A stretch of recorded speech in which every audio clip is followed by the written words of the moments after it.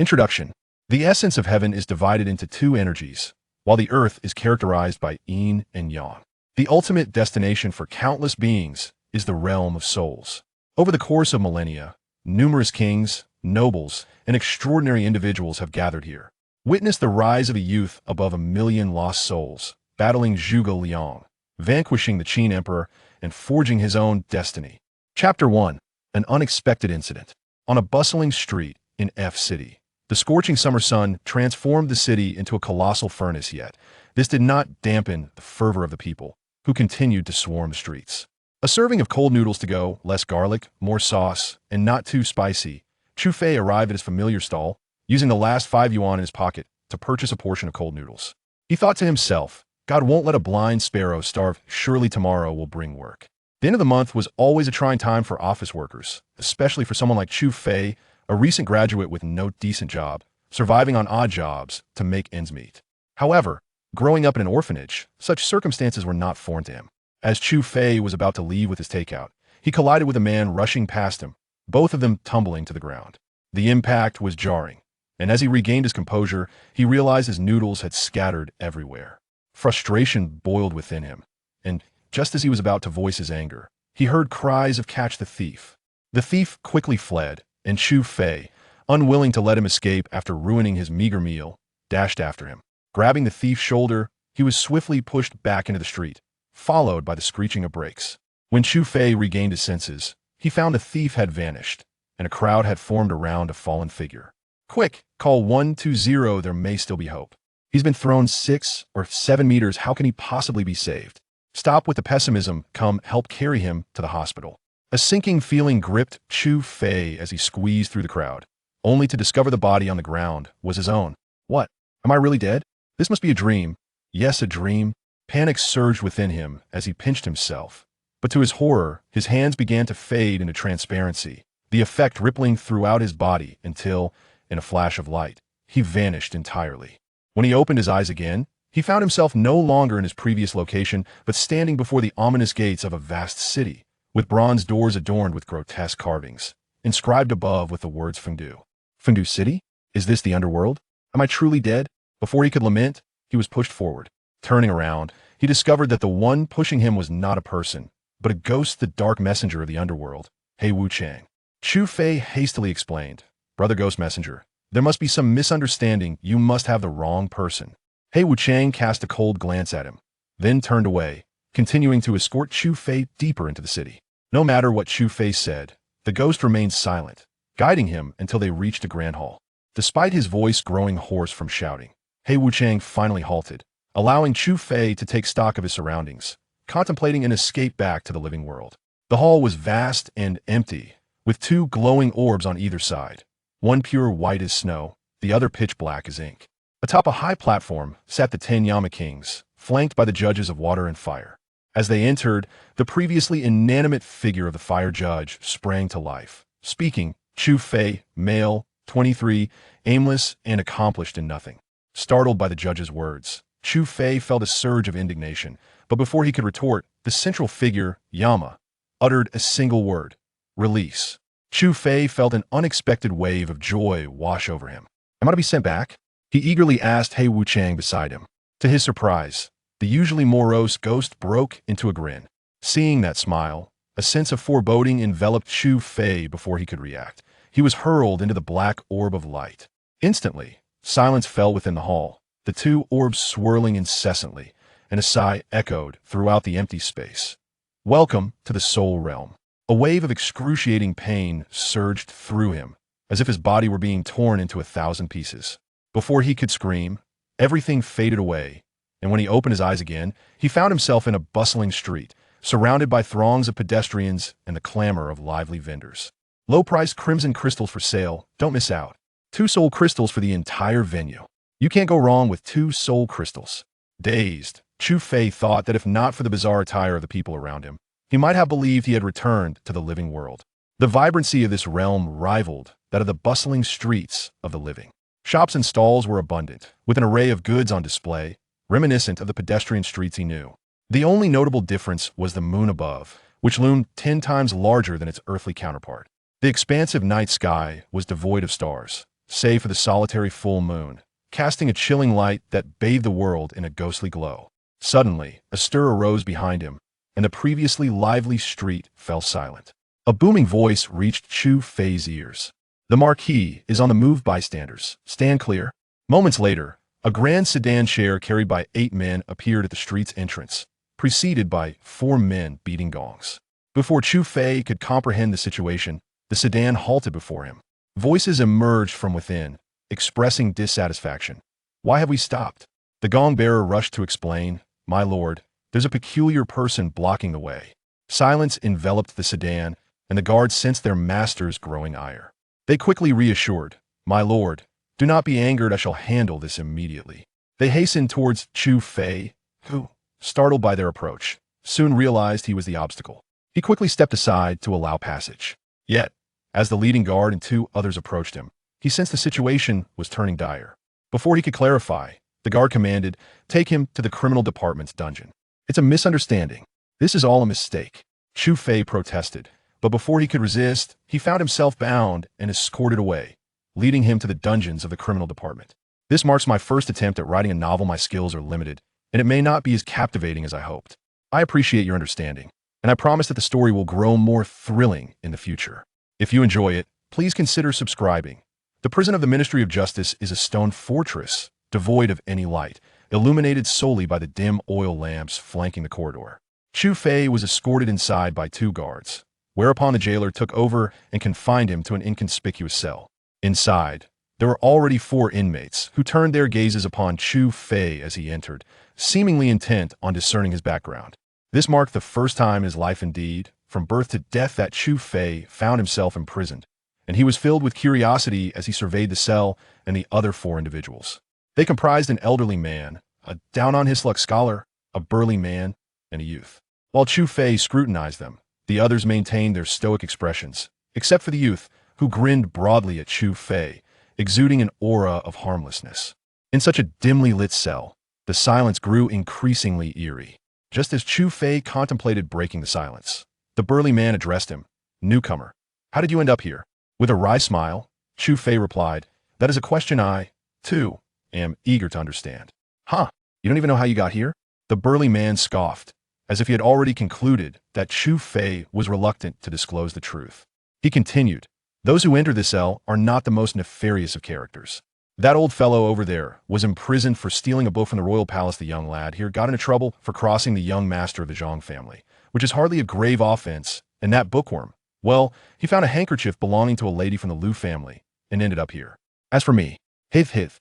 Noticing that the burly man had left his statement unfinished, Chu Fei felt a surge of curiosity and asked, "And how did you come to be here?" Before the burly man could respond, the youth interjected, "He was imprisoned for injuring someone during a duel." "Is it possible to engage in a duel without injury? Is that grounds for imprisonment?" Chu Fei was increasingly perplexed. The youth continued, "It's not that simple. The person he injured was a guest of the Chancellor's household, a person of considerable influence. Losing the duel incited their wrath, leading to his confinement." Understanding dawned on Chu Fei, and he mused internally about the existence of a Chancellor's son in this realm. Could it be that he had, as depicted in web novels, traversed into another world? The thought excited him. After all, protagonists in such tales often emerge as formidable figures, wielding immortality, commanding power, and basking in the adoration of beauties. Had fortune unexpectedly smiled upon him? Before Chu Fei could indulge further in his daydreaming, the quiet elderly man spoke up, "Young brother, you must have just arrived, correct?" "Hey, old Liang, are you daft? He's clearly just come in. No need to ask," the burly man jested.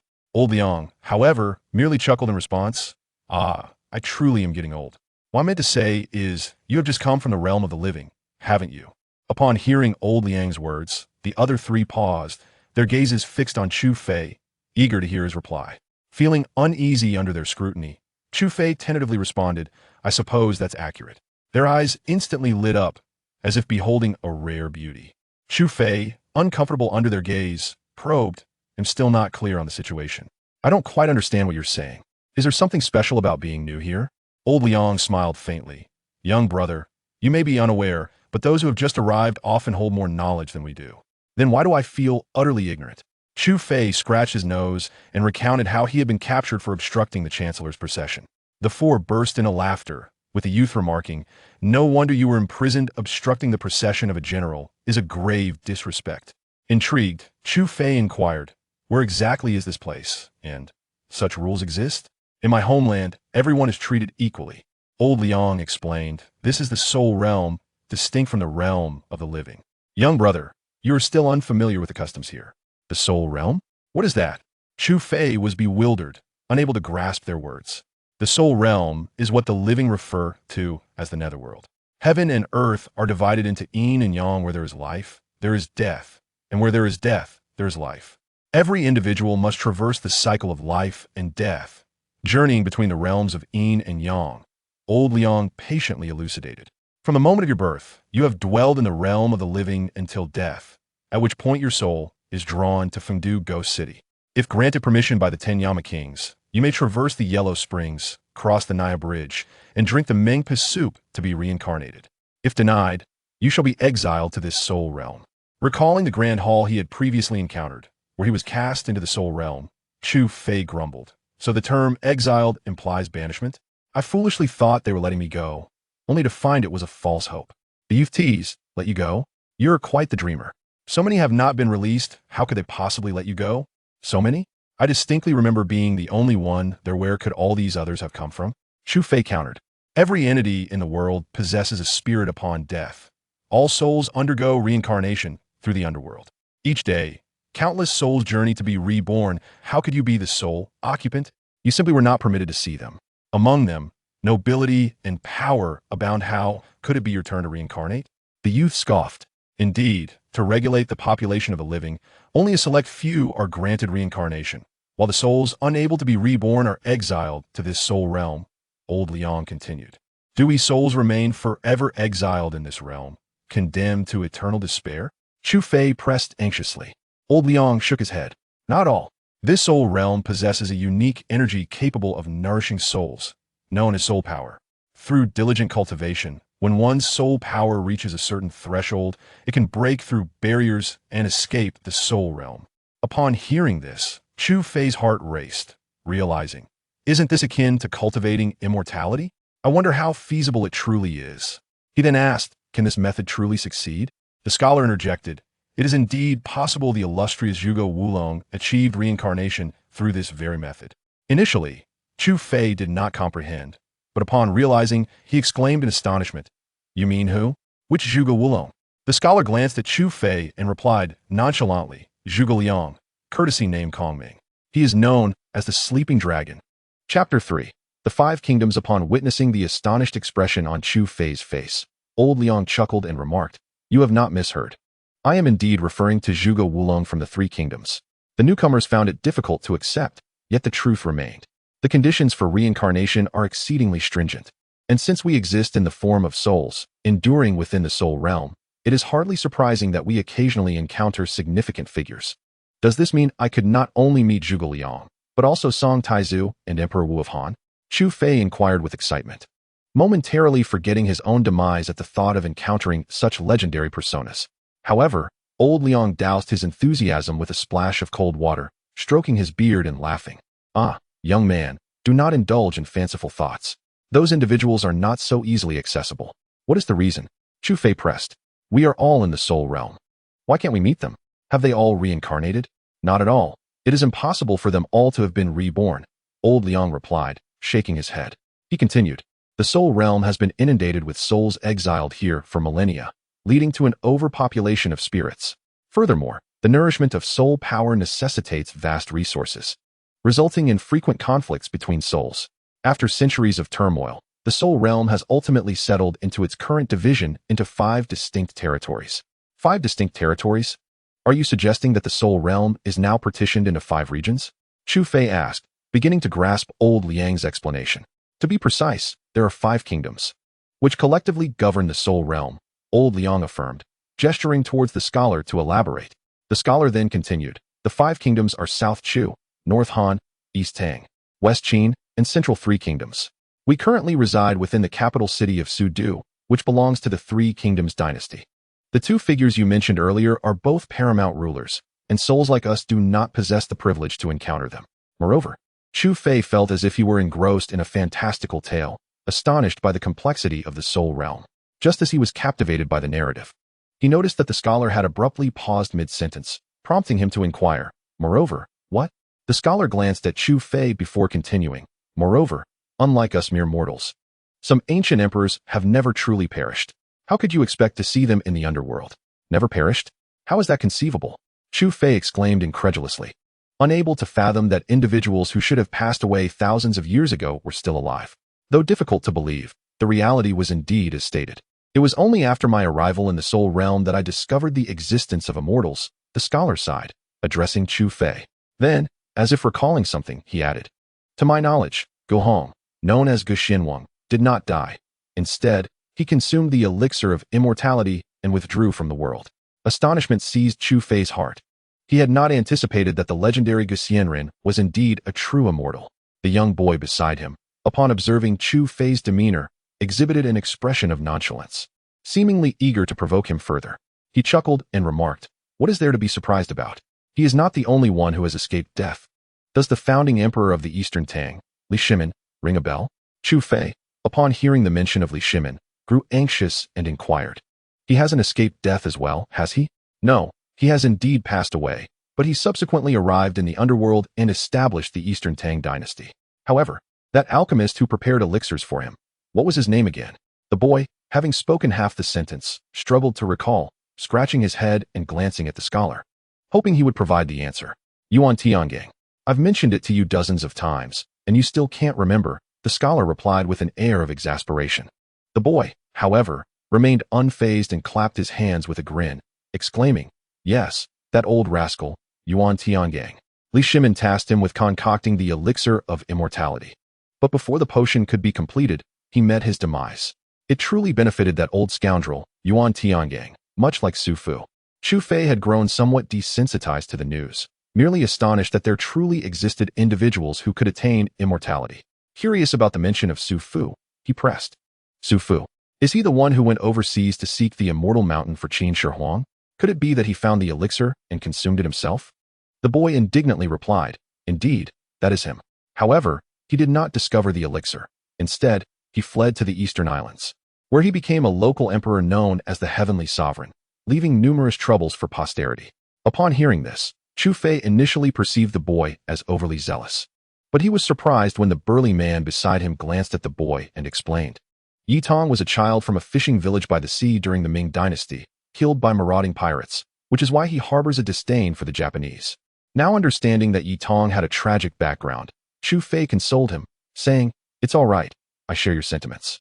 My own people suffered immensely during the Nanjing Massacre, where over 300,000 innocent civilians were slaughtered, an utter obliteration of humanity. To this day, they shamelessly attempt to deny it, which is utterly despicable." After venting his frustrations, Chu Fei silently added to himself, "Although their films are quite well made." Noticing the lack of applause for his impassioned performance, Chu Fei felt perplexed.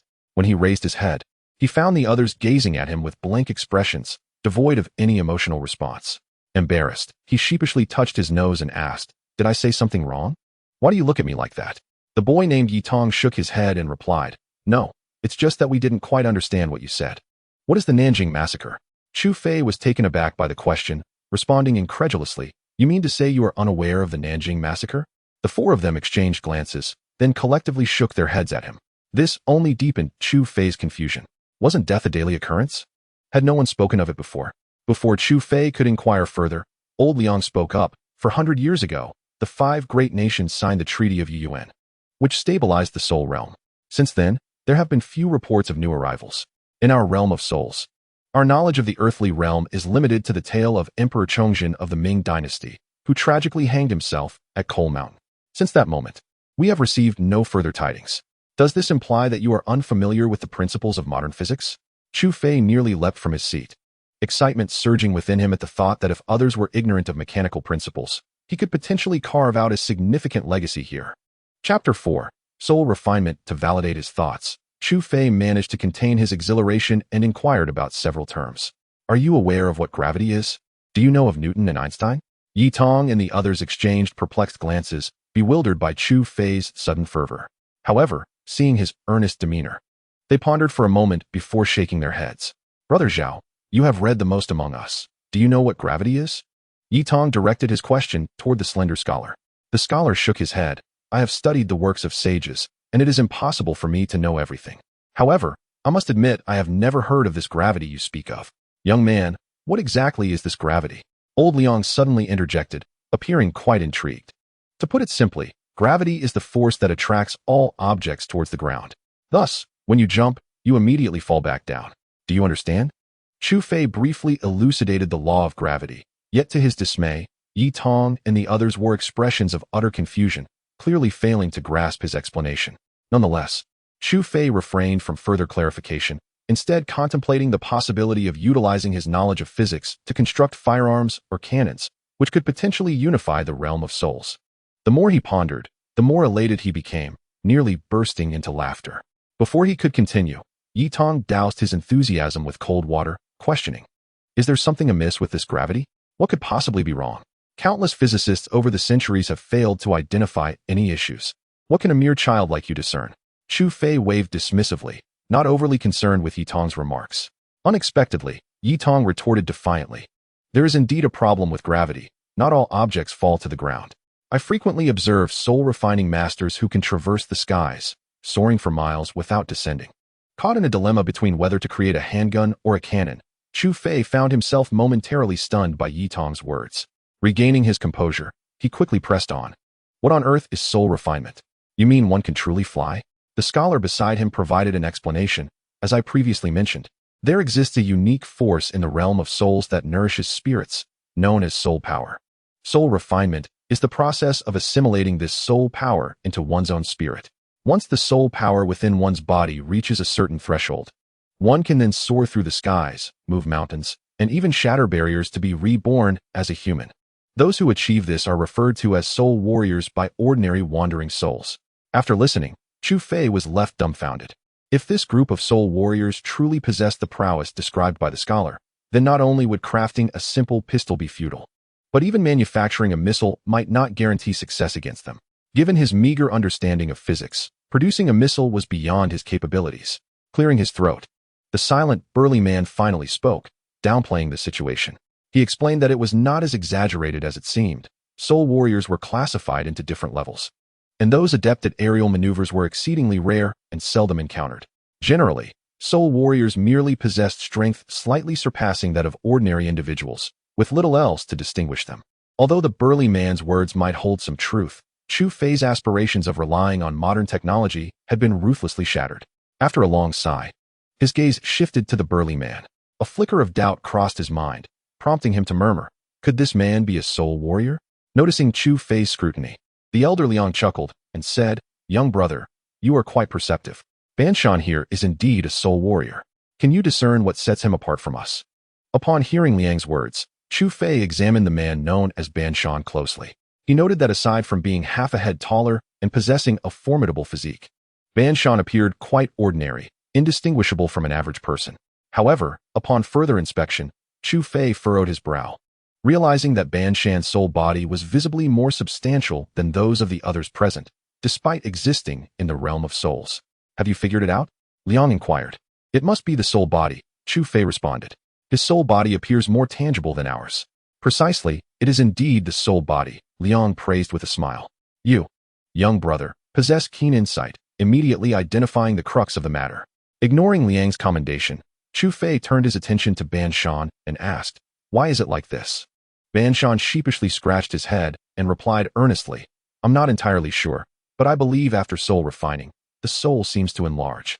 The scholar beside them provided further clarification, stating, soul refining is divided into 5 stages: condensing soul, gathering spirit, Danyang, nirvana, and rebirth, each with its own characteristics. The condensing soul stage, for instance, involves the process of enhancing the soul body, where soul energy is refined and absorbed, gradually perfecting the soul body. When one reaches the pinnacle of condensing soul, the soul body becomes almost indistinguishable from a physical body. However, Ban Shan has only recently entered the mid-stage of condensing soul, which is why the changes are not very pronounced. I see. Chu Fei nodded thoughtfully. It sounded as though soul refining resembled the resurrection of spirits rather than the cultivation of immortals. Given that the process did not seem overly complex, he pondered why so many wandering souls remained in this realm. Inquisitively, He posed his confusion to the scholar. The scholar sighed and replied, although soul refining consists of 5 stages, it is as arduous as scaling the heavens. Why is that? Chu Fei hurriedly inquired, recognizing that each realm of soul refining is vastly different. Beyond the exceedingly stringent requirements for innate talent, the soul power required experiences a multiplication by hundreds. Yet, a large portion of resources is monopolized by the nobility of the 5 great nations. For ordinary wandering souls, without the support of those aristocrats, achieving the later stages of soul gathering through one's own efforts is an exceedingly rare feat. Thus, throughout the millennia, only a select few individuals have managed to break the boundary and return to life. Upon hearing this, Chu Fei finally comprehended why, despite the overwhelming number of souls in the underworld over the ages, so few could transcend and return to the living realm. This conundrum stems from the necessity of both exceptional talent and ample resources. It is no wonder that only a handful of individuals can succeed. Although Chu Fei did not harbor overly high hopes for himself, he found himself intrigued by the art of soul refining. Just as he was about to inquire further into this subject with the scholar, he was taken aback when the scholar suddenly gazed at him with fervent eyes and proclaimed, "But you are different." Chapter 5. The Yellowstone Manuscript. What do you mean? Chu Fei asked, perplexed, struggling to grasp what made him so special. Could it be his striking appearance? That did not seem likely. Due to the separation between the soul realm and the mortal world, there exists no other means of returning to the living realm aside from reincarnation. Furthermore, for centuries, no new souls have arrived in the soul realm, prompting the 5 great nations to seek ways to gather the latest intelligence from the living world. If you were to sell news from the mortal realm, your worth would undoubtedly soar, the scholar remarked with evident envy. Upon hearing this, Chu Fei came to understand the reason behind their inquiries about the mortal realm. It became clear that such information held immense value here, leading him to consider the prospect of becoming a purveyor of intelligence. Casting a glance at the others, he noticed their eager eyes fixed upon him. As soon as they caught his gaze, they averted their eyes, feigning indifference. Amused, Chu Fei broke the silence, saying, "I forgot to introduce myself earlier. My name is Chu Fei. You can call me Chu Fei or Little Chu, whichever you prefer." The 4 exchanged glances, and it was the elder, Liang, who spoke first. "Since you put it that way, I shall call you Little Chu." He continued, "As you have heard, I am surnamed Liang, and they call me Old Liang." Then, he gestured toward the scholar beside him, introducing, "This is Zhao Wenju, a learned man who possesses the most knowledge among us. Yet, despite his education, he remains a poor scholar." Chu Fei glanced at Zhao Wenju, noting his pale complexion and frail form, resembling someone just recovering from a serious illness. Zhao Wenju, noticing Chu Fei's scrutiny, nodded in acknowledgement. Old Liang continued with his introductions. "The large fellow over there is Li Banshan, a mid-level soul warrior in the realm of soul condensation. Although he may speak bluntly, he is of good nature." Li Banshan immediately broke into a hearty smile at Chu Fei, shedding his previous brashness and instead appearing somewhat bashful as he scratched his head, saying, "Just call me Banshan." "The youngest among us is Yi Tong," Old Liang added, "who is the most astute and the most mischievous." Old Liang smiled and said, "Yi Tong, one must speak with integrity." Yi Tong, feeling discontented, retorted, "When have I ever caused you trouble?" Seeing their familiarity, Chu Fei grew curious and inquired, "Given your close bond, did you enter together?" "Not quite," Old Liang clarified. "When Zhu and Banshan arrived earlier, it was only later that little Yi and I came. Yet, we are all unfortunate souls, so there is no reason for anyone to make things difficult for another." After hearing this, Chu Fei chuckled, "I see. However, since we mentioned the Japanese, allow me to share some thoughts on them. I assure you, you will be equally enraged." The 4 exchanged glances, their eyes lighting up. Aware that Chu Fei was about to unveil matters of the mortal realm, they refrained from interrupting, attentively listening as Chu Fei narrated events from the Qin dynasty's rise to power all the way to the internet, captivating them for a couple of hours. He only paused when his throat grew dry, just as the jailer presented them with dinner.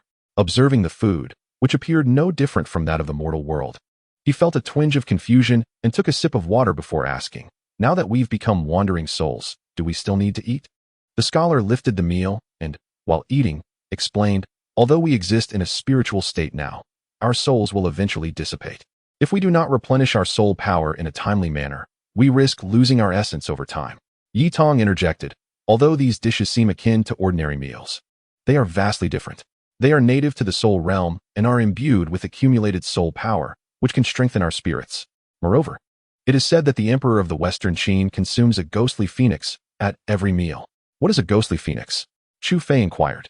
It is a type of phoenix that thrives in the underworld, possessing extraordinary talents and an immense reservoir of soul power within its bloodline. An adult ghostly phoenix possesses strength equivalent to a Dan-Yang realm soul master. For someone like Ban Shan, who is at the condensed soul realm, consuming a ghostly phoenix could elevate him a whole tier. Casting a glance at Ban Shan, who was engrossed in his meal, Yi Tong continued. But that doesn't concern us. A single ghostly phoenix is worth at least 10,000 soul crystals. For an ordinary person, it would take decades of saving, even forsaking food and drink, to savor its flavor.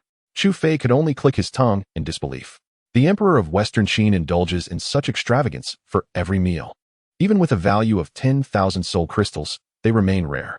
Yet, the Western Qin dynasty, with its vast resources, hardly concerns itself with such trifles. Its power ranks among the foremost of the 5 nations. Yi Tong shook his head, and as he mentioned the 5 nations, Chu Fei seized the opportunity to inquire further about the soul realm. Unbeknownst to them, night gradually deepened. Reclining on the straw mat, Chu Fei felt no trace of fatigue. The events of the day had been overwhelming, and he needed time to digest them. Through old Liang and the others' introductions, he had begun to grasp his current predicament. He had indeed perished and found his soul in the soul realm, bewilderingly imprisoned within the dungeons of the Department of Justice. According to information gleaned from Yi Tong, my transgressions are not of a grave nature. According to the laws of the court, I shall be confined for no more than 4 or 5 days before being released. What shall become of me then? I am merely a recent university graduate. The more Chu Fei pondered this, the more disheartened he became, prompting him to sit up and let out a deep sigh. While lost in thought, the slumbering Lao Liang, who lay beside him, suddenly inquired in a hushed tone. Can't sleep? Startled at first, Chu Fei soon recognized it was Lao Liang and responded quietly. Indeed, I have no desire to sleep. Why are you still awake? Assuming Lao Liang merely wished for conversation, he was taken aback when Lao Liang cautiously approached, retrieving something from his bosom and presenting it to Chu Fei. Lowering his voice even further, this book came into my possession by chance at the Wang residence. The other 3 have seen it, but they could not decipher it. Could you help me understand what it contains? Curiosity piqued by Lao Liang's mysterious demeanor, Chu Fei accepted the book with both hands, squinting in the dim light of the corridor to examine its contents. The yellowed pages revealed 4 gilded characters that appeared to read Huang Shi, which led Chu Fei to mutter, Huang, what book? As he continued to read, Lao Liang urged him, look closely, what does it say? Huang Shi Tian Shu. Chapter 6. The Fiery Soul, Huang Shi Tian Shu. Chu Fei discerned that the 4 characters inscribed on the cover were indeed Huang Shi Tian Shu. Turning to Lao Liang, he inquired about its significance, only to find Lao Liang in a trance, repeatedly murmuring, Huang Shi Tian Shu, Huang Shi. Sensing Lao Liang's distraction, Chu Fei gave him a gentle nudge, prompting Lao Liang to snap back to reality and ask, what is it? Chu Fei patiently repeated his question, to which Lao Liang shook his head, declaring he had never heard of such a title before. Intrigued, Chu Fei pressed for the origins of the book. Sensing Chu Fei's determination, Lao Liang recounted, I previously served as a servant in the Wu Wang residence. One night, thieves infiltrated the estate. However, rather than pilfering treasures, they stole a book from the Wu Wang study. Unexpectedly, their departure stirred the skilled guards, leading to a confrontation. Despite the many experts within the palace, the thief possessed extraordinary agility and managed to escape. It was 3 days later, while I was cleaning the courtyard, that I discovered this book hidden away. Though Lao Liang's account was detailed, Chu Fei remained skeptical, sensing numerous inconsistencies. He pressed on, if you found this book, why not return it to the Wu Wang? Why conceal it and bring it here? Lao Liang sighed. It is not as simple as you think. The loss of a precious item incited the Wu Wang's wrath, and even the guards trembled in fear for their incompetence. As a mere lowly spirit, how could I dare provoke the Wu Wang's ire? If he were to suspect me of collusion with the thief, I would have no defense. As I anticipated, due to the Wu Wang's fury, we servants received no wages and were instead imprisoned. Upon hearing a response that was quite reasonable, Chu Fei refrained from probing further and casually tossed the book to him, stating that he had already perused it and found the characters within to be entirely dissimilar to those on the pages, rendering him incapable of offering any assistance. Old Liang hurriedly accepted the book and, upon inspection, verified that Chu Fei's assertion was indeed accurate. The text inside was markedly chaotic and disorganized, leaving him momentarily speechless. Noticing Old Liang's evident disappointment, Chu Fei felt a pang of sympathy and reassured him that perhaps his own knowledge was insufficient, suggesting that others might be able to decipher it. He encouraged old Liang to seek help after leaving that place. Old Liang, disheartened, shook his head but suddenly seemed to have an epiphany, looking intently at Chu Fei. This intense gaze unnerved Chu Fei, prompting him to hastily assure old Liang that he would remain silent about the book. With a newfound resolve, old Liang slowly spoke, "My young brother, where do you think I am headed? I, old Liang, am not the sort to resort to silencing others in such a manner." Hearing this, Chu Fei felt a sense of relief, yet before he could even muster a laugh, old Liang's next words took him by surprise. "Since we are fated to meet, I shall gift you this book." "Gift it to me?" Chu Fei was momentarily taken aback, unable to comprehend old Liang's intentions. This book had been brought out at great peril, and now he was offering it to him? It seemed old Liang believed he was feigning ignorance of the text to secretly study it himself. Yet, if he was so willing to part with it, did he not fear that Chu Fei might abscond with it? Or did he possess the confidence to locate him in the vast spirit realm? As if reading Chu Fei's thoughts, old Liang smiled and said, "Since it is a gift for you, it is now yours to keep as you please, without any reservations. I merely thought that since you were able to recognize the title, you might one day comprehend it in its entirety. I cannot allow such a remarkable book to languish in my possession." Though old Liang spoke with unwavering conviction, Chu Fei felt an unsettling dissonance, and thus wished to avoid this proverbial hot potato. Shaking his head, he replied, "Perhaps it is best left aside. I have just arrived in the spirit realm and am preoccupied with my own matters. I lack the capacity to care for it. Please seek another." Seeing Chu Fei's steadfast refusal, old Liang grew anxious and implored him in various ways, but Chu Fei remained resolute, his resolve only strengthening. Old Liang, perceiving that his words had fallen on deaf ears, slumped in disappointment and sighed, "I understand your hesitations, fearing I may harbor ill intentions. Yet, I assure you, my only desire is to prevent such a wondrous book from being forsaken. If you remain apprehensive, then I must resort to drastic measures to prove my sincerity. Should I perish, this volume must never be known to be in your possession, nor should it be revealed that you can read the characters within, lest it invite untold calamities." As he spoke, his spirit body radiated a crimson glow, as though ablaze, illuminating the entire cell as if it were midday. Upon hearing the declaration of self-sacrifice, Chu Fei was taken aback, astonished by Lao Liang's resolute determination. In mere moments, the soul essence had ignited, leaving no room for Chu Fei to intervene. The other three were similarly awakened to the gravity of the situation, bewildered by the unfolding events. Zhao Wenju cast a glance at Lao Liang's soul, exclaiming urgently, "Quickly, stop him. This is soul ignition. We are all in a spiritual state, and once ignited, our souls will be scattered." The group cried out for Lao Liang, desperately attempting to dissuade him from his course.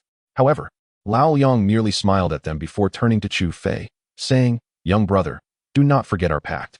Chu Fei stood momentarily stunned, unable to comprehend that even at this critical juncture, Lao Liang still held on to the matter he had entrusted to him. He swiftly implored, "Lao Liang, please halt. I promise you, I promise." Yet, Lao Liang simply shook his head with a smile, replying, "Young brother, should you fulfill my request, I shall die content. Take care, young brother." With that, his spirit transformed into azure smoke, dissipating into the ether, leaving the others in a state of shock, utterly uncertain of what had transpired. Chu Fei, too, was dumbfounded, unable to fathom that Lao Liang would resort to such a drastic measure, which filled him with profound guilt. With a thud, Chu Fei fell to his knees, weeping, "Lao Liang, it is my narrow-mindedness that has led to your demise. I am here to atone for my actions. Rest assured, I shall fulfill your entrusted task." He bowed 3 times at the spot where Lao Liang's spirit had ignited, and when he lifted his head, tears streamed down his face. Zhao Wenju and the others exchanged glances, perplexed by the nature of the bond between Chu Fei and Lao Liang, yet they placed a comforting hand on Chu Fei's shoulder, reassuring him, "This was Lao Liang's own choice. It is not your fault." Chu Fei, however, did not respond. Instead, he retrieved the Huangshi heavenly book that had been cast aside, carefully dusting it off before placing it against his chest. His mind was filled with Lao Liang's previous exhortations, rendering him oblivious to the words of his companions. Chapter 7. Dreams are worth having. Since Lao Liang's soul ignition, the atmosphere within the cell grew oppressive. Apart from mealtime, the silence was palpable, with each individual harboring their own concerns. This stifling ambience persisted for 3 full days, until the 4th day when the jailer who had escorted Chu Fei into the cell reappeared, his expression devoid of emotion as he announced, "Li Banshan, you may leave." Upon hearing this, Li Banshan sprang to his feet, visibly excited. Clearly, The days spent in confinement had taken their toll, and the prospect of breathing fresh air invigorated him. As he took a step forward, he turned back to Chu Fei and the others, sheepishly scratching his head, and said earnestly, "The green mountains remain, and the waters flow eternally. I shall take my leave now. Should you ever require my assistance, do not hesitate to ask." Chu Fei and the others returned the gesture with clasped fists, united in their farewell. "Take care." With that, Li Banshan strode confidently after the jailer, leaving Chu Fei and his companions to exchange smiles, the oppressive atmosphere of the past few days beginning to lift. As the atmosphere lightened, Yi Tong became animated, revealing her youthful spirit. What comes swiftly departs just as quickly, nestled beside Chu Fei. She remarked that it was only after spending so long in this desolate place that she recognized the beauty of the outside world, vowing never to return. After so many days, she found herself yearning for the steamed ghost fish from Zhang Ye's household. "Zhuge, what are your plans once you leave?" This question momentarily stumped Chu Fei, who had been pondering his own future throughout their time here, yet found himself without a clear direction. After all, as a newcomer, he had yet to experience the true nature of the soul realm before being confined in this place. He contemplated for a moment before replying. "I suppose I will wander about a bit. I have heard so much about the soul realm from you all. I have yet to truly see it, so I should endeavor to familiarize myself with it." Yi Tong, hearing this, chuckled and said, "If it's just a casual stroll, isn't anywhere just as good? In that case, Zhuge, you might as well accompany me." "Accompany you?" he replied. "That's not out of the question, but where do you intend to go once we leave?" Yi Tong's face lit up with excitement as she declared, "After I exit, I want to go to Dongtang and enroll in the Qinyin Academy."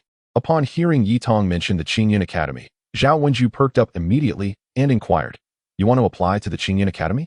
Noticing Zhao Wenju's reaction, Chu Fei was taken aback. It was rare to see him display such enthusiasm, prompting him to ask, "What exactly is the Qinyin Academy? Why are you all reacting this way?" Yi Tong hurriedly explained, "In the Soul Realm, there exist 4 prestigious academies independent of the 5 great nations. Though they are merely academies, they possess immense financial resources and power and are affiliated with many reclusive masters. They keep their doors open to recruit qualified wandering souls for further education. From nobility to commoners, anyone who meets the criteria can enter. They embrace all without discrimination, thereby amassing a vast network of connections. Hence, even the 5 great nations are reluctant to clash with them. The Qinyin Academy is one of these 4 esteemed institutions." Zhao Wenju nodded in agreement, and after Yi Tong finished, he chuckled, "You usually seem so indifferent towards other matters. I never imagined you would be so knowledgeable about the Qinyin Academy. I must admit I underestimated you." Yi Tong huffed, a hint of pride in her tone. "Of course, I just choose not to remember things. If I truly wanted to, it would be a piece of cake." This made Chu Fei and Zhao Wenju burst into hearty laughter, causing Yi Tong's cheeks to flush with embarrassment. Once their laughter subsided, Chu Fei inquired, "Since the Qinyin Academy is so renowned, I imagine many aspire to gain admission?" Zhao Wenju responded with concern, "Indeed, there are only 4 academies, yet the number of souls in the soul realm exceeds 1 million. Countless individuals are eager to enter these 4 great institutions. Moreover, the head of the Qinyin Academy is none other than the illustrious poet-sage, Du Fu. His unparalleled prowess makes it a dream for ordinary wandering souls to attend his lectures, thus attracting a multitude of eager applicants. Consequently, the Qinyin Academy is known for having the most stringent admission criteria among the 4 academies." Yi Tong wished to enter. Yet it seemed that although Zhao Wenju did not elaborate further, the implication of his words was clear to Yi Tong, causing his longing to wane significantly, leaving him somewhat despondent. Noticing the weight of his own words, Zhao Wenju hurried to comfort Yi Tong, but unexpectedly, Chu Fei interjected, asking, "What did you just say? Who is the head of Qinyin Academy?" Zhao Wenju was taken aback by the question and replied, "Who else could it be but the poet-sage, Du Fu?" Only then did he remember that Chu Fei was a newcomer to the soul realm and unfamiliar with Qinyin Academy. Thus, he explained that the academy was founded by the sage of poetry himself, who, through his poetic prowess, attained the realm of a saint, his soul power unfathomable. Truly capable of stirring the winds and rains with his pen, and moving even the spirits with his verses. Upon realizing he had not misheard, Chu Fei felt a surge of excitement and exclaimed, "I see. Since we can meet the legendary poet-sage, let us go to Qinyin Academy." However, upon noticing that Yi Tong did not respond with enthusiasm, merely offering a feeble smile, Chu Fei remembered Zhao Wenju's earlier discouragement. He then patted Yi Tong on the shoulder and cheerfully reassured him, "Do not lose heart, though we are mere wandering souls at present. It does not mean we cannot enter Qin Academy. Yet, Yi Tong sighed. But the selection process at Qin Academy is indeed exceedingly rigorous. Many nobles have spent substantial sums and still found it difficult to gain entry. Then what of it? 30 years in the East and 30 years in the West. We shall surely prove ourselves no less than others in the future. Chu Fei declared boldly, persistently encouraging Yi Tong. However, seeing Yi Tong remain unresponsive, he grew serious and said, regardless, one must have dreams. Without dreams, what distinguishes a person from a salted fish? Upon hearing this, Yi Tong's eyes sparked with renewed vigor, and his countenance brightened as he raised his head and asked, did you come up with that yourself, Brother Chu? It's beautifully said. I too want to be a salted fish with dreams. Relieved to see Yi Tong regain his confidence, Chu Fei exhaled and smiled. That was not my own saying.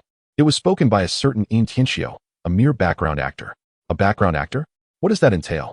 Yi Tong inquired curiously. Meanwhile, Zhao Wenju, standing aside, bore a new glimmer in his eyes, murmuring to himself, one must have dreams. Indeed, one must. Chapter 8. A turn of events seeing Zhao Wenju in this manner. Chu Fei chuckled and asked, what is the matter? Do you wish to offer comfort as well? To his surprise, Zhao Wenju suddenly lifted his head and declared to Chu Fei, I will join you. Yi Tong, astonished, asked, Brother Zhao, are you really coming with us? Just a moment ago, you mentioned the conditions would be quite stringent. Blushing slightly, Zhao Wenju replied sheepishly, one must have dreams, after all. Yi Tong, having teased him merely to vent his frustration, felt a tinge of embarrassment at Zhao Wenju's earnestness. He then proposed, since Brother Zhao wishes to go as well, let the three of us embark together. There is strength in numbers. Chu Fei nodded in agreement and added, however, it is not certain that we will all be released simultaneously. We need to devise a plan. There is an inn in Shudu City called Natural Residence. If anyone departs first, they should wait there for a few days. After gathering there, we shall proceed together to Dongtang to participate in the selection of Qin Academy. Zhao Wenju pondered for a moment and proposed this plan, to which Chu Fei and Yi Tong did not object. Thus, it was settled that the three of them would head to Qin Academy together. After agreeing with Yi Tong and the others to embark on this journey, Chu Fei felt an immense sense of relief. At the very least, he had a clear direction, no longer lost, and uncertain about where to go. That night, Chu Fei slept particularly soundly, but unexpected events often arrived swiftly.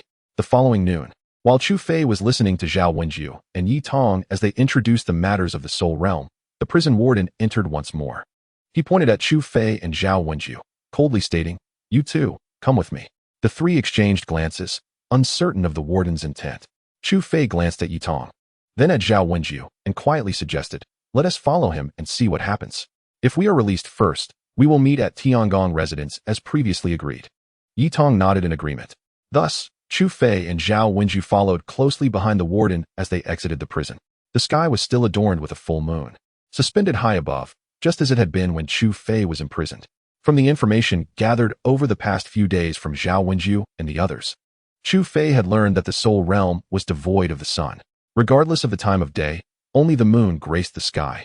During the day, the moon appeared as an enormous orb, casting a cold, eerie light that illuminated the Soul Realm as if it were day. When night fell, it would shrink to a more earthly size, and darkness would gradually envelop the land. Upon exiting the prison, the warden showed no signs of halting. Instead, he continued to walk ahead. Chu Fei and Zhao Wenju were compelled to follow, watching as the prison receded into the distance. A sense of foreboding washed over Chu Fei, prompting him to glance at Zhao Wenju, who mirrored his unease. They exchanged a quick look and hastened to keep pace with the warden. After winding their way for the length of 2 incense sticks, the warden led them into a spacious hall, where 2 rows of grand chairs were arranged. At the forefront sat an elderly gentleman, adorned in resplendent robes and sporting a goatee, leisurely savoring fragrant tea. Upon the entrance of Chu Fei and the others, he did not lift his gaze, continuing to attend to his tea set. Behind him stood a couple of attendants clad in black, standing respectfully at his side. The warden stood before the elder with deference, carefully reporting, Master Supervisor, I have brought the individuals. At this moment, the elder, referred to as the supervisor, finally set down his tea set and lifted his head, casting a casual glance at Chu Fei and Zhao Wenju. He spoke in a measured tone. Are these the two? The warden promptly replied, Indeed, Master Supervisor, they are the only ones among all the prisoners who are most suitable. If you are not satisfied, I shall fetch 2 others. Very well, let us make do with them for now. Today, you have truly exerted yourself, the chief steward remarked lazily. Upon hearing this, the jailer felt a surge of joy and quickly flattered. It is no trouble at all. Serving the chief steward is an honor for a humble individual. Before the jailer could finish his words, the chief steward had already risen and begun to walk outside, followed closely by 2 guards clad in black. Only Chu Fei and Zhao Wenju remained standing in a daze.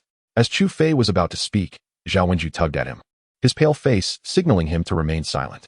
He then pulled Chu Fei to follow behind the black-clad guards. Even as they walked a considerable distance, the respectful voice of the jailer could still be faintly heard. "Chief Steward, please take care." Chu Fei followed closely behind the chief steward for half an hour, traversing 2 streets before arriving at a grand residence. Once inside, the chief steward departed with one of the guards, while Chu Fei and Zhao Wenju were escorted by another guard into a courtyard. To call this a mere residence would be an understatement. The courtyard itself was as vast as 10 football fields, making it fit to be described as a palace.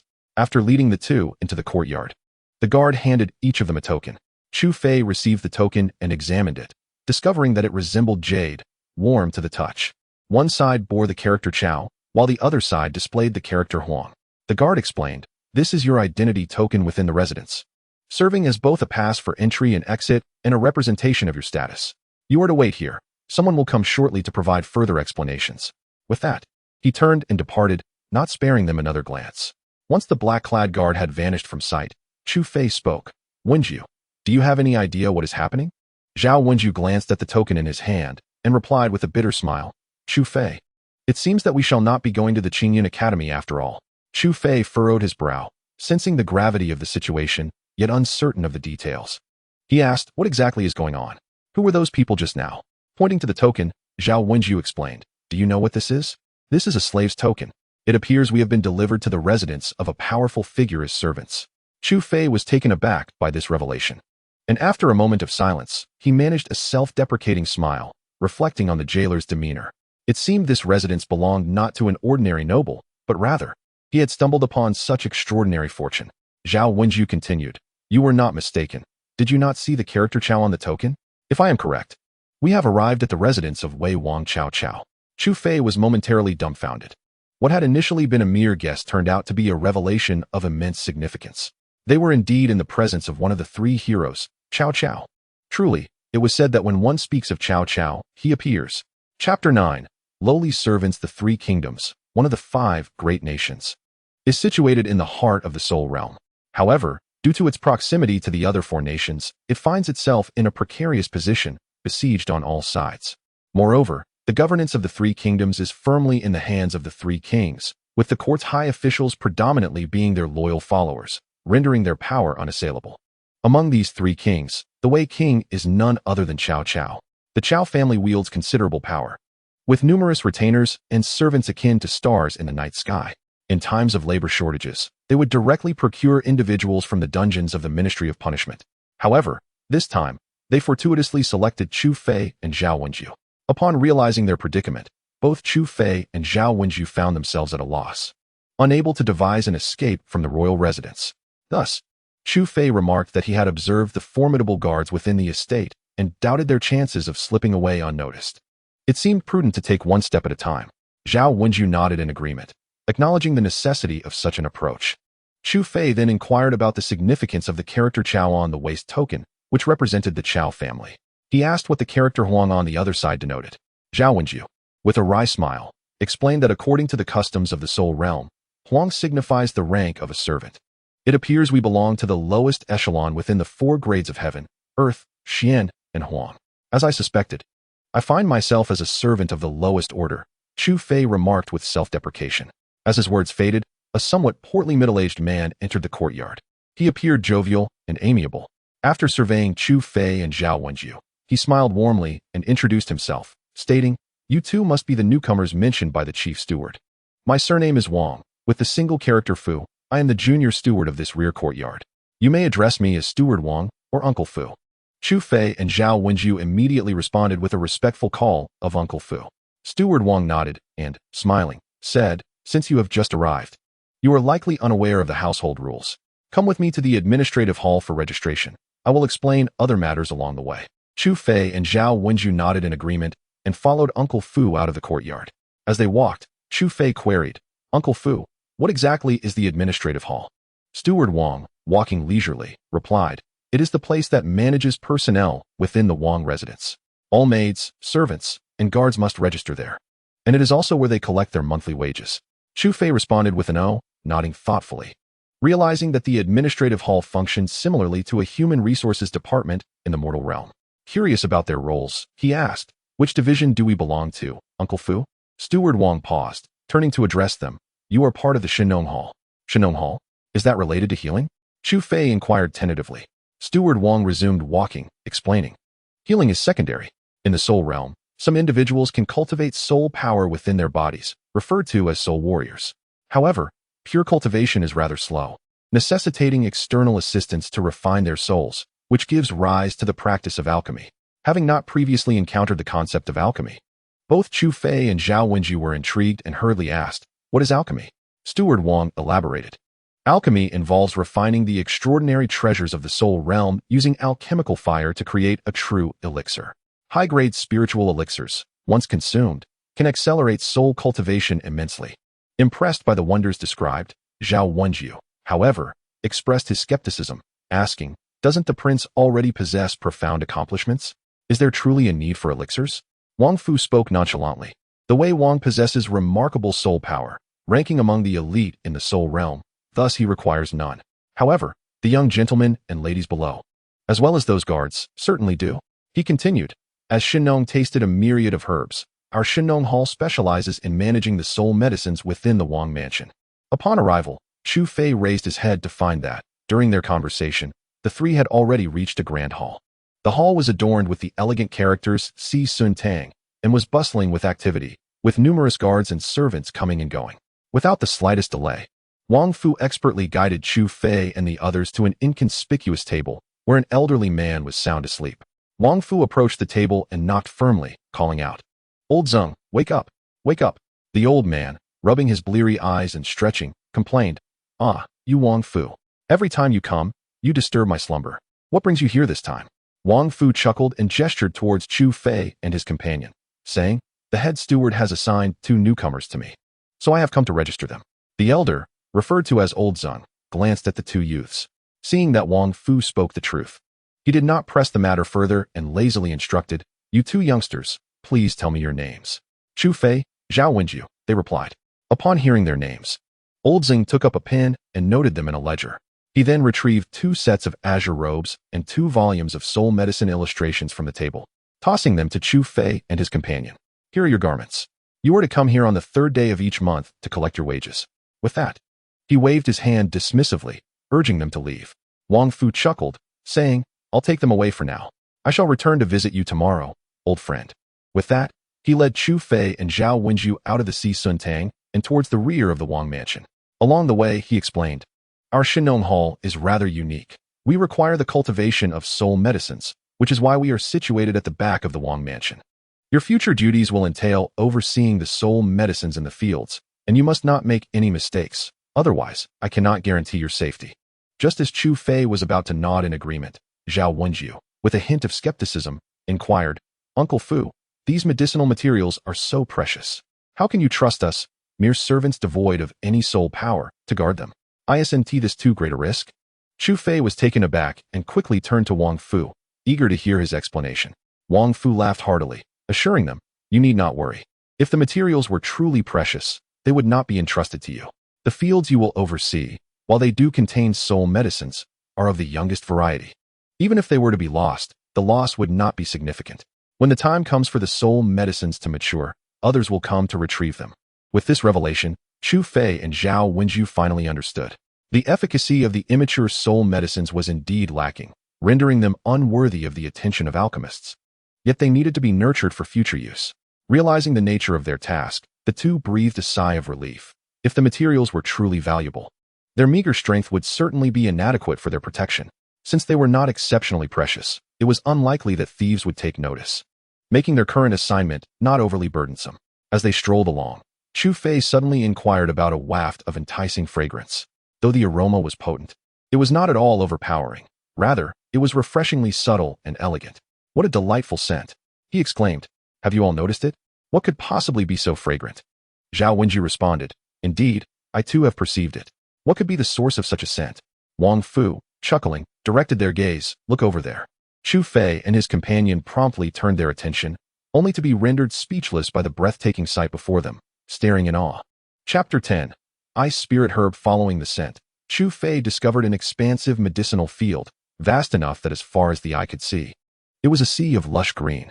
With each gentle breeze, the field would sway, releasing waves of refreshing fragrance.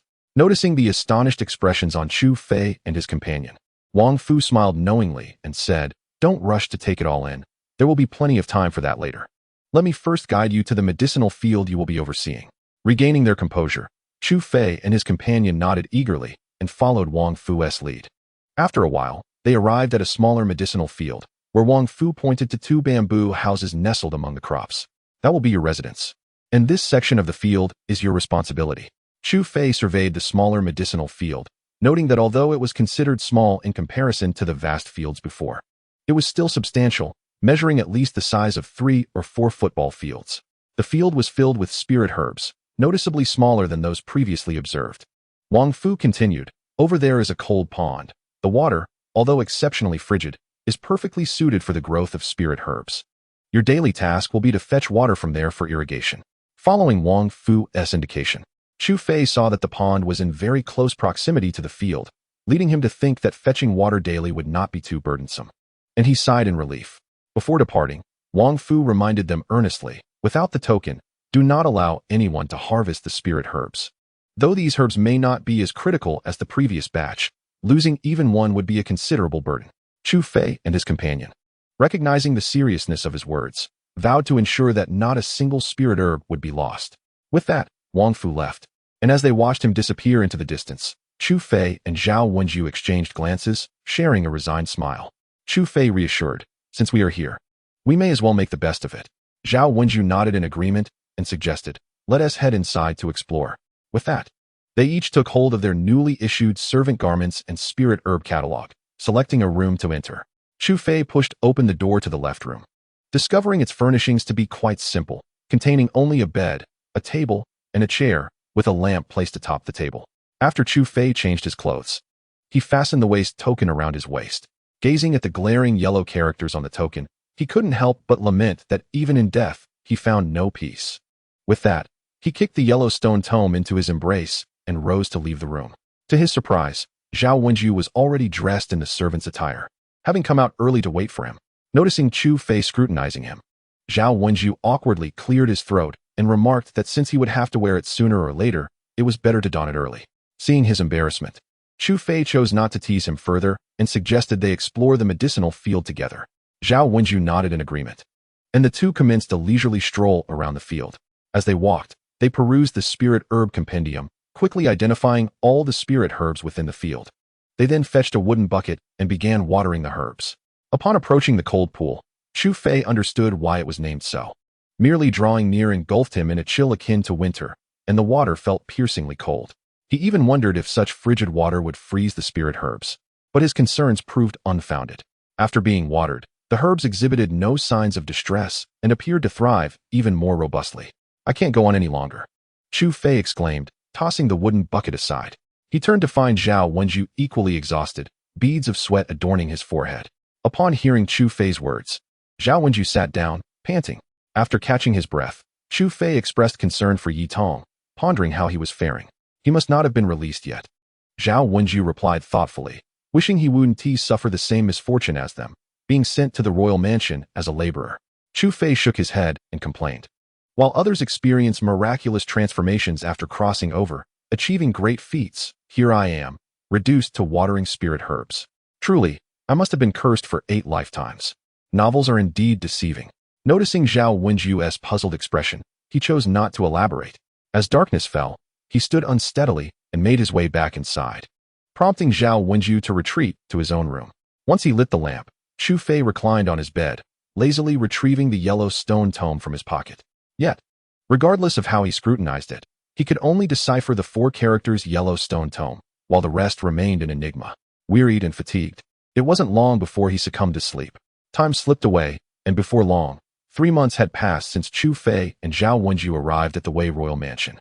Throughout these months, aside from tending to the spirit herbs daily, The two engaged in conversations about amusing tales from the spirit realm. During this period, Wang Fu visited several times, expressing satisfaction upon finding no issues, and he left with commendations for the pair, reminding them once again to take good care of the spirit herbs. One afternoon, as Chu Fei and Zhao Wenju were discussing the story of Xiangyu, the king of southern Chu, and the tale of Farewell My Concubine, they were suddenly interrupted by a shout from outside. Is anyone in there? The spirit herbs in the field are being stolen. Both Chu Fei and Zhao Wenju were taken aback, hastily exiting the room. Upon reaching the doorway, they discovered a spirited young maid standing before the medicinal field, a cheerful smile gracing her face as she gazed at them. Chu Fei exchanged a glance with Zhao Wenju, then approached her, inquiring, "Pray tell, which young lady do you represent, and what business do you have with us?" The maid, still smiling, replied, "Esteemed brothers, I am here on the orders of my young mistress to collect 10 stalks of 5-year-old ice spirit grass." Since assuming control of the medicinal field, they had encountered individuals seeking soul herbs, but this was the first request for ice spirit grass. This particular herb was exceedingly rare, requiring an abundance of frigid air for cultivation. Hence it was planted in proximity to the cold pool, and once harvested, it would automatically freeze, making it seldom sought after. Upon hearing the maid's request for ice spirit grass, Chu Fei found it curious but refrained from probing further. He merely adhered to the customary protocol, stating, "Since you have come to collect the herbs, might we kindly request the hand order for our inspection?" The maid quickly responded, "Oh dear brother, I was in such haste that I forgot to bring the hand order along. I beg you to make an exception this once." Observing that Chu Fei and Zhao Wenju remained unmoved, she added with a pitiful expression, "My mistress is notorious for her fiery temper. If I fail to return with the ice spirit grass on time, I shall surely face severe punishment. Please, kind brothers, allow me to take 10 stalks back." Chu Fei glanced at Zhao Wenju, seeking his counsel, only to find him shaking his head in disapproval. Thus, he hesitantly replied, "This may be." Before he could finish, a voice called out from a distance, "Is that you, Sister Ling?" Turning towards the sound, they saw a young man clad in a guard's uniform approaching, appearing to be in his early 20s, with a yellow insignia hanging from his waist. As he spoke, he made his way toward the medicinal field. Furrowing his brow, Chu Fei realized that even the lowest-ranked yellow-tier guard possessed strength at the mid-level of the soul condensation realm, a force not to be trifled with by ordinary specters like themselves. Upon seeing the young man, the maid, referred to as Sister Ling, displayed a look of disdain and chastised him. "Do not lay false claim to kinship. I am not your sister, and I am older than you." The young man, undeterred, chuckled, "What does age matter? Once you marry my brother, you will naturally become my sister." The maid's eyebrows nearly shot up in indignation as she retorted fiercely, "Who said I would marry your brother? I would rather die than wed him. I truly cannot fathom how two such individuals exist within the royal household." The young man, unfazed, smirked mischievously, "Whether you marry him or not is not for you to decide. But do not worry, once you are wed to my brother, he will treat you well." Seeing the two embroiled in their quarrel, Chu Fei wished to avoid any unnecessary trouble. He addressed the maid, saying, "Miss, according to the rules, without the hand order, we are unable to provide you with the ice spirit grass. I kindly ask you to return and bring the order next time. I assure you it will not delay your business." He then attempted to guide Zhao Wenju back inside, but trouble had a way of finding them. The young man suddenly darted forward, blocking their retreat. Upon witnessing the unfolding events, the maid hastily inquired of Yun Xiao, "What do you intend to do?" Chu Fei and Zhao Wenju, upon seeing the youth known as Yun Xiao blocking their path, realized trouble was imminent. As anticipated, Yun Xiao promptly commanded, "Quickly fetch the ice spirit herb and bring it to this Miss Ling." Chu Fei, sensing the dire situation, recalled Wang Fu's repeated admonitions about the dire consequences of losing the soul medicine, and reluctantly replied, "To hand over the soul medicine without an official decree is a grave offense." However, before Chu Fei could finish, Yun Xiao seized him by the neck, lifting him effortlessly into the air, and impatiently retorted, "I said give it to her, so just do it. Stop with your incessant prattle." Observing Chu Fei's plight, Zhao Wenju urgently interjected, "My lord, please do not be angered. Spare my brother. I shall lead you to the ice spirit herb at once." With his neck in a vice grip, Chu Fei was rendered speechless, his face flushed with strain, and could only shake his head to signal Zhao Wenju against yielding the herb. Yet, unable to bear the sight of Chu Fei's distress, Zhao Wenju rushed toward the cold pool to procure the ice spirit herb. Yun Xiao, grinning broadly, remarked, "This lowly servant is quite clever. Off you go then." Before tossing Chu Fei aside and turning to the maid, "Sister Ling, wait here. I shall fetch the ice spirit herb for you." He then proceeded toward the cold pool. Initially intending to restrain Yunxiao's reckless behavior, the maid hesitated, considering the importance of the ice spirit herb to her mistress. After glancing at the gasping Chu Fei on the ground, and then at Zhao Wenju, she resolutely decided to follow them to the cold pool. After catching his breath, Chu Fei realized that the three had gone to gather the ice spirit herb, and he hurried after them. From a distance, he saw Zhao Wenju bend over, preparing to collect the herb, and he shouted with all his might, "Do not give them the ice spirit herb." Startled by Chu Fei's desperate plea, Zhao Wenju paused.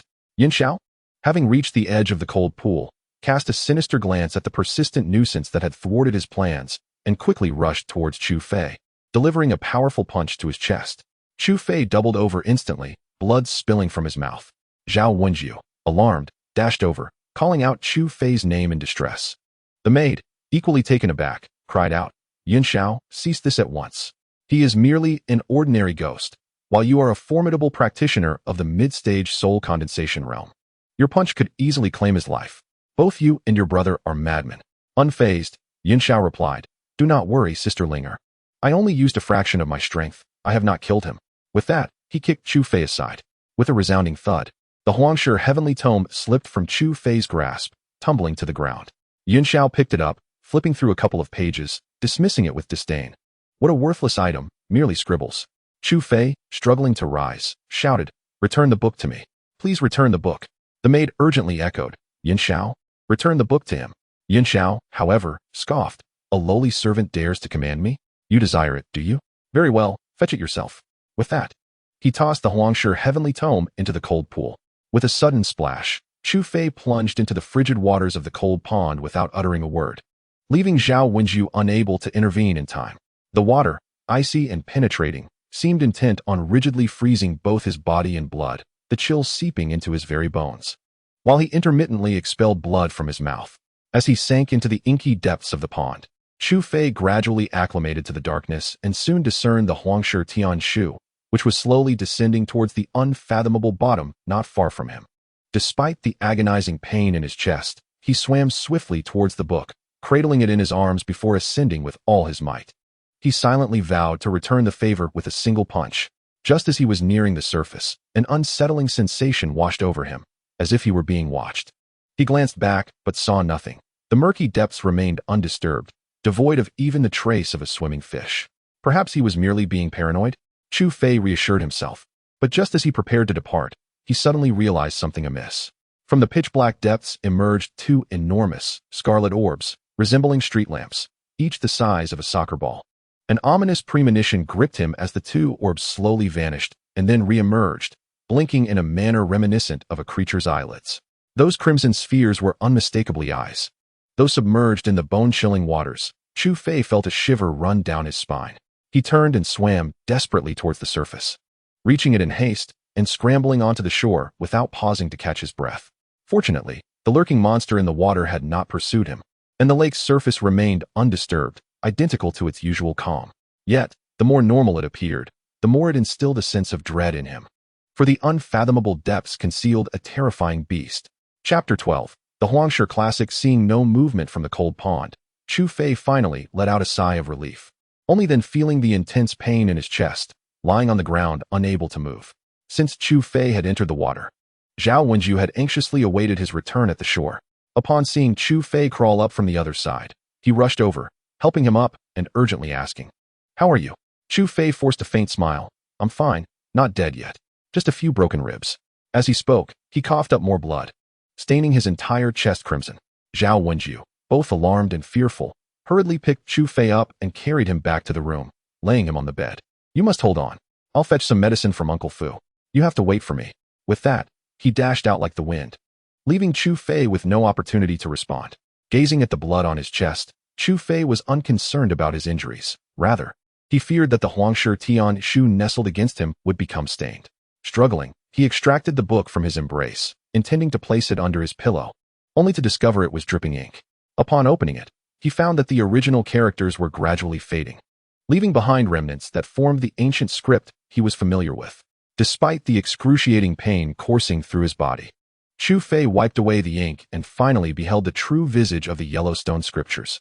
This sacred text, a divine gift from the celestial realm, elucidates the mysteries of Yin and Yang, The cosmos, radiant with profound enigmas, reveals its secrets through this tome, which promises immortality through its unparalleled techniques. After a swift perusal, Chu Fei garnered a fundamental understanding of the Yellowstone scriptures. This ancient manuscript, bestowed upon the Yellow Emperor by the Nine Heavens goddess during the Battle of the Deer, elucidated the means by which to vanquish Qiyu, with the most pivotal element being the recording of the Yellowstone canon. According to the scriptures, mastering the Yellowstone canon would grant one dominion over time itself, enabling them to withstand countless tribulations and achieve eternal life alongside the heavens. In this moment, Chu Fei grasped why the thief, amidst the plethora of rare treasures within the Wu King's residence, chose to pilfer this particular book. It was, after all, a compendium for soul cultivation. The concept of immortality seemed distant to Chu Fei, who harbored no such grand ambitions, yet he felt an urgent yearning to become powerful. The relentless agony in his chest served as a constant reminder that strength was the sole path to survival in the realm of souls. Suppressing his exhilaration, Chu Fei returned the Yellowstone scriptures to beneath his pillow, contemplating that now was not the time for soul cultivation. Having already delayed for several months, a little longer would not matter. He resolved to tend to his wounds first. Old Liang, you may rest in peace.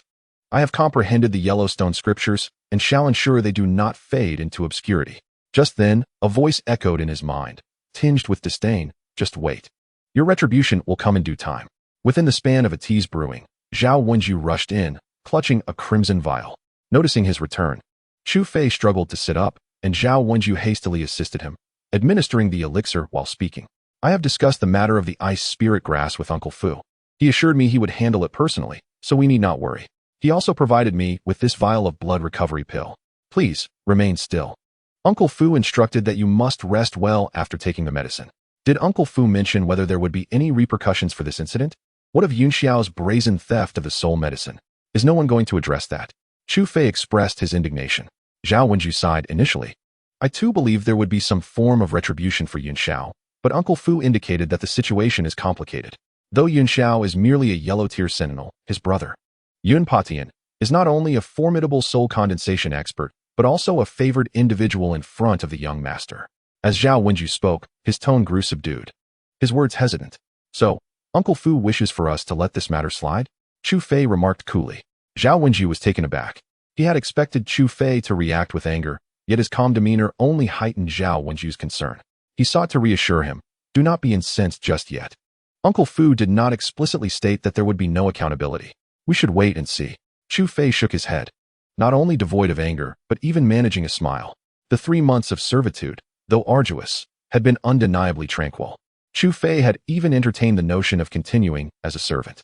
Yet, today's punch had served as a profound awakening. In this realm where martial prowess reigns supreme, everything is dictated by strength. Without it, even in death, one finds no peace. Only by becoming a true force can one safeguard oneself and their companions amidst this chaotic world. Contemplating this, Chu Fei felt a surge of emotion and earnestly addressed Zhao Wenju. Brother Zhao, I am profoundly grateful for your assistance today. Had it not been for you, I fear I might have succumbed to my wounds here, unnoticed. Zhao Wenju, however, modestly shook his head, replying, in truth, I did little to aid you today. Rather, I inadvertently caused you harm. I should not have intervened when you intended to give the ice spirit grass to that girl. Had I not, the ensuing troubles might have been avoided. With a sigh, he shook his head and remarked, let us not dwell on that. Your priority now is to recuperate. We can discuss other matters later. Chu Fei nodded in agreement and added, during my convalescence, I entrust the care of the medicinal herbs in the field to you. Brother Zhao, suddenly recalling the scarlet eyes from the cold pool, he quickly cautioned, please be exceedingly careful when drawing water. Do not fall into the cold pool. Although Zhao Wenju found this peculiar, he attributed it to Chu Fei's recent chilling experience in the water and simply nodded in acknowledgement before departing the room. Uncle Fu, though reluctant to pursue the matter of Yin Xiao injuring Chu Fei and seizing the soul herbs, took Chu Fei's injuries very seriously. He instructed Zhao Wenju to bring Chu Fei the blood recovery pill, a precious remedy enhanced with soul herbs, significantly amplifying its efficacy. Its claim of mending bones and flesh was indeed no exaggeration. Given the severity of Chu Fei's injuries, one would expect a lengthy recovery of several months. Astonishingly, after only a fortnight of taking the blood recovery pill, he had nearly healed. Upon witnessing Chu Fei's rapid recovery, Zhao Wenju could not help but marvel. extolling the blood recovery pill as a remarkable concoction derived from soul herbs, with extraordinary effects. Despite being confined to bed for over 10 days, Chu Fei remained industrious, diligently perusing the Huangshi heavenly book multiple times each day. By the end of this period, he had thoroughly memorized the Huangshi Sutra. Therefore, with a heart full of excitement, he returned to his room at the break of dawn, ready to embark on his journey of soul cultivation. Chapter 13. The Soul Condensation Realm. Taking a moment to quell his excitement, Chu Fei began to practice the soul cultivation techniques recorded in the Huangshi Sutra. Unlike conventional soul cultivation methods, the Huangshi Sutra not only enhances one's inner soul power, but also distorts time, allowing mastery over the passage of years. Based on the stages of cultivation, the Huangshi Sutra can be divided into 3 scrolls: Point Palace, Intermission, and Eternal Tribulation. Given Chu Fei's current strength, which was nearly at 0, he could only practice the first scroll, the Point Palace scroll. Upon mastering it, he would be capable of creating momentary distortions in time and space. In confrontations between masters, even the briefest moment can determine life or death. Thus, the Point Palace scroll focuses on the forbidden aspects of life and death. Having mentally rehearsed the route for circulating his soul power, Chu Fei closed his eyes and settled into a meditative posture upon his bed. Following the descriptions in the Huangshi Sutra, he formed intricate hand seals, his chest subtly rising and falling in rhythm with the flow of his breath.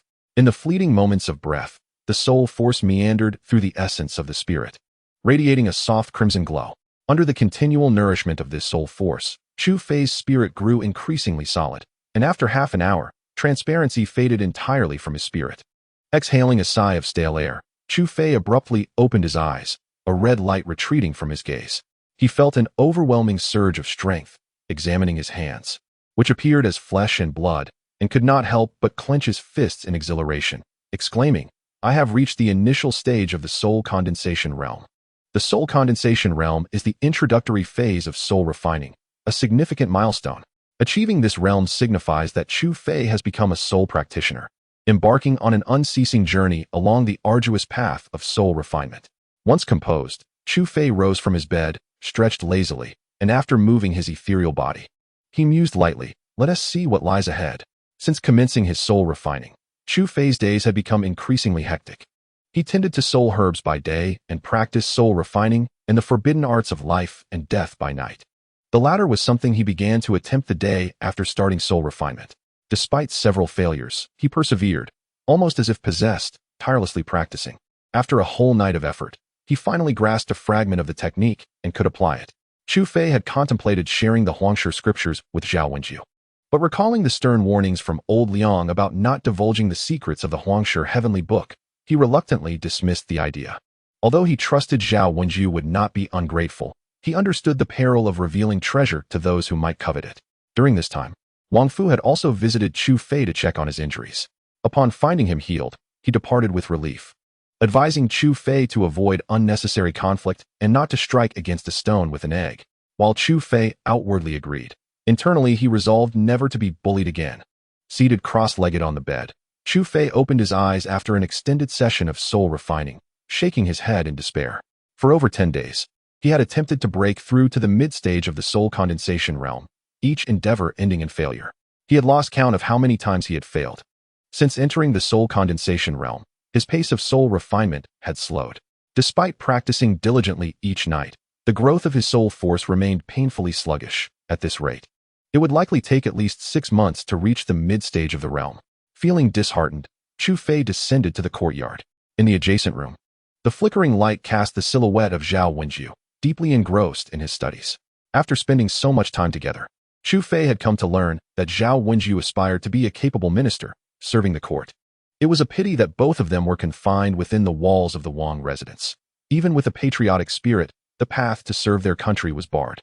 Gazing up at the waning moon, there was a fleeting moment when Chu Fei felt as though he still resided in the mortal realm, and all his previous experiences were but a fleeting dream. However, when the cold wind swept through, Chu Fei understood all too well that death was final. Unless he could breach the barrier, there would be no return. At present, not only was he unable to transcend the barrier, but even reaching the mid-stage of the soul condensation realm felt like a distant dream. Contemplating this, Chu Fei felt a wave of despondency wash over him. In his boredom, he resumed practicing the death and life forbidden technique. Picking up a leaf from the ground, he held it in his palm, and suddenly, the soul power within him surged forth, enveloping the leaf entirely. The leaf visibly transformed from a tender green to a vibrant and flourishing state. As the soul power continued to flow into it, it began to yellow, and within mere moments, it had withered into a dry leaf. Exhaling softly, Chu Fei gradually withdrew his soul power.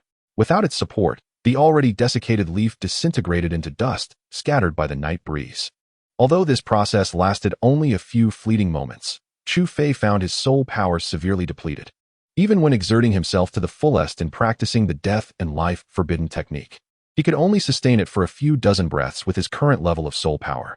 Acknowledging his internal state, Chu Fei shook his head in resignation. Being at the initial stage of the soul condensation realm was undeniably too low. He needed to devise a means to accelerate his soul refinement. However, after contemplating various avenues, Chu Fei felt disheartened. Besides personal cultivation, the only option available for soul refinement was the consumption of medicinal pills. Yet, each pill that could aid in soul refinement came at an exorbitant price. As a lowly servant, he could hardly afford such luxuries, leaving him with nothing but to stare longingly at these soul medicines. Suddenly, an idea struck Chu Fei, nearly causing him to leap with excitement. A smile crept across his face, eventually blossoming into a broad grin. How could I have been so foolish not to think of this sooner? He chided himself for his lack of insight and hurried to verify his hypothesis. He swiftly made his way to the northern part of the medicinal field, halting before the seven-star grass. Upon arriving at the medicinal field, however, Chu Fei hesitated. According to his deduction, the death and life forbidden technique should not only be effective on leaves, but also on soul medicines. If this were indeed the case, he could continuously stimulate the growth of soul medicines, elevating a 5-year-old soul medicine to the potency of one aged 50 years, enhancing its efficacy tenfold. This would provide him with an ample supply of soul medicines to aid in his refinement. Yet, this was merely a hypothesis, and Chu Fei could not be entirely certain that his reasoning was correct. Should he be mistaken, the loss of these soul medicines would serve as irrefutable evidence of his failure, potentially leading to severe consequences, even endangering his life. After a brief moment of inner turmoil, Chu Fei resolved not to dwell on it any longer. From the moment he embarked on the path of soul refinement, there was no turning back. Gritting his teeth, he decisively plucked a stalk of seven-star grass, silently acknowledging that there was now no way to retreat. Chapter 14. Consuming the medicine, the seven-star grass, with its entire body exuding a bluish hue, is rich in soul power. The 50-year-old seven-star grass serves as a primary ingredient in crafting the soul-gathering pill. What sets the seven-star grass apart is its distinctive markings. Each plant bears a constellation pattern, where each star signifies a decade of accumulation. Thus far, the soul realm is only aware of the existence of 60-year-old seven-star grass, with no one having ever encountered a 70-year-old specimen. However, even the 60-year-old seven-star grass remains a rare sight, regarded as a precious treasure. Even the illustrious Wei King Cao Cao, with his immense soul power and authority, could only procure a single specimen. The one harvested by Chu Fei was merely a 10-year-old seven-star grass, featuring only a solitary star pattern, which rendered it rather inconspicuous amidst the expanse of the medicinal field. With a tinge of nervousness, Chu Fei grasped the seven-star grass tightly in his hand. After calming the exhilaration within him, he began to channel his soul power, invoking the life and death restriction upon the seven-star grass. A crimson glow enveloped Chu Fei, as the entirety of his soul power coalesced in his palm and subsequently flowed into the seven-star grass. Yet, as the soul power surged forth, the grass merely emanated a faint blue luminescence, showing no further response. It was as if the energy had plunged into an abyss without causing the slightest ripple. As moments passed, beads of sweat began to form on Chu Fei's brow. The soul power within him had dwindled significantly, yet the seven-star grass remained unresponsive, causing a heaviness to settle in his heart. There was no turning back.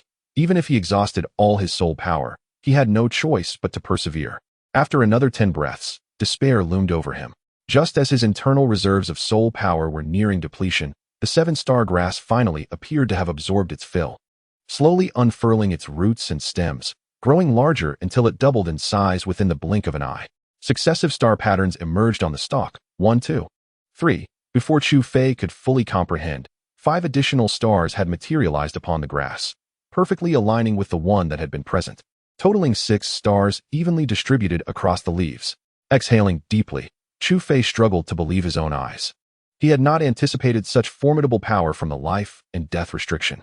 Containing his overwhelming joy, he promptly settled into a meditative posture to restore his soul power. For this trial was merely the first phase. An entire hour later, Chu Fei had fully replenished his soul power. He then resumed the invocation of the life and death restriction on the seven-star grass. This time, as the soul power was infused, the grass did not continue to grow. Instead, it began to yellow and wither, precisely as Chu Fei desired. Ultimately, the seven-star grass condensed into 7 small black stones, each the size of an ordinary pebble, but uniquely adorned with a star. These were the seeds of the seven-star grass. Indeed, it was as he had surmised. Chu Fei exhaled a profound sigh of relief. Everything transpired just as he had anticipated. The seven-star grass, subjected to the continuous nurturing of the life and death restriction, had ultimately reverted to its seed form. Thus, by cultivating just one of the 7 seeds, he could adequately compensate for the earlier harvested specimen, surreptitiously borrowing 6 seeds from it. After a brief moment of recovery, Chu Fei utilized the life and death restriction to nurture the seeds. Upon witnessing the emergence of a star, he ceased the process and transplanted the 10-year-old seven-star grass into the medicinal field. After meticulously ensuring that no flaws remained, he returned to his chamber to commence the cultivation of the seven-star grass. It was already the 3rd time that Chu Fei had urged the growth of the seven-star grass, and he was well acquainted with the process. He continuously channeled his soul power into the seven-star grass until his energy began to dwindle.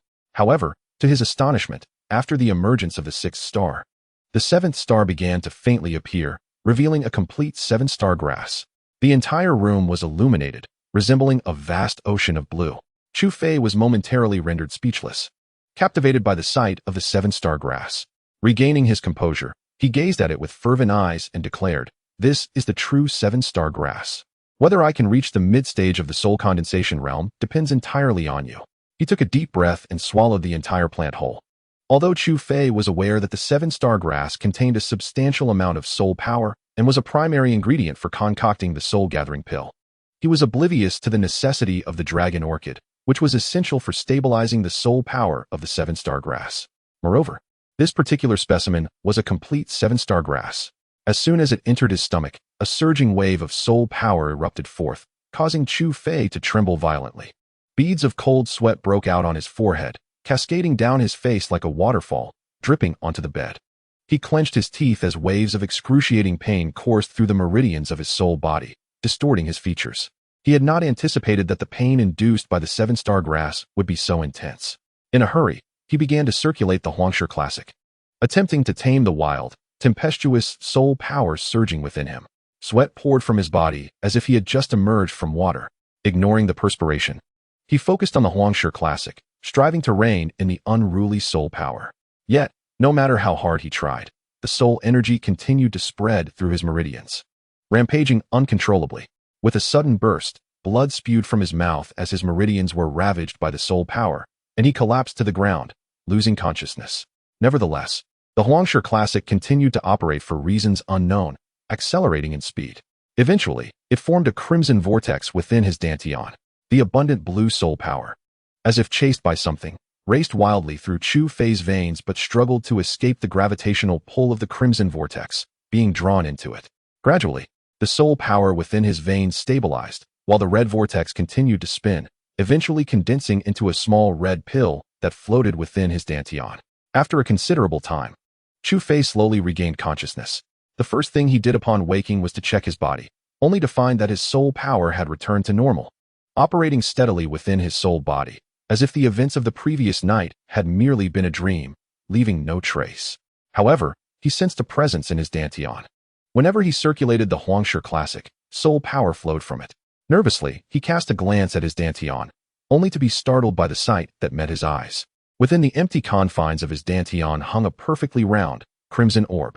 Even more bizarrely, 7 azure stars were affixed to the orb, their contrasting hues creating an extraordinary spectacle. Chapter 15. Midstage of the soul condensation realm. Chu Fei was taken aback by the scene within his dantian. Staring blankly at the inner elixir, feeling somewhat at a loss, the 7 deep blue star patterns seemed to transform into actual celestial bodies, gracefully suspended within the dantian. And together with the crimson inner elixir, they infused the entirety of Chu Fei's dantian with a mesmerizing blend of red and blue hues, quite enchanting indeed. Recalling the earlier instance when his soul power had uncontrollably surged through the dantian while practicing the Huangshi Sutra, a sense of unease swept over Chu Fei. He promptly resumed the circulation of the Huangshi Sutra, attentively observing the movements within his dantian. He noticed that whenever the soul power traversed through his body, a portion was absorbed by the inner elixir. With a flash of blue light, a substantial amount of pure soul power was returned from the inner elixir. The purity of this soul power surpassed that of any other within Chu Fei's body by a factor of 10. As Chu Fei diligently harnessed this abundant pure soul power, he discovered that, apart from its exceptionally potent nurturing effect on the soul body, there was nothing amiss. This revelation greatly relieved him, prompting contemplation on the changes occurring within his body. It must be the result of that seven-star grass, he mused. The thought of the seven-star patterned herb filled him with trepidation. Wiping the sweat from his brow, he reflected on how unexpectedly powerful the soul power from the seven-star grass had proven to be. He felt fortunate to have emerged unscathed. The remaining 6 cannot be disturbed, Chu Fei thought, recalling how one single seven-star grass had nearly cost him his life. Until he comprehended the situation, he dared not take any risks with his existence. Whether it was the seven-star grass or the peculiar inner elixir within him, Chu Fei found himself utterly in the dark, knowing woefully little about either. Even during his conversations in prison with Zhao Wenjiu and the others, he had never heard any mention of them. It seems a visit to the Wuing Pavilion is in order, Chu Fei contemplated. If there were anywhere capable of addressing his perplexities, it would undoubtedly be the Wuing Pavilion. During his few months within the royal palace, Chu Fei had garnered a general understanding of the Wei royal residence. Besides the 6 bureau of officials managing appointments and the Shinnong Hall cultivating soul medicines, the palace also housed a correctional office and the Wuing Pavilion. The correctional office bore the responsibility for the palace's security, composed of elite guards, each a master of their craft. Meanwhile, although the Wuing Pavilion was merely a branch of the palace, lacking any real authority, it was nonetheless one of the most significant locations within. For it not only housed a vast collection of scrolls and rare manuscripts, but also contained an abundance of soul techniques. Soul techniques are essential for soul warriors. After refining their souls, they possess a substantial reservoir of soul power. However, understanding how to wield that power is equally crucial. Only by mastering these techniques can a soul warrior unleash 200% of their innate strength. Upon contemplating the soul technique, Chu Fei's eyes ignited with fervor. He licked his lips, pondering that soul techniques are categorized into 4 ranks: heaven, earth, profound, and yellow. Given his current status as a lowly servant, even a visit to the Wuing building would only allow him to peruse some yellow-tier soul techniques. Nonetheless, he consoled himself with the thought that even a mosquito's leg is still meat. Being of a lower tier is preferable to having nothing at all. With this reassurance, his heart felt somewhat lighter, only to be struck by curiosity about the rank of his own soul of life and death technique. Considering its extraordinary nature, it must surely be at least an earth-tier technique. Despite the formidable power of the soul of life and death, which can distort time, its consumption is equally immense, and it cannot be wielded unless one is on the brink of death. Thus, Chu Fei urgently required a soul technique that could be employed in combat. Otherwise, possessing abundant soul power would be of no avail. Resolute in his decision to visit the Wuing building the following day, he felt a sense of ease and leaped from his bed to stretch his limbs. Just as he began to relish this newfound comfort, he sensed something amiss.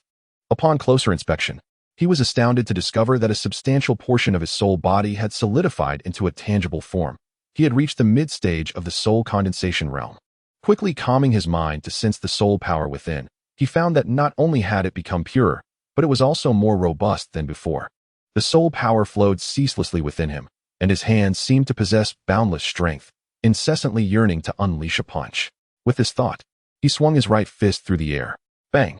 A resounding crack echoed as a fist imprint appeared on the wall. Gazing at his trembling hands, Chu Fei was taken aback. He had not anticipated such terrifying efficacy from the seven-star grass. Merely consuming one had spared him 6 months of arduous training. Truly miraculous. Yet, reflecting on this, a shiver of trepidation coursed through him. He was grateful he had not been greedy and consumed too, for otherwise, he might have already been scattered in spirit. Glancing at the fist imprint on the wall, a sly smile crept across Chu Fei's lips. Indeed, effort begets reward, and he found himself eagerly anticipating his next encounter with Yun Shao. The following morning, after watering the soul herbs in the medicinal field, Chu Fei proposed to Zhao Wenjiu that they venture together to the Wuing building. To his surprise, Zhao Wenju had long desired to visit the Wuing building. Upon hearing Chu Fei's suggestion, he readily agreed without hesitation. Thus, the two departed the medicinal field and made their way toward the Wuing building. As they walked, Chu Fei, elated by Zhao Wenju's enthusiastic agreement, couldn't help but wonder why his older brother was so keen on visiting the Wuing building. Zhao Wenju chuckled, revealing that he had heard from other servants that the collection of books within the Wuing building was vast. I have no other particular hobbies. I simply enjoy reading, he confessed. What about you, Chu Fei? Why do you wish to go? I am merely curious about the Soul Realm, Chu Fei replied, half-truthfully, explaining that he wished to explore the myriad of tales and fragments housed in the Wuing building. Zhao Wenju nodded in understanding, acknowledging that it was indeed worth a visit. The Soul Realm is vast, and no mere words can adequately convey its intricacies, since they were confined within the royal residence. Delving into those texts was a shortcut to understanding the Soul Realm. As the two conversed and strolled along, they reached the base of Wuing Tower within the span of 2 cups of tea. Chu Fei glanced upward, beholding a magnificent pavilion adorned with emerald tiles and vermilion eaves. Rising 7 stories high, its flying eaves and bracket sets exuding an extraordinary grandeur. Above the main entrance, the 3 characters Wuing Tower were inscribed, the calligraphy unmistakably attributed to the renowned Cao Cao, the king of Wei. Exchanging a glance with Zhao Wenju, both men discerned mutual astonishment reflected in each other's eyes, prompting them to hasten into the tower without delay. Inside the grand hall on the 1st floor, amidst the arranged tables and chairs, a counter was situated to the left, where an elderly man, bleary-eyed and yawning, sat languidly. Upon noticing Chu Fei and his companion, he lifted his gaze and, perceiving their novice demeanor, lazily remarked that they needed to leave their identity tokens for registration. Awakened from their daze, Chu Fei and Zhao Wenju promptly approached to submit their tokens. As the elder recorded their details, he informed them that Wuing Tower comprised 7 levels. The 2nd and 3rd floors housed ancient texts and manuscripts from the great sages of the Soul Realm. The 4th floor contained various obscure scrolls. Those interested in the history of the Soul Realm might find it worthwhile to visit. The 5th and 6th floors held an extensive collection of soul techniques, but as mere lowly servants, they were permitted access only to the 5th floor. With that, he paused his writing and declared they could proceed, cautioning that none of the texts could be removed under any circumstances, lest they face severe punishment. Zhao Wenju nodded in understanding. Yet Chu Fei noted that while the elder had described the tower's general offerings, he had conspicuously omitted any mention of the 7th floor. Curiosity piqued, Chu Fei inquired about what lay on that uppermost level. The old man's expression darkened, and he coldly replied, "That is not for you to know. Just remember what I have previously told you."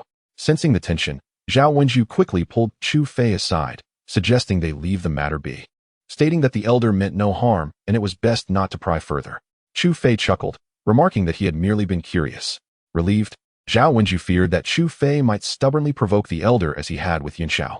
After agreeing on a time to depart, they swiftly entered the 2nd floor, while Chu Fei lingered at the staircase, gazing thoughtfully for some time before ascending to the 4th floor.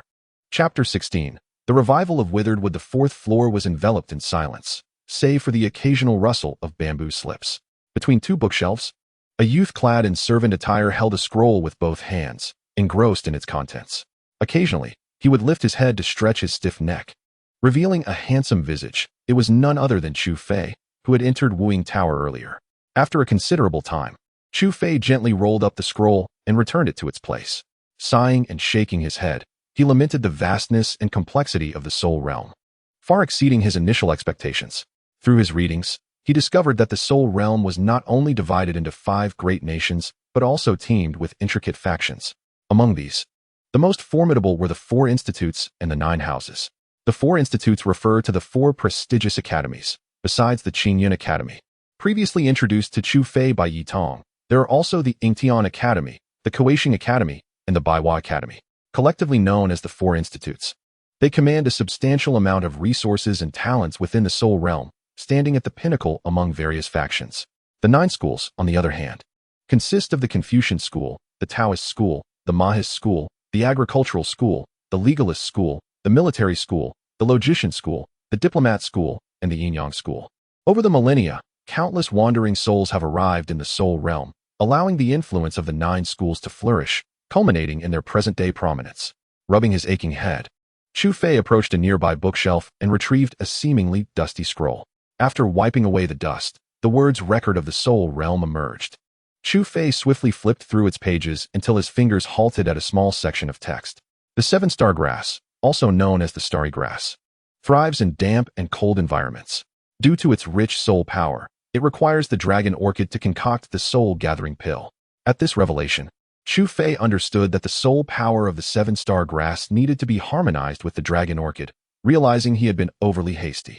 Shaking his head, he continued reading, discovering annotations that claimed the seven-star grass could alter forms and assist in the refinement of soul pills. He had once searched extensively throughout the soul realm, yet had never encountered it, which he deeply regretted. It dawned on him that the substance within his body was indeed a soul pill. Soul pill? Why did it sound so much like a rogue? Once he grasped the nature of the entity within him, he felt a sense of relief, tempered by a bemusement at the peculiar name it bore. However, he was grateful to have a direction in which to search. For the next hour, Chu Fei traversed the fourth floor, diligently seeking clues regarding the soul pill. Unfortunately, after an hour had passed, he remained empty-handed, as if those few lines of text were the sole reference to the soul pill in existence. Another half-hour slipped by, and having thoroughly scoured the entire fourth floor, he still found no leads. With a sigh, he glanced at the shelves brimming with scrolls, resigned to the fact that he would not uncover any information about the soul pill here. As he prepared to leave, he halted abruptly upon passing a particular bookshelf. Seated before it was an elderly figure clad in black. This old man had hair as white as snow, yet his eyes sparkled with vitality. Deeply engrossed in the scroll he held, meticulously reading and transcribing it, utterly oblivious to Chu Fei's presence. The Wuying building welcomed many visitors daily. The presence of an additional elder was hardly unusual. Yet, Chu Fei distinctly recalled having browsed this shelf not long ago. And there had been no sign of the old man then. Numerous scrolls had already been transcribed beside him, indicating he had been at it for a couple of hours. Realizing he had likely encountered a sage, Chu Fei swallowed hard. Observing that the old man remained unaware of him, he contemplated slipping away. Just then, a gentle breeze swept through, lifting the already transcribed scrolls, and one landed squarely at Chu Fei's feet. Glancing at the still oblivious elder, Chu Fei took a deep breath, bent down to pick up the scroll, and slowly placed it back beside the old man. After observing the elderly man engrossed in his reading, and realizing that he had not acknowledged his presence, Chu Fei slowly took his leave and descended from the fourth floor.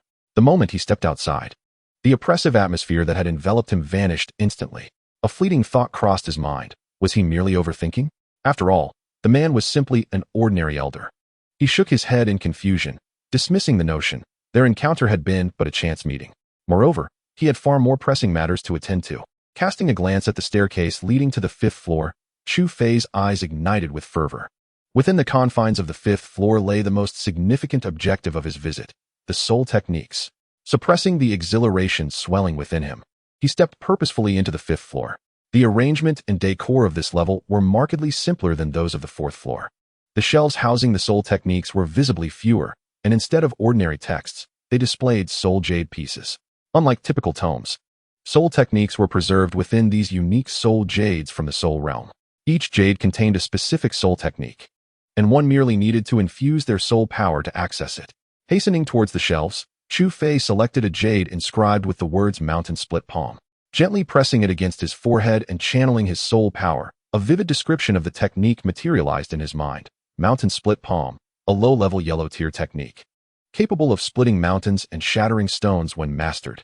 With a bemused smile, he returned the jade, deeming it unsuitable for his needs. His gaze drifted to an adjacent soul jade labeled Back Connecting Fist, yet he chose not to seize it, opting instead to explore further shelves. As he passed a collection of dimly illuminated jades, one particular piece, seemingly quite ancient, caught his attention. Withered Wood Revives Spring Technique. After dusting off the surface, 5 small characters revealed themselves.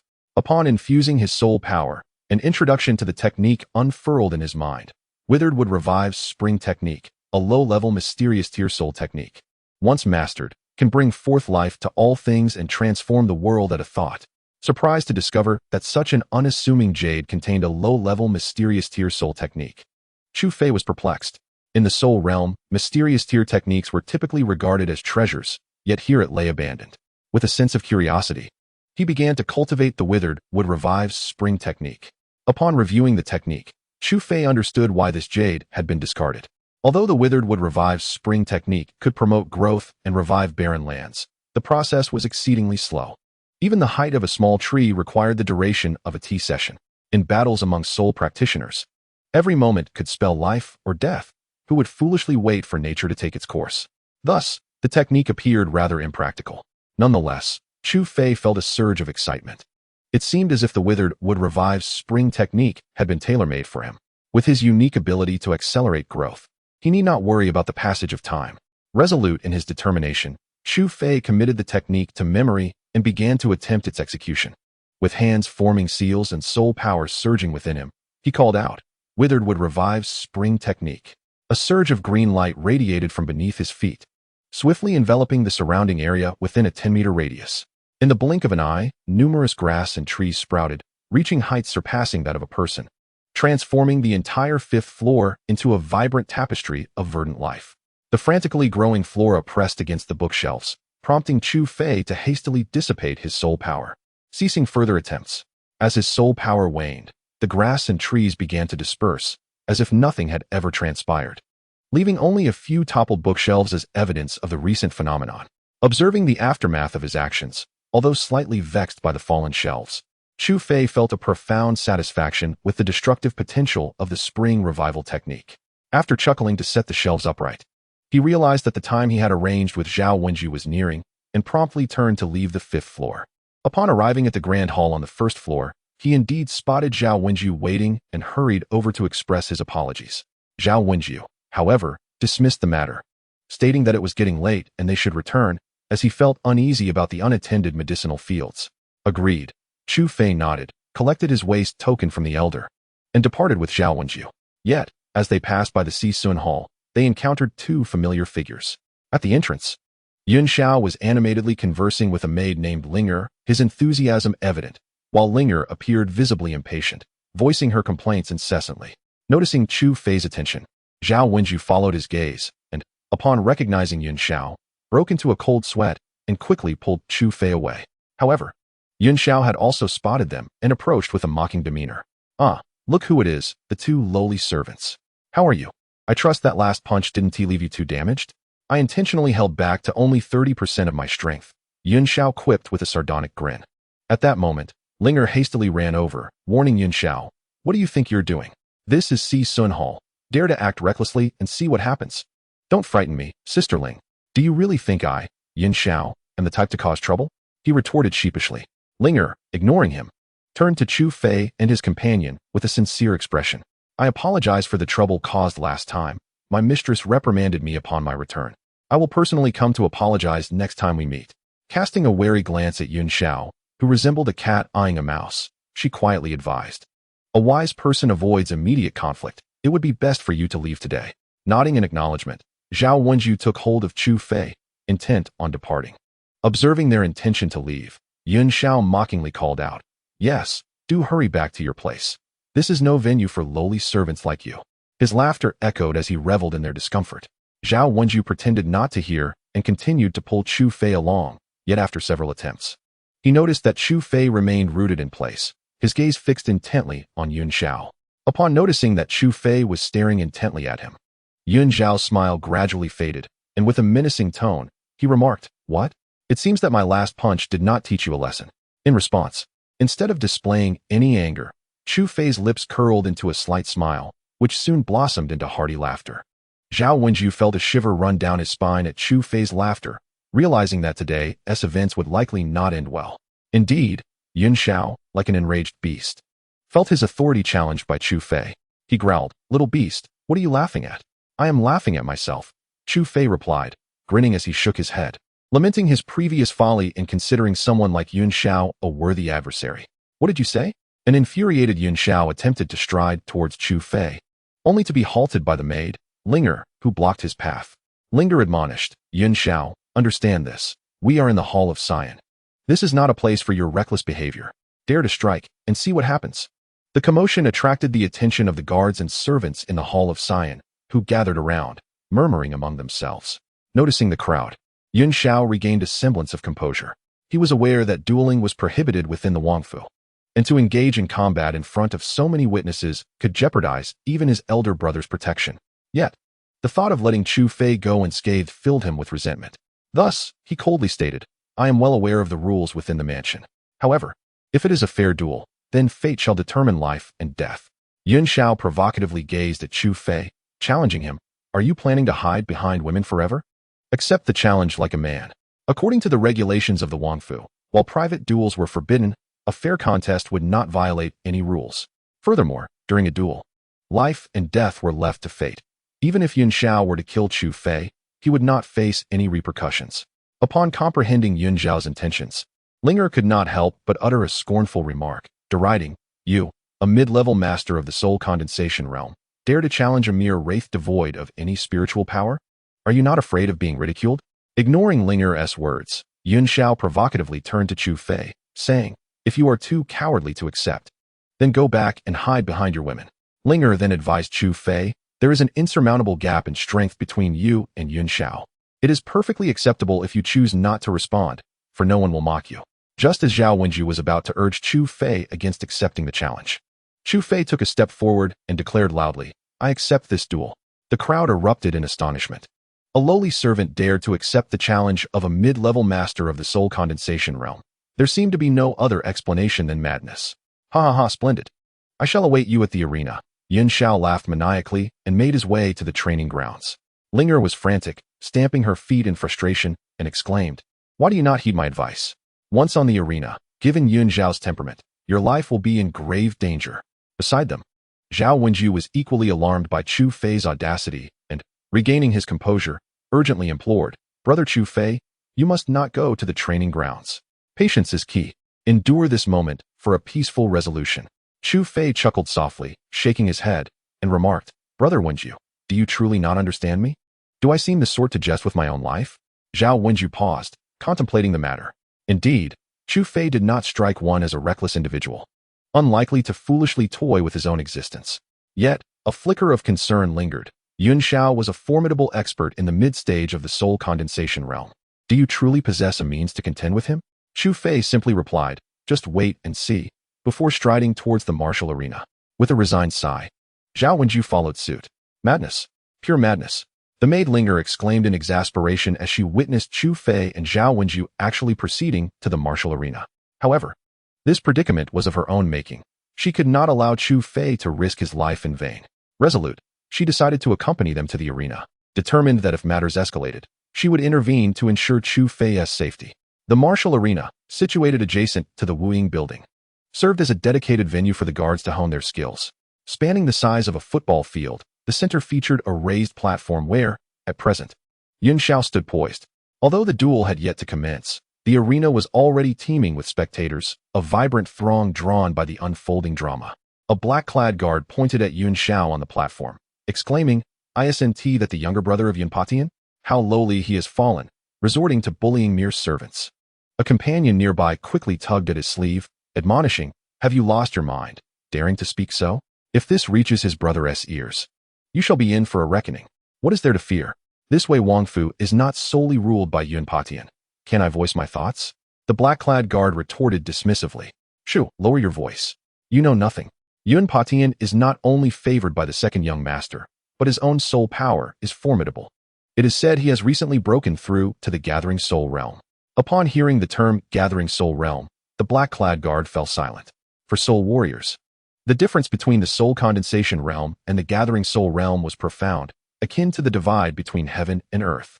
Realizing Yun Patian had transcended to the Gathering Soul Realm, he felt a pang of sympathy for Chu Fei, who had unwittingly provoked Yun Patian's brother. His fate seemed grim indeed. Shaking his head in dismay, he observed as Chu Fei ascended the platform. As Chu Fei stepped onto the stage, Yun Xiao mockingly declared, "You little wretch, do not say I do not grant you the opportunity. I shall allow you to strike first." Chu Fei regarded him with a steady gaze, slowly shaking his head, and replied, "You may strike first, otherwise, you shall miss your chance altogether." His words left not only Yun Xiao momentarily stunned, but also the surrounding onlookers, who burst into laughter. How audacious for a mere servant to speak so boldly to an expert in the mid-stage of the soul condensation realm.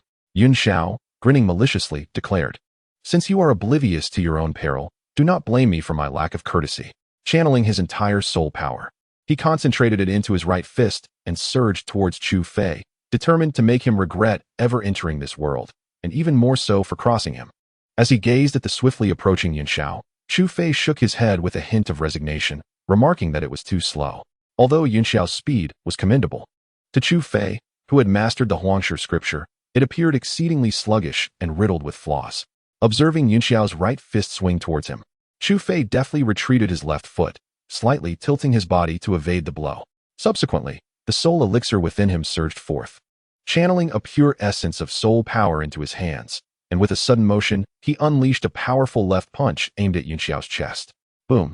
In an instant, Yin Xiao's body was propelled backward like a cannonball, blood spewing from his mouth, before crashing onto the ground over 30 meters away, falling silent.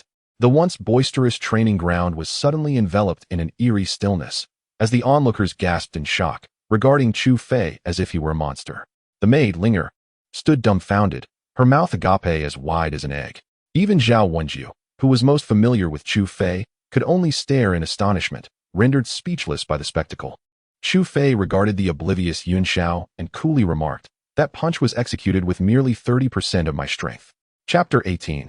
Chao Tongxian. With Chu Fei's departure, the training ground erupted into a cacophony of discussions, as all present were left in awe of his formidable prowess. A single punch had rendered the mid-level condensing soul realm Yin Xiao unconscious. It was truly terrifying. The fact that such power resided in a mere lowly servant piqued the curiosity of everyone present. Thus, overnight, the entire royal residence buzzed with conversations about Chu Fei and the conflict with Yin Xiao. Everyone was acutely aware that Yin Xiao, now gravely injured, would not be left unavenged by his brother, Yun Patian. A grand spectacle was yet to unfold, as the crowd that had gathered to witness the duel began to disperse. The nearby Wuying Tower returned to its usual tranquility. Within the hall, the elder who had previously registered Chu Fei and his opponent chuckled, having not encountered such an intriguing young man in ages. Just then, heavy and deliberate footsteps echoed from the staircase leading upstairs, causing the elder to quickly suppress his smile and rush to the stairway to wait. Tap, tap, tap.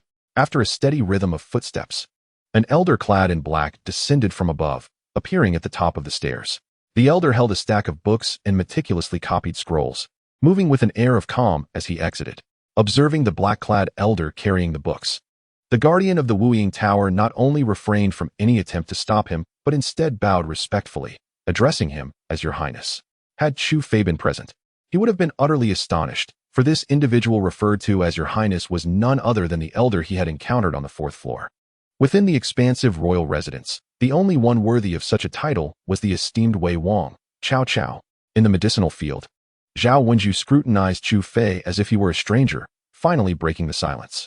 "Brother Chu Fei, what troubles you? Zhao de Ge, if you have any questions, please feel free to ask directly." Observing Zhao Wenju's momentary hesitation, Chu Fei smiled and spoke. Upon hearing Chu Fei's words, Zhao Wenju felt a sense of relief, realizing that Chu Fei remained the same as before. Curiously, he inquired, "Brother Chu, have you become a soul master now?" "Indeed. I am at the mid-stage of the soul-gathering realm," Chu Fei candidly replied. Although Zhao Wenju had anticipated this revelation, hearing it directly from Chu Fei still startled him. Stammering, he exclaimed, "In mid-stage of the soul-gathering realm? So soon?" Chu Fei, somewhat apologetic, responded, "I apologize, Brother Zhao, for not informing you earlier of my status as a soul master, which caused you unnecessary worry." Zhao Wenju dismissed the concern, saying, "Do not say that, Brother Chu. I understand your predicament. There is nothing wrong with keeping a low profile." The more Zhao Wenju reassured him, the more guilty Chu Fei felt. He thought to himself that since Brother Zhao had always treated him well, he should help him become a soul master too. Contemplating imparting a portion of the Huangshi classic to Zhao Wenju, he had not yet spoken when a figure rushed in from outside the medicinal field. "You two should be fleeing for your lives, yet you still have the leisure to chat here." The maid, Linger, panted as she arrived, her frustration evident upon seeing Chu Fei and Zhao Wenju engaged in their leisurely conversation. Seeing her drenched in sweat, Zhao Wenju went inside to pour her a cup of tea. Once she had sipped the tea and caught her breath, Chu Fei asked, "Flee? Why must we flee?"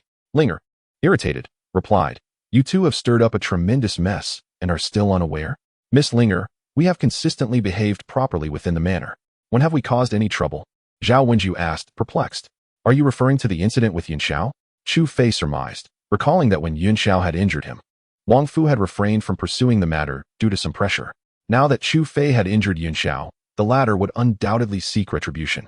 "Oh, you are not entirely foolish," Linger sighed, feeling a pang of guilt, as the incident had originated from her. Yin Xiao has already been injured by Chu Fei, hasn't he? Zhao Wenju recalled Wang Fu's earlier behavior and chose not to continue, instead casting a worried glance at Chu Fei. You do not understand. Yun Xiao's elder brother is Yun Patian. Not only is Yun Patian immensely powerful in his own right, but he is also a favored confidant of the second young master, who has invested heavily in his cultivation. Linger explained when she saw that the two men were perplexed. Yun Patian? What realm is he in? Zhao Wenju inquired hastily. Since Yun Xiao is at the mid-stage of the soul-gathering realm, his brother must be at a higher level. Tentatively, Zhao Wenju suggested. Perhaps he is at the late stage of the soul-gathering realm? However, Linger sighed and shook her head. Alas, Yun Potion's talent far surpasses that of his brother. He stepped into the soul-gathering realm 6 months ago. Zhao Wenju felt a wave of despair wash over him. With Chu Fei only at the mid-stage of the soul-gathering realm and Yun Patian already having reached the soul-gathering realm, even without being a soul master, Zhao Wenju understood the vast chasm that lay between the soul-gathering and the soul-gathering realms.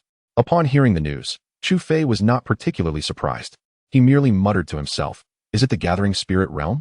Observing that his companions were lost in thought, Linger, misinterpreting their silence as fear, offered some words of comfort, saying, "Do not be overly concerned. The situation has escalated, and nearly everyone in the mansion is paying attention to this matter. Even Yun Patian would not dare to openly defy the mansion's regulations. As long as you do not accept his challenge, he will have no leverage over you." Though Linger spoke with clarity, Chu Fei was not so naive. In the face of absolute power, rules are merely obstacles to be shattered. He then inquired about Yun Potion's current whereabouts, noting that his brother had not appeared during the duel with Yun Xia. Linger replied that Yun Patian was not in the royal mansion. He had accompanied the second young master to the Wuhou mansion for a visit a month ago and should be returning soon. Then, as if recalling something, she quickly added, "Yun Patian is exceedingly cunning. He employs any means necessary to achieve his aims, yet he is fiercely protective of his younger brother. This is precisely why Yun Xia has been reckless, emboldened by his brother's name." After hearing Linger's words, Zhao Wenju grew increasingly anxious. He looked at Chu Fei and suggested, "Shall we seek out Uncle Fu? Perhaps he can assist us." Chu Fei shook his head, remarking that last time, when Yun Xia forcefully seized the soul medicine, Uncle Fu had been powerless to intervene. He feared that facing Yun Patian would be even more daunting. Zhao Wenju, growing agitated, paced back and forth. "Are we to sit idly by?" he exclaimed. Seeing his distress, Linger quickly interjected, "Please do not fret. I will return shortly to seek the aid of my young mistress. If she is willing to intervene, she can protect you. Even Yun Patian would not dare harm you." "Your young mistress?" Both Chu Fei and Zhao Wenju were taken aback. Not realizing the depth of this maid's connections, they inquired, "Who is she?" With admiration lighting up her face at the mention of her mistress, Linger proudly declared, "She is the most beloved granddaughter of the prince, the treasured jewel of Lord Chao Ji, the fourth young lady of the Chao family, Chao Tongxian." Chapter 19. Yun Patian. After Linger departed, Zhao Wenju remained uneasy. Chu Fei offered a few words of reassurance before retreating to his own chamber. Past experiences had taught him that placing one's hopes in others was a foolish endeavor. One's destiny should be seized by oneself. Once back on his bed, Chu Fei assumed a peculiar hand position and commenced his soul cultivation anew. He aimed to elevate his soul power to its utmost potential before trouble arrived. Days slipped by, and before long, 10 days had passed since the last duel. Throughout this period, aside from tending to the soul medicines in the herbal field, Chu Fei had devoted himself to soul cultivation, stabilizing his realm in the mid-stage of the gathering soul realm and refining the soul power within him. Though it was still insufficient to contend with Yun Patian, Chu Fei remained unperturbed, while Zhao Wenju's anxiety only grew. For over a dozen days. Although Yun Patian has yet to return, rumors concerning Chu Fei have incessantly circulated within the Wang residence. Some assert that Chu Fei is a master of the late condensing soul realm. Others claim he achieved victory through sheer luck. And there are even whispers suggesting he is the illegitimate son of a prominent figure. However, these rumors unanimously conclude that once Yun Patian returns, Chu Fei's fortunate days will come to an end. Given Yun Patian's temperament and prowess, there is no doubt he would be unable to escape retribution. Each time Zhao Wenju hears such rumors, a sense of unease wells up within him, and he feels a deep concern for Chu Fei. Suddenly, news broke that Yun Patian had indeed returned. Upon hearing this, Zhao Wenju hurried back to the medicinal fields to find Chu Fei.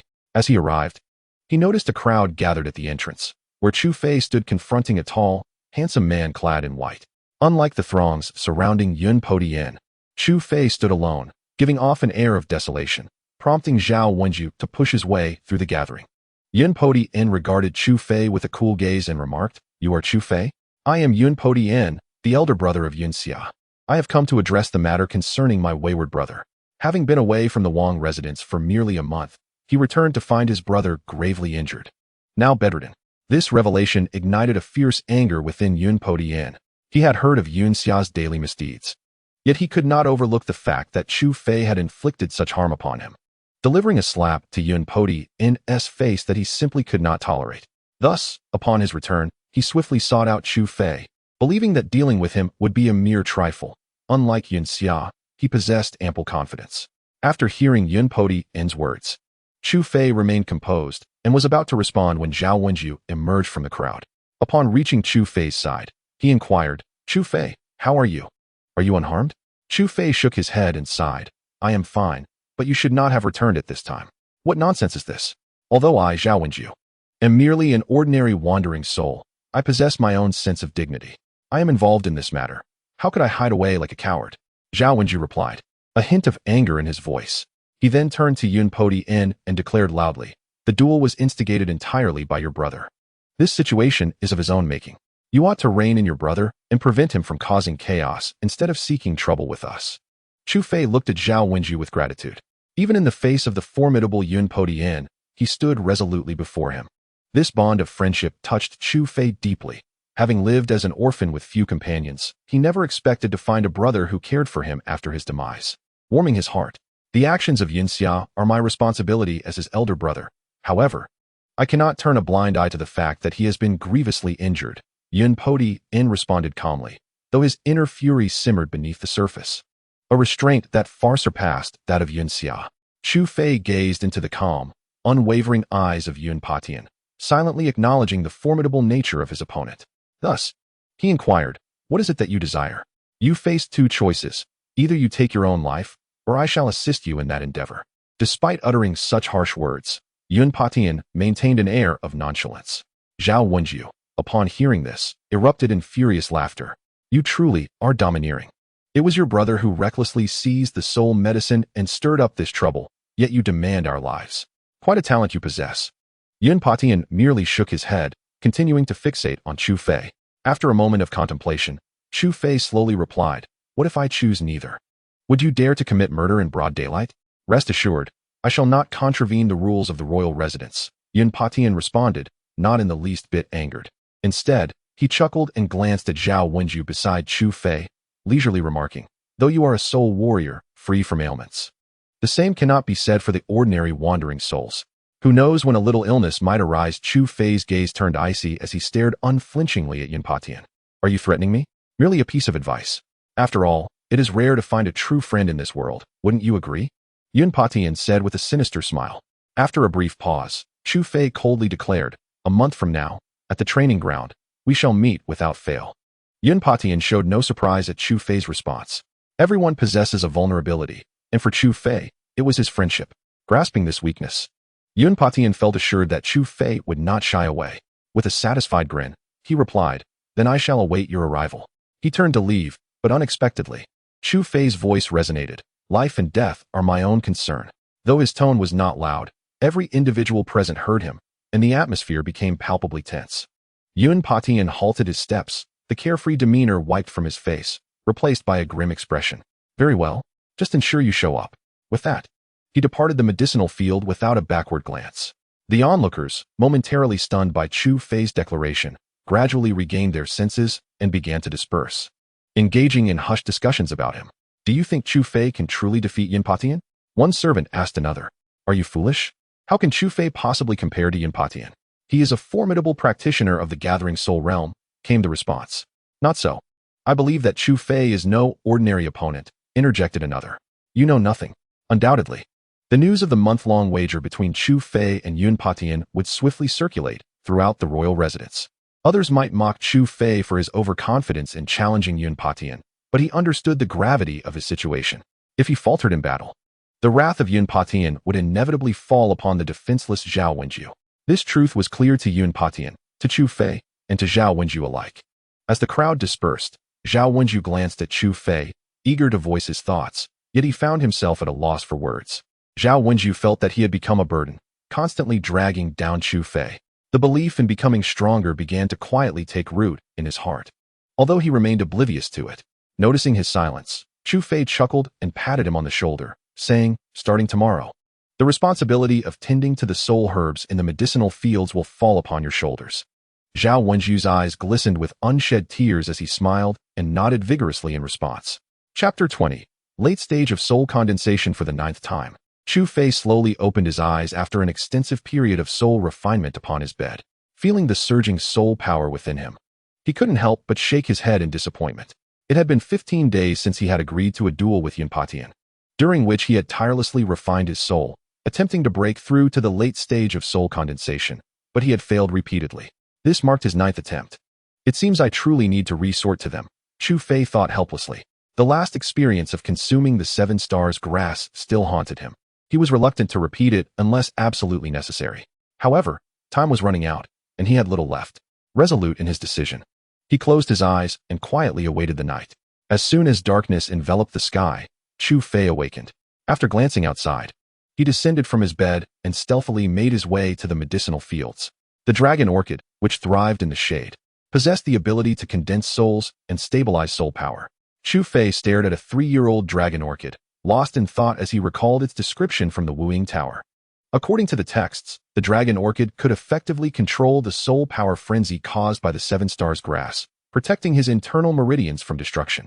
Without a moment's hesitation, he harvested the dragon orchid and returned to his room to begin the process of nurturing it.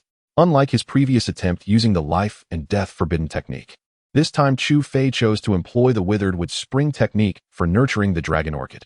This choice was not only due to the immense soul power required by the life and death forbidden technique, but also to become more adept at the withered wood spring technique. As the only soul technique he currently mastered, the withered wood spring technique would prove invaluable in the upcoming duel in half a month. Withered wood spring technique, Chu Fei exclaimed, forming hand seals. As a large amount of soul power surged forth, the dragon orchid began to grow at a visible rate. Once it reached 50 years of age, it started to wither. Moments later, Chu Fei held 5 blue dragon orchid seeds in his hands. Sensing that his internal soul power was still abundant, he wasted no time and quickly nurtured the dragon orchid seeds. After the duration of a stick of incense, the seeds had vanished, replaced by 5 fully nurtured dragon orchids.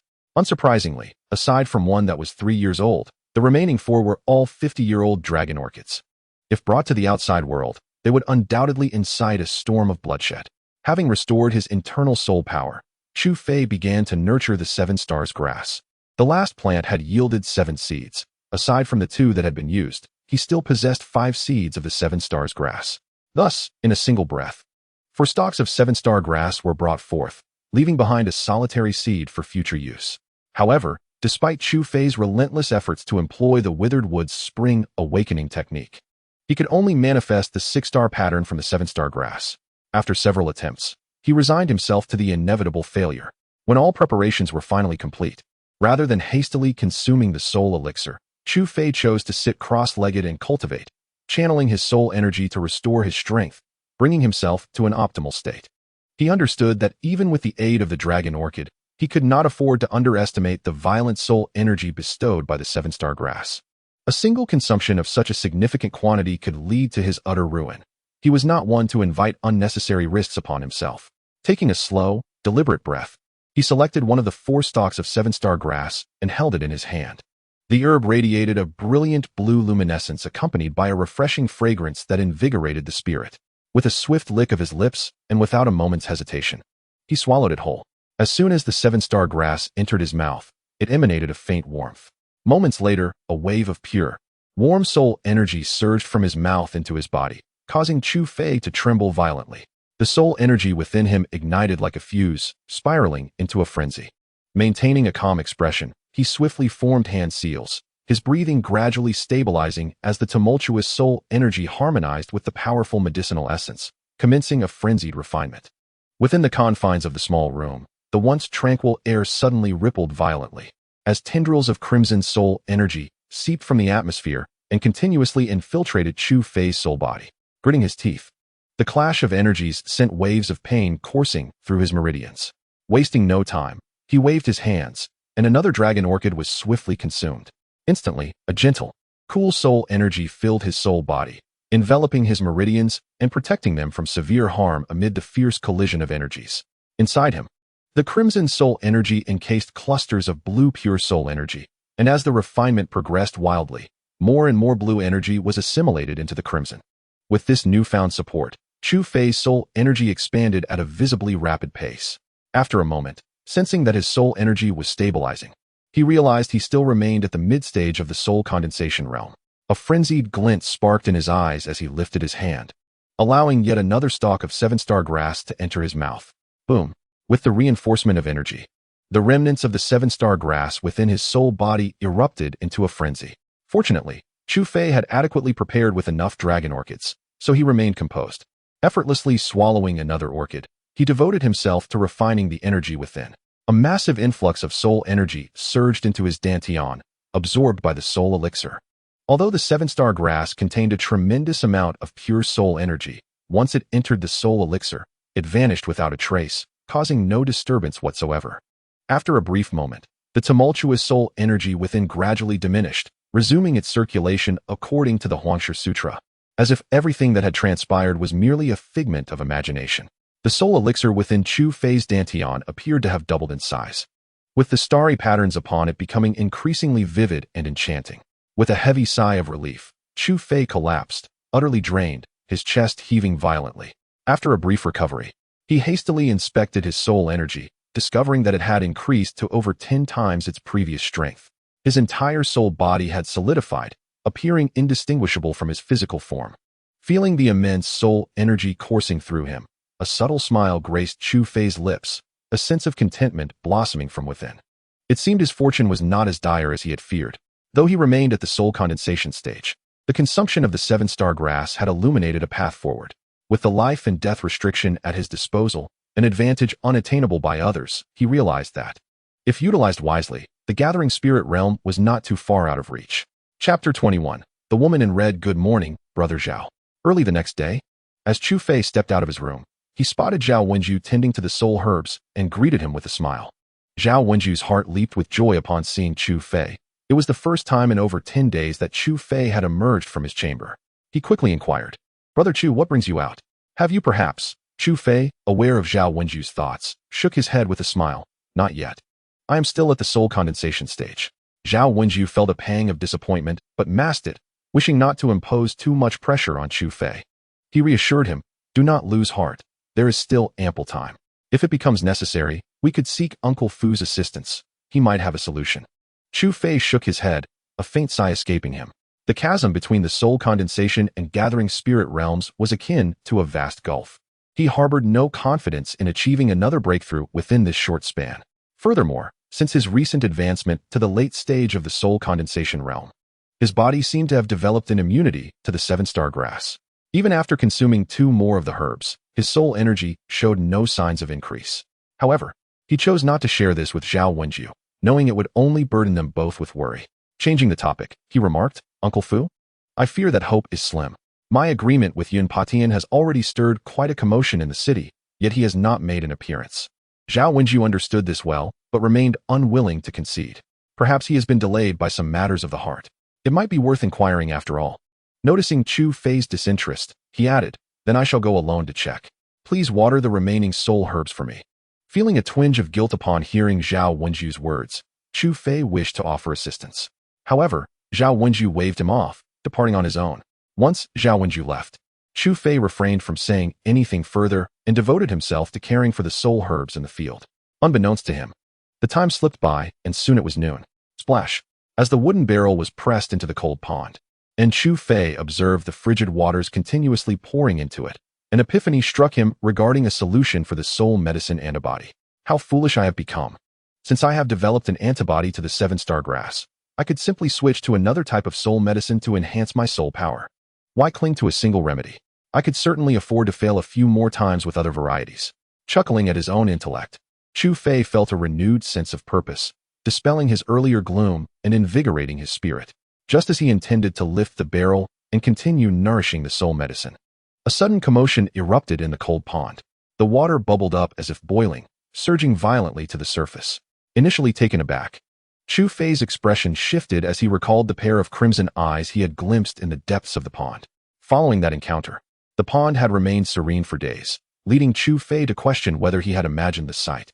However, faced with the pond's unusual behavior today, his first thought turned to the monstrous entity lurking beneath. The bubbling intensified, and sensing impending danger, Chu Fei attempted to retreat from the water's edge. Suddenly, a powerful force of attraction emanated from the depths of the pond, leaving him no time to resist as he was drawn into the cold waters. With a resounding splash, Chu Fei found himself submerged. Swiftly, he summoned his soul power, forming a protective barrier around himself to isolate the icy waters.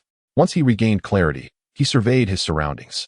In the pitch-black depths, water columns churned violently, generating thunderous sounds akin to distant thunderclaps.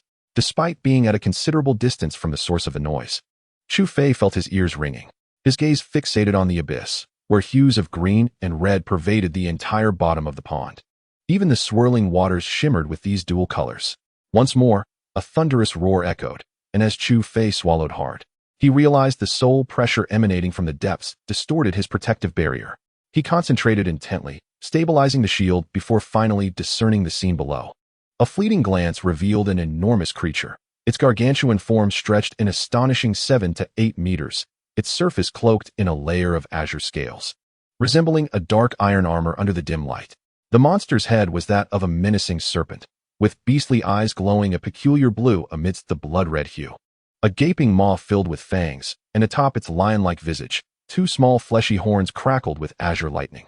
Its colossal body maneuvered swiftly through the pond, each impact sending tremors through the void, making it hard to fathom the magnitude of its strength. Occasionally, it expelled black soul power from its mouth, rendering this great beast reminiscent of a shape-shifting black dragon.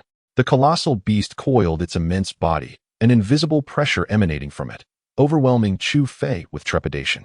Was that pair of eyes he had seen last time indeed its? Gazing in astonishment at the creature before him, Chu Fei felt a sense of relief.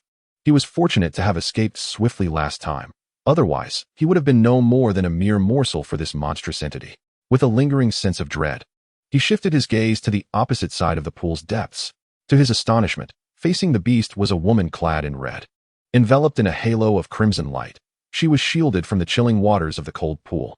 Her long, ebony hair was casually tied back in a ponytail, and her figure was undeniably alluring, with a pair of exceptionally ample bosoms that could only be described as lavish, a slender waist, and a rounded, pert dairy each feature capable of captivating the attention of countless men.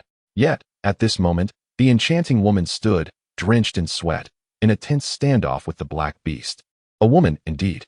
Chu Fei was momentarily taken aback, not expecting that such a fierce confrontation in the pool could be instigated by a young and beautiful woman.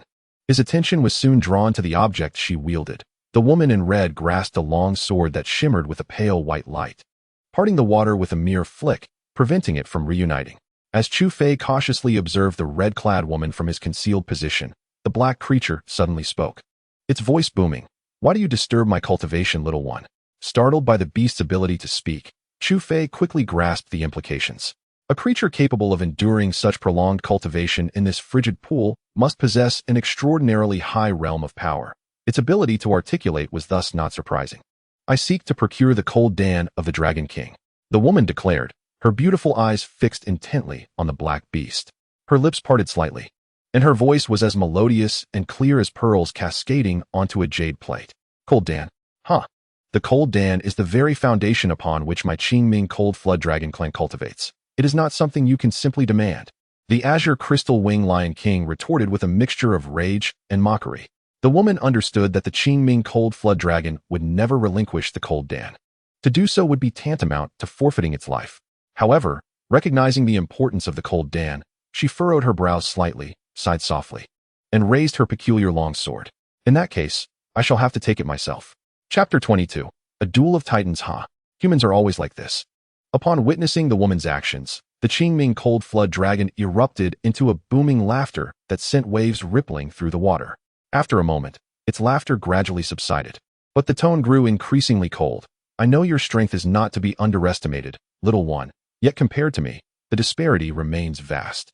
Should it come to a life-and-death struggle, whether you can escape this cold pool alive is still in question. Such concerns are unnecessary for you, esteemed Cold Flood Dragon."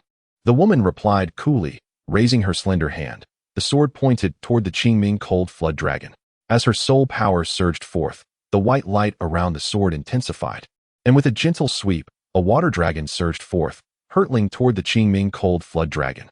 Initially, the water dragon measured a mere 2 meters in length. However, moments later, it surged in a reverse flow, expanding into a colossal beast exceeding 10 zhang, vividly alive and terrifyingly fierce. Within the dim depths of the cold pool, the white water dragon howled and spiraled as immense waves relentlessly crashed, illuminating the cold pool as if it were day, causing Chu Fei to squint against the brightness.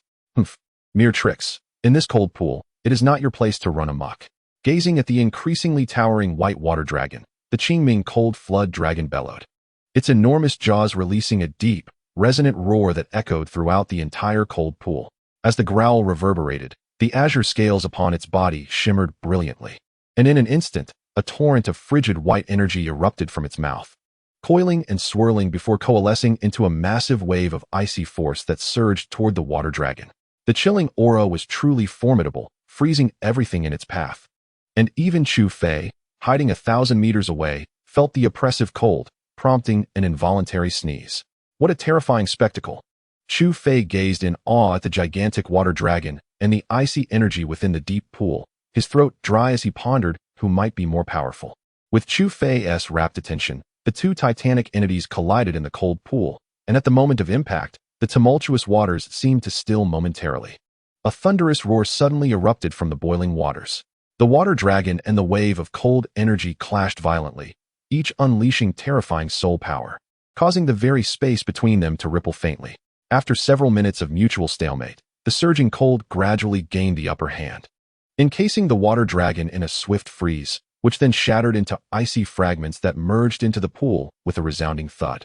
As the water dragon dissipated, the momentum of the cold wave intensified, rushing toward the woman in red. Yet, she remained utterly unperturbed, with a deft swing of her long sword. Another water dragon burst forth to collide with the icy wave, ultimately dissipating as both expended their soul power. As the water dragon and the wave of cold energy vanished, the woman in red, who had been standing silently by the pool, finally sprang into action. With a slight push of her feet, she transformed into a streak of lightning, swiftly traversing the turbulent realm of soul energy to appear behind the Qingming cold flood dragon. Her peculiar long sword lunged forward, its tip emanating a dazzling white blade of light, as if frost had encrusted the sword's edge. The ringing of the sword slicing through the air resonated as it struck the surface of the Qingming cold flood dragon, producing a series of crisp sounds. However, the lightning-fast thrust merely left fleeting white marks upon the azure scales, which dissipated almost instantaneously. Unfazed by such a seemingly trivial assault, the Qingming cold flood dragon menacingly swung its massive head, and from its gaping maw, it unleashed a half-meter-wide wave of frigid energy. The bone-chilling wave caused the woman in red to furrow her brows. She swiftly formed an unusual hand seal before uttering the incantation for the soul departure technique. As the crisp sound reverberated, a torrent of turbulent crimson soul energy surged forth before her, swiftly howling away to counter the massive wave of chilling air. Observing the futility of the cold assault, the azure-eyed Qingming cold flood dragon intensified its gaze, its formidable tail suddenly igniting with a brilliant azure radiance. Crashing down towards the woman in red, where the colossal tail swept through, it tore apart the water's barrier, unleashing a piercing sonic wave that echoed sharply through the depths of the pool. Gazing at the physical onslaught of the Qingming cold flood dragon, a flicker of gravity crossed the red-clad woman's features. With her hands intertwined, she conjured a massive red light shield, reaching 2 to 3 meters in height, which materialized abruptly before her. The tail struck the shield with a resounding crash. Amidst the brilliance of azure light, a crisp crackling sound erupted, shattering the shield into countless fragments that dissipated into the water, revealing the sheer strength of the Qingming cold flood dragon. Undeterred by the failed strike, the Qingming cold flood dragon writhed violently, relentlessly charging towards the woman in red. Contrary to its massive physique, its speed was astonishingly swift, akin to a bolt of azure lightning. Yet, the woman was no ordinary adversary. As her soul energy surged, she escalated her speed to a terrifying degree, deftly evading the dragon's assaults, even as the Qingming cold flood dragon struggled to keep pace. After a prolonged skirmish with no victory in sight, the Qingming cold flood dragon grew increasingly furious, its patience exhausted by the human woman. It halted in the icy pond, slowly uttering, "You have worn down my scant reserves of patience. Since you are so oblivious, do not blame me." Accompanied by a low growl laced with fury, a radiant white light began to emanate from the dragon, an overwhelming pressure cascading forth. Moments later, the intense force caused the waters of the pond to cease their flow entirely.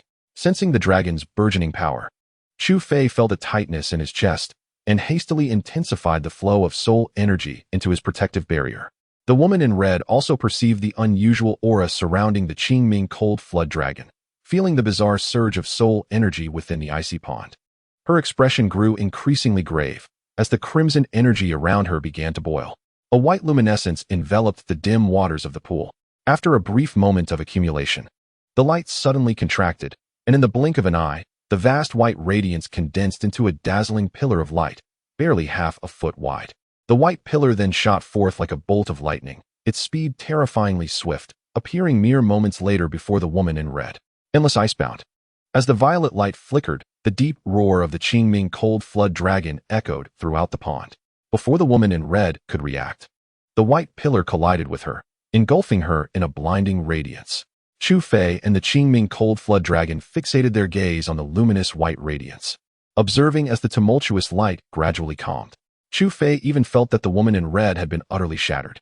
Yet, suddenly, the red glow surged magnificently, piercing through the white light, illuminating the entire cold pond with a hue reminiscent of molten lava. As the light began to dissipate, revealing the situation within, the gaze of the Qingming cold flood dragon grew progressively colder. The woman in red emerged unscathed, enveloped in a thin veil of crimson. Chapter 23. The soul-tracking bow. As the dazzling light faded, Chu Fei discerned the condition of the woman in red. She now wore a gossamer veil of deep crimson, seemingly as delicate as a cicada's wing, yet radiating an intense red glow. This ethereal garment, formed of soul force, evidently had absorbed all previous attacks. The scarlet crystal garment. You possess such a soul artifact. Upon recognizing the veil adorning the woman, the Qingming cold flood dragon remarked, astonished. Is that veil truly a soul artifact? Chu Fei inquired, taken aback, recalling the records he had perused in the Wuing Tower regarding soul artifacts. In the vast realm of souls, there exists a group adept at infusing their internal soul force into objects, granting them life. They are collectively known as soul artisans. The criteria to become a soul artisan are exceedingly stringent, rendering their numbers remarkably scarce, even in the populous soul realm. Though few in number, each soul artisan is a formidable force.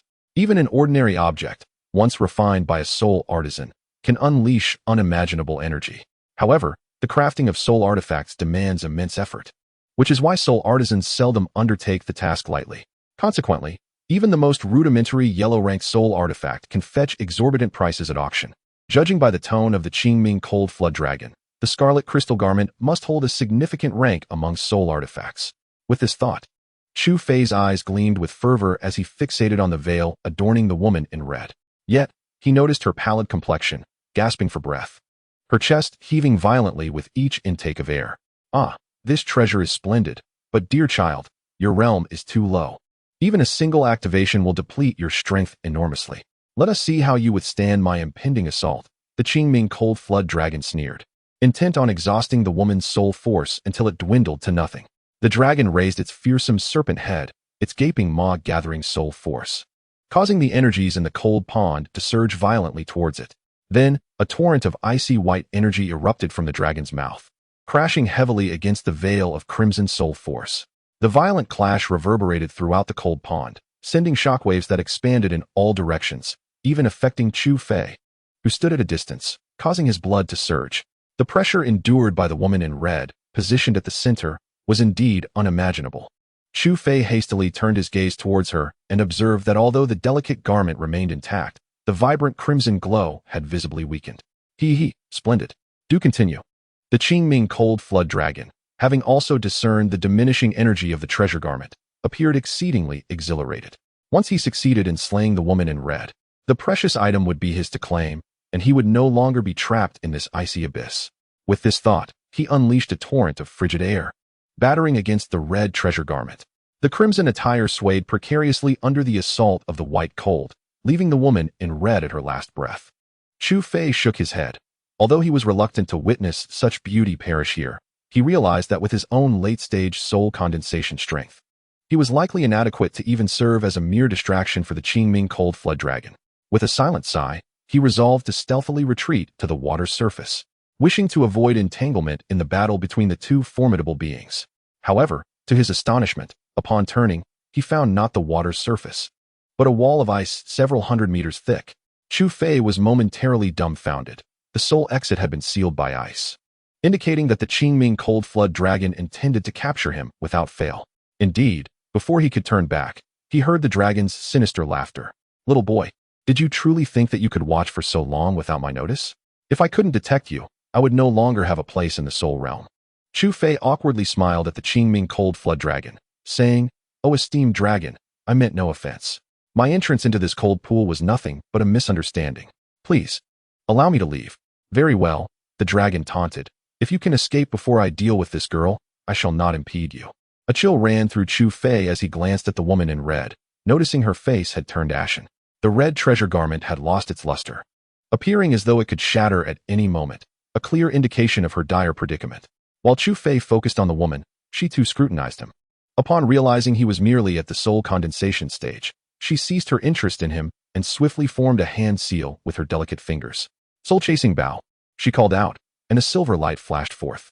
As the brilliance dissipated, her long sword had transformed into a magnificent great bow. This bow was extraordinary, entirely silver white, adorned with ancient, intricate patterns, exuding an air of distinction. Most notably, the bowstring was conspicuously absent, leaving the bow empty. As Chu Fei pondered this anomaly, he heard the Qingming Cold Flood Dragon exclaim, "The soul-chasing bow! You possess the soul-chasing bow!" This revelation carried not the astonishment of before, but a profound terror.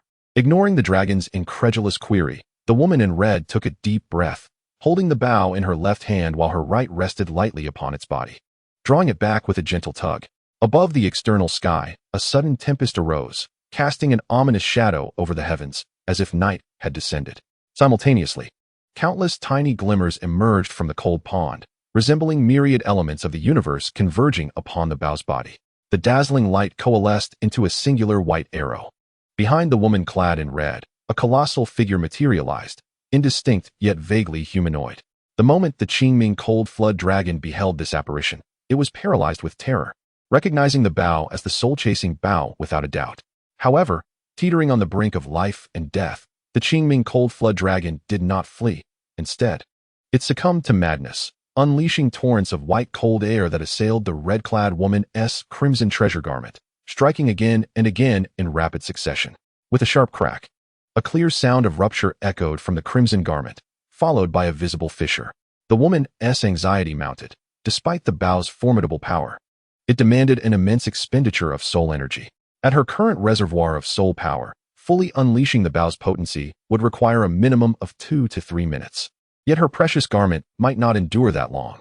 Her fears materialized as the fissure expanded, emboldening the Qingming Cold Flood Dragon to unleash a frenzy of cold air, which caused the cracks to widen at a discernible pace. Within a minute, the entirety of the crimson garment was marred with fractures. With a resounding crash, the garment shattered, transforming into countless shards that scattered into the air. The woman instantly lost her impenetrable defense, standing vulnerably before the Qingming Cold Flood Dragon. "Ha ha ha, girl. Your demise is at hand," the dragon proclaimed with arrogance upon witnessing the garment's destruction, unleashing another blast of white cold air aimed directly at the woman, who was in the midst of gathering her bow strength. Alas, it was so close. "Is this fate?" she lamented in despair, recognizing that such a potent soul-chasing arrow could not hope to slay the dragon, and with her soul energy depleted, she would surely meet her end after releasing the arrow. As the icy blast surged towards her, she resigned herself, closing her eyes and preparing to release her grip on the bowstring. Just then, a resolute voice resonated forth. "Continue to gather your strength. Leave the rest to me." Opening her eyes in surprise, the woman saw that it was none other than Chu Fei, who had previously been a mere spectator. The white cold air hurtled towards her, freezing the pond into towering ice columns in its wake. Before it could reach her, a tempestuous wave surged, causing Chu Fei's robes and hair to billow wildly. The woman, astonished to see Chu Fei standing before her, gasped, realizing that with his strength at the soul-gathering realm, he could not possibly withstand such a blow. "Quickly, get out of the way. Are you trying to throw your life away?" she urged urgently. Without turning his head, Chu Fei fixed his gaze upon the swiftly approaching white chill and calmly admonished. Do not be distracted. Focus on condensing your soul power, or we shall perish here. The woman in red gritted her silver teeth. Recognizing that Chu Fei's suggestion was the only viable course of action at that moment. Without a moment's hesitation, she accelerated the gathering of energy for the soul-pursuing bow, silently praying for a miracle to unfold. As Chu Fei suddenly darted forward, attempting to shield her from the chilling onslaught, the Qingming Cold Flood Dragon sneered disdainfully. How foolish to attempt to stop such a force. If you could indeed hold it back, then all my years of cultivation would have been for naught. With that, it awaited the sight of Chu Fei being encased in ice, sparing itself the effort of dealing with him later. Watching the wave of white chill, laden with countless ice shards, draw near, Chu Fei felt a pang of despair. He had merely intended to make a brief appearance. Yet this Qingming Cold Flood Dragon showed no mercy, even towards someone as insignificant as himself. Realizing the gravity of the situation, Chu Fei knew he could not remain passive. Observing the red-clad woman's crimson crystal armor shatter, he understood that he could no longer stand idly by. If he hesitated now, once the woman fell, he too would meet his demise at the hands of the cold dragon. With this thought, he resolutely positioned himself before her. Taking a deep breath, he summoned his soul power, which surged forth, enveloping him in a radiant crimson aura. As the white chill drew ever closer, Chu Fei silently calculated the distance. 3 zhang. 2 zhang, 1 zhang. In the blink of an eye, the icy breath was upon him, engulfing him in an overwhelming cold that turned his hair snow white. Yet, he paid no heed to this, fixating solely on the distance between himself and the chill. When it was less than a zhang away, he shouted inwardly, "Now is the time." Suddenly, the soul power surrounding him erupted violently. With his hands forming intricate seals, vast amounts of energy coalesced around him, creating a small verdant circle.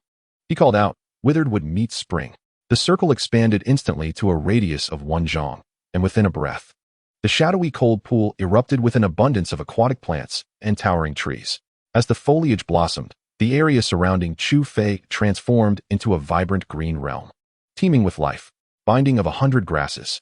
With a shift in his hand seals, a myriad of aquatic plants wove together to form a vast, deep green net, positioned before him, ensnaring the torrent of white chill that surged forth. Boom! The collision of the white chill against the net of water plants resounded through the cold pool, creating a thunderous echo. The deep green net buckled and distorted as the plants strained under the pressure.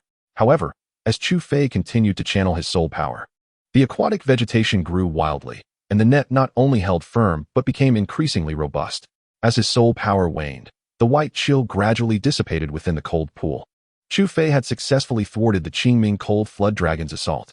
The woman in red stood by, her mouth agape in astonishment, rendered speechless by the sight before her. As she observed Chu Fei gasping for breath, it was as if she were witnessing a monstrous entity. The chilling attack of the Qingming Cold Flood Dragon was such that even she, with her own prowess and without the aid of magical artifacts, would struggle to endure it. To her utter disbelief, this servant-like novice in the soul-nurturing realm had managed to withstand a wave of frigid energy purely through his own capabilities. The incredulity was palpable in the eyes of the woman clad in red. Equally incredulous was the Qingming Cold Flood Dragon itself. After millennia of honing its icy power, it found itself thwarted by a mere fledgling of the soul-nurturing realm. The dragon felt as though it had brought shame upon its lineage. Infuriated, it snarled, "You are courting death, boy? Let us see how you withstand this." With that, its massive tail descended upon Chu Fei with lethal intent. Should the dragoness strike connect, it would surely obliterate him, leaving no chance for survival. Yet, if Chu Fei were to evade, the woman behind him would be doomed. In an instant, Chu Fei found himself ensnared in a dilemma. The colossal tail swept through the icy pool, producing a cacophony of piercing sounds as the air warped around it. Without a moment's hesitation, Chu Fei concentrated all his soul energy into his dantian. The dantian transformed into a vast crimson sea, within which the soul pill, radiating a cerulean glow, spun with fervor. In the blink of an eye, the crimson sea was entirely absorbed into the soul pill. "Ha ha ha, your time has come, little one."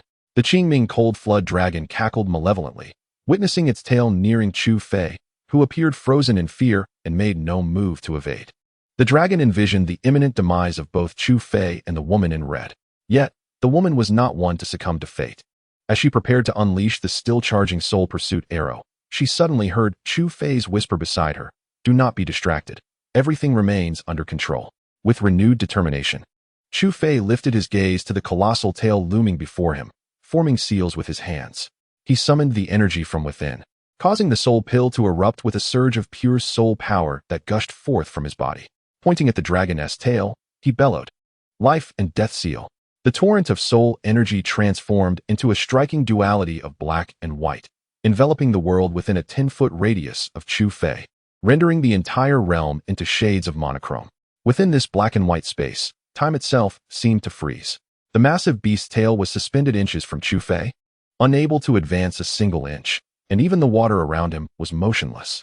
The Qingming cold flood dragon's expression shifted dramatically as it writhed and twisted, attempting to escape this bizarre black and white realm. However, no matter how forcefully it struggled or exerted its soul power, its tail remained immobile, as though it had slipped from its grasp entirely. A wave of terror washed over the Qingming cold flood dragon, which frantically unleashed torrents of icy energy toward Chu Fei. Yet, as the cold air approached within 10 feet of him, it too was ensnared within the confines of the frozen black and white world. A stream of fresh blood erupted from Chu Fei's mouth, and the black and white world within a radius of 10 feet instantly collapsed. The tail of the azure cold flood dragon broke free from the chaos. Alas, it could only hold on for 5 breaths. Observing the disintegrating black and white realm, Chu Fei felt a tinge of regret. However, he quickly reconsidered. Given his current strength, being able to confine the azure cold flood dragon for 5 breaths was indeed formidable, especially considering the vast disparity in their realms. The power of this life and death ban was truly terrifying. Yet, 5 breaths were sufficient. As he watched the massive tail swing back towards him, Chu Fei felt no significant concern. Indeed, the woman in red shouted at the azure cold flood dragon, declaring it time to determine their fates. The azure cold flood dragon gazed back in terror, realizing that the silvery long arrow in the woman's hand had fully materialized, and the immense silhouette behind her was unmistakably her face. Go! With a flick of her right hand, the silver arrow shot forth with great speed, aimed directly at the menacing head of the azure cold flood dragon. Chapter 25. Slaying the dragon. A flash of silver erupted from the soul-chasing bow, illuminating the entire cold pool as if it were daylight. Witnessing the incoming arrow, the azure cold flood dragon's vertical pupils turned blood red, and its colossal body inflated instantaneously as it bellowed, "Ice crystal wall." A torrent of frigid air erupted from its mouth. The pure white cold energy coalesced into a white wall before it, shielding it within. Almost as soon as the wall formed, the silver arrow collided with it. Boom! Following a brief clash, a thunderous roar emanated from the collision. The silver light and the ice wall shattered the barriers of space, causing the entire realm to implode and form a black hole. Subsequently, a surge of residual soul energy gushed forth from the black hole, sweeping outward. Chu Fei, being the weakest, was struck by the residual wave, spitting out a mouthful of blood before losing consciousness, leaving only the azure cold flood dragon and the woman in red desperately struggling. However, the residual wave, imbued with spatial power, was unparalleled in its might. Moments later, both were struck by the wave and succumbed to unconsciousness. In the tumultuous cold pool, a profound stillness enveloped the scene. A torrent of water continuously poured into the black hole, yet no matter how abundant the water, the shattered spatial rift was like a bottomless pit, insatiable. As time passed, the spatial rift slowly began to heal, reverting to its former state. At the dim bottom of the deep pool, only Chu Fei, the woman in red, and the enormous body of the azure cold flood dragon drifted aimlessly in the water, their fates uncertain. After a while, Chu Fei's body suddenly stirred, and he leapt up, surveying his surroundings. Realizing he was in the cold pool, he quickly glanced at the azure cold flood dragon beside him. He discovered the dragon's condition was dire. Nearly all of its scales had fallen off, its horn had broken, and most alarmingly, a gaping, bloody wound had appeared on its neck, exposing the veins within. Upon witnessing the condition of the Qingming cold flood dragon, Chu Fei let out a sigh of relief. Such grievous injuries rendered it no longer a threat, even if it had not succumbed immediately. He then turned his attention towards the crimson-clad woman, eager to assess her injuries. As he approached, he was taken aback by the severity of her wounds. Previously exhausted, she had been further battered by the residual shock waves, leaving her body marred with lacerations from which blood flowed incessantly. Most alarmingly, the damage inflicted by the aftershocks had rendered her red attire tattered, revealing patches of pristine white beneath. Gazing at the tumultuous sight before him, Chu Fei couldn't help but mutter, "Enchantress." Just as he reached out to cover her exposed skin with his garment, the woman suddenly opened her eyes. Pausing mid-motion, His hand hovered in the air as he awkwardly chuckled. "You're awake. I was just about to help cover you." The woman remained silent, regarding him with a detached expression. Chu Fei managed a few dry laughs, retracting his hand in embarrassment. As he contemplated what to say next, the Qingming cold flood dragon stirred, drawing his attention. He quickly turned to see the beast had regained consciousness, struggling to rise, but repeatedly collapsing to the ground. Noticing the two of them, it glared at them with its crimson vertical pupils, its demeanor menacing. However, Chu Fei felt no fear. The Qingming cold flood dragon was gravely injured, and its fierce appearance was a mere facade, lacking true menace. The crimson-clad woman, astonished that the dragon had survived under the soul-devouring bow, forcefully channeled her soul energy, resulting in a violent cough that expelled blood. Startled, Chu Fei turned to find that the pale long sword had materialized in her grasp, now aimed directly at him. Irritation welled up within him. After all, he had ostensibly saved her life, yet now she threatened him. Before he could voice his displeasure, the woman weakly urged, "Quickly, use this sword to behead it. Otherwise, once it regains its soul energy, we shall both perish." It dawned on Chu Fei that the sword was not meant for him, causing a flicker of guilt to cross his mind. He took the long sword from her, and upon grasping it, he felt an extraordinary lightness and a warmth coursing through his palm. Examining the sword further, he noticed it shimmered with a white glow and bore the inscription Qinggang prominently on its blade. The Qinggang sword? Isn't that the legendary blade seized by Zhao Yun from Cao Cao at Changban Slope? How did it come to be in the possession of this crimson-clad woman? Chu Fei pondered, his mind swirling with confusion. Seeing that he had taken the sword but remained unresponsive, the woman grew anxious. "Hurry, hurry. It will soon regain its soul energy." Startled into action by her urgency, Chu Fei suppressed his bewilderment and, with the Qinggang sword in hand, advanced toward the Qingming cold flood dragon. As he approached, the dragon snarled menacingly, "Boy, what do you intend to do? If you dare to approach, I shall risk everything to drag you down with me." Upon hearing the menacing threat of the azure cold flood dragon, Chu Fei did not falter. Instead, he continued walking while laughing softly. What was the reason? Naturally, it was to seize the opportunity to take your life while you are vulnerable. Seeing that Chu Fei was unfazed by his intimidation, the azure cold flood dragon grew uneasy and hastily pleaded for mercy, saying, "Little brother, let us spare each other. We hold no grudges, so why must it come to life and death? If you release me, I can offer you treasures." Upon hearing this, Chu Fei paused. The azure cold flood dragon, sensing a glimmer of hope, quickly added, "I have amassed countless treasures over thousands of years. If you set me free, I will grant them all to you. Every last one." Though it spoke thus, its heart harbored the thought that as soon as it regained its soul power, it would be the first to eliminate this young man. Chu Fei glanced at the azure cold flood dragon and sighed, sincerely stating, "In truth, I have no interest in wealth." Just as the dragon was about to curse him, it noticed Chu Fei adopt a sorrowful expression and utter a phrase of compassion, Amit Ba. Well said, well said." The azure cold flood dragon's heart leapt with joy, thinking Chu Fei was a disciple of the Buddha, just as it was about to advocate for the virtue of saving a life over building a 7-story pagoda. One sentence from Chu Fei caused it to spit out a mouthful of old blood. Chu Fei slowly proclaimed, "At last, I have the opportunity to act as heaven's envoy." Before the dragon could finish its retort, Chu Fei swung the Qinggang sword towards the previously inflicted wound, delivering a decisive blow. There was no resistance. Without the protection of its scales, the massive body of the cold flood dragon was as soft as tofu before the blade. With one stroke, it was cleaved in two. Its crimson eyes turned gray in an instant, blood gushing forth and nearly staining the pond red. Chu Fei shook his head, intending to depart, but unexpectedly, the woman in red shouted, "Retrieve the cold pearl from its body." Thus, with 2 more strikes, the colossal form was split in half, revealing a snow-white pearl amidst the flesh and blood. Chu Fei grasped the pearl, and an icy chill threatened to freeze him, prompting him to hurriedly toss it to the woman in red. She caught it with both hands, gripping it tightly as if fearing its loss. Chu Fei shook his head and, observing the pond being tainted red, said to the woman in red, "This place is not suitable for lingering. We should ascend quickly." After acquiring the cold pearl, her spirits lifted significantly, and she smiled at Chu Fei, momentarily rendering him spellbound by her charming demeanor.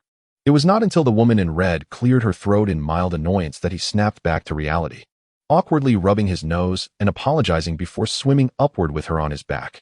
The previous ice wall had long since shattered, allowing Chu Fei to emerge without delay. Even with a person on his back, it posed no hindrance. With a gentle leap, he reached the shore. "Put me down," she commanded imperiously as soon as they were on land.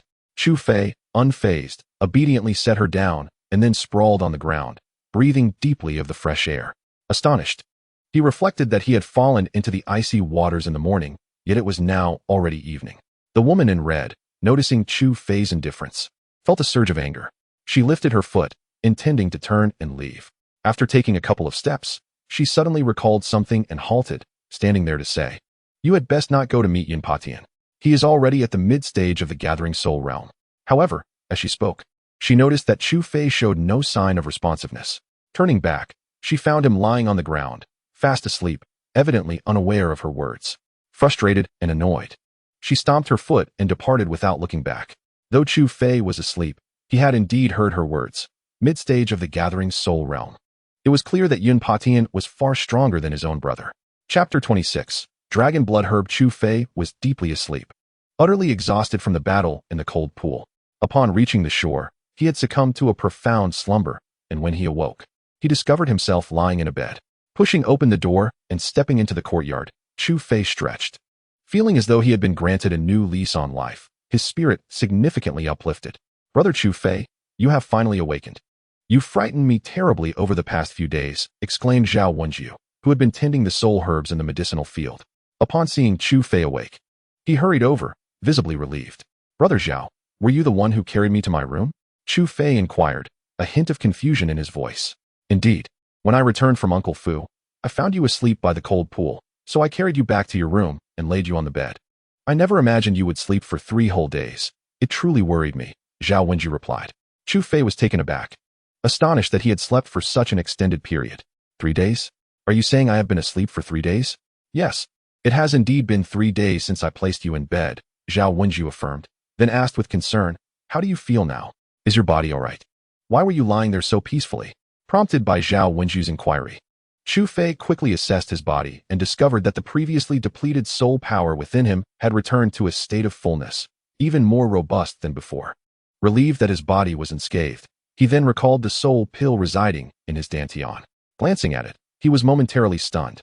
Inside his dantian, the soul pill now displayed not only its original azure and crimson hues, but also a new touch of white. The 3 colors stood in a harmonious balance, collectively dominating the soul pill. Furthermore, in addition to the original starry pattern, a vividly lifelike white dragon design now adorned its surface, intermittently emanating a chilling aura. This soul pill, already remarkable in appearance, had taken on an even more peculiar and sinister quality. Upon seeing the dragon design, Chu Fei immediately thought of the Qingming cold flood dragon in the icy pool. Yet, aside from when he had taken the cold pill, what could have caused this? Furrowing his brow, he formed a hypothesis in his mind. If he was not mistaken, it was likely that the cold energy he had absorbed during the intake of the cold pill had been drawn into the soul pill within his dantian. Upon reaching this thought, Chu Fei could not help but let out a bitter smile. Indeed, the soul elixir within him seemed to welcome all who approached. "Brother Chu Fei, what troubles you? Are you well?" Zhao Wenju, noticing Chu Fei's sudden stillness, inquired with concern. "Oh, I believe I am fine." Chu Fei finally came to his senses and responded, albeit with uncertainty.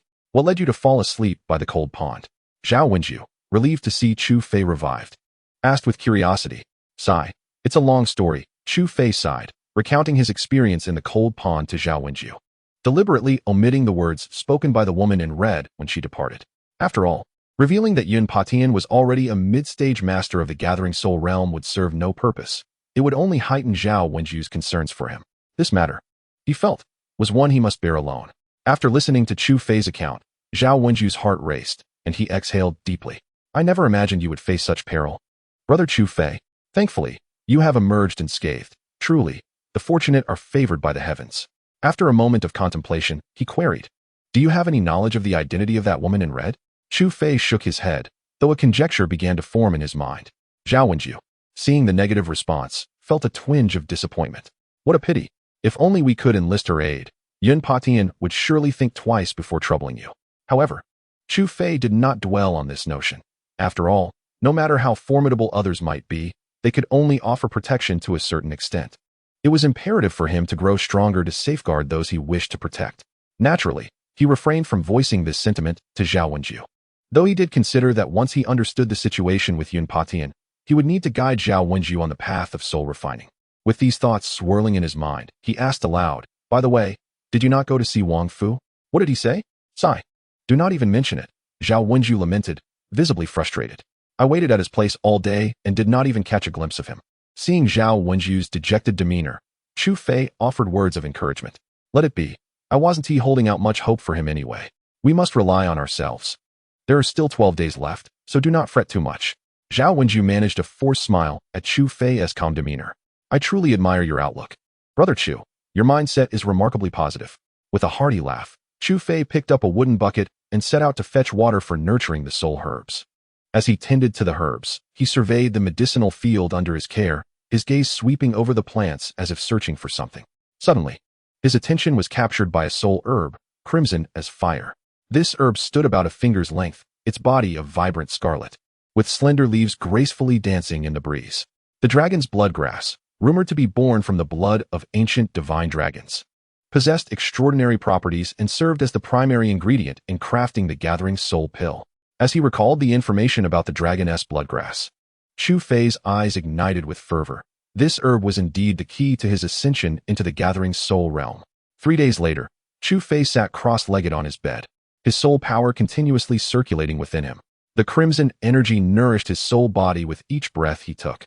After exhaling a cloud of murky air, he slowly opened his eyes, a flash of crimson light darting through them.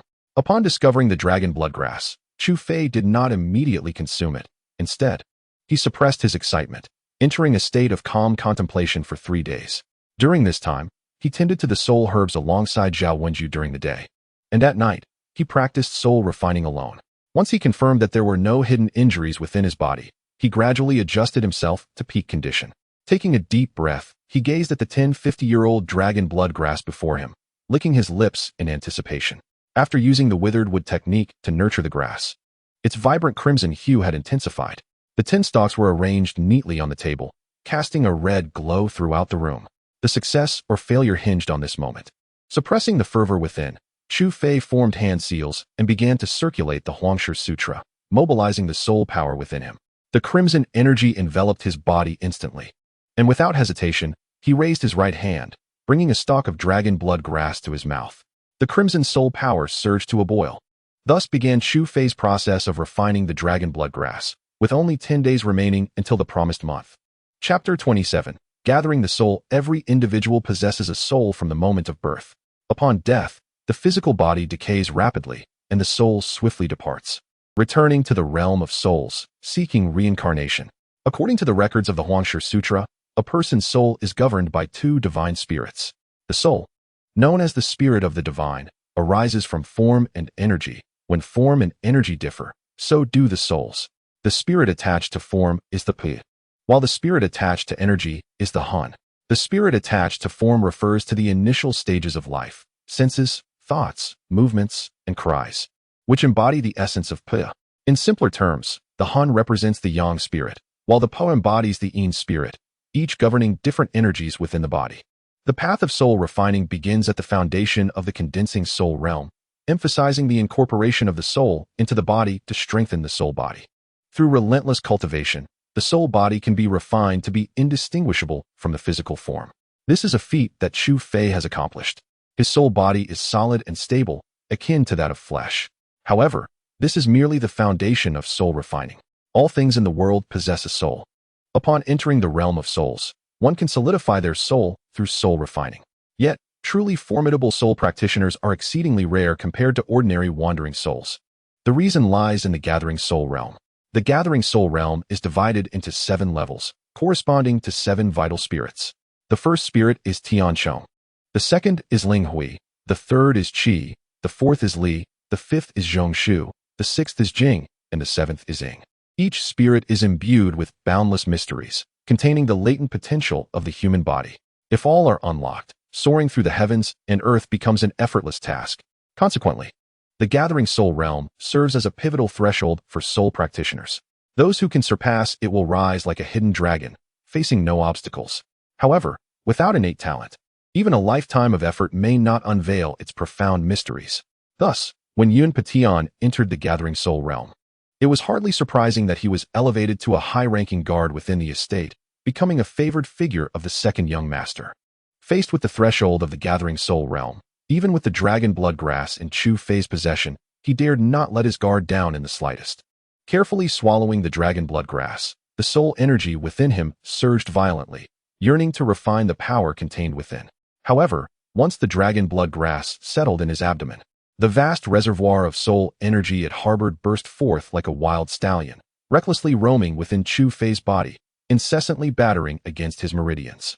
Sweat poured from Chu Fei, and the simple cloth he wore was soon drenched, clinging to his form. Unaware of the perspiration cascading down his body, Chu Fei was wholly focused on taming the tumultuous soul energy surging within him. The crimson soul energy eluded his control, rampantly coursing through his body, exerting tremendous pressure on his meridians, as though they might rupture at any moment. The calm facade of Chu Fei gradually contorted, the excruciating pain from his meridians making it abundantly clear that if he failed to rein in the soul energy, he would face a fate of disintegration. In a moment of desperation, Chu Fei recalled the soul pill nestled within his dantian. Without a hint of hesitation, he relinquished control of his dantian, allowing a torrent of unruly soul energy to flood into it. As the crimson energy surged forth, the peculiar soul pill not only showed no signs of retreat, but seemed to jubilantly embrace the influx. Before Chu Fei could exert any control, it began to operate autonomously, absorbing all the soul energy into itself. The soul pill's actions appeared to incite the chaotic soul energy within Chu Fei, prompting even more energy to rush toward the dantian. Eager to compete with the pill, as the soul energy departed, his meridians gradually relaxed, and Chu Fei's contorted visage began to restore itself. Sensing the violent crimson soul energy within his dantian dissipating, Chu Fei realized he had made the right gamble. The soul pill seemed like an insatiable abyss, welcoming all the immense soul energy it could absorb. Moments later, a stream of exceptionally pure and gentle soul energy flowed continuously from the dantian. Chu Fei promptly activated the Huang Shi scripture, directing the soul energy into the Tianchong Po, beginning his ascent into the gathering soul realm. 10 days slipped by in the blink of an eye. Throughout this period, Zhao Wenju had been waiting daily outside Chu Fei's door, tending to the medicinal fields. Although soul practitioners could forego eating and drinking through soul refinement, Zhao Wenju remained deeply concerned for Chu Fei, fearing that something untoward might occur within the confines of his room. However, recalling Chu Fei's prior instructions not to disturb him, he could only pace the courtyard, sighing in frustration. Suddenly, a figure dashed into the courtyard. Zhao Wenju looked up to find it was none other than the long-missing maid, Linger. Ever since Linger had mentioned returning to seek assistance from her mistress, she had not been seen again. Zhao Wenju had assumed she was hiding out of fear, and seeing her approach now, he could not help but respond with irritation. "What brings you back? Do you not think we have enough troubles already?" Linger, upon hearing this, was not offended. She understood Zhao Wenju's misunderstanding and hurriedly explained, "I am here to help you. During my last visit home, my lady was absent. Upon hearing that Chu Fei and Yun Patian had arranged a duel, I felt compelled to come here.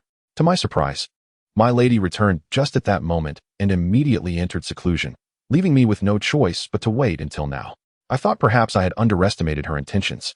Upon hearing this, Zhao Wenju realized he had misjudged Linger and smiled awkwardly at her before inquiring about her purpose for coming. "Did your lady send you?"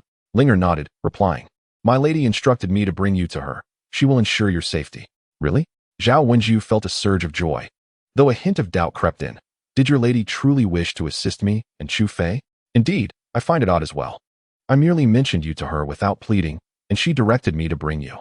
Linger, too, was puzzled, then suggested, "Let us not linger on this.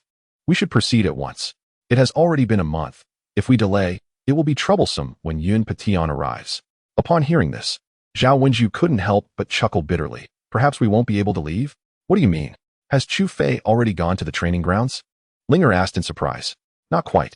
Brother Chu Fei has been in seclusion for 10 days now and has yet to emerge," Zhao Wenju explained. Linger let out a sigh, relieved she hadn't arrived too late. "Then what are we waiting for? Call him out." Zhao Wenju shook his head, stating no. Brother Chu Fei specifically instructed that we must not disturb him. "Bookworm, if you want to go, I shall." Linger scolded Zhao Wenju and attempted to rush into the room. However, Zhao Wenju suddenly stepped in front of her, blocking her path in the courtyard. "No. Since Brother Chu Fei said we cannot enter, we absolutely must not. Please wait." "Miss Linger," Zhao Wenju insisted earnestly. As they were arguing, 3 individuals entered from outside the courtyard, led by none other than Yun Xiao, whom Chu Fei had previously injured. Chu Fei, where is he? Get him out here. Yun Xiao shouted as he entered. Linger furrowed her brow and asked, Yun Xiao, what brings you here? Upon seeing Linger, Yun Xiao quickly smiled and replied, Sister Linger, I did not expect to find you here. I was sent by my brother to summon that lowly servant to the training grounds. Has Yun Patian already gone to the training grounds? Linger's expression tightened further. Yes, that's why I'm here. I fear that little wretch might shrink back and not show up.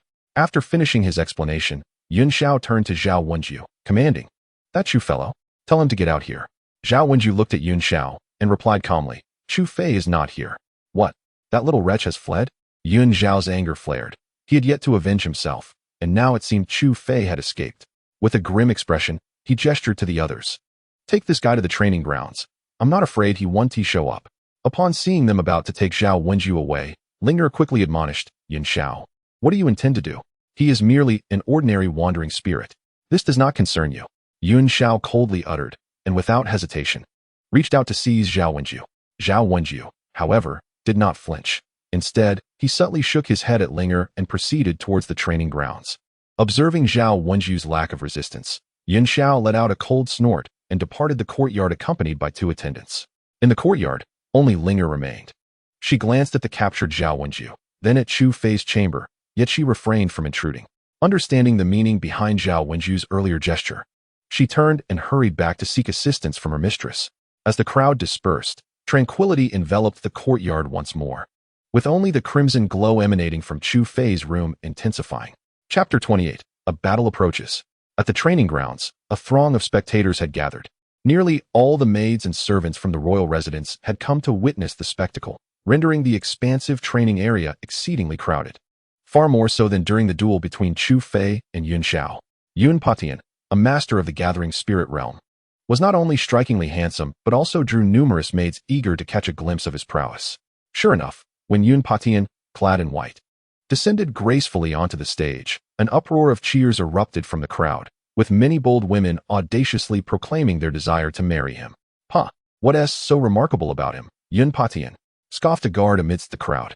He's a formidable master of the gathering spirit realm. Just look at yourself. Do you think you can compare? Retorted another guard with a smirk. What's so impressive about the gathering spirit realm? If he loses to that fellow named Chu Fei, let us see how he manages in the royal residence afterward. The first guard shot back, disdain evident in his voice. Come now, you can't genuinely believe that Yun Patian would lose to a mere condensed spirit realm brat? Laughed a bystander, as if hearing the grandest of jokes. At his laughter, the first guard's face flushed with embarrassment, realizing his folly, and he fell silent, redirecting his gaze back to the stage. On the platform, Yun Patian stood with his hands clasped behind his back, eyes closed in meditation, seemingly oblivious to the clamor surrounding him. Meanwhile, from a serene chamber atop a distant pavilion, 2 young men gazed down upon Yun Patian in the training grounds.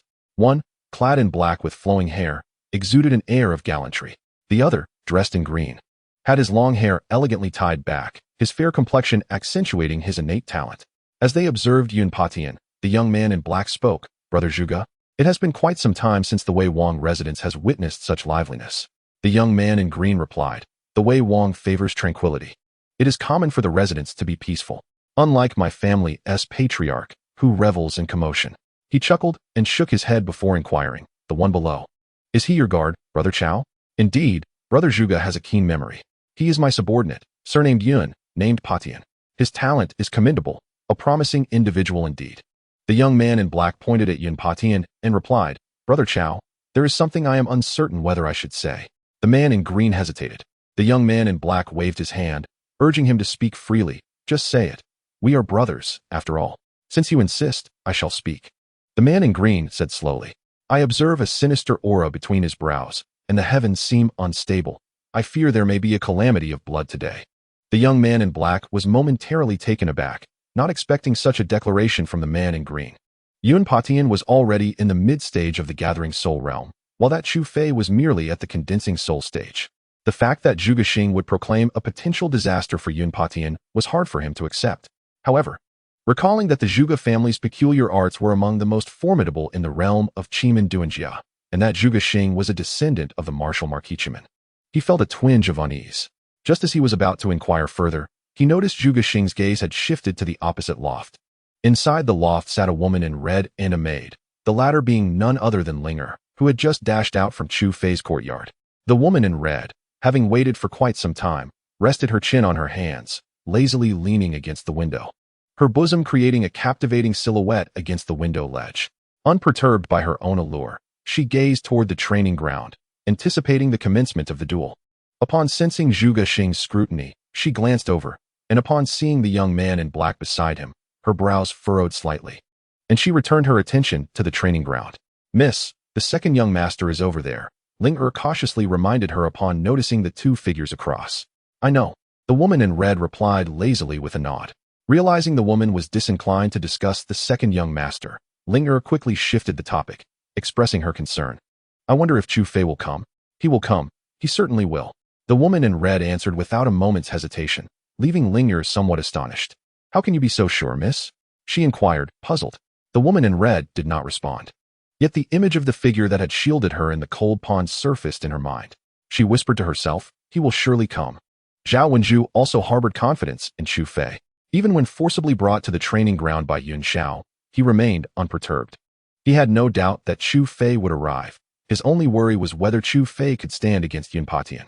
If he lacked sufficient strength, Zhao Wenju would rather Chu Fei not show up at all, for Yun Patian would undoubtedly show no mercy.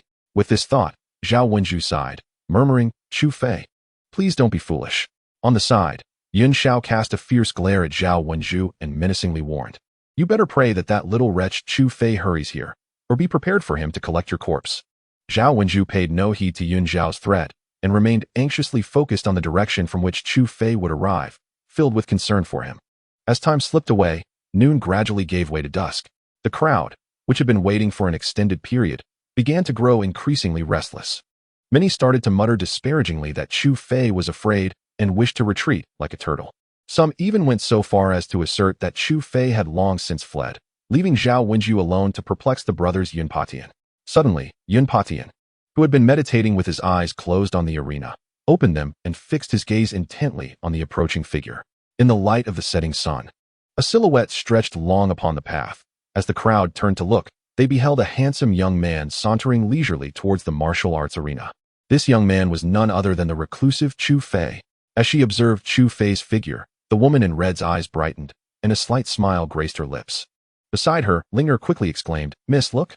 Chu Fei is here. Please, do whatever it takes to save his life." Upon seeing Chu Fei's arrival, Zhao Wenju felt a surge of anxiety. Just as he was about to speak, Chu Fei beamed at him with a radiant smile. Zhao Wenju sighed in relief, realizing that Chu Fei was not acting impulsively. However, a twinge of worry crept back in, as he harbored little confidence in the duel between Chu Fei and Yun Patian. Observing the ever-composed Yun Patian on the arena, Chu Fei suddenly burst into laughter, filled with immense joy. At last, he had encountered a genuine adversary. With a light leap, Chu Fei landed gracefully on the stage. It seemed as though the soul energy within him resonated with his exhilaration, becoming remarkably vibrant. An extraordinary thrill coursed through his being as he boldly declared, "Yun Patian, come forth in battle." Chapter 29. Soaring through the air, his audacious, yet simplistic proclamation floated slowly across the vast martial arts arena, instantly silencing the previously vibrant atmosphere. Within the arena, the multitude of onlookers directed their gazes, imbued with a myriad of emotions, towards the handsome youth on the stage. They were not unfamiliar with this young man named Chu Fei, whose feud with the Yun brothers had been recounted in various versions throughout the royal mansion over the past month, rendering him a frequent topic of conversation among the servants. Of course, whenever his name was mentioned, most would express a hint of disdain and mockery. The notion that a mere lowly servant would dare to challenge Yun Patian struck them as utterly absurd, especially after the news of Yun Potion's advancement to the mid-stage of the gathering spirit realm spread, intensifying the derisive remarks. Nevertheless, alongside the ridicule, there existed a sense of pity. The plight of Chu Fei and his companion elicited sympathy from numerous servants, who felt that their misfortune was unparalleled in the royal mansion, having innocently tended to the medicinal fields only to attract the ire of the Yun brothers. Yet, all such compassion dissipated with Chu Fei's brazen declaration. The onlookers regarded him with expressions akin to disbelief, anticipating that Yun Patian would swiftly dispatch him with a single strike. Yun Patian stared quietly at Chu Fei, clad in servant's garb, astonished that he would dare to show up. Compared to a month prior, Chu Fei appeared more composed and self-assured, revealing no trace of panic, as if he were perfectly poised for the encounter. However, Yun Patian remained unperturbed. In the face of absolute power, all petty thoughts were futile. This contest was to be a fair competition, indifferent to life and death. Yun Patian spoke to Chu Fei in a solemn tone, "As you wish." Chu Fei replied nonchalantly, as if he were the one in the gathering spirit realm and Yun Patian were merely in the soul condensation realm. Instantly, the crowd surrounding them erupted in astonishment. How arrogant! This young man is exceedingly presumptuous. Ah, youth is often impetuous. He will soon learn his lesson. Haha, I relish this. Let him see how Yun Patian usually carries himself with such arrogance. Yun Potion's gaze turned icy as he shook his head at Chu Fei, stating, "Since you seek your own demise, do not blame me for showing no mercy." With that, his tall figure transformed into a fleeting shadow, gliding over like a figure from a painting. With no other movement, he simply raised his right hand high, enveloped in azure soul power, seemingly intending to conclude the battle with a single strike. At this moment, all eyes were fixed upon the arena, and many began to shake their heads in dismay. Convinced that there would be no suspense, Chu Fei would undoubtedly be obliterated by Yun Patian. Chu Fei remained stationary, awaiting Yun Patian to close the distance, extending his right palm to meet the cerulean strike. Boom! As their palms collided, the crimson soul power clashed with the azure energy, producing an explosive sound akin to thunder, reverberating throughout the martial arena. The collision of the two forces sent ripples of aquamarine light cascading outward, enveloping the area in a shimmering veil. As anticipated, Yun Patian was extraordinarily powerful. It seemed that Chu Fei would either perish or be rendered incapacitated. The blue radiance surged like lightning, the density of the soul power indicating Yun Potion's exceptional prowess. Many gazed at the ethereal blue light in awe. Zhao Wenju felt an increasing urgency in his heart. Just as he was about to shout Chu Fei's name, the azure mist gradually dissipated, revealing the scene on the platform. Those who had previously been discussing were now left speechless, swallowing their words. On the arena, not only was Chu Fei unharmed, but he had merely taken a few steps back. In contrast, Yun Potion's expression darkened as he fixed his gaze on Chu Fei. "Oh, is this the strength of a mid-level gathering spirit realm practitioner?" Chu Fei remarked lightly, shaking his slightly numbed arm and chuckling. Nothing extraordinary. At this point, no one dared to utter further mockery. To withstand Yun Potion's palm unscathed, none could still deem him a madman. Indeed, some began to sense that this duel might not be so simple after all. As expected, upon hearing Chu Fei's words, Yun Potion's expression grew darker, seemingly dripping with intensity. Coldly, he replied, very well. I had underestimated you before. Now, I shall show you what true gathering spirit realm power entails." Yun Potion's demeanor became increasingly frigid, as azure soul power surged forth, enveloping his entire being, allowing him to ascend into the air without any wind. He was soaring. This was the flight capability of the gathering spirit realm. Amidst the crowd, a voice suddenly exclaimed, igniting a cacophony of excitement. All eyes were fervently fixed upon the figure of Yun Patian, suspended in midair, as a sense of envy filled their hearts. The ability to traverse the skies is a hallmark of those who have attained the gathering soul realm. The distinction between the gathering soul and the condensing spirit realms lies primarily in the former's reliance on the soul itself, emphasizing the essence of the soul. By refining the soul, one can unleash the full potential of the seven souls within. And the ability to soar aloft is a manifestation of the heavenly potential of the soul. Water Shadow Palm. Yun Patian, standing in the air, suddenly barked a command. With a swift movement of his hands, a colossal blue hand surged toward Chu Fei below. Observing the descending hand, Chu Fei remained unperturbed. With a powerful thrust of his legs, he deftly retreated, narrowly evading the palm's strike. Boom! The blue palm imprint struck the ground, creating a distinct depression in the arena's surface, causing many to break into a cold sweat for Chu Fei. The formidable water shadow palm, if struck, would undoubtedly lead to one's soul being scattered. Yun Patian, unfazed by the missed strike, revealed a mocking smile. Following his initial command, he unleashed 3 consecutive palms toward Chu Fei, swiftly encompassing the entirety of his movement. Without raising his head, Chu Fei propelled himself with great speed, rolling to the edge of the arena just in time to escape the onslaught of Yun Potion's 3 palms, his figure appearing quite disheveled. The battle had turned decidedly one-sided, with Chu Fei being chased around the arena, nearly struck by Yun Patian on several occasions. Watching Chu Fei scurry about like a frightened mouse, Yun Xiaoji felt a surge of satisfaction and sneered at Zhao Wenju. "See that? This is the fate of those who provoke us brothers." Zhao Wenju remained silent, inwardly praying for Chu Fei, hoping for a miracle to unfold. Suddenly, after a period of evasion, Chu Fei came to a halt, wiped the sweat off his brow, and addressed Yun Patian. Since you wish to play, I shall indulge you to the fullest. A crimson surge of soul energy erupted from Chu Fei's soul, enveloping him in an instant. With a powerful step forward, fissures erupted in the solid stone beneath his feet. In one graceful leap, Chu Fei soared into the air, hovering effortlessly, a true master of the skies. He cast a radiant smile at the now darkened Yun Patian and lightly remarked, "What a coincidence. I too can traverse the skies." Chapter 30. Fierce battle. Feeling the formidable soul energy within Chu Fei, Yun Patian's expression turned to one of astonishment. According to his inept brother, just 2 months prior, Chu Fei had been merely a wandering soul devoid of any soul power. In a mere 2 months, he had ascended to become a formidable presence in the gathering soul realm, undoubtedly blessed by extraordinary fortune. With this thought, rather than feeling apprehensive, Yun Patian's eyes gleamed with fervor. Greedily assessing Chu Fei, he resolved to show mercy, intent on preserving Chu Fei's life to uncover the secret of his remarkable fortune. The arena was enveloped in an unusual silence, as neither of the two combatants had yet engaged in battle. All present stared, dumbfounded, at the crimson figure soaring through the air. Yun Xiao's expression resembled that of someone who had just tasted something foul. He appeared exceedingly distressed, unable to believe that Chu Fei had indeed reached the realm of gathering soul. Conversely, Zhao Wenju exhaled a sigh of relief, secretly elated that his brother Chu Fei had truly accomplished this feat. "My lady, look, Chu Fei has already attained the gathering soul realm," Linger exclaimed upon witnessing Chu Fei's aerial prowess. The woman in red's eyes brightened with surprise. She recalled that he had only recently been at the late stage of the soul condensation realm. In just over a fortnight, he had ascended to the gathering soul realm. "Chu Fei, you are becoming increasingly enigmatic," she mused. Across the way, Zhuge Liang observed Chu Fei's elevation to the gathering soul realm with no hint of astonishment, merely smiling slightly. "What do you think, Brother Chao? Surely you now believe my words?" The second son of the Chao family remained unperturbed, stating flatly, "He has merely just entered the gathering soul realm. Yun Patian's prowess extends far beyond what is visible here." Indeed, as if to confirm this, a flicker of soul energy enveloped Yun Patian, and a pale blue long sword materialized in his grasp.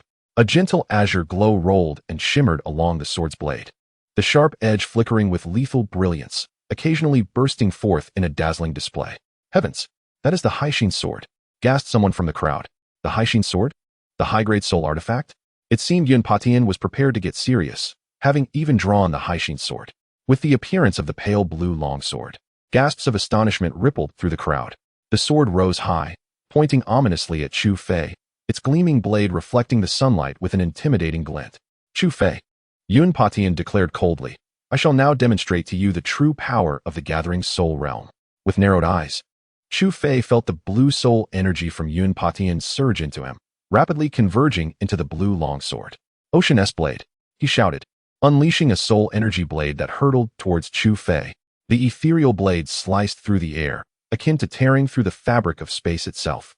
As the azure soul energy streamed from the sword's tip like a meteor descending from the heavens.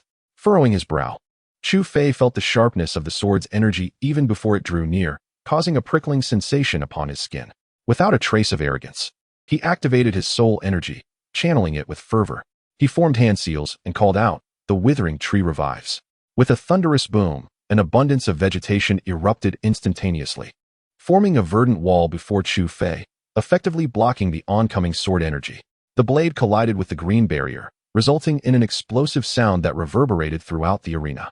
The 3-foot-thick wall held firm for but a moment before disintegrating into a cloud of fine dust, scattering in all directions. Remaining composed, Chu Fei deftly harnessed his soul energy once more, conjuring a colossal fist made of foliage to swing towards the dissipating sword energy. With a single strike, the green fist shattered, and the sword energy, having exhausted its power, vanished into the ether. Such is the terrifying prowess of a soul artifact. In a state of astonishment, Chu Fei observed Yun Patian wielding the Haixin sword, his soul power augmented to a terrifying degree, far surpassing his previous capabilities. Noticing that Chu Fei had successfully parried his Songhai sword strike, Yun Patian's expression grew markedly grave. Gripping his long sword firmly, he refrained from uttering any further words. The subordinate he once regarded as insignificant now necessitated his utmost effort to secure victory in this contest. The potent flow of soul power surged through his meridians like a mighty river. With a flash of brilliance in his eyes, Yin-Yang briefly halted, then, with a sudden and forceful push from his toes against the void, transformed into a fleeting streak of light, launching an immediate assault on Chu Fei before the watchful crowd. The mere distance between them was scarcely a dozen meters, a span that could be traversed in mere seconds for one capable of flight. With a deft movement, he entered the attack range, brandishing his sword like a venomous serpent emerging from its lair, its edge slicing through the air with a sharp, fierce wind, aimed directly at Chu Fei's chest. As Chu Fei gazed at the ever-looming tip of the sword in his line of sight, he waved his hand, and the tumultuous soul power within him roared through his veins, enveloping him with a profound sense of strength. Just as the sword, encased in a pale blue luminescence, was about to breach the half-foot threshold to his chest, Chu Fei sprang into action, forcefully stepping into the void and deftly shifting half a meter to the right, narrowly evading Yun Potion's vicious assault. Thousand-layer waves. Chu Fei's evasion did not catch Yin-Yang off guard. Swiftly rotating his palm, he conjured several strands of spiraling sword energy formed from blue soul power at his fingertips. With a sharp cry, these sword energies shot forth, intertwining into a slender blue line, accompanied by a piercing sound as they hurtled toward Chu Fei with lightning speed. The sword energy approached Chu Fei in an instant, its menacing aura leaving no room for carelessness. In a heartbeat, he raised his hand to conjure a green wall before him. However, the green barrier was no more than soft tofu against the sword energy, which pierced through effortlessly, maintaining its ferocious momentum as it surged toward Chu Fei. At such a close range, evasion was no longer an option. Narrowing his eyes, Chu Fei hesitated not for a moment. His soul Dan whirled into action, swiftly replacing the crimson soul power with a brilliant white. A wave of white energy emerged from his palm, which he gently flicked, causing it to swell as it surged toward the sword energy. Frozen for 1,000 miles. To everyone's astonishment, the fierce clash between the sword energy and the white wave did not result in a violent collision. At the moment of contact, the blue sword energy was encased in icy chill, forming a sharp cone suspended in midair. Without any delay, the white frost surged forth toward Yin-Yang, freezing everything in its path, even the air itself solidifying in the wake of its passage. Witnessing this familiar soul technique, the woman in red abruptly stood, her gaze fixated intently on the rising white wave. A chill swept through the air as Yin-Yang retreated, only to be enveloped by a wave of icy energy. "It is time for me to strike," Chu Fei exclaimed, channeling his soul power to summon two colossal hands formed from the very essence of nature, which then descended upon Yin-Yang amidst the cold. With a resounding crash, the icy mist began to dissipate, revealing Yin-Yang, who lay sprawled on the arena floor. Chu Fei's gaze sharpened as he silently acknowledged the formidable strength of a mid-stage gathering soul realm practitioner. Despite his tattered white robe and disheveled appearance, Yin-Yang was unscathed, merely exhibiting a slight disruption in his aura. The arena fell into a profound silence, as onlookers struggled to comprehend the scene before them. The once mighty Yin-Yang was reduced to such a pitiful state by a mere lowly servant. "You have successfully provoked my ire." Yin-Yang glared at Chu Fei with malice, resolving to end this duel without further delay. In the arena, he slowly closed his eyes. Moments later, they flew open, his long hair rising as if caught by an unseen wind, swirling majestically around him as his body began to levitate. As Yin-Yang ascended, his soul power erupted like boiling water, enveloping the entire arena in a vibrant blue aura. With a pointed finger, Yin-Yang summoned towering waves of blue energy behind him, his sword elongating to an enormous size, akin to a celestial force descending from the heavens. "Chu Fei, let us determine our fates." Chapter 31. Victory. As the furious command echoed through the skies, a terrifying surge of soul power erupted, unleashing a fierce sword energy that cascaded down upon Chu Fei like a divine retribution. The hard floor of the arena cracked under the immense pressure of the piercing energy, fissures spreading across its surface. Feeling the violent soul power converge within the arena, the hearts of all spectators tightened, knowing that the outcome of this confrontation was imminent. The previously bustling arena hushed to a profound quiet, each person holding their breath in anticipation of the climactic moment. Victory must be ours, Zhao Wenju fervently prayed within his heart, wishing for Chu Fei's triumph. Meanwhile, Yun Zhao's expression was one of fierce disdain. "No one has ever withstood my brother's ultimate technique. You're doomed." In a balcony above, the languidly postured woman in red suddenly became alert, her gaze fixated on the arena as she thought, he will surely emerge victorious. Brother Chao, your subordinate Yin-Patian will fall, Zhuge Liang remarked to the second son of the Chao family, shaking his head in reference to Chu Fei. How can you be so certain, Brother Zhuge, when the outcome is yet to be decided? The second son of the Chao family expressed his skepticism, asking, while Zhuge Liang gestured towards Chu Fei, indicating that the latter's demeanor revealed much. Faced with imminent danger, Chu Fei remained remarkably composed. This could either signify a well-formed strategy or sheer madness. Chao brother, do you perceive him as mad? Upon glancing at the arena, the Chao scion confirmed Zhuge Liang's observation. Indeed, as the overwhelming assault from Yin-Patian approached, Chu Fei exhibited no signs of trepidation, raising his gaze calmly towards the ever-enlarging blue radiance, rather than feeling fear. Excitement surged within him. Strictly speaking, this was Chu Fei's inaugural encounter in a duel with a soul master. The tense atmosphere ignited every combative instinct within him. At this moment, he disregarded all else, yearning only for an exhilarating battle. Thus, as he beheld Yun Potion's astonishing strike, Chu Fei not only refused to evade, but resolved to confront it head-on. White soul energy began to rise steadily from his palms, while the pressure descending from above pressed his garments tightly against his skin. Yet, the white soul energy showed no sign of waning. Instead, it surged with even greater fervor. Mobilizing every ounce of soul power within, Chu Fei fixed his gaze upon the descending blue sword, rapidly maneuvering his hands as he murmured the frost art incantation. A torrent of icy air erupted from within him, coalescing into numerous colossal ice spikes around him, each towering and crystalline, radiating an aura of chill. Yin-Patian, noticing Chu Fei's actions, realized there was no turning back and summoned all his strength. With a focused mind, he intensified the frantic flow of blue soul energy within and shouted, wave-cleaving slash. Instantly, the long sword, imbued with overwhelming pressure, cleaved towards Chu Fei with the force of an earth-shattering blow. Inhaling deeply, without a hint of hesitation, Chu Fei thrust his hands forward, exclaiming, "Go!" In that fleeting moment, the scattered ice spikes surrounding him levitated of their own accord, transforming into a streaking comet, darting towards the incoming blue giant sword with the swiftness of a meteor. Colliding fiercely, under the watchful eyes of countless anxious spectators in the training ground, the two streaks of light zipped through the air, finally crashing into one another approximately 10 meters above the ground, akin to a meteorite collision. Boom! A resounding explosion echoed throughout the entirety of the Wei royal mansion. The thunderous roar reverberated above the expansive training ground, resembling the wrath of deities, instilling a sense of fear and tremor in the hearts of all present. Following the deafening blast came the violent eruption of colliding soul energies, as two formidable forces unleashed the terrifying power they harbored upon contact. Instantly, a frigid gust swept forth from the epicenter of the collision, howling past as the air itself distorted and blurred under the immense energy. The icy wind surged, and the shock wave of soul power, akin to a tidal wave, swept across the training ground in all directions. This is dire. The onlookers surrounding the arena immediately sensed that the situation had taken a dire turn. The frigid air rampaged across the surface of the stage, coating it in white frost. Should it sweep through the crowd, it would undoubtedly result in numerous casualties. The woman in red, with a sudden burst of energy, leaped into the air, intending to spring from the loft and take action. However, before she could ascend, a brilliant white light coalesced into an enormous energy shield, enveloping the entire arena.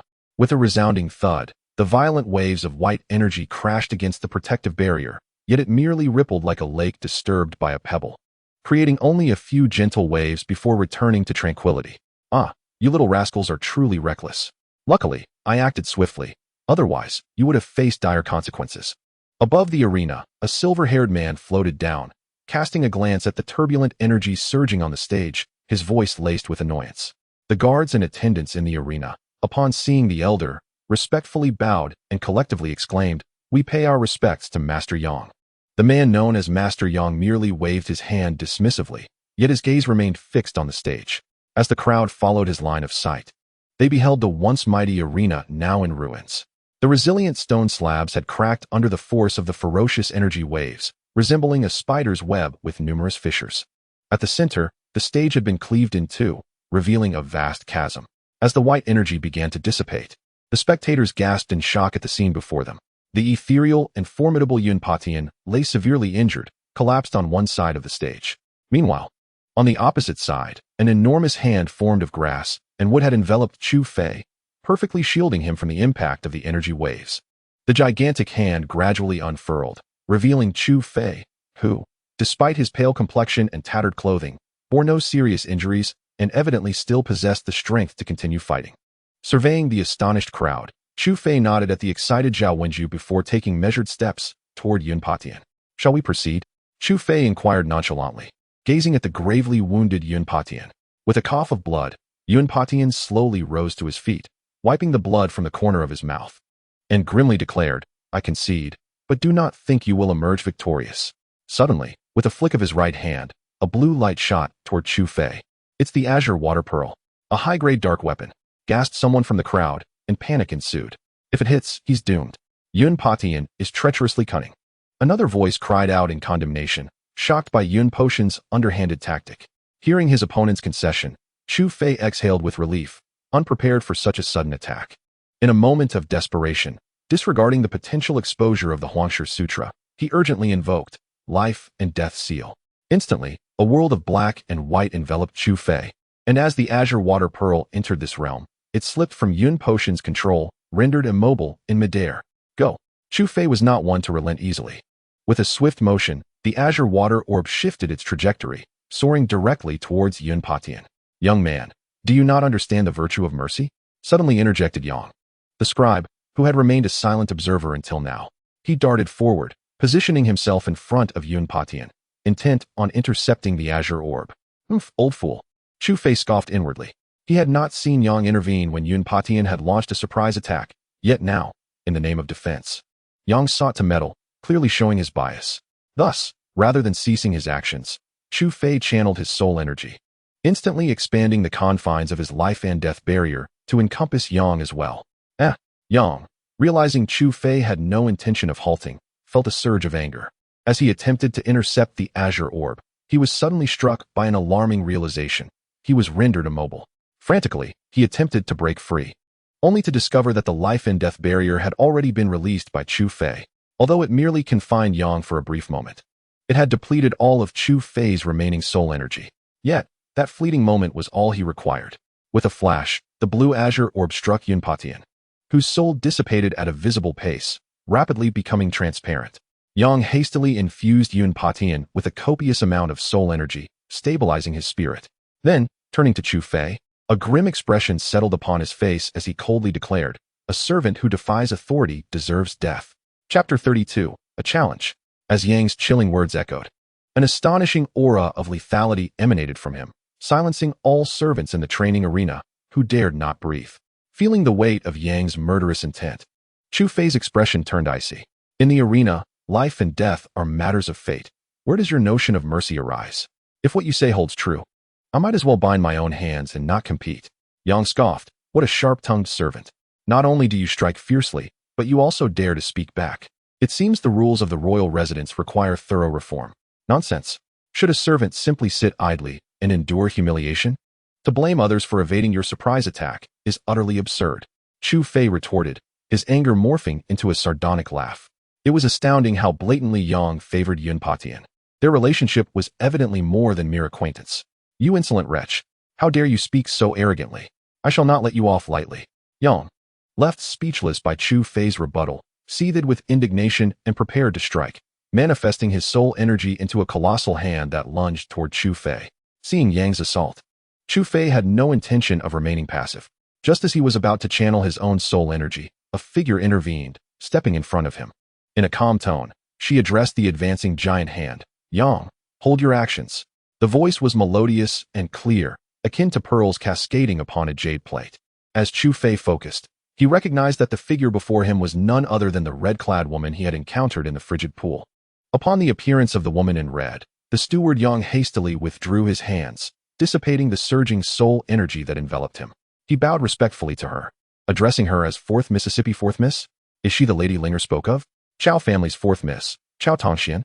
Chu Fei mused inwardly, feeling no surprise, as he had harbored such suspicions by the cold pool previously. "Uncle Yang, you have long been a senior in the residence. How could you rashly act against a servant, especially in front of so many onlookers?" Qiao Tongxian lazily reprimanded the steward, casting a glance at the surrounding spectators. Instantly, cold sweat beaded on Yang's forehead as he stammered. Yes, I was foolish. I beg the young lady's forgiveness. Seeing the once arrogant Yang now pale with fear at a mere word from Qiao Tongxian was unexpected. Yet, she showed no intention of letting him off easily. Rather, she continued to press. However, Uncle Yang, you are not entirely wrong. The rules of this royal residence do need to be properly enforced. Otherwise, we might forget who truly holds authority here. At once, Yang's face turned ashen, a weight settling in his heart. He quickly responded, the young lady is right. I was indeed blinded by that vile servant's provocation and spoke inappropriately. However, Qiao Tongxian disregarded his words and waved to Linger, instructing her to bring Zhao Wenju over. Since this matter originated from you, you must clearly explain the entire situation to Steward Yang, she said. Understood, Miss. Linger nodded and began recounting the grievances between Chu Fei and the Yun brothers. Although Yang harbored a desire for favoritism, he dared not openly side with Yun Patian after Qiao Tongxian intervened. He could only suppress his resentment, feigning understanding. I failed in my duties. Please punish me. Fourth Miss, he lamented after Linger finished her account, his face etched with frustration. He hoped to retreat strategically from this predicament. For a gentleman's revenge is best served cold. This fourth Miss could not protect that lowly servant forever. Upon observing Yang's demeanor, Qiao Tongxian discerned his intentions but chose not to expose them. Despite being the fourth Miss of the household, she recognized that Yang had served her grandfather for many years and could not impose excessive punishment upon him for this incident.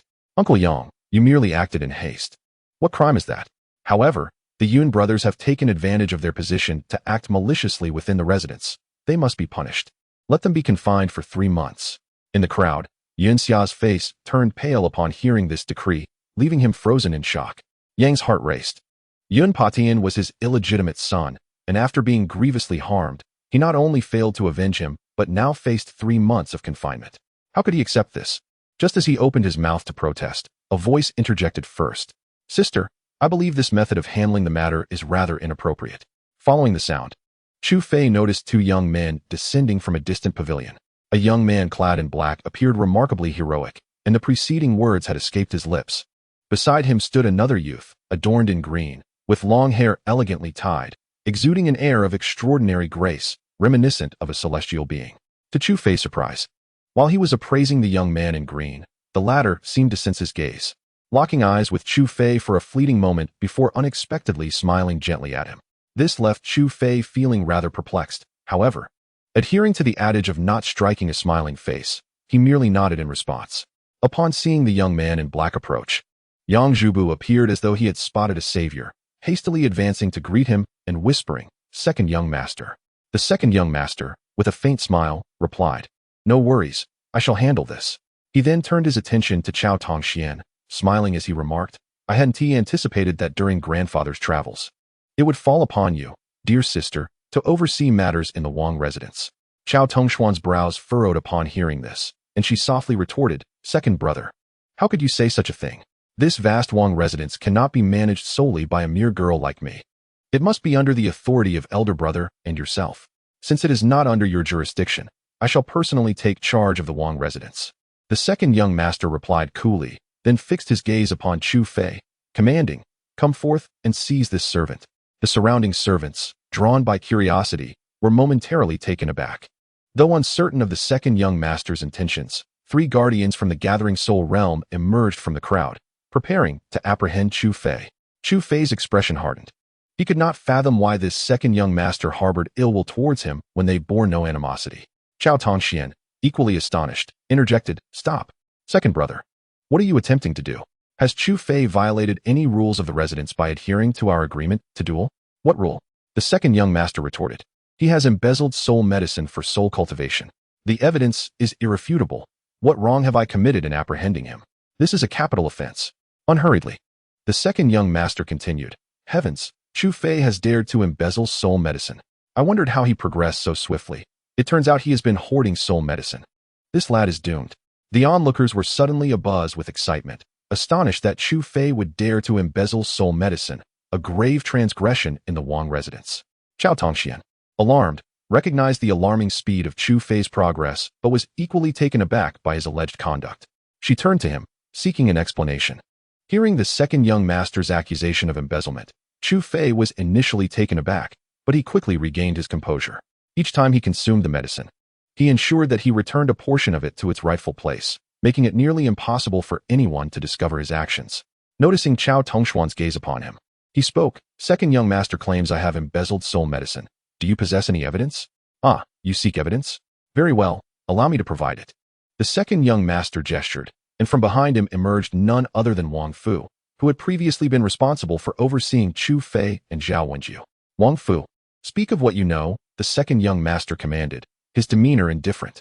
Wang Fu glanced at Chu Fei and Zhao Wenju before bowing his head and solemnly responding, "Yes." Second young master. Yesterday, during a routine inspection of the medicinal fields, it was discovered that 2 5-year-old Lingji mushrooms and 3 3-year-old Qingming herbs were missing from the fields overseen by Chu Fei and his companion. In total, 5 soul herbs had vanished. "Impossible," Zhao Wenju exclaimed vehemently after hearing the news. "When I examined the fields this morning, the soul herbs were intact. How could they have disappeared?" He continued, "You are an accomplice of Chu Fei. Why should I believe you?" The second young master, with a hint of sarcasm, cast a glance at Zhao Wenju before turning to Chu Fei, demanding, "Impudent servant, do you have anything to say for yourself?" Chapter 33. Departure. Glancing at Wang Fu, who remained silent with his head bowed, Chu Fei shook his head in disappointment. Although Wang Fu had treated him well in the past, even providing healing remedies when Chu Fei was gravely injured by Yun Xiao, he now succumbed to pressure and sought to frame him. It seemed that goodwill was never without ulterior motives. After a sigh of resignation, Chu Fei addressed the second young master, saying, "Since you assert so confidently that I have hoarded the soul herbs for cultivation and have even presented evidence, I should confess my guilt. However, there is one matter I do not comprehend, and I would like to seek your guidance."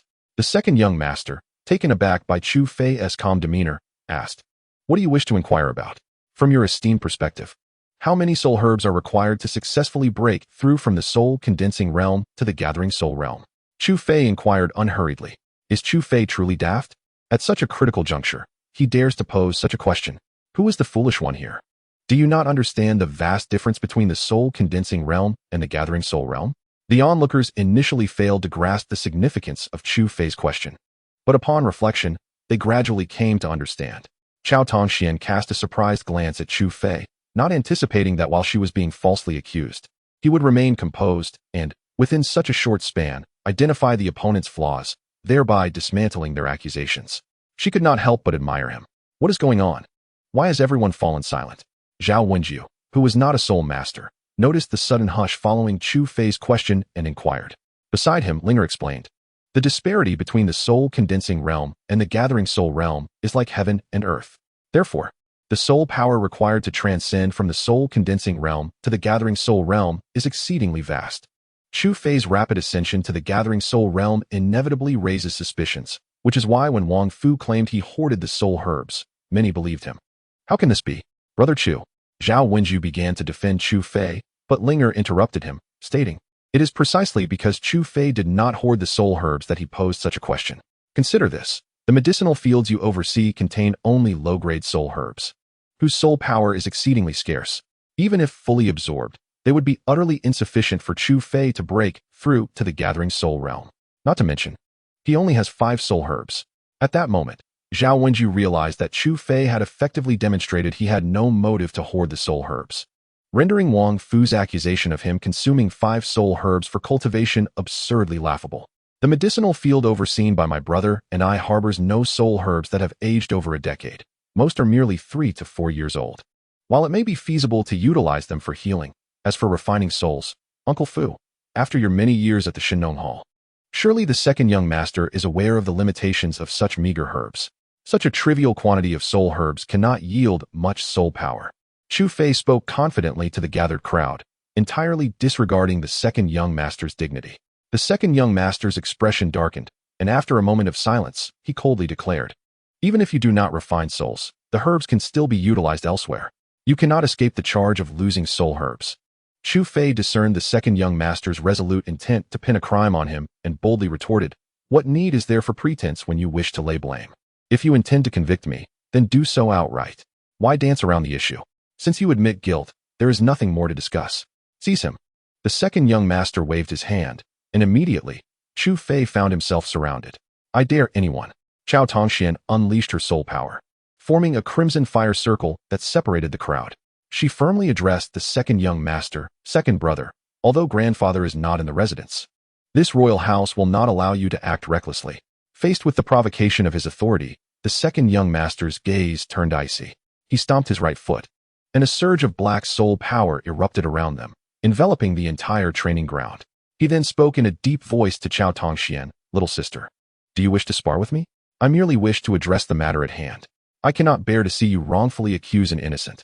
Qiao Tongxian replied defiantly, her soul power surging forth as the red fire wall clashed vehemently against the black soul power, both sides brimming with the potential for conflict. All the guards and maidservants felt a chill run through them, realizing the gravity of the situation. The second young master was the legitimate son of Lord Qiao Ji and the direct grandson of the Wei King. His position in the residence was unparalleled. In contrast, the fourth young lady was the beloved daughter of Lord Qiao Pai, cherished as the apple of the Wei King's eye. The discord between Lords Qiao Pai and Qiao Ji had long been known, and their children were akin to fire and water, should they come to blows.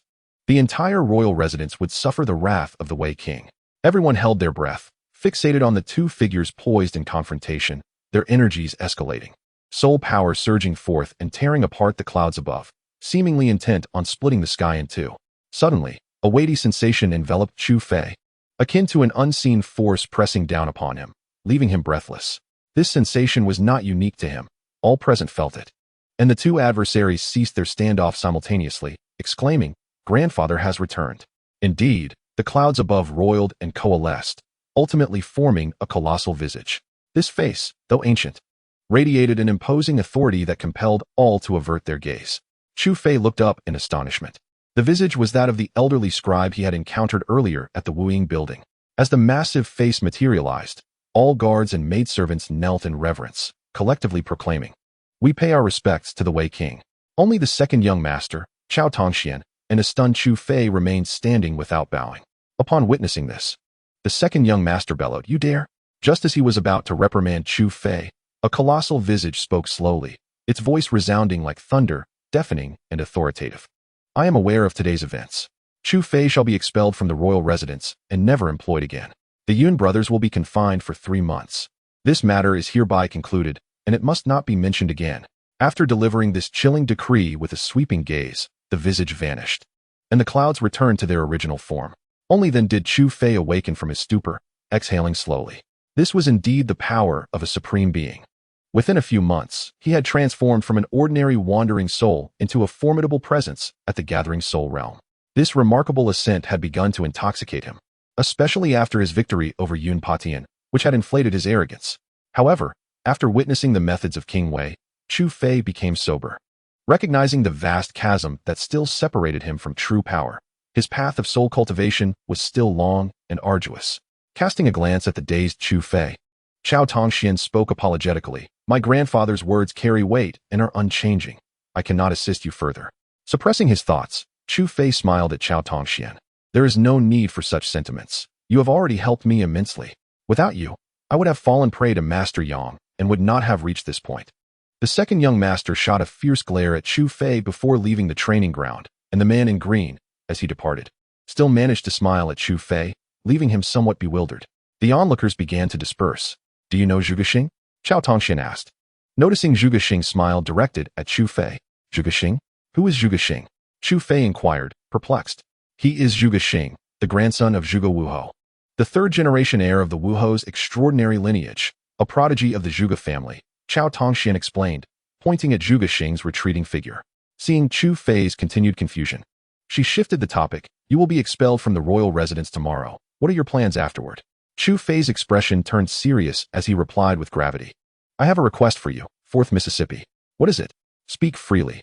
I will assist you within my means, Qiao Tongxian said gently, sensing the seriousness in Chu Fei's demeanor. Chu Fei, encouraged by her response, stated directly, After I leave, Brother Zhao will be alone in the royal residence. I fear the Yun brothers may retaliate against him, and I hope you can look after Brother Zhao. Zhao Wenju's eyes glistened with moisture as he choked out, Brother Chu. You and I are like brothers. There is no need for such formalities. Chu Fei, not waiting for Zhao Wenju to finish, sincerely replied, then turned to Qiao Tongxian, awaiting her response. After examining Chu Fei, Qiao Tongxian nodded and spoke softly. Rest assured, I will ensure he remains safe. Thank you. A weight lifted from Chu Fei's heart as he bowed to Qiao Tongxian. Here, take this. With a flash of light, a black ring appeared in Qiao Tongxuan's hand, which she slowly extended to Chu Fei. Taking it, Chu Fei examined it and inquired, what is this? It is a soul ring, crafted from unique materials found within the soul realm. It contains a small space for storing various items, Qiao Tongxian explained. Seeing Chu Fei wave his hand in refusal, she glared at him with her phoenix-like eyes and insisted, while you are out in the world, having extra items can be inconvenient. You must accept this. As a distinguished young lady of the Qiao family, I can certainly afford to gift you a soul ring. Touched by her insistence, Chu Fei replied, in that case, I shall not decline. Thank you. Within a grand hall of the Wei Wangfu, two elderly men sat facing each other, savoring their tea. One of them was none other than Wei Wang Chao himself. Brother Zhang, what is it about Chu Fei that warrants your keen interest? After a prolonged silence, Cao inquired softly. The elder, addressed as Brother Zhang by Cao, remained silent for a moment, then replied, rest assured, what I promised you will not be diminished. As the elder slowly lifted his head, a familiar face emerged. If Chu Fei were present, he would undoubtedly be astonished. For this elder was none other than the late Lao Liang, who had perished in a blaze of glory. Chapter 34. Falling Star Plain 5 days later. In a dense forest at the border between the Three Kingdoms and the Eastern Tang Dynasty, a crimson steed, known as the Scarlet Flame Horse, emerged from the thicket. As the young rider raised his head to gaze into the distance, a remarkably handsome visage was revealed. Indeed, it was Chu Fei, who had departed from the Wei Wangfu several days ago. At last, I am nearing the territory of Eastern Tang. Upon beholding the vast expanse of plains before him, Chu Fei stretched lazily and invigorated himself. Once in Eastern Tang, he would be close to the Qingyun Academy, situated in the capital city of Chang'an. However, this Chang'an was not the same as the one in the mortal realm. It was merely a nostalgic name adopted by the Eastern Tang royalty, distinct from its earthly counterpart. After leaving the royal residence, Chu Fei utilized the soul crystals within the gifted soul ring to purchase the Scarlet Flame Horse and some attire. The soul realm is vast, and despite Chu Fei's ability to traverse the skies, his soul power would be quickly depleted.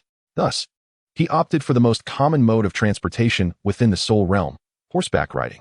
The Scarlet Flame Horse, a low-tier soul beast, possessed strength comparable to that of a novice in the soul condensation stage, making it exceptionally durable, an ideal choice for long journeys.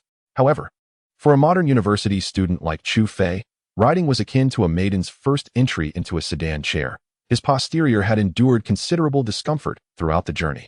After massaging his stiff backside, Chu Fei retrieved a map from the soul ring.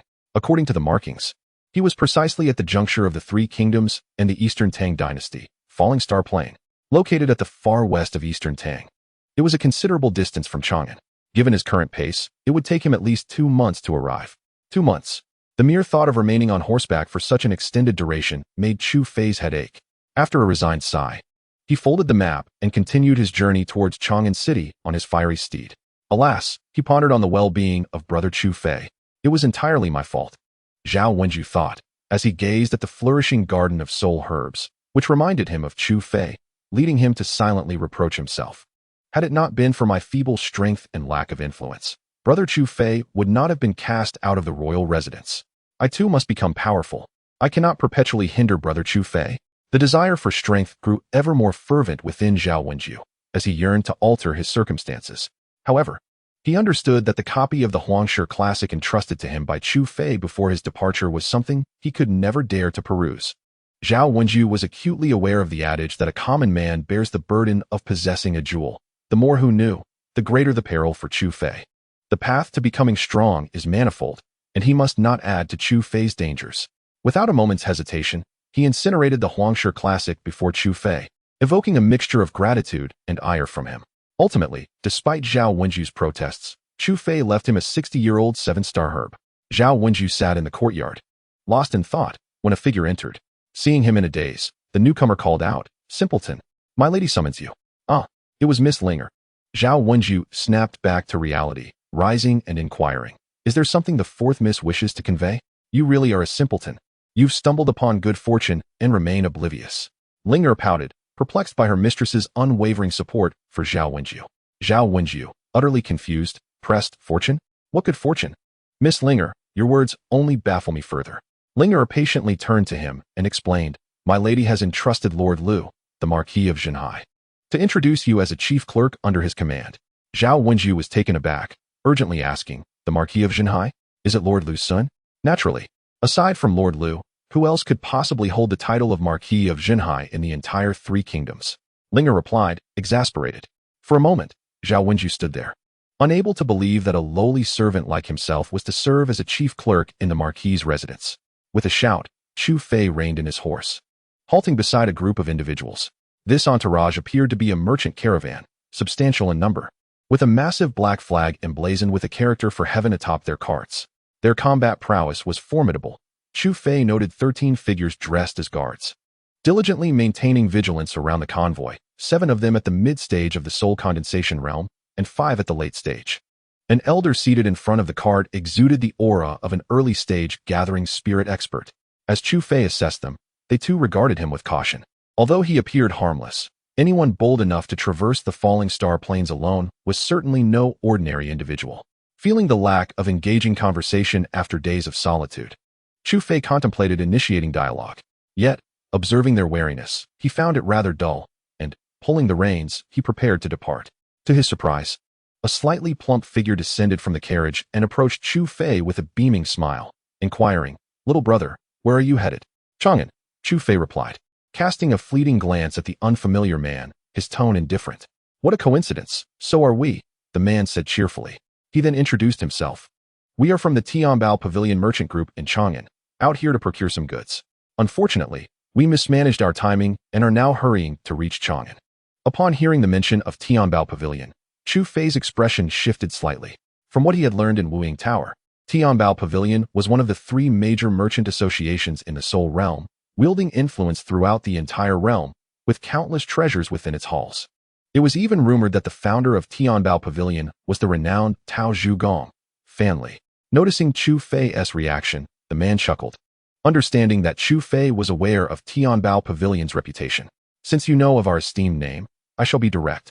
I would like to invite you to travel with us. What do you think?" Chu Fei furrowed his brow slightly and inquired, "Why do you want me to accompany you?" "To be candid, little brother, I, Qian, have traversed the Jianghu for many years. While I have not amassed much, I have honed my ability to discern people. I can tell you are no ordinary individual, which is why I wish to hire you as a guard for our convoy," Qian said with a grin. "With such a formidable array of guards, do you really need someone like me?" Chu Fei shook his head, skepticism evident in his voice. "Well, having an extra layer of protection would bring greater peace of mind, wouldn't it?" Qian spread his hands and earnestly asked, "What do you say?" After surveying the convoy, Chu Fei replied coolly, "I would consider joining, but I have one condition." "Agreed. As long as your request isn't exorbitant, I can accommodate it," Qian said. Gritting his teeth, with a serious expression, Chu Fei stated, "I want to ride in the carriage." Chapter 35. Meteorite gorge across the vast expanse of plains. A convoy sped by, stirring up clouds of dust that danced in the wind, before vanishing from sight moments later. After exhaling a breath of murky air, Chu Fei slowly opened his eyes, his pure white soul energy instantly returning to his body without a trace of leakage. Finally, it stabilized. Sensing the robust soul energy within him, Chu Fei let out a sigh of relief.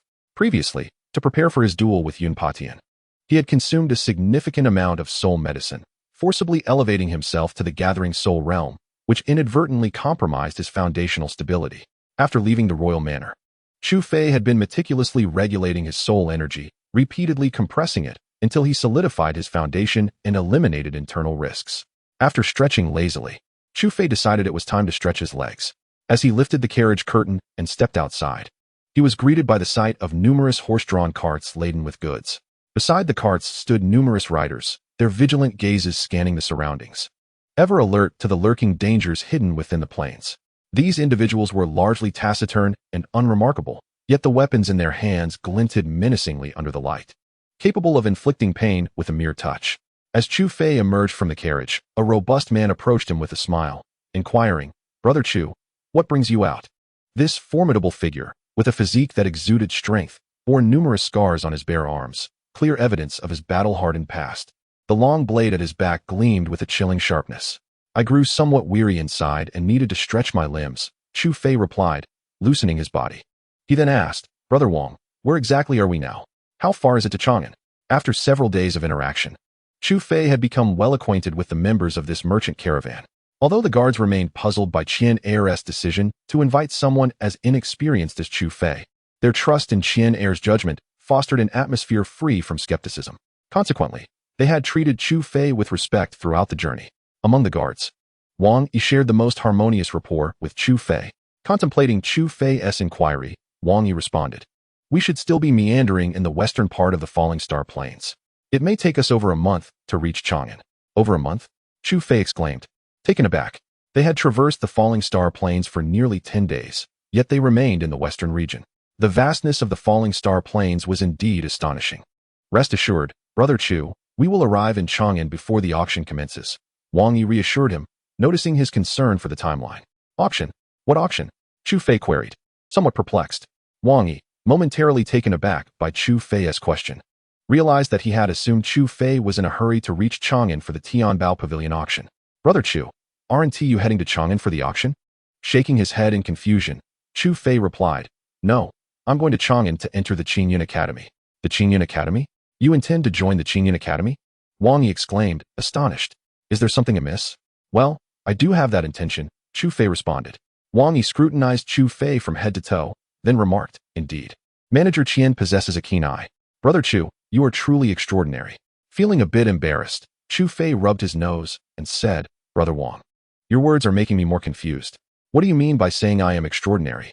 Seeing that Chu Fei was genuinely unaware, Wang Yi elaborated, "Brother Chu, you might not realize that the Qingyun Academy is the foremost institution among the 4 great academies of the Soul Realm, teeming with formidable talents.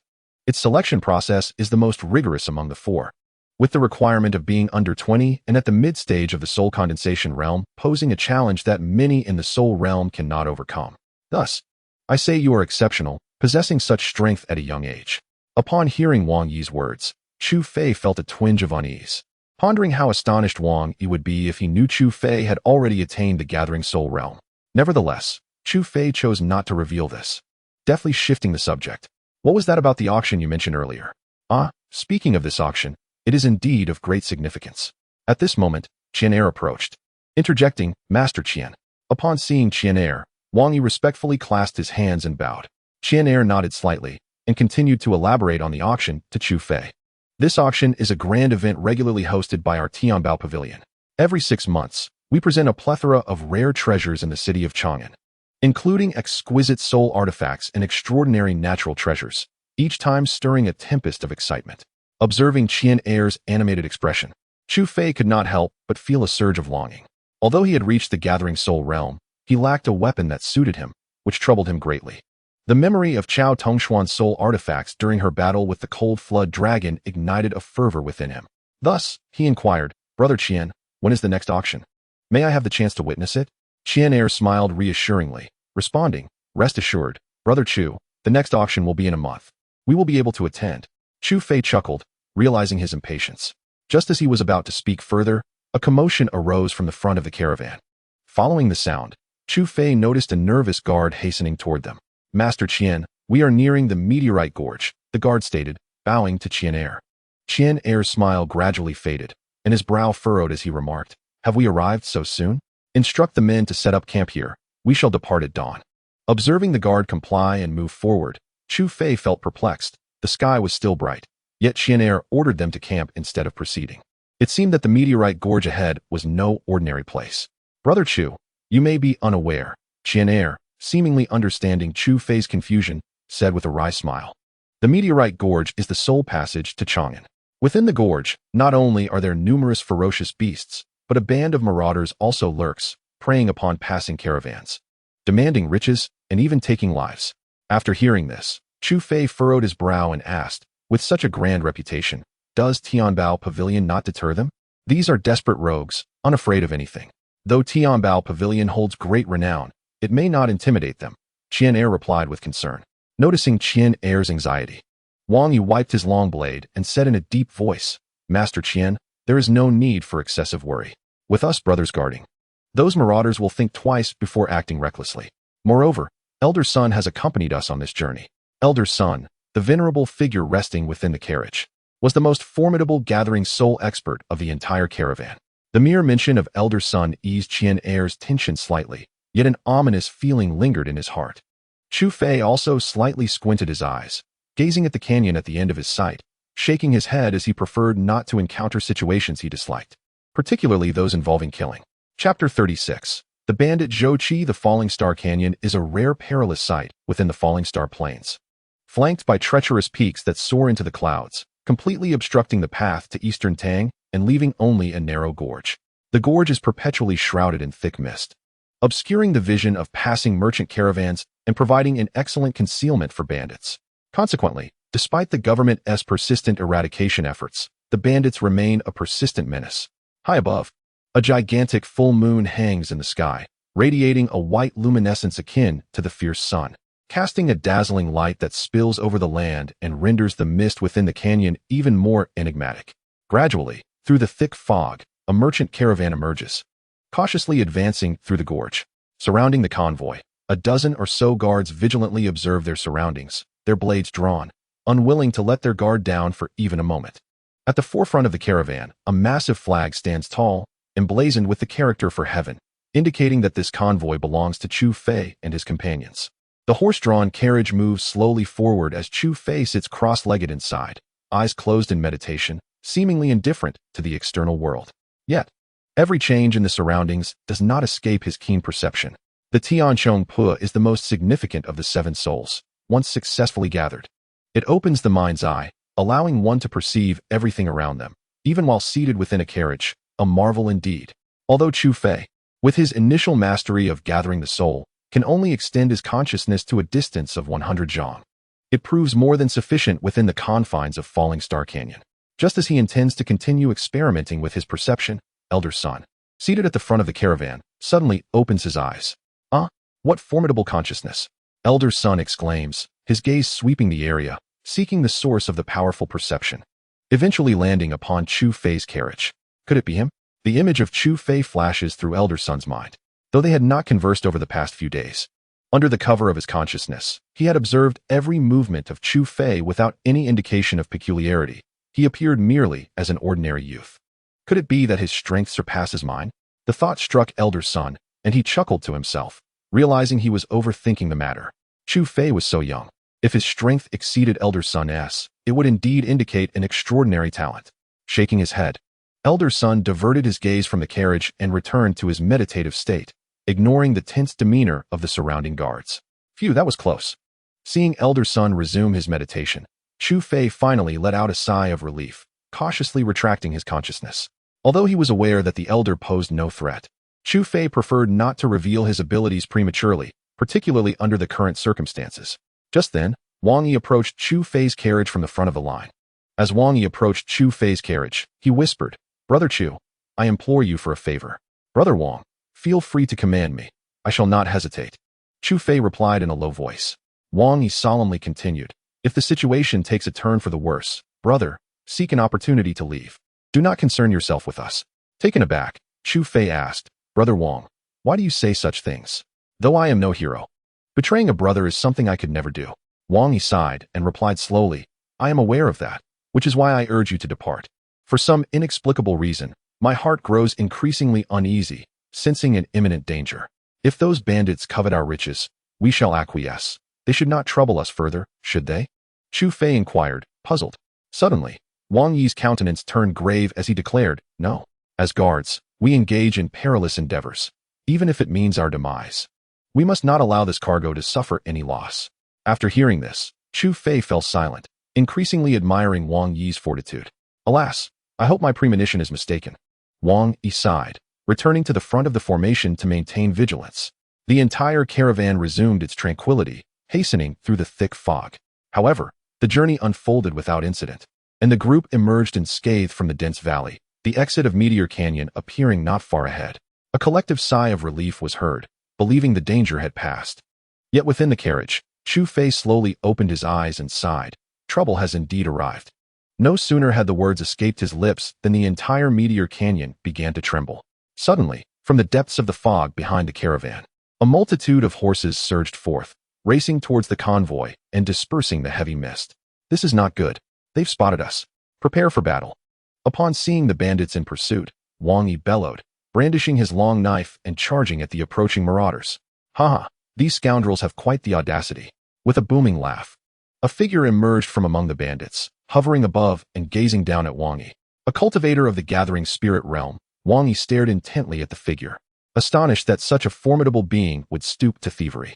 The figure, an exceedingly ugly middle-aged man with a scar stretching from the corner of his mouth to his ear, donned a blood-red robe that accentuated his sinister appearance. Sensing Wang Yi's intimidation, the bandit leader smirked with delight, gesturing for his minions to encircle the caravan completely. Huh. A bunch of fools. Did you really think you could slip away from my watchful eye? Bring forth your leader. The bandit leader scoffed without restraint, as if the caravan were already a fish on the chopping block, awaiting his slaughter. Qian stepped out of the carriage and, upon observing the elderly man seated in meditation with his eyes closed, let out a sigh of relief. He cupped his hands towards the bandit leader and stated, "We are the merchant convoy of Tianbao Pavilion, seeking to borrow passage through your esteemed territory to reach Chang'an. We kindly request your assistance." With that, he tossed a soul ring towards the bandit chief, awaiting a response. Upon receiving the soul ring, the bandit leader did not inspect its contents but instead smiled at Qian and said, "Since you are brothers of Tianbao Pavilion, I, Zhou Qi, shall certainly extend you a favor. Your people may pass." Hearing this, Qian quietly exhaled, expressed his gratitude with a slight bow, and gestured for the convoy to proceed. To his dismay, the surrounding bandits showed no intention of parting ways. Thus, he inquired, "Leader Zhou, what does this mean?" Zhou Qi grinned ominously and replied, "I said your people can leave, but the goods must remain." Qian's expression darkened instantly as he responded sternly, "Leader Zhou, this batch of goods belongs to Tianbao Pavilion. You may not be able to seize it. How audacious! You dare to refuse? Boys, seize them all." At Zhou Qi's command, the bandits lunged forward with malicious grins, clashing violently with the convoy's guards. At that moment, Elder Sun, who had been seated at the front of the carriage, suddenly opened his eyes. A surge of soul power erupted from him as he charged towards Zhou Qi, determined to capture the leader first. "Ha, old man. I've long suspected you were no ordinary foe." Upon sensing the overwhelming aura of the elder, Zhou Qi remained unfazed, instead revealing a cruel smile. Alarm bells rang in Elder Sun's mind. He hastened towards Zhou Qi, intending for a swift resolution, when a peculiar cackle emerged from among the bandits. "Heh. It's been a while since I've encountered a being of the gathering soul realm, brother. This old fool is truly a fine prize." Suddenly, a seemingly unremarkable bandit unleashed his own gathering soul aura, soaring into the air to join Zhou Qi in their assault on the elder. In an instant, the faces of everyone in the convoy turned ashen. They had not anticipated that such a small bandit group would harbor two formidable warriors of the gathering soul realm. It seemed their journey was fraught with peril. Chapter 37. The soul-capturing banner within the tranquil meteorite gorge. Chaos had erupted, a faint metallic scent of blood permeating the air. Both sides had sustained injuries, yet refrained from fighting to the death, fully aware that the fate of everyone present hinged on the aerial confrontation between the two gathering soul combatants. In stark contrast to the brazen confidence of the bandits, the expressions of Wang Yi and his companions grew increasingly grim. Under the relentless assault of the two gathering soul warriors, Elder Sun found himself struggling, teetering on the brink of defeat several times. "Heh, brother, this old man cannot withstand much longer. Let us swiftly dispatch him." The unassuming bandit sneered arrogantly, as impatience seeped into his demeanor. Zhou Qi, upon hearing this, his eyes gleaming with malice, retorted, "No need for you to intervene. I shall entertain him myself." Upon concluding his words, Zhou Qi flashed a grin at Elder Sun, and in an instant, a small black flag materialized in his hand. The flag, with a pole fashioned from bone, bore a dark surface inscribed with the words soul and blood, glaringly vivid. Elder Sun's countenance shifted dramatically upon seeing Zhou Qi produce this flag, and he thundered, "Wretched spawn! How dare you forge a soul-binding banner?" With Elder Sun's resounding exclamation, the eyes of all present converged upon the ominous flag, their hearts tightening in trepidation. The soul-binding banner is a forbidden artifact within the realm of souls. While it wields immense power, it necessitates the cruel act of forcibly binding a person's soul into the banner to be crafted, a method deemed exceedingly barbaric. Consequently, it has been classified as a forbidden tool by the spirits of the soul realm, and any discovery of its creation incites a collective pursuit for retribution. The old fool possesses a keen eye to recognize the soul-binding banner at a glance. Nevertheless, it matters not that you are aware. After all, you are but a dying man. Zhou Qi, unfazed by elder son's ire, replied with a manic glint in his eyes. I have yet to test it against a master of the gathering soul realm. Today, I shall use you to gauge its might. With that, he infused his soul energy into the soul-binding banner. The words soul upon the banner began to dissipate, morphing into grotesque, terrifying visages that manifested on its surface. Haha, savor this, old man. Zhou Qi cackled, abruptly brandishing the flag, from which a torrent of black mist surged forth, enveloping the surroundings and stirring up a tempest of dust.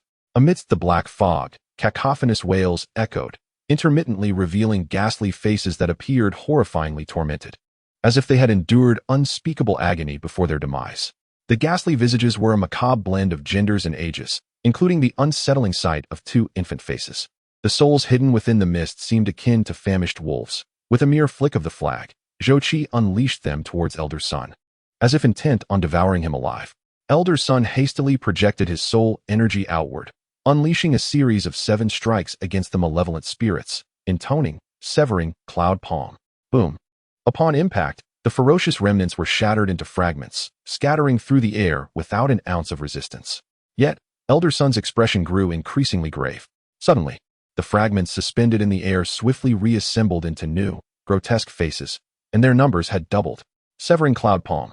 Without a moment's hesitation, Elder Sun unleashed several more strikes, obliterating the vile spirits once more. Haha, old fool, continue your onslaught. The harder you strike, the more potent my soul-binding banner becomes. As Elder Sun relentlessly shattered the spirits, Zhou Qi's madness intensified, continuously channeling soul energy into the banner while fervently waving it at Elder Sunday. The red glimmers in the eyes of the remnants flared brighter, fearlessly charging towards Elder Sunday gradually. The Elder, now somewhat drained of energy, found his movements slowing, unable to obliterate all the spirits in one go. Suddenly, one malevolent soul lunged directly at Elder Sun, sinking its bloody maw into his right shoulder. Elder Sun. A startled exclamation escaped the lips of Qian Er and his companions, who wished to lend assistance, but found themselves hindered by the marauders. Humph. Elder Sun let out a muffled grunt, shattering the remnants of his soul, his pallid visage betraying the severity of his breathlessness. Knowing that his soul energy had been depleted, he feared he might meet his demise here. Above all, he could not allow himself to fall into their clutches. As he beheld the grotesque visage of a lingering soul emerging from the dark mist, Elder Sun gritted his teeth, resolutely deciding that even if it meant mutual destruction, he could not be captured and forced into the soul-binding banner. At that moment of distraction, a sinister voice echoed from behind him, mocking him for allowing himself to be distracted at such an age. A chill ran down Elder Sun's spine as he instinctively distanced himself, but before he could turn around, a powerful strike landed heavily upon his back. Spitting a mouthful of blood, he fell to the ground like a broken kite. Elder Sun. Wang Yi's eyes widened in horror. After felling the marauder before him with a swift strike, he hurried over to assist the fallen elder. Cough, cough. I'm fine, I'm not dead yet. Elder Sun managed to utter weakly after expelling blood. Rest assured, that strike was delivered with only 70% of my strength. I wouldn't dare let you die. For your demise would leave the master soul of our soul-binding banner vacant. The unremarkable marauder grinned ominously, seemingly resolved to refine Elder Sun into the soul-binding banner. Ha ha. Old Air, I was just worried that you might have killed him with that blow. Zhou Qi laughed maniacally upon realizing that Elder Sun still drew breath. With a flourish of the soul-binding banner in his hand, a malevolent spirit lunged at Elder Sun and Wang Yi with ferocity. Wang Yi tightened his grip on his long knife, positioning himself protectively in front of Elder Sun, and shouted defiantly at the wretched creature, "Come at me, you beast." Ignorant fool, Zhou Qi scoffed at Wang Yi's apparent recklessness, gesturing with the soul-binding banner, unleashing several malevolent spirits that shrieked as they charged, intent on tearing Wang Yi apart. Sweat poured from Wang Yi's brow, and as he braced himself for a desperate struggle, he heard a voice behind him. "Brother Wang, allow me to assist." Turning to look, he saw Chu Fei, who had emerged from the carriage unbeknownst to him, standing resolutely behind him with a calm smile. "It's too dangerous here. You must leave." "Brother Chu," Wang Yi urged, his eyes reddening with worry, wishing to shield Chu Fei from harm. Warmth filled Chu Fei's heart as he shook his head with a smile and thrust his palm forward, conjuring a massive arm of foliage that swiftly gripped the oncoming malevolent spirits. Boom. Several of the spirits were effortlessly crushed, disintegrating into fragments that scattered into the air. "Brother Chu, you?" Wang Yi was taken aback, astonished by Chu Fei's unexpected prowess. Cough, Cough. It seems I underestimated you, young brother. I did not foresee that at such a tender age, you would already be a formidable force within the gathering soul realm. I surmise that the powerful consciousness I sensed earlier emanated from you. Elder son, witnessing Chu Fei's decisive actions, comprehended his strength, and the enigma within his heart was finally resolved. Upon hearing Elder son's words, Wang Yi stood in stunned silence, gazing at the Chu brothers, astonished to learn they were indeed at the gathering soul realm. Chu Fei, feeling somewhat embarrassed, scratched his head and respectfully addressed Elder son, apologizing for any previous offense. Elder son shook his head, indicating that he bore no ill will. The fact that Chu Fei chose to stand firm during such a perilous moment, rather than discreetly slipping away, spoke volumes about his character. The earlier concealment could merely be viewed as a necessary tactic in navigating the world. Hey, how long do you plan to chat? With Chu Fei and his companions seemingly oblivious to their precarious situation, Zhou Qi's gaze turned icy as he impatiently interjected. Chu Fei finally turned to assess Zhou Qi hovering in midair, alongside the unremarkable-looking bandit of the gathering soul realm. Noticing Chu Fei scrutinizing him, Zhou Qi returned the gaze with fervor, his tongue flicking across his lips in a sinister grin. Today is indeed our lucky day, my friends. Not only have we been gifted a substantial treasure, but we have also captured 2 souls from the gathering soul realm. If we were to refine you both into the soul-binding banner, it would ascend to the ranks of a profound soul artifact. Brother, this lad seems rather peculiar. I suggest we tread carefully. In stark contrast to Zhou Qi's exuberance, another bandit of the gathering soul realm felt a sense of trepidation. Although Chu Fei appeared to be an innocuous youth, an unsettling feeling lingered within him. Zhou Qi dismissed his concerns and relentlessly infused soul power into the soul-binding banner, arrogantly proclaiming, with the strength of 2 gathering soul realm warriors and this soul-binding banner, why should we fear a mere brat? The unremarkable bandit, despite sensing something amiss, chose to suppress his unease and coldly fixated on Chu Fei, biding his time for an opportunity to strike. Once the 2 bandit leaders concluded their discussion, Chu Fei raised his head and calmly asked, "Are we done deliberating? If so, come forth and meet your demise." Chapter 38. A moment of life and death. Upon hearing Chu Fei's words, Zhou Qi was momentarily taken aback, then burst into raucous laughter. "Ha ha ha, you foolish child. I shall ensure you comprehend that some fates are far more dreadful than death." Such needless chatter. Chu Fei, rather than exhibiting fear, shook his head in annoyance. Zhou Qi's expression darkened, resolved to make Chu Fei's existence a torment from which escape was impossible. However, years of living on the edge had taught him to be cautious. He would not strike without first understanding the opponent's capabilities. With a wave of his hand, Zhou Qi commanded his bandit underlings, "All of you, attack together. Subdue this arrogant brat." The bandit lackeys exchanged glances, fully aware that Zhou Qi intended to use them as cannon fodder. Although they harbored fear towards Chu Fei, Zhou Qi's ruthlessness instilled greater terror within them. Thus, they nodded to one another, brandishing their swords and charging toward Chu Fei. 1,000 miles of ice lay encased. As Chu Fei uttered a low command, his right foot stamping forward, a wave of white energy surged from beneath him, radiating outward in all directions. Upon contact with the ground, the frigid air crystallized into patterns resembling white spider webs, each icy trace nearly a finger's breadth in thickness. This spectral energy rushed forth like a ferocious beast, sweeping towards the bandits. With a soft hiss, as the wave passed, a multitude of lifelike ice sculptures emerged before Chu Fei, each distinct in pose, yet frozen in expressions of sheer terror. A gulp echoed from behind him, as every member of the caravan gazed at Chu Fei with wide, fearful eyes, utterly aghast at the sight. A dozen living souls had been transformed into ice sculptures in the blink of an eye, a phenomenon that sent chills down their spines. All of this was orchestrated by the seemingly harmless youth, instilling a sense of dread among the caravan's ranks. They were relieved that they had not crossed paths with Chu Fei in conflict during these past days, for otherwise, their lives might have been forfeit. Zhou Qi's gaze sharpened, witnessing how effortlessly Chu Fei had dispatched his subordinates.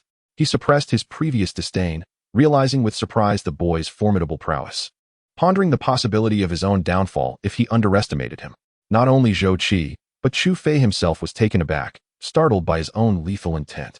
The sensation of taking a life for the first time stirred a sense of revulsion within him, yet upon seeing the soul-capturing banner in Zhou Qi's grasp, an intense anger surged within. Each grotesque visage trapped within that banner represented a soul condemned to eternal torment, a testament to its cruel methods. Since entering the realm of souls, Zhou Qi had become Chu Fei's first unequivocal target. Suppressing his disgust, Chu Fei gazed at Zhou Qi, whose pallor reflected his unease, and spoke in a grave tone, "Now it is your turn." Zhou Qi sensed impending doom but refused to show any weakness, retorting fiercely, "Do not think that defeating a few lackeys will render you invincible. All of you attack together." With that, he brandished the soul-capturing banner, unleashing a horde of malevolent spirits. Meanwhile, the bandits in the gathering soul realm, who had been seeking an opportunity, began to move, their forms gradually becoming ethereal and eventually vanishing into the sky. Faced with two soul warriors of the gathering soul realm, Chu Fei dared not underestimate them. Without hesitation, he summoned all his soul power, propelling himself into the air. The sinister spirits, cloaked in dark mist, surged toward Chu Fei, their fangs gleaming with a chilling light. Having witnessed the previous confrontation between Elder Sun and Zhou Qi, Chu Fei was aware that these malevolent souls could not be shattered, lest they multiply. Thus, he took a deep breath. The soul core within his dantian surged with fervor, releasing pure white soul energy that coalesced into towering ice spikes around him, each several feet high, crystalline and enshrouded in a cold mist. Frosty art. A low, thunderous whisper erupted instantaneously, and all the ice spikes shot across the sky like meteors, swiftly targeting the malevolent souls. The air itself seemed to momentarily freeze under the chilling aura, creating a profound stillness in the entire realm. "Haha, futile." Zhou Qi mocked Chu Fei, confident that the malevolent souls within the soul-binding banner would continuously reorganize, rendering any attempt to shatter them useless. However, the ensuing scene nearly caused his eyes to bulge in disbelief. With a soft hiss, the ice spikes collided with the malevolent souls before the onlookers. Yet no cataclysmic explosion ensued. Instead, the massive ice spikes transformed into waves of frigid air, encasing the malevolent souls in a crystalline prison. The entire expanse before Chu Fei became a frozen world, with the malevolent souls suspended mid-air, encapsulated in ice. "It's impossible. This cannot be," Zhou Qi shrieked, unable to fathom that his arduous efforts to refine over 90 souls into the soul-binding banner could be so effortlessly undone by Chu Fei. As Zhou Qi prepared to wield the banner, Chu Fei had already materialized before him, delivering a sudden and forceful strike to his chest. With a sickening thud, Zhou Qi plummeted like a severed kite, blood erupting from his mouth, staining his face crimson. The immense scar on his visage appeared particularly ghastly against the backdrop of blood. "While you are down, I shall take your life." Chu Fei, emboldened by his success, showed no mercy, launching himself downward with the intent to finish Zhou Qi swiftly. "Even in death, I shall drag you down with me." Zhou Qi suddenly lifted his head, revealing his blood-red eyes as he grinned maliciously at Chu Fei. An ominous premonition surged through Chu Fei. He had underestimated Zhou Qi's cunning, realizing too late that he still had a trick up his sleeve. Just as he turned, Zhou Qi hurled the soul-binding banner towards him, bellowing, "Explode." Boom. The small black flag erupted violently, unleashing a terrifying wave of energy that swept outward in all directions. Countless malevolent souls screamed as they dissipated into wisps of azure smoke, their essences scattered. The entire meteorite gorge trembled, and the countless years of accumulated white mist evaporated instantaneously under the onslaught, revealing the gorge's true form. Crash! Massive boulders tumbled relentlessly from the peaks, crashing into the gorge and sealing its entrance. Towering trees disintegrated in an instant, leaving behind only a few fingers' depth of dust within the gorge. As the swirling dust settled, the situation at the gorge's mouth became clear. The once flat terrain had transformed into a colossal pit, within which lay an enormous bowl-like formation of earth and vegetation, inverted and sheltering the entire caravan beneath it. Cough, I nearly lost my life. As the green barrier gradually dissipated and the people were found unharmed, Chu Fei exhaled a sigh of relief. In that fleeting moment, a chill ran down Chu Fei's spine as a sharp glint of cold light suddenly materialized, aiming directly for his throat. The elusive bandit from the gathering spirit realm, hidden in the shadows, refrained from revealing his presence even when Zhou Qi was injured, biding his time for the moment when Chu Fei would let his guard down to deliver a fatal blow.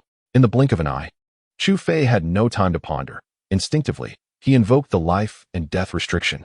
Boom! The realm of black and white unfurled instantaneously, and as the cold tip of the sword pressed against Chu Fei's throat, the concealed bandit was momentarily frozen in midair, laid bare. No matter how anxious he was, he could not move an inch. A chilling sensation coursed through his throat as Chu Fei shifted the sword tip aside, only to discover it was stained with blood. Phew, that was close. Surviving a brush with death, Chu Fei's heart raced with fear. He had not anticipated the bandit's ruthlessness and impeccable timing. Were it not for the life and death restriction, he might have already met his end. His experience in the martial world was, after all, too limited. Suppressing his reflections, Xu Fei hesitated not a moment longer. He seized his long sword and swiftly dispatched the bandit before him. Only after witnessing the dispersal of the bandit's soul did he exhale deeply, releasing the life and death restriction as the black and white world shattered. Wang Yi rushed over, concerned for Xu Fei's well-being, and inquired, "Brother Chu, are you all right?" Xu Fei shook his head, assuring him of his safety. But suddenly his expression changed in shock. The bandit leader was still alive. "What? He is not dead?" Wang Yi exclaimed, incredulous. He had not expected Zhou Qi, who had been severely injured, to survive such a powerful explosion. It was utterly astonishing. I cannot fathom the means by which he clung to life. But he is indeed alive, that much is certain, Xu Fei replied, shaking his head at Wang Yi. He too found it perplexing that Zhou Qi had lived. Had he not scanned the canyon with his consciousness out of concern that the commotion might attract others, he might have overlooked Zhou Qi entirely. What should we do now? Should we leave quickly? Elder Sun is gravely injured. If he doesn't receive timely treatment, it could lead to serious complications, Wang Yi asked, his worry evident. No longer viewing Xu Fei as a mere younger brother, but rather as a stalwart leader. Upon hearing Wang Yi mention Elder Sun's injuries, Xu Fei's heart tightened, and he hurried toward Elder Sunday. There he found Elder Sun lying on the ground, blood staining his long robe, a clear palm print indenting his chest. As Xu Fei and the others approached, Elder Sun weakly spoke, "Brother Chu, I entrust you with the care of the convoy for the journey ahead. I fear I may not last." At that moment, Qian, who had been tending to the injured, approached them and whispered, "I have administered the blood coagulation powder to Elder Sun, but his injuries are too severe, having affected his internal organs. I fear." Though Qian did not finish his sentence, the implication was clear to everyone present. Wang Yi's eyes instantly reddened, and tears began to fall. Xu Fei furrowed his brow slightly, taken aback by the severity of Elder Sun's injuries. Although he was eager to assist, he was uncertain about his chances of success. In the midst of his hesitation, Wang Yi suddenly knelt before Xu Fei, pleading earnestly, "Brother Chu, I implore you to save Elder Sun. If you can heal him, I, Wang Yi, will gladly serve you like a beast of burden." Everyone was startled by Wang Yi's actions. Qian quickly interjected, "Wang Yi, what are you doing?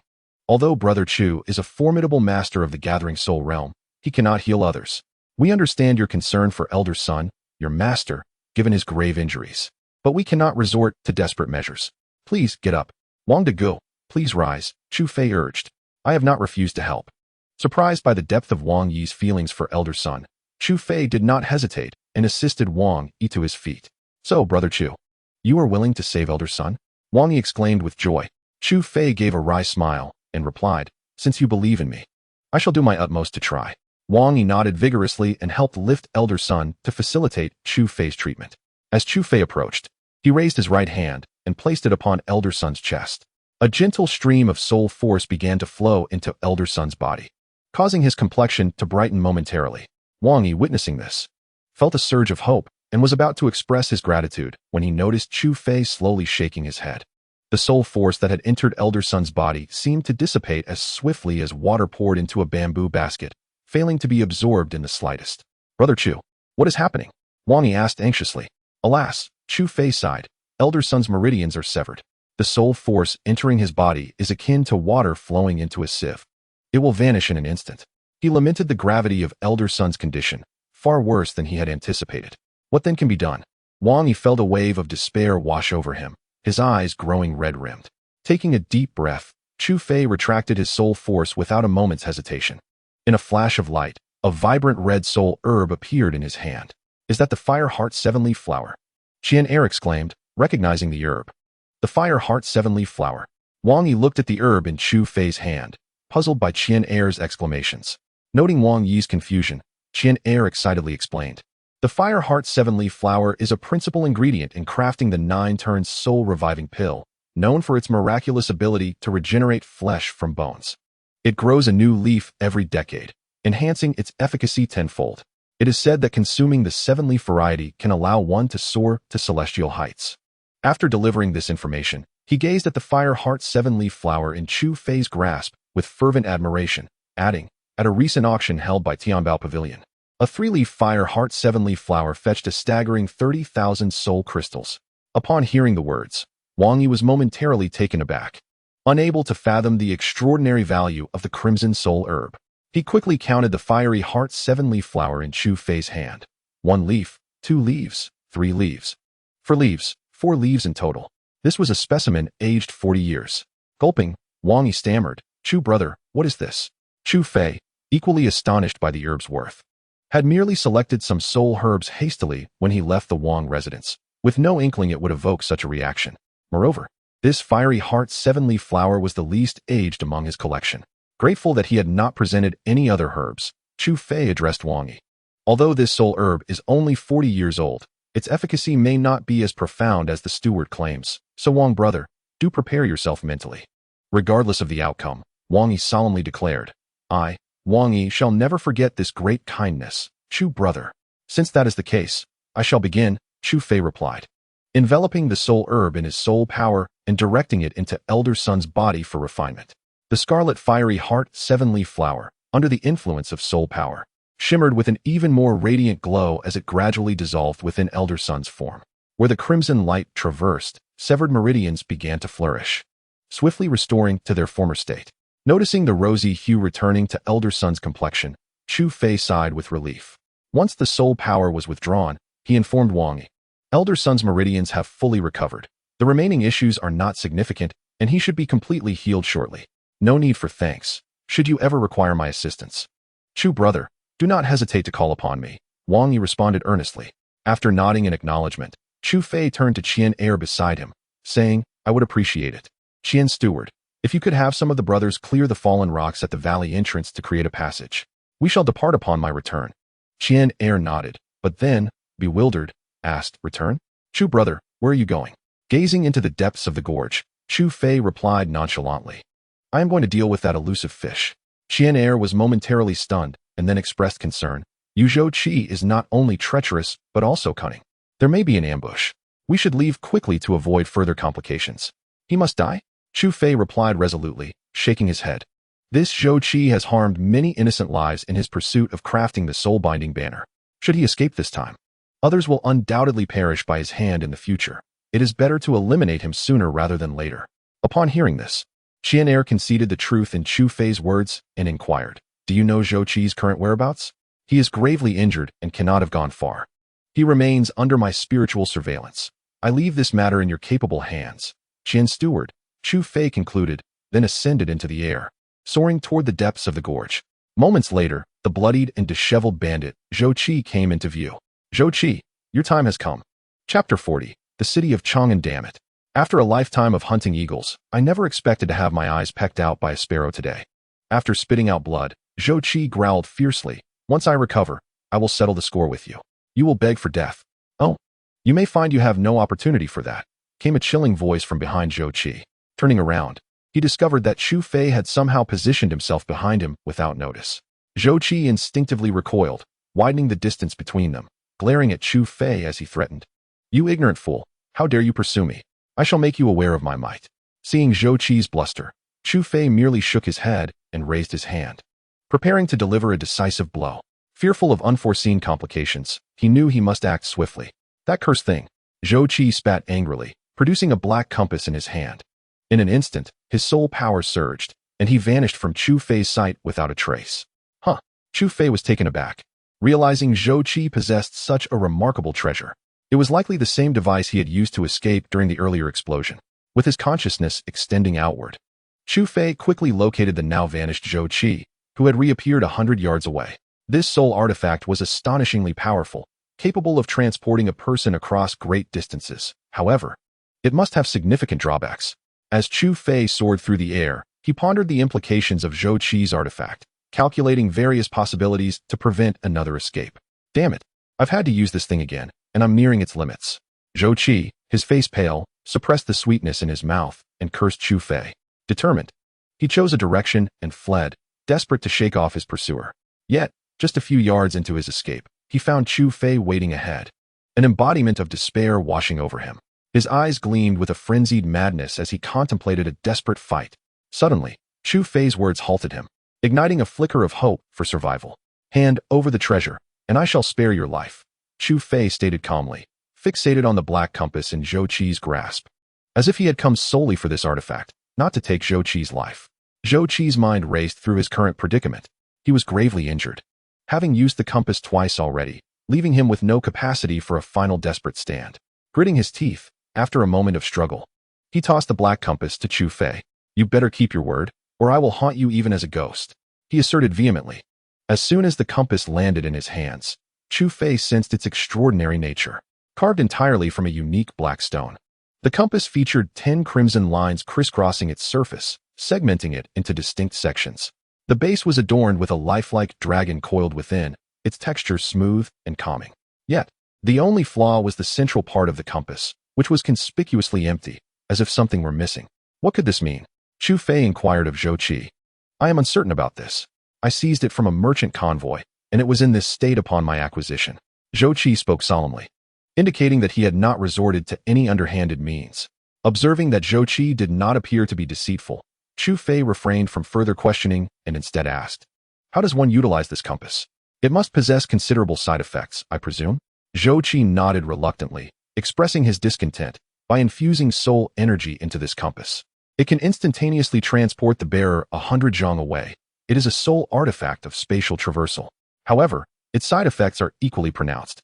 Each activation consumes immense soul energy, damaging the meridians, and in severe cases, can lead to a complete severance of the meridians, rendering one incapacitated." Having disclosed all he knew, Zhou Qi fixed his gaze on Chu Fei, his voice hoarse as he said, "I have shared all that I know. May I take my leave now? Do I strike you as a virtuous individual?" Chu Fei did not respond to Zhou Qi's query, but abruptly asked, "What do you mean by that?" Zhou Qi sensed impending doom, but before he could finish, Chu Fei unleashed a colossal white hand, striking Zhou Qi. In the blink of an eye, Zhou Qi transformed into a grotesque ice sculpture, emanating chilling waves, standing before Chu Fei. "The fundamental distinction between myself and a virtuous man lies in my relentless pursuit of victory over my adversaries, regardless of the means." Observing the ice sculpture before him, Chu Fei shook his head and sighed, then turned to depart. At the moment he turned, the massive ice sculpture shattered with a resounding crash, and Zhou Qi, encased within, disintegrated into fragments, his spirit dissipating into the ether. With a flash of crimson soul energy, Chu Fei vanished without a trace, leaving only a soft sigh resonating among the ice shards. Moreover, we are inherently specters. As a beam of light swept across, Chu Fei opened his eyes to find himself 100 zhang away. Suppressing his excitement, he mused that this black compass was indeed a treasure. Zhou Qi had not deceived him in that regard. As Chu Fei surveyed his inner state, he frowned slightly, taken aback by the staggering consumption of energy from a single use of the compass. Even in his prime, he could manage approximately 10 uses. It seemed that the compass should not be employed lightly unless in dire circumstances. After a silent lament, Chu Fei categorized the compass alongside the life and death taboo as means to be wielded only in critical moments.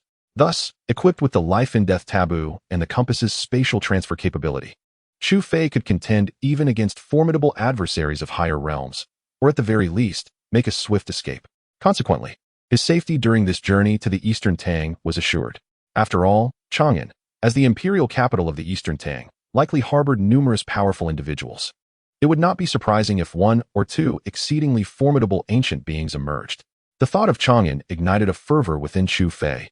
A place where prodigies converged was bound to witness epic battles. An extraordinarily captivating world awaited. Chang'an, then let us proceed. A month later, outside the eastern gate of Chang'an City, a weary caravan slowly advanced through the bustling crowd towards the city gate. Each individual in this caravan bore visible scars, indicative of having endured a fierce battle. Flanking the caravan were enormous black flags, emblazoned with the character for heaven, unmistakably marking the presence of Chu Fei and his companions. At this moment, Chu Fei sat firmly atop his fiery steed, leading the procession, lost in contemplation as he gazed at the grand characters spelling out Chang'an on the city tower. "So this is Chang'an City?" Chu Fei murmured, as a heavy atmosphere enveloped him.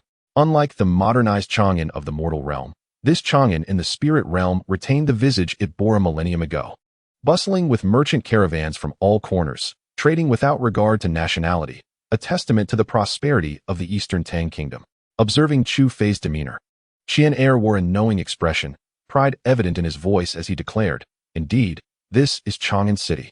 Though Eastern Tang is not the mightiest among the 5 nations, Chang'an stands as the most splendid capital in the spirit realm, unrivaled by any other city. Chu Fei nodded in agreement, thoroughly convinced by Qian Er's words. He then recalled Qian's mention of the steward and said, "Since we have arrived in Chang'an, we shall part ways here. I must register at the Qingyun Academy." "Not so fast, Brother Chu. You may not be aware, but the Qingyun Academy only enrolls students during the first 3 days of each month. And there are still 10 days until next month's beginning," Qian Er explained to Chu Fei.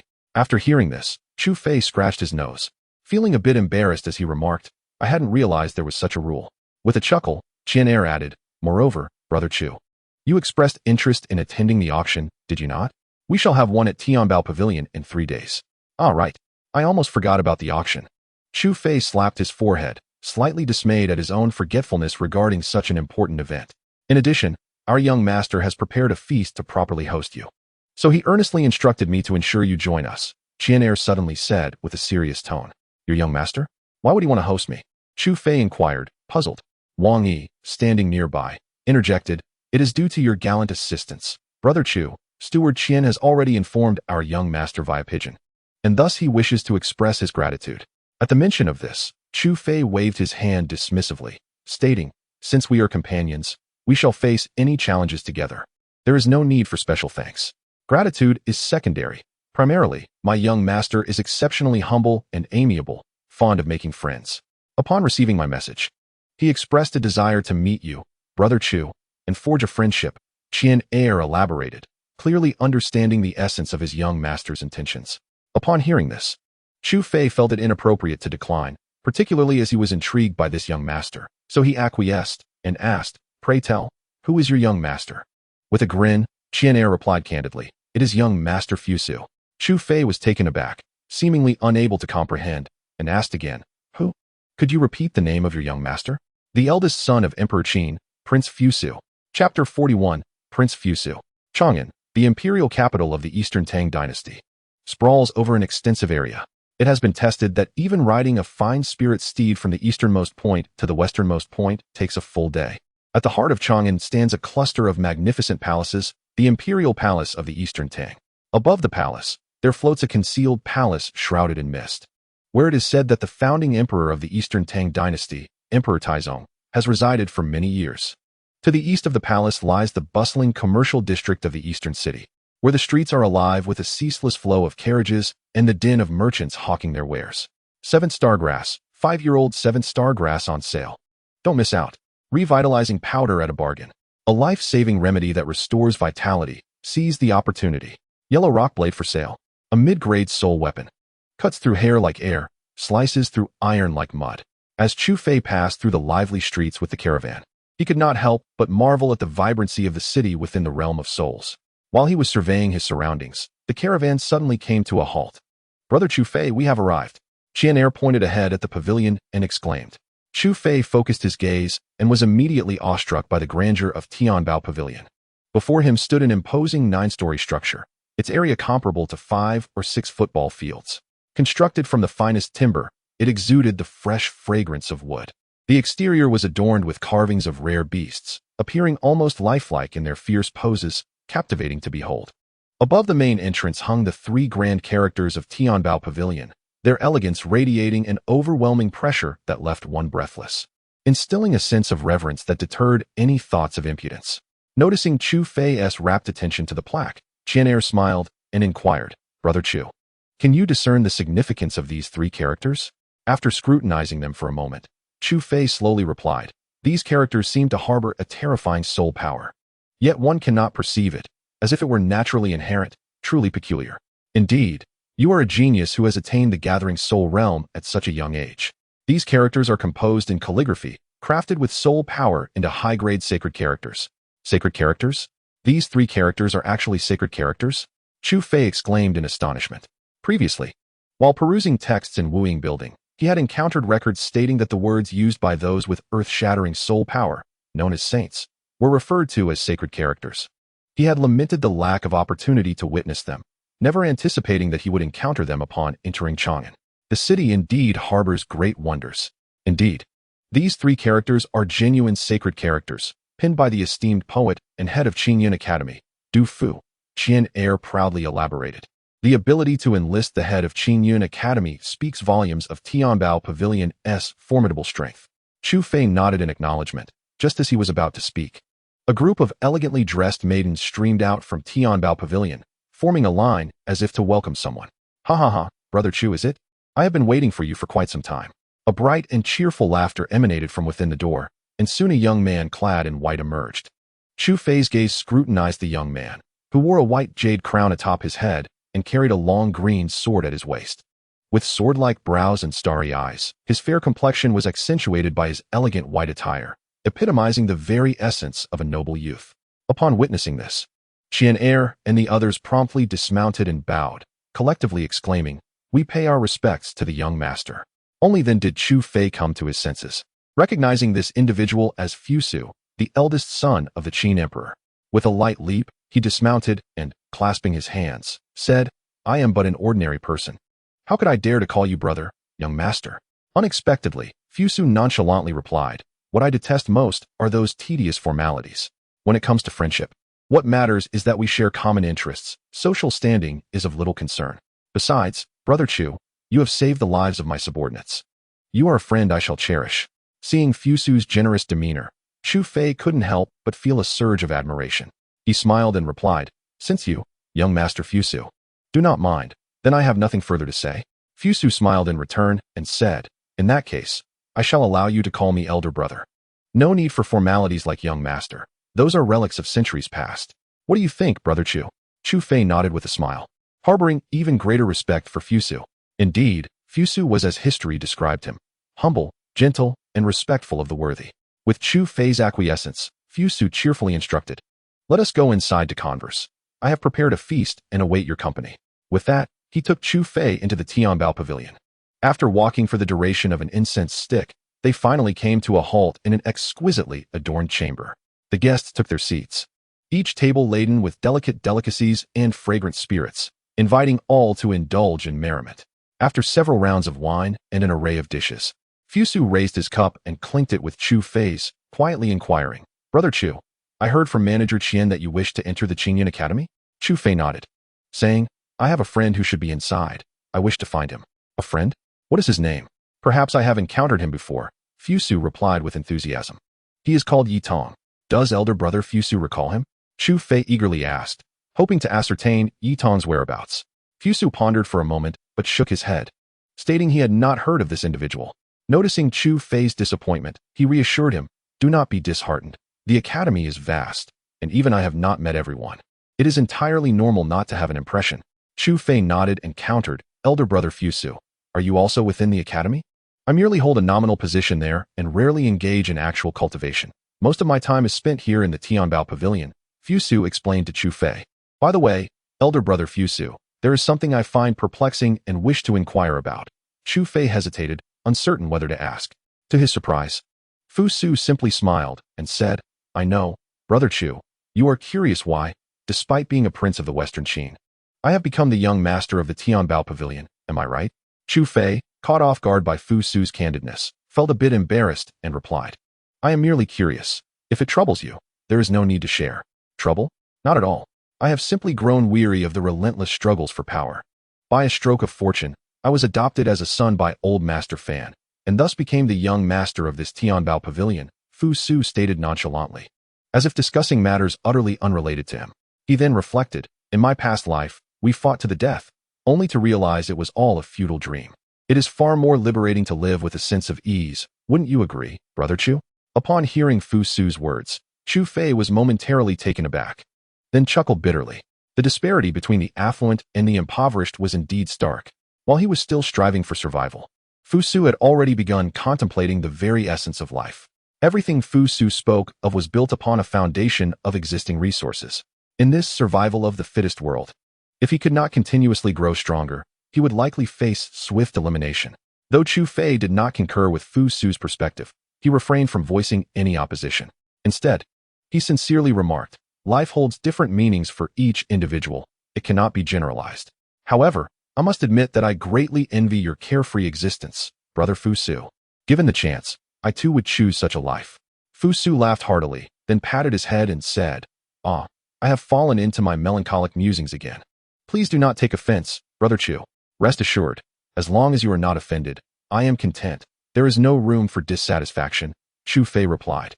Shaking his head, Fusu nodded and, suddenly adopting a serious demeanor, said, let us put that aside for now.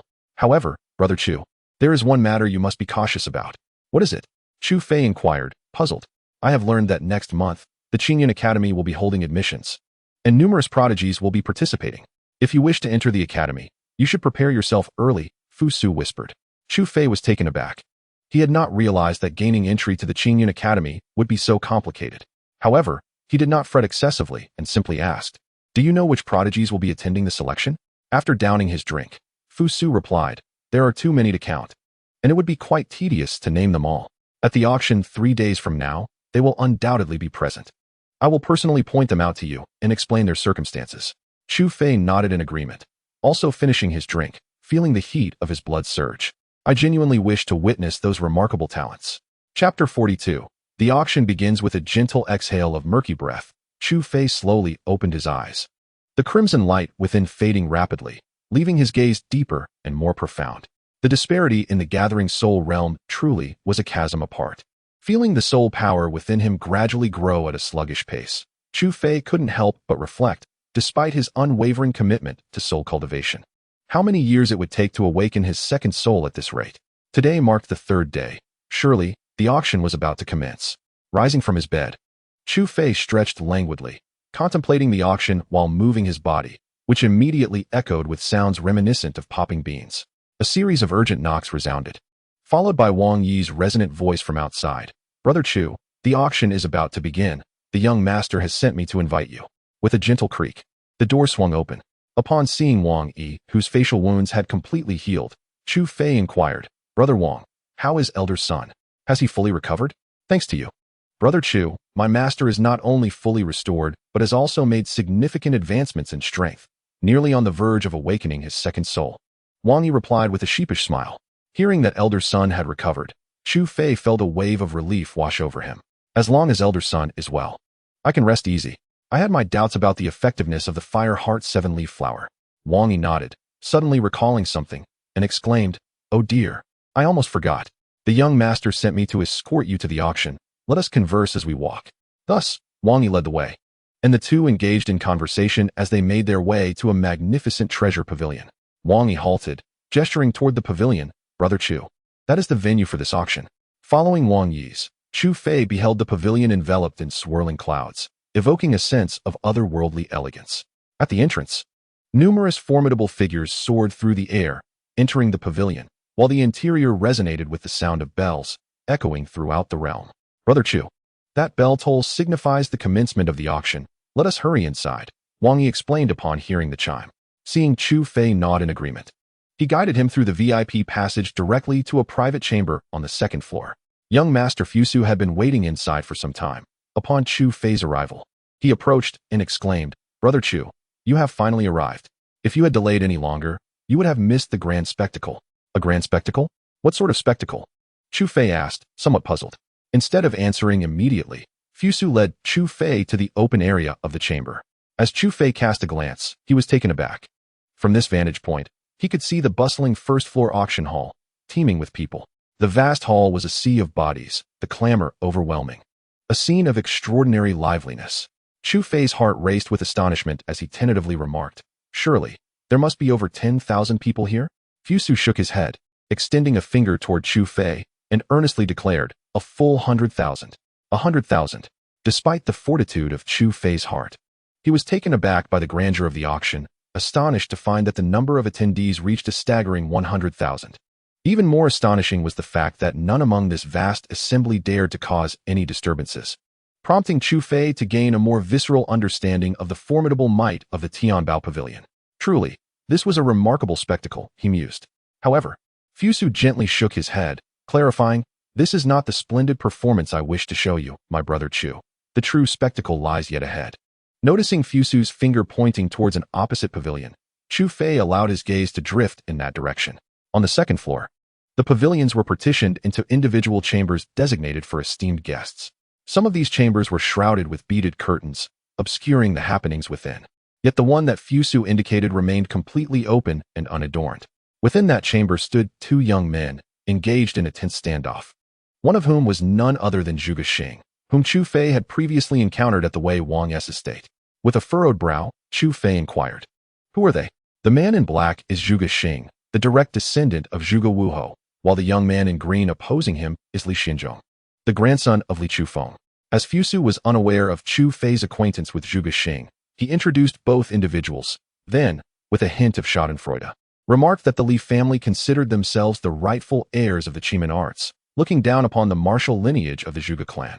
Thus, the two families had been at odds for many years, and now, their encounter promised to be a captivating affair.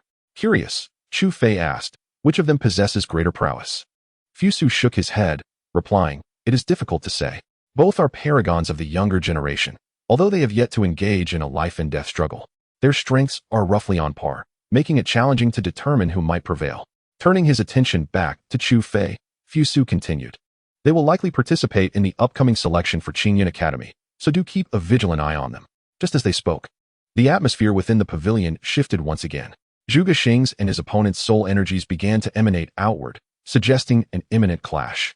In the heightened tension, two young women unexpectedly entered the chamber. One girl, around 16 or 17, boasted long violet hair cascading to her waist, her eyes sparkling like a sea of stars. With a round face adorned with delicate tiger-like incisors, she emanated an aura of innocent charm that was utterly enchanting. The other woman, in stark contrast, was in her early 20s, possessing an ethereal beauty with a porcelain complexion and captivating, radiant eyes. Yet her demeanor was unyielding, clad in white. She exuded an icy elegance that deterred approach. "She has come as well?" Fusu remarked with mild astonishment upon recognizing the icy beauty, seemingly surprised by her attendance at the auction. "Brother Fusu, who is she?" Chu Fei inquired, intrigued by Fusu's reaction. "She is Princess Li Lingwei, the beloved jewel of Emperor Taizong of the Eastern Tang dynasty. The young girl beside her is Zhuge Qianxue, the sister of Zhuge Liang, who is said to share a close bond with the Ice Princess." After a brief explanation from Fusong, he shook his head in disappointment. With her arrival, the delightful performance was bound to conclude. As anticipated, upon seeing Li Lingwei enter the compartment, Zhuge Liang and Li Xinzong instinctively retracted their released soul power, adopting a decorous demeanor, while the others remained composed. When Li Lingwei spoke, they attentively listened, not uttering a single sound. As the spectacle came to a close, Chu Fei intended to divert his gaze. At that moment, Li Lingwei, who was whispering with Zhuge Qianxue, cast a fleeting glance in Chu Fei's direction, prompting the others to turn their attention as well. Fusong inclined his hand in a gesture of greeting, and the group acknowledged him with nods, except for Zhuge Liang, who was lost in thought, fixating on Chu Fei. "Brother, what's wrong? Does that pretty boy have something exceptional about him?" Zhuge Qianxue inquired, bemused by her brother's distraction with a man. Zhuge Liang shot a weary glance at his sister and replied, "It's nothing. He merely seems familiar." "Humph. I thought you were captivated by his looks," Zhuge Qianxue remarked nonchalantly. Zhuge Liang, exasperated by his sister's nature, chose to ignore her as he noticed Li Xinzong observing him with amusement. Shifting the topic, he pointed out, "Look, the auction is commencing." Under the watchful eyes of the crowd, the grand curtain of the auction hall slowly drew back, plunging the vast space of 10,000 into silence, each person holding their breath in anticipation of the event's commencement. As the curtain parted, revealing the expansive auction platform, a stunning woman clad in a crimson gown stood at its center. Facing such a multitude, she displayed no hesitation. Instead, she puffed her chest proudly, accentuating her voluptuous curves, eliciting a chorus of gasps from the audience below. Seemingly pleased with the audience's reaction, the woman smiled subtly and, with a melodious voice brimming with allure, declared, "It seems we are all familiar faces. I shall refrain from reiterating the customary rules. Now, let the auction officially begin." Chapter 43, Soul Artifact, Heavenly Frost. As the words of the woman faded, the lights in the auction hall extinguished completely, leaving a solitary beam illuminating the center of the stage. Chu Fei shifted his gaze to the auction platform, where a transparent glass cabinet was gradually wheeled out from behind. Inside, a lustrous soul jade lay quietly, shimmering under the spotlight. First, let me introduce today's inaugural auction item, a high-tier soul technique of the Xian rank, the Blazing Slash. The starting bid is 5 soul crystals. The enchanting voice of the woman resonated throughout the hall, igniting a murmur among the attendees. Though only a few individuals raised their hands to bid. Upon witnessing the situation, the woman in the red dress did not exhibit any signs of anger. Instead, She flashed a seductive smile and alluringly remarked, "It is said that if one can cultivate the blazing slash to the great ascension realm, its power could rival that of Earth-tier soul techniques." Indeed, upon hearing that it could match the prowess of Earth-tier soul techniques, the crowd became captivated. For in the vast expanse of the soul realm, such techniques were as rare as phoenix feathers and unicorn horns, seldom seen by ordinary folk. Therefore, a soul technique that could compete with Earth-tier abilities was an irresistible temptation for any common soul master. 200,000. A middle-aged man shouted. His voice strained as he attempted to intimidate the others. TSK, TSK, TSK. How audacious to shout so loudly for a mere 200,000. An elderly gentleman from another corner of the auction hall scoffed, lifting his right hand to declare, "I bid 500,000. What a captivating enchantress." Chu Fei assessed the woman's curvaceous figure and observed the fervent bidding below, silently appraising her charm. With merely a few words, she had invigorated the atmosphere. And in the blink of an eye, the price had surged tenfold. Truly remarkable. "What? Brother Chu is also interested in Dream Butterfly?" Fu Su inquired with a smile, noticing Chu Fei's gaze linger on the woman in red. "Dream Butterfly is our Tianbao Pavilion's chief auctioneer, possessing lofty aspirations. If you have set your sights on her, even I, as your elder brother, would struggle to persuade her. However, I can facilitate an introduction." Feeling somewhat embarrassed, Chu Fei rubbed his nose and replied, "Brother Fu Su, please do not jest. I would not dare entertain such thoughts. I am merely curious about the auction below." As the young master of the auction, Fu Su was well versed in the items being presented. He informed Chu Fei, "This blazing slash is merely an appetizer. Look around.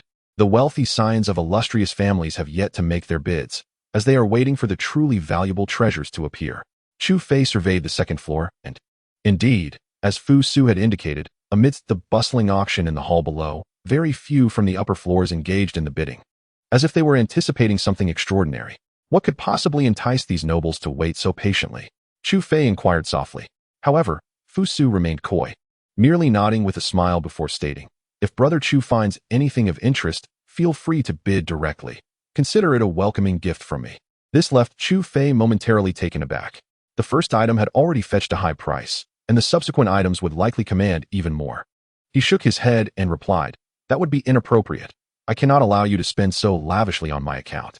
"Ah, are you being courteous again? As your elder brother, I have ample means, and it is only fitting that I present you with a token of our meeting," Fu Su insisted, treating Chu Fei as if he were his own brother. Chu Fei understood that Fu Su valued his talent and sought to invest in him.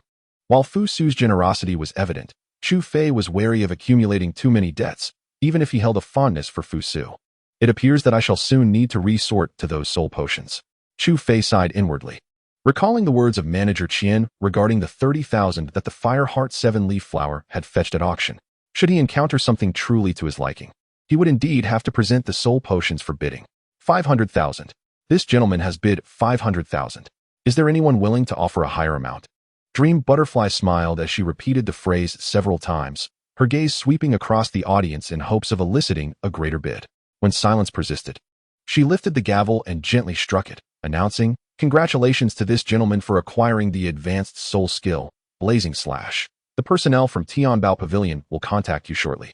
A wave of sighs swept through the audience, many regretting their earlier hesitance to bid, having missed the chance to obtain a soul skill rivaling those of the Earth level. Before the audience could dwell on their regrets for too long, another item was presented to the center of the auction stage. As the silk covering was lifted, a stunning purple dress was revealed, shimmering and exquisite.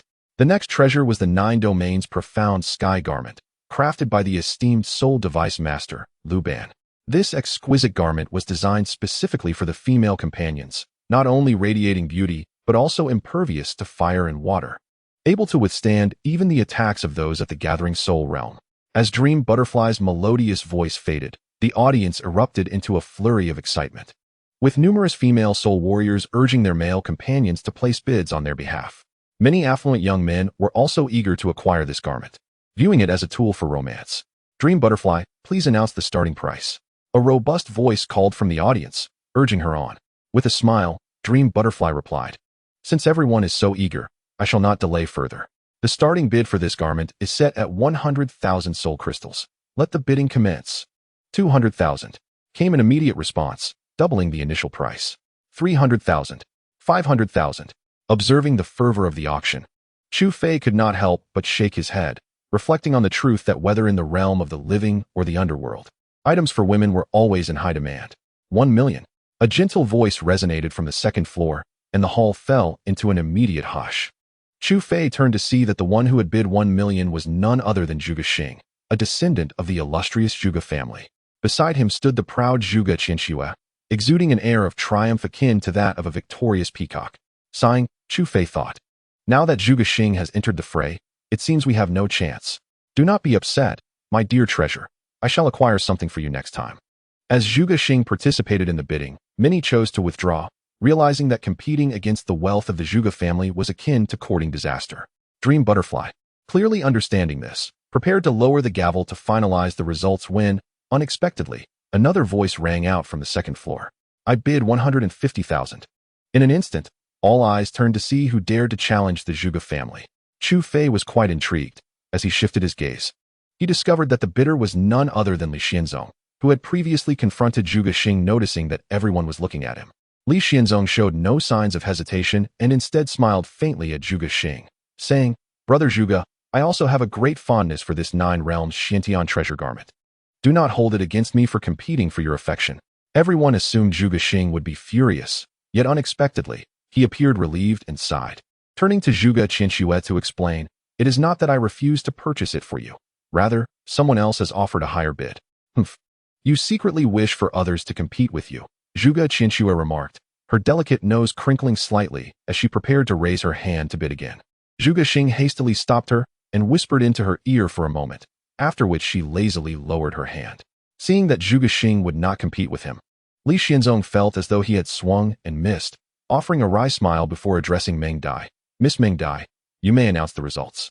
Meng Dai then gently brought down the gavel, declaring, congratulations to young Master Li for acquiring the 9 realms Xiantian treasure garment.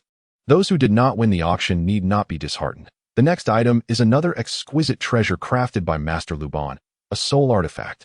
The atmosphere in the hall instantly became lively again as, under the gaze of the crowd, another item was presented on stage. As the golden silk was lifted, the true form inside was revealed, a white long sword, resting within crystal-clear xianbing. The sword measured approximately 3 feet in length, with a hilt made from Qingming soul jade, emanating a soft azure glow, adorned with a captivating red crystal. This sword, known as Tian Shuang, was one of Master Lu Ban's most cherished soul artifacts, forged from a millennium of cold iron, making it the unrivaled choice for soul practitioners specializing in ice attributes. Almost simultaneously with Meng Dai's introduction of the Tian Shuang sword, the previously tranquil black compass within Chu Fei's soul ring suddenly stirred. Casually glancing at the soul ring, he redirected his focus to the Tian Shuang sword, already formulating a plan in his mind. Chapter 44. By Yifei observing the eager expressions of the soul practitioners below, Meng Dai's smile widened as she softly announced, this Tian Shuang sword is a masterpiece of Master Lu Ban. Thus, its price is slightly higher than the usual soul artifacts, with a starting bid of 500,000 soul crystals. 500,000 soul crystals. The starting price is that high? Alas, such treasures are destined to be beyond our reach. TSK. Now this is becoming interesting. Upon hearing the starting price of the Tian Shuang sword, the once quiet auction hall erupted in discussion, many gazing in awe at the staggering price, deterred from bidding. However, there were also affluent young scions who were undeterred.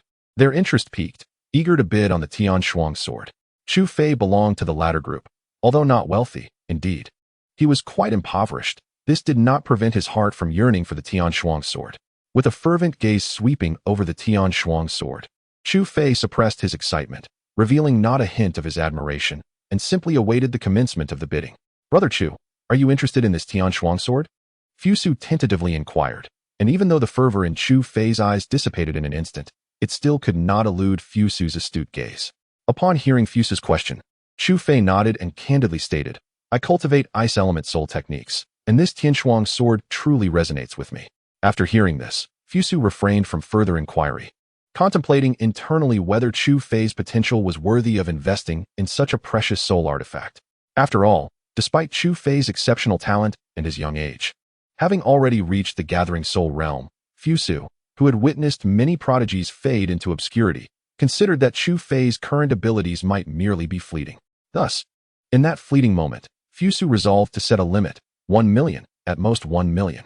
Should the price exceed that, he would have no choice but to encourage Chu Fei to relinquish the pursuit. Unbeknownst to Chu Fei, Fusu was grappling with inner turmoil.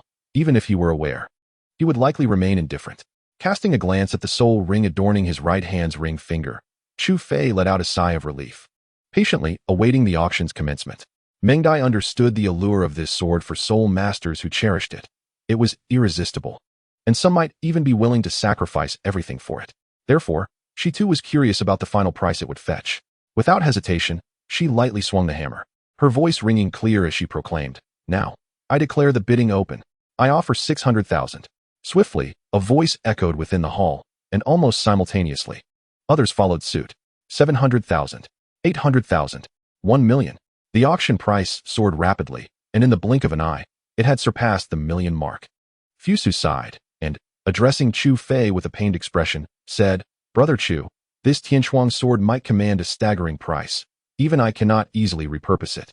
How about I take you to the treasure vault of Tianbao Pavilion to select another item?" His words were already quite courteous, and Chu Fei, no longer the naive graduate he once was, understood the underlying implication. Although a tinge of disappointment flickered within him, he bore no anger. After all, the bond between him and Fusu was still nascent, and it was no small feat for Fusu to speak thus. With a light chuckle, Chu Fei slowly shook his head and replied, "I appreciate your goodwill, Brother Fusu, but this Tianshuang sword is of great significance to me. I shall not relinquish it under any circumstances. As for the financial aspect, you need not worry. I have my own means." Observing Chu Fei's unwavering confidence, Fusu could not help but feel intrigued. He was well acquainted with the prominent families in the Soul Realm, and it was clear that Chu Fei did not hail from one of them. Yet, how could an ordinary soul master possess such audacity? Noticing the perplexed expression on Fusu's face, Chu Fei chose not to elaborate, instead focusing intently on the commotion within the auction hall. 1,700,000. A man clad in a long robe abruptly stood, exclaiming in a hoarse voice, startling those around him. The hall fell silent in an instant, all present astonished by the terrifying price. It was indeed rare for a profound tier soul artifact to fetch such an exorbitant sum. "This gentleman bids 1,700,000. Is there a higher offer than 1,700,000? The voice of Meng Dai trembled slightly, her astonishment at the price evident. Though she understood that this amount was indeed the limit, she still habitually inquired of the crowd below the auction stage. Just as Chu Fei was about to speak, having noted the absence of further bids, a boisterous voice erupted from a neighboring box, declaring 1,800,000. As the words echoed, the previously confident man in the long robe collapsed to the ground, his pallor betraying not just regret, but also a sense of foreboding. Yet, at that moment, no one paid him any mind. All gazes were drawn to the box on the second floor. The beaded curtain of the box slowly parted, revealing a group of scantily clad maidens, among whom lay a man in crimson attire. His long red hair cascaded loosely over his shoulders, and a captivating crimson light flickered in his eyes, lending him an air of otherworldly allure. It was he. Upon seeing this man, Fusu furrowed his brow, appearing quite troubled. "Who is he?" Chu Fei inquired, glancing at the unfamiliar figure. Despite their lack of prior acquaintance, a mere glance revealed to Chu Fei that this individual was a perilous presence, a threat of considerable magnitude. "Ah, the grandson of the god of death, Bai Qi. Bai Yifei. It seems we are connected by familial ties," Fusu sighed, introducing the man to Chu Fei. Upon hearing the name of the fearsome Bai Qi, Chu Fei felt a flicker of alarm within him and furrowed his brow. So that's it. No wonder this man exudes such a strong aura of killing intent. Fusu cautioned, "You must tread carefully. As an exceptional scion of the Bai family, Bai Yifei has mastered the sacred art of slaughter. Honed to perfection under the tutelage of the renowned Wu and Jun Bai Qi, he stands as a paragon among the younger generation. It is said he will also partake in the upcoming Qin Yun Academy selection. Should you cross paths, exercise utmost caution." Fusu's concern was palpable. As compared to the long-established Bai Yifei, Chu Fei, who was merely in the early stages of the gathering soul realm, seemed insignificant and wholly outmatched. Thus, Fusu had never entertained the notion that Chu Fei would dare provoke Bai Yifei. However, in the next moment, he realized how gravely mistaken he was. 2 million. A profound silence enveloped the auction hall, as every attendee questioned their ears, incredulous that anyone would dare bid on something coveted by the god of death, as though courting their own demise, and at such a staggering price. How intriguing. Shoving aside a nearby maiden, Bai Yifei sprang from his seat and approached the window. casting a piercing gaze at Xu Fei. I must see who dares to seize my possession. Not only Bai Yifei was intrigued. At the instant Xu Fei announced his bid of 2 million, the entire hall turned its attention toward him, astonished by the sight of the fair-skinned youth clad in black. Even the icy princess, Li Lingwei, turned her head slightly, clearly curious about Xu Fei's identity. Standing beside Xu Fei, Fu Su's expression darkened. And as he opened his mouth to dissuade him, Xu Fei calmly interjected, "The auction is not yet concluded. The owner of the Tianshuang sword remains undecided. How can it already belong to you?" Bai Yifei faced Xu Fei without a trace of fear. Instead, he retaliated with laughter, exclaiming, "Ha! You should inquire about me. There has never been anything this young master has set his sights on that I couldn't obtain. Fair competition, the highest bidder wins." Xu Fei remained aloof, his demeanor as calm as ever, seemingly oblivious to Bai Yifei's words. Seeing that Xu Fei disregarded him, Bai Yifei felt a surge of anger and defiantly shouted, "You think you can outbid me? You are utterly deluded. I bid 2,100,000. 2,200,000. Xu Fei countered without a moment's hesitation. 2,300,000. Bai Yifei gritted his teeth, his expression darkening. This price far surpassed the value of an advanced soul weapon. If Xu Fei had any sense, he would cease his pursuit. 2,500,000. Without so much as a furrow of his brow, Xu Fei raised the bid by another 200,000. Noticing Bai Yifei fixated on him, Xu Fei chuckled softly and inquired, "What now? Will you continue?" After casting a fierce glare at Xu Fei, Bai Yifei inhaled deeply, suppressing his urge to escalate the bidding war, and coldly declared, "Let it remain in your possession for now. It will eventually be mine." Xu Fei merely smiled nonchalantly, believing that offending a formidable adversary for the sake of the Tianshuang sword was worth it, especially for that enigmatic black compass. Chapter 45. A smile that topples city's Miss Meng Dai. "Will you not announce the result?" Xu Fei said, glancing at the astonished Meng Dai, as if unaware that he had offended a remarkably fearsome opponent. Meng Dai hesitated, casting an uncertain glance at Fu Su. Upon receiving a slight nod from him, she exhaled in relief and, with a radiant smile, gently proclaimed, "This young master bids 2,500,000. Is there anyone willing to offer more?" Though Meng Dai recognized that her question was essentially futile, no sensible individual would willingly pay over 2 million soul crystals for an advanced soul weapon, unless they were an exceptionally foolish person, even more so than Xu Fei had been. She adhered to protocol. After asking 3 times and receiving no response, she decisively announced, "Congratulations to this young master for securing the Tianshuang sword at the price of 2,500,000. Following the auction, our staff will contact you. Now, let us proceed to the next item for bidding." A moment later, another auction item was brought to the stage. However, after witnessing the fierce contest between Xu Fei and Bai Yifei, the audience's interest shifted from the exquisite treasures on display to the origins of Xu Fei himself. "Qin, investigate this young man's background for me," Bai Yifei instructed. His previous rage dissipated, replaced by an unsettling calmness that starkly contrasted with his earlier fury.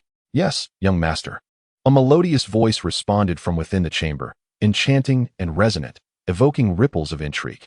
However, the voice belonged to a dark-clad maiden bearing a terrifying scar on her face. Upon receiving Bai Yifei's command, she vanished into the shadows with a swift motion. Is this a provocation, or is it part of a conspiracy against the Bai family? Bai Yifei pondered silently. Though the renowned General Bai Qi possesses unparalleled skills, he has inevitably made countless enemies, leading some to seek to undermine the Bai family. Despite the Bai family's current prominence, it has been built upon a foundation of severed heads. Should any misfortune befall General Bai Qi, this illustrious family could collapse in an instant. Thus, the Bai family has always remained vigilant against threats from all directions. Although Xu Fei's conflict with Bai Yifei was unintentional, the cautious Bai Yifei still perceived it as a premeditated affront, igniting her curiosity about Xu Fei's origins. Bai Yifei was not the only one intrigued by Xu Fei's identity. Seated at a table in the opposite pavilion were Zhuge Liang and Li Xianzong, who had previously been at odds. Where did this reckless youth come from? Daring to confront Bai Yifei? "That fellow is known for his ruthless demeanor," Li Xianzong remarked, sipping the fragrant tea on the table with a hint of schadenfreude. Zhuge Qinshiwa, resting her chin on her hand, replied without restraint, "Come now, at least he has the courage to clash with Bai Yifei, unlike you noble scions, who cower before her." Li Xianzong, far from angered, chuckled, "You two are a direct descendant of the Zhuge clan. Hasn't Zhuge Wuhou ever instructed you about the taboos of practitioners? I have no interest in your sect's charlatans. I am devoted to the unparalleled art of artifact refinement." Zhuge Qianxue said disdainfully, her small face lifted defiantly. Cough. I hardly consider him a reckless youth.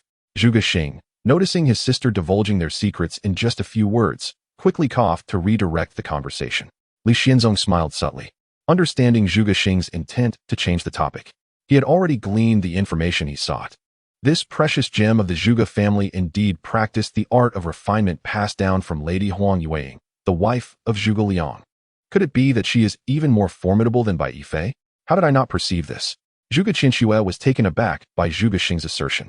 Zhuge Xing, somewhat helpless, remarked, you never bothered to read the ancient texts on the occult arts within our clan, and now you cannot even recall the most basic techniques of divination. I have to remember so much. How could I possibly retain it all? Zhuge Qianxue pouted in response to her brother's expression, shaking his head. Zhuge Xing turned to Li Xianzong. Li Banzian, you must have sensed it, right?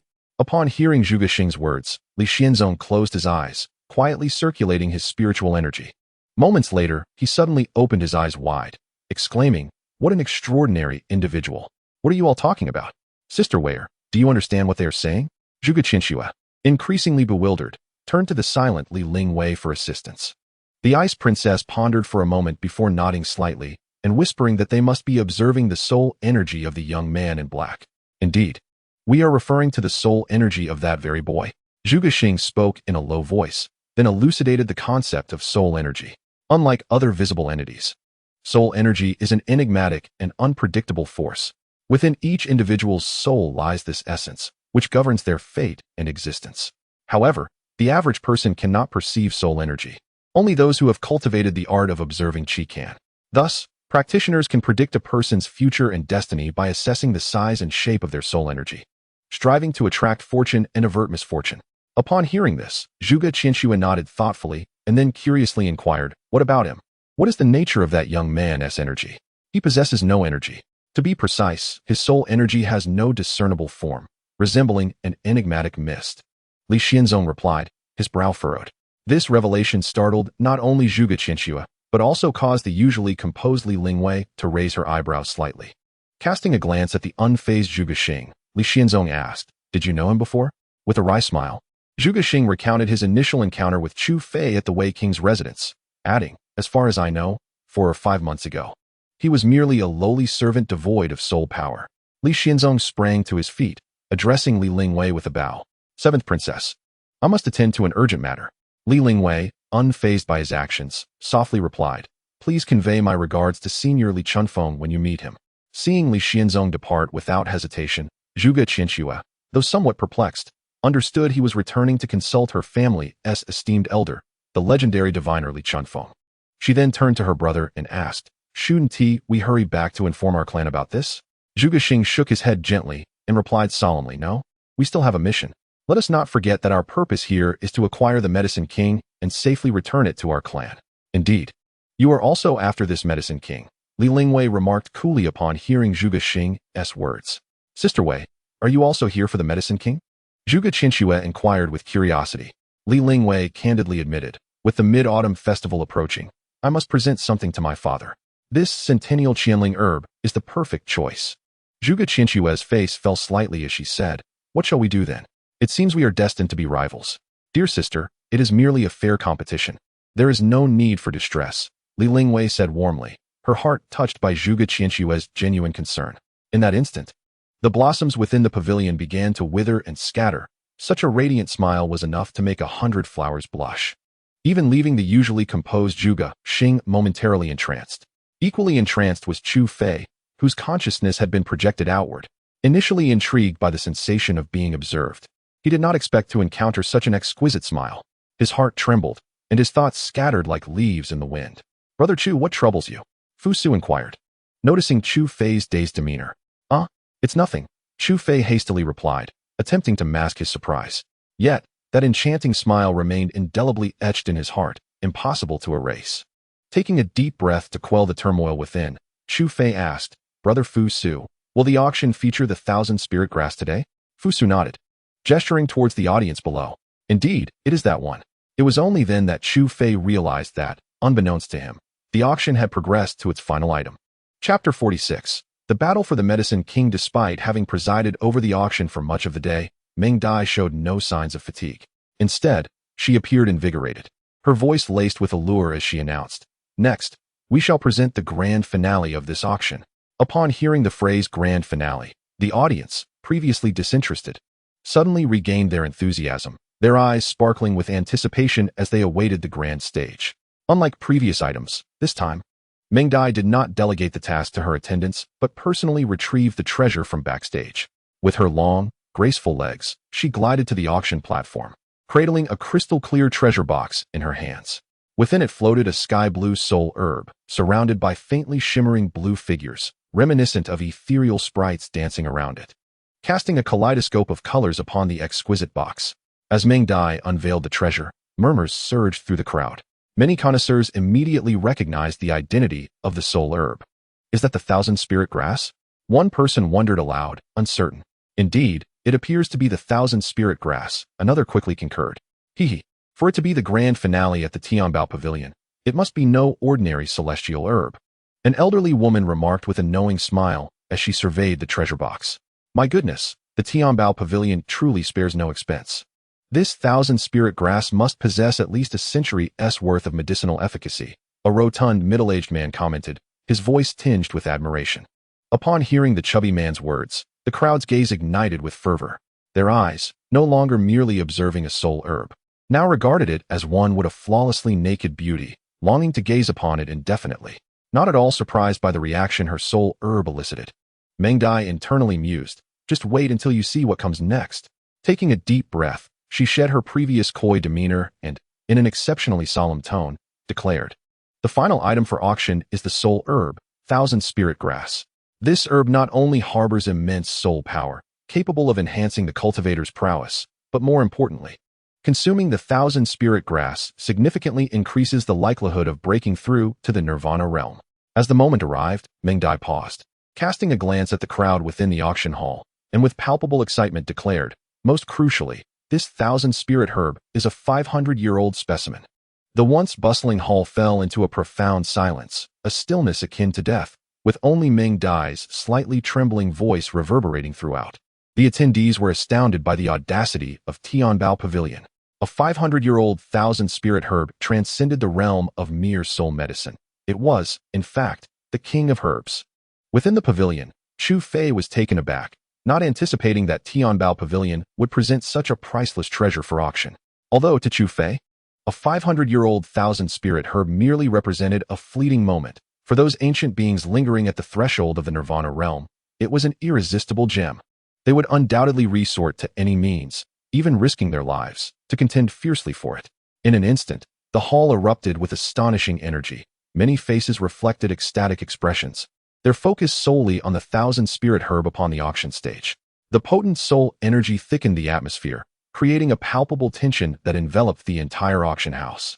As Chu Fei sensed the surging soul energy within the hall, his expression shifted subtly, prompting him to turn and look at Fu Su beside him. He found Fu Su remarkably composed, her gaze steady as if everything were well within her control. Increasingly intrigued, Chu Fei glanced at Meng Dai on stage, only to find her equally unperturbed, seemingly unfazed by the powerful auras present in the hall. "Ahem, esteemed guests, Tianbao Pavilion has never sought trouble. Yet we do not shy away from it," Meng Dai said, a gentle smile gracing her lips, as if entirely oblivious to the formidable soul energies emanating from the ancient beings of the Danyang realm. However, upon hearing her words, a few of the old monsters jolted back to awareness, a wave of fear surging within them as they remembered they were in Tianbao Pavilion. Within a breath, all soul energies dissipated, as if nothing had transpired. It appeared that the depths of Tianbao Pavilion were unfathomable. Chu Fei, witnessing the unfolding events, silently pondered.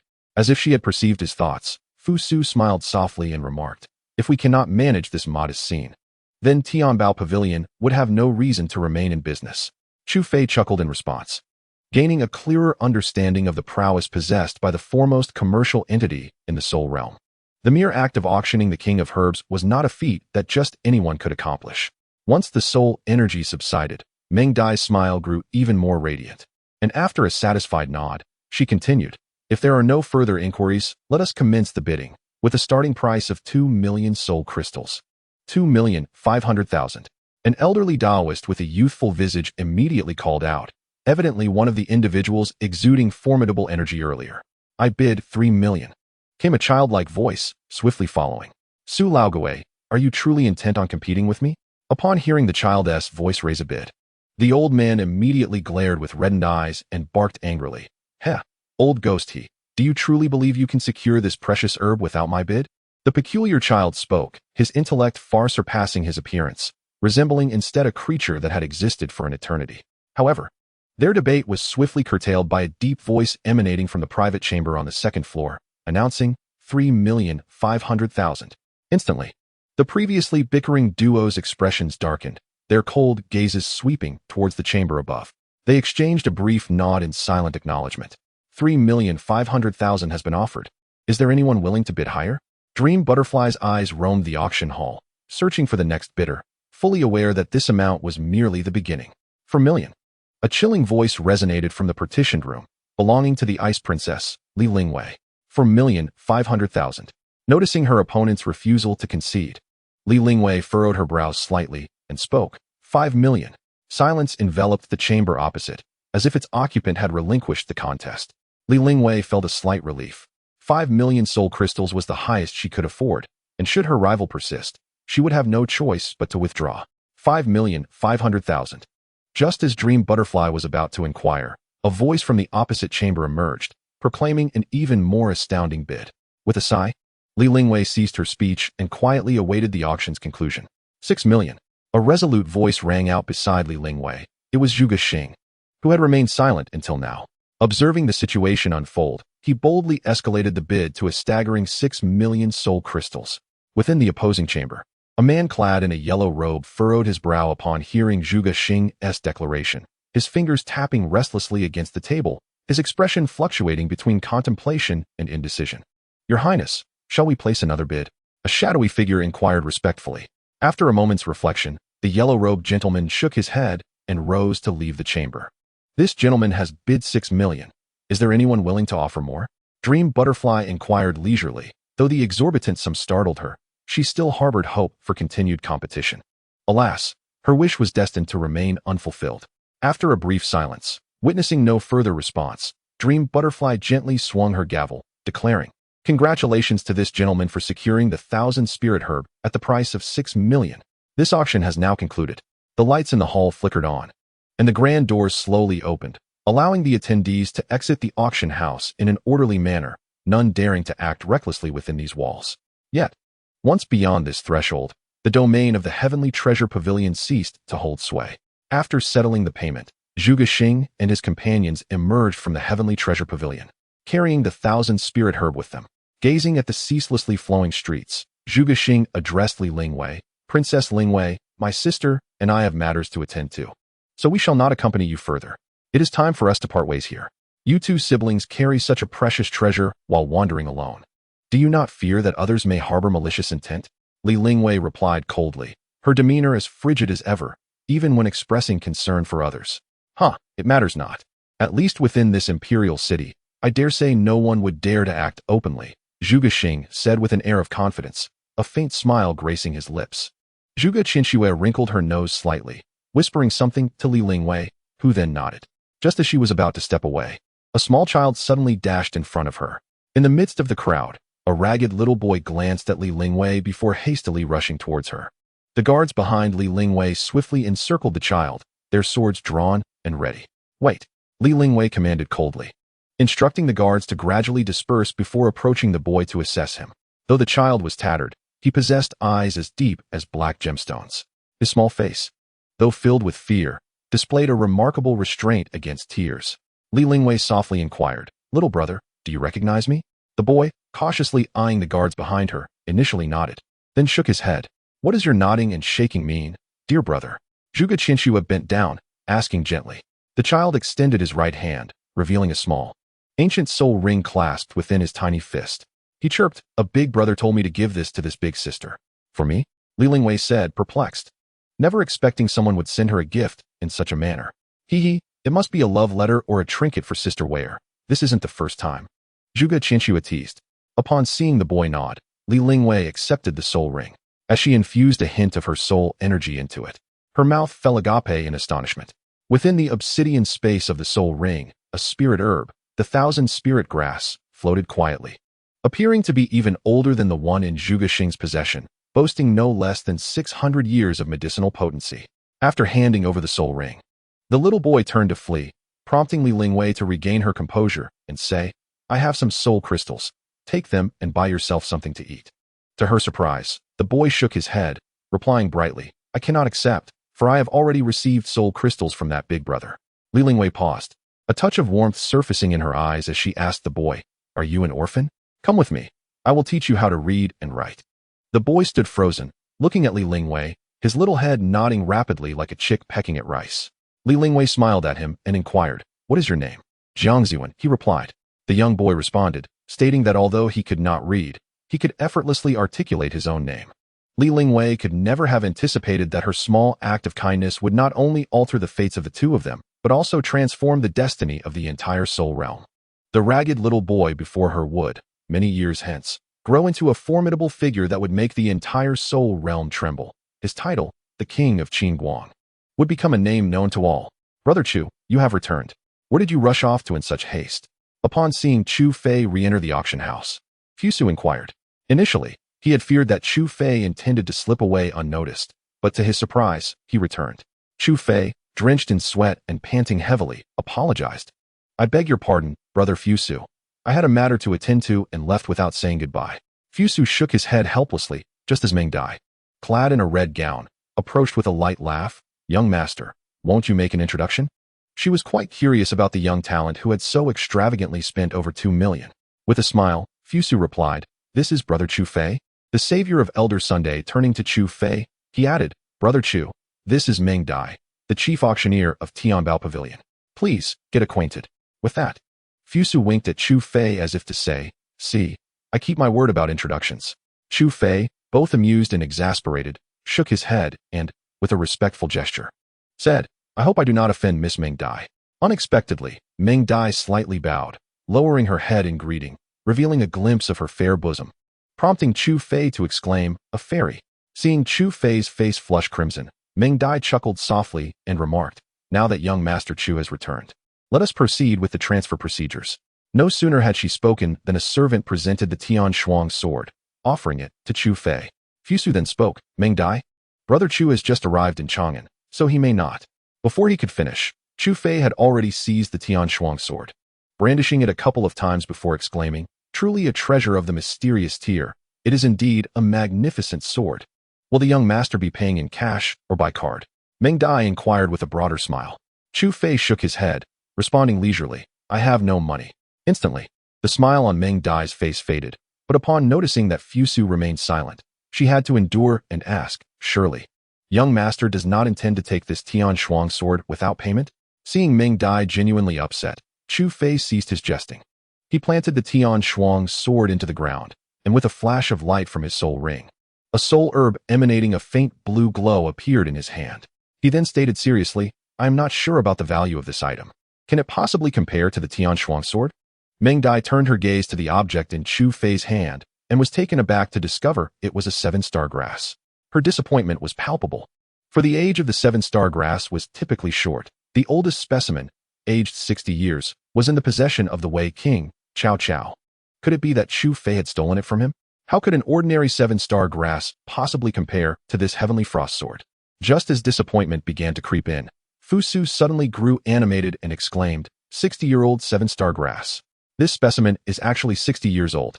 Upon hearing this, Meng Dai abruptly lifted her head to fixate on the 7-star grass in Chu Fei's hand. A closer inspection made her gasp in astonishment.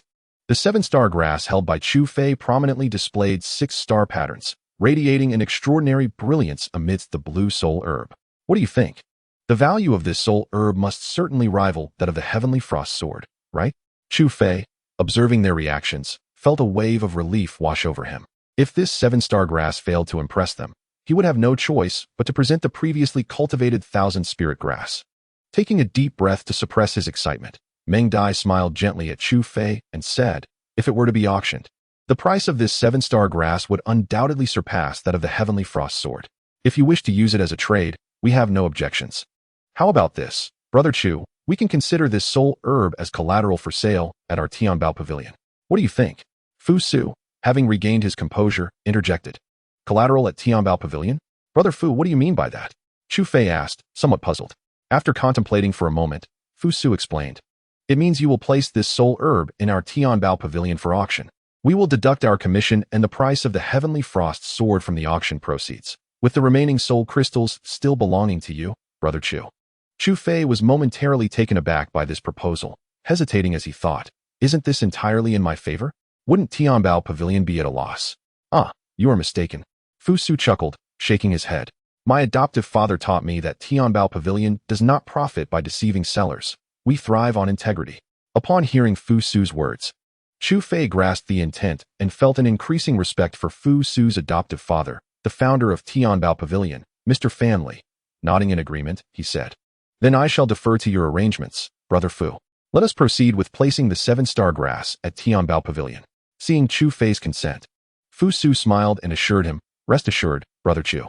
I will promote this 60-year-old 7-star grass vigorously. It will surely fetch an exorbitant price. Chu Fei nodded in amusement, yet inwardly he was less concerned, pondering how Fu Su would react if he were to learn that numerous such 7-star grasses resided within his soul ring. Upon returning to his chamber, Chu Fei immediately retrieved the black compass and placed it atop the Heavenly Frost sword. The jet-black compass shimmered, reflecting the cold light of the sword. Yet it remained utterly unresponsive. 1 hour, 2 hours, 3 hours after an exhaustive 6 hours.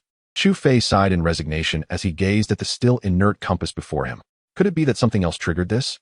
He mused, furrowing his brow as he mentally revisited the events of that moment, yet gleaning no insights.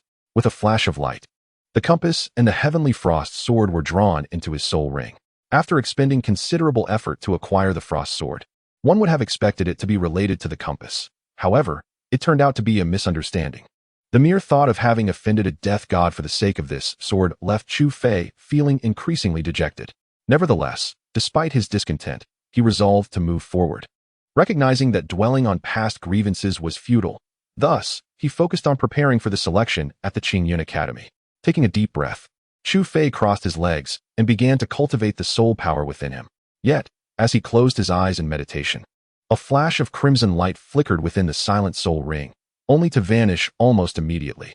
Chapter 48. The Selection Qingyun Academy. Nestled in the mountainous woods to the west of Chang'an, was obscured by the rugged peaks that concealed its ancient stone gates. In this secluded valley, the once tranquil atmosphere was now disrupted by a bustling crowd. So this is Qingyun Academy? Before Chu Fei stood a majestic stone gate, unadorned yet exuding an air of impressive weight. Flanking the gate were couplets inscribed in running script, the first reading self-improvement without end, and the second virtue bears all, both drawn from the renowned I Ching. This was merely the exterior of Qingyun Academy. Entry into the inner sanctum would only be granted during the selection process. Fu Su explained to Chu Fei that while the academy might seem an inaccessible sanctuary to many, for him, the young master of the Tianbao Pavilion, it was a familiar terrain. Merely holding the status of an academy student would ensure his unobstructed passage. Observing the lively throng around him, Chu Fei remarked with surprise, I did not anticipate such a large turnout. Are they all here for the selection? Fu Su nodded, unfazed by the crowd, and softly replied, Qingyun Academy is the foremost among the 4 great academies. Naturally, those aspiring to join are numerous. Although its prominence has waned somewhat with the rise of the other 3 academies, the strength of Qingyun Academy remains formidable. After hearing Fu Su's words, Chu Fei nodded in agreement, though a flicker of doubt about Yi Tong's presence at the academy crossed his mind. Yet, having arrived at the academy's gates, it would be illogical not to enter and explore. Suppressing his inner turmoil, he fell silent, patiently awaiting the commencement of the selection. With a piercing creak, the heavy stone gate began to swing open, revealing an elderly man clad in a white robe stepping forth from the academy. This man, with his white hair and youthful visage, exuded an air of ethereal grace, his robe adorned with a delicately embroidered azure cloud on the chest. Following him were 5 similarly attired young men, each wielding a sword and standing stoically behind the elder. After casting a glance over the now subdued crowd, the elder cleared his throat and proclaimed, I am Dong Zhongshu, the external steward of Qingyun Academy. Today, I shall preside over the new student selection. I trust you are all prepared, so let us commence. To his surprise, Chu Fei realized that the venerable Dong Zhongshu Renowned for his advocacy of Confucianism while dismissing other schools of thought, was indeed this elderly figure who had come to serve as a steward at the academy. As if sensing Chu Fei's astonishment, Fusu smiled and elucidated. Qingyun Academy comprises both inner and outer gates.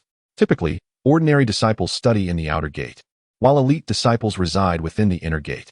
Though Elder Dong serves as an external steward, his status is equivalent to that of the esteemed director of the inner court. Elder Du, nodding slightly, Chu Fei began to grasp the general structure of Qingyun Academy. Fusu seemed to recall something and added, I neglected to inform you about the selection rules, Brother Chu. Each new student selection at Qingyun Academy consists of two parts. First, there is a fundamental qualification test. One must reach the mid-stage of the soul condensation realm to qualify for the subsequent competition. Otherwise, you shan't even enter the gates of Qingyun Academy. As soon as Fusu finished speaking, Dong Zhongshu, who had kept his right hand behind him, moved it with a flourish. He extended his index finger and swiftly traced a few strokes in the air, forming the character for gate.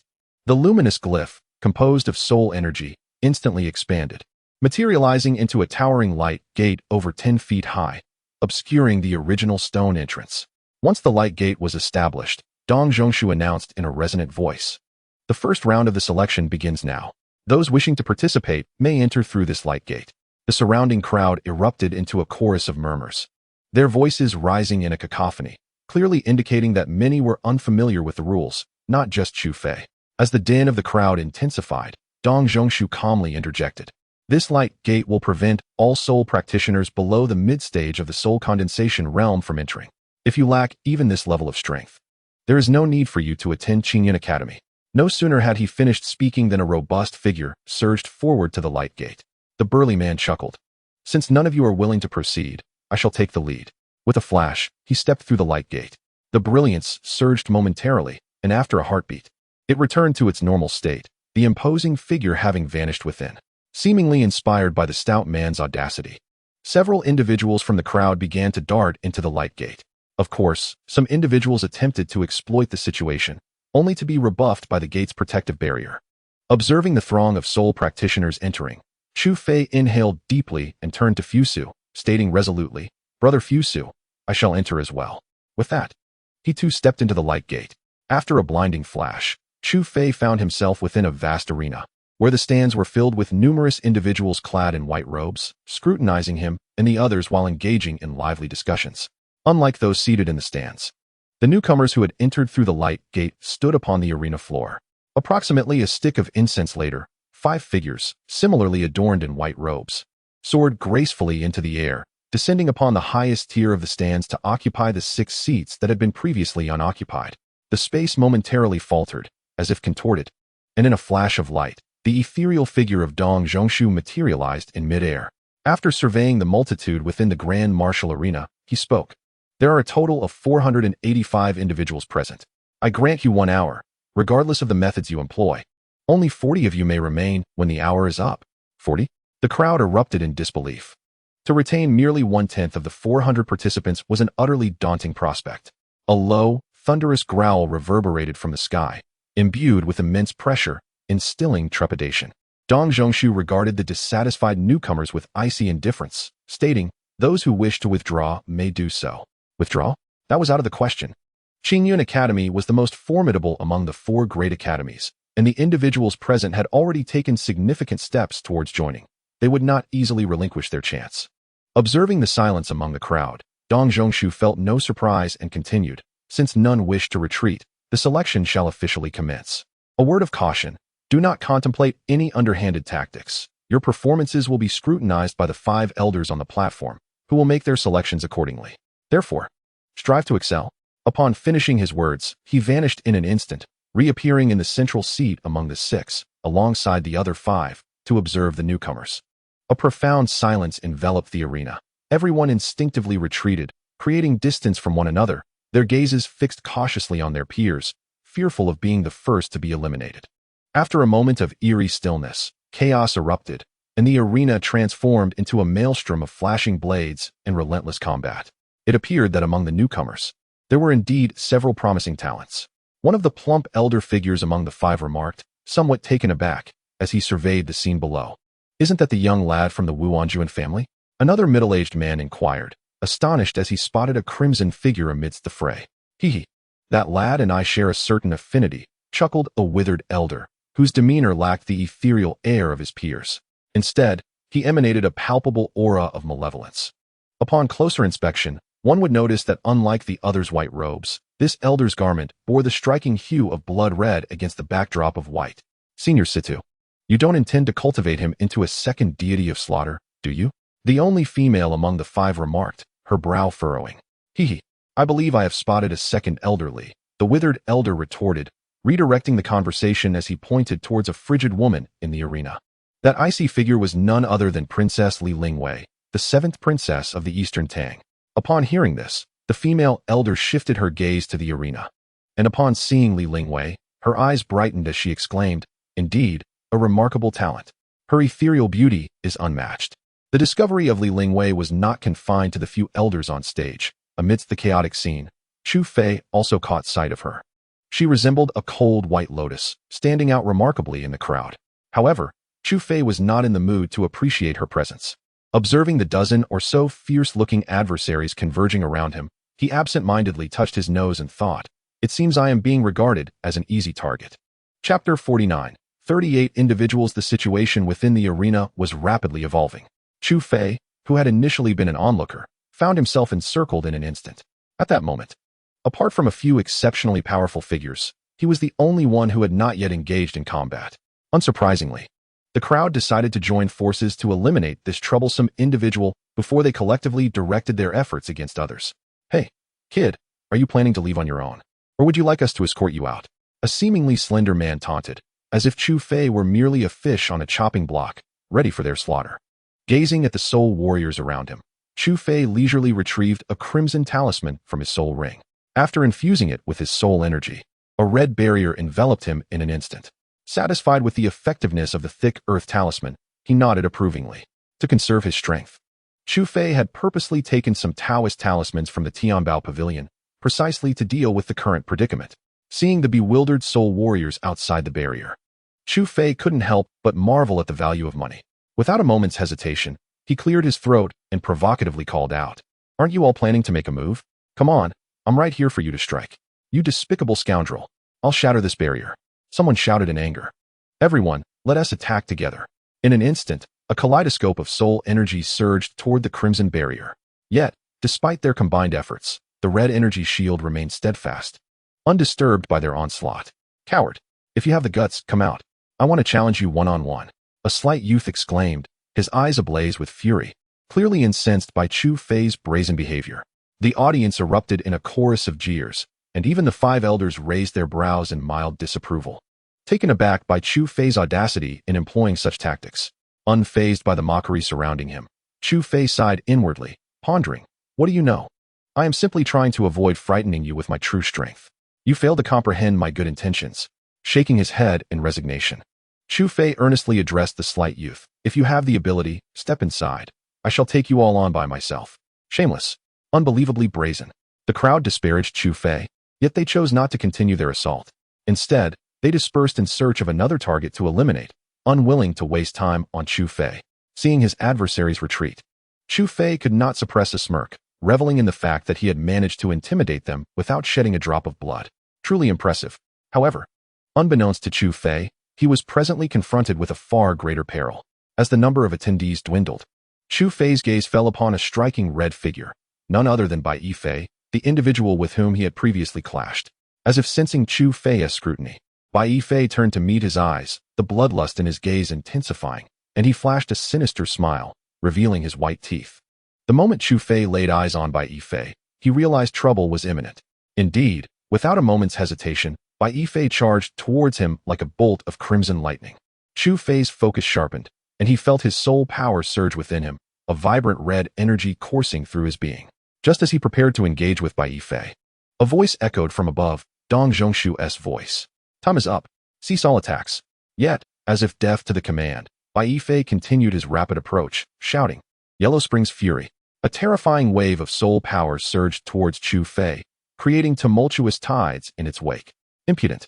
Dong Zhongshu furrowed his brow and, with a commanding shout, dissipated the overwhelming torrent of power, leaving no trace behind. Casting a stern glance at Bai Yifei, he warned, "Any further acts of aggression will result in immediate expulsion from the academy." In response to Dong Zhongshu's admonition, Bai Yifei shrugged nonchalantly, showing no sign of intimidation. After casting a malevolent glance at Chu Fei, he turned and departed. Witnessing this, Chu Fei couldn't help but sigh inwardly. Indeed, those with connections carried a certain confidence. Facing such a troublesome individual as Bai Yifei, Dong Zhongshu felt a deep sense of frustration. With a resigned wave of his hand, he solemnly declared, "The second round of selections has concluded. The 38 of you present are now part of Qin Academy. Follow me to meet the elders, who will determine your status within the academy."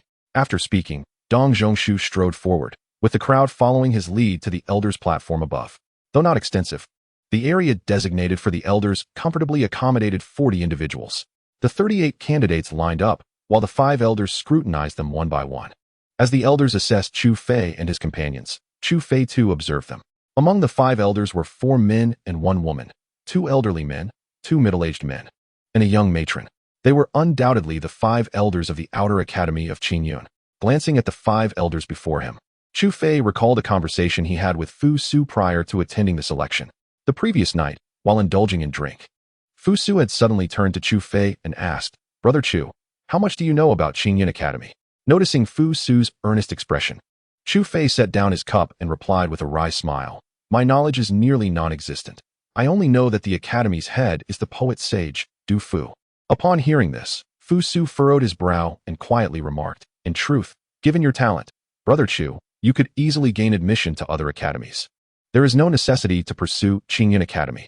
After a moment of contemplation, Chu Fei softly spoke, "This is a promise made between me and a brother. We agreed to meet at the Qin Academy." Fu Su was momentarily taken aback, not anticipating that Chu Fei's desire to enter the academy stemmed from this reason, leaving him at a loss for words.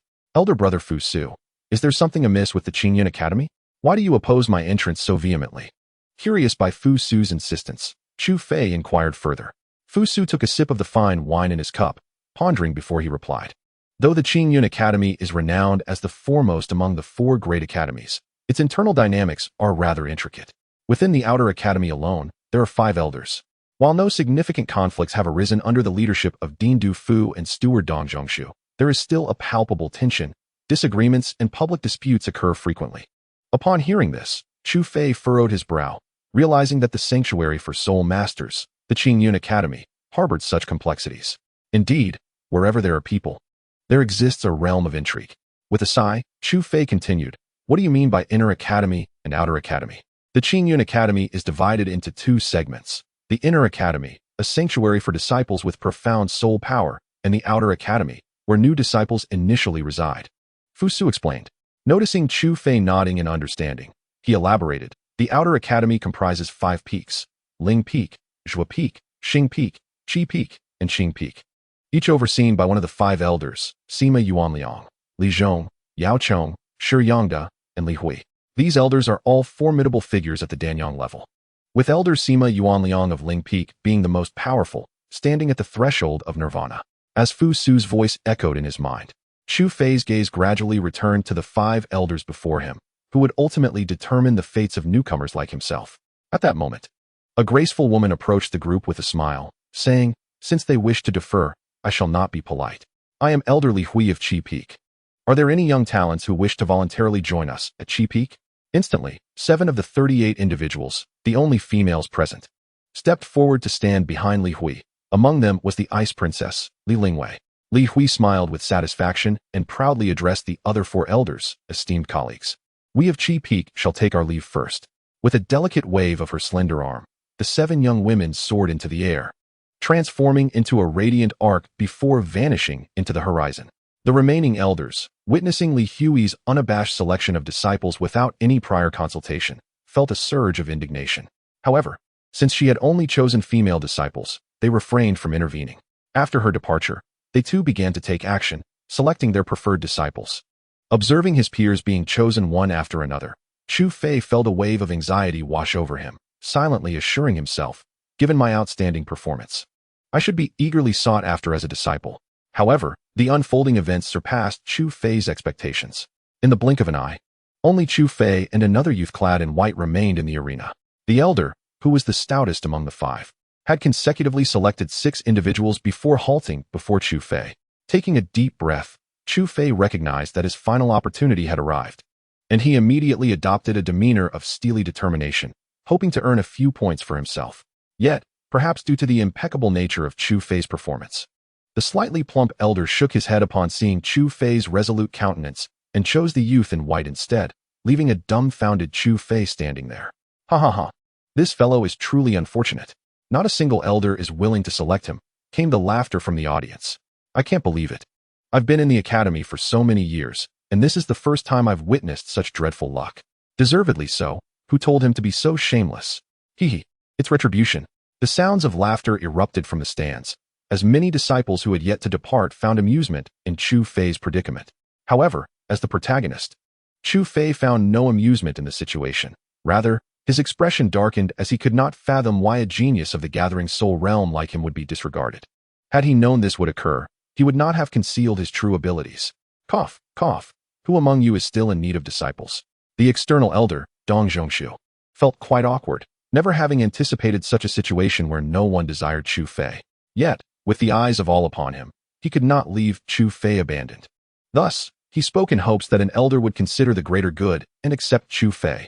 The 4 elders exchanged glances, none appearing inclined to speak. After a moment, one elder with a gentle demeanor remarked, "Since they are so humble, let me take him back to Zhuge Peak." "Very well, then it shall be entrusted to you." Elder Yao, Dong Zhongshu promptly agreed, as if fearing that Elder Yao might change his mind. Chu Fei immediately felt grateful towards Elder Yao. But the next words from the elder left him stunned. I still need a disciple to oversee the medicinal fields. Chapter 50. Zhuge Peak is one of the 7 great peaks within Qin Academy, its towering summit piercing the heavens and reaching into the clouds. Within the peak, soul energy swirls, occasionally wafting the fragrant aroma of medicinal herbs, invigorating all who pass by. At this moment, outside Zhuge Peak, a radiant arc rushed forth, halting at the foot of a medicinal field, revealing Elder Yao along with Chu Fei and the others. Although Chu Fei had already mastered the ability to traverse the skies, he was still taken aback by the terrifying speed of the Danyang realm. Once he landed, he finally had the opportunity to survey the medicinal field. Above the vast expanse of the field, a layer of white light enveloped it, flickering intermittently in the air. In front of the medicinal field stood several modest houses, with a large stone inscribed with the words medicinal field in an elegant script at the entrance. Beside the stone, a young man in a white robe was resting. Upon seeing Elder Yao descend, he quickly rose to greet him. The youth shall remain in the medicinal fields for his training, Elder Yao remarked with a hint of indifference, only to recall Chu Fei's earlier demeanor, prompting him to add a cautionary note about the need for careful oversight. Having said this, he disregarded Chu Fei, turning away to lead the other disciples into the air, leaving Chu Fei in a state of bewilderment, lost in thought. Once Elder Yao departed, the young man in white exhaled in relief and approached Chu Fei.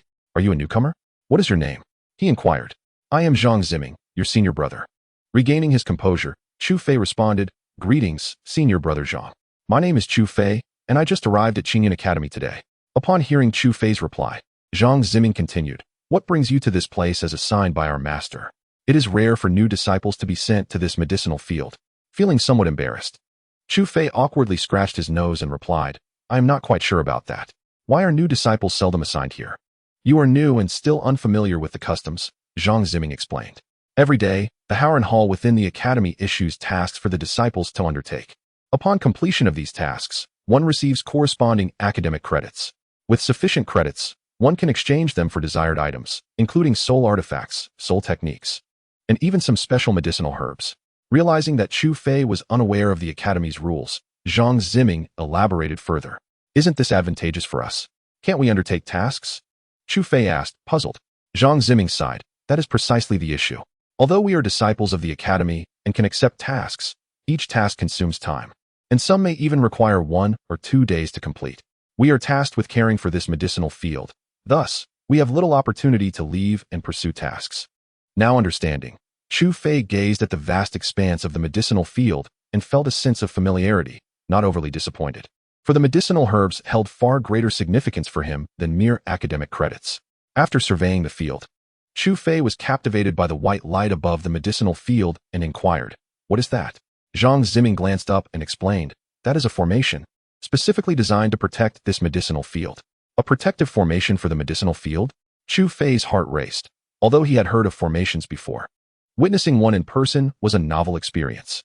Indeed, our Zhuge Peak's medicinal field is of utmost importance. All the soul herbs within Qin Yun Academy are cultivated here. Therefore, to safeguard these herbs from theft, the headmaster commissioned a master of formations to establish this array, Zhang Ziming remarked, gazing up at the formation with a sense of reverence. Then, with a serious expression, he warned, the medicinal field is filled with prohibitions. Even the slightest touch can trigger the formation. Without the proper guidance, even a powerful warrior in the Danyang realm would not dare to intrude. Although you are new, you must memorize the secure pathways of the formation. Any mistake could be catastrophic.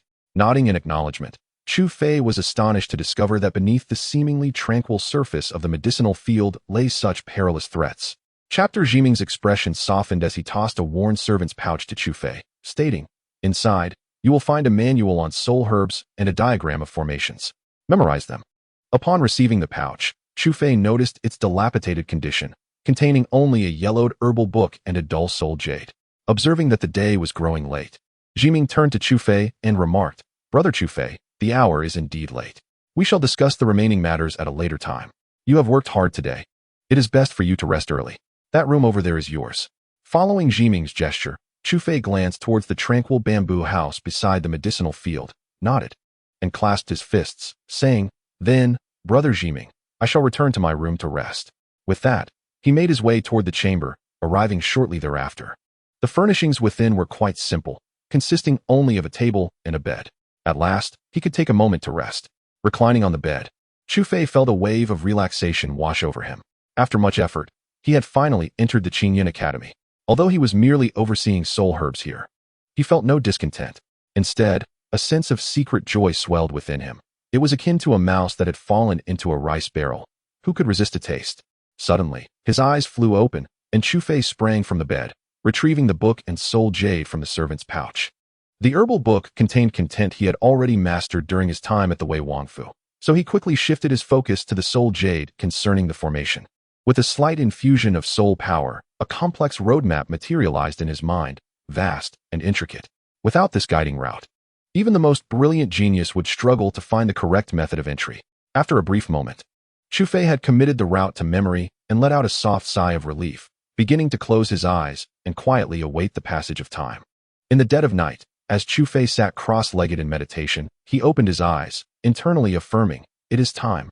He gently infused soul power into his soul ring, and a flash of crimson light illuminated his hand, revealing a completely red medicinal fruit. Gazing at the peculiar red soul herb in his hand, recollections of the Hanxue fruit surfaced in his mind. The Hanxue fruit, it was said, was distilled from the essence of the soul beast, the underworld dragon, and contained an abundance of soul power, serving as a primary ingredient for crafting the Seven Spirits pill.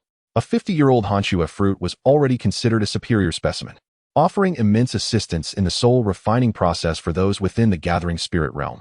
The fruit in Chu Fei's possession, however, was a century-old Hanxue fruit, enhanced through careful cultivation, boasting a potency of 100 years. With fervent anticipation, Chu Fei surveyed the Hanxue fruit in his grasp and took a deep breath, preparing to reach his peak state. This fruit, chosen after much deliberation, was pivotal for his successful breakthrough to the second spirit within the gathering spirit realm. Without hesitation, he flipped his right hand, and the blood-red Hanxue fruit was swiftly consumed, initiating the refinement process. Chapter 51. The Spirit of Wisdom.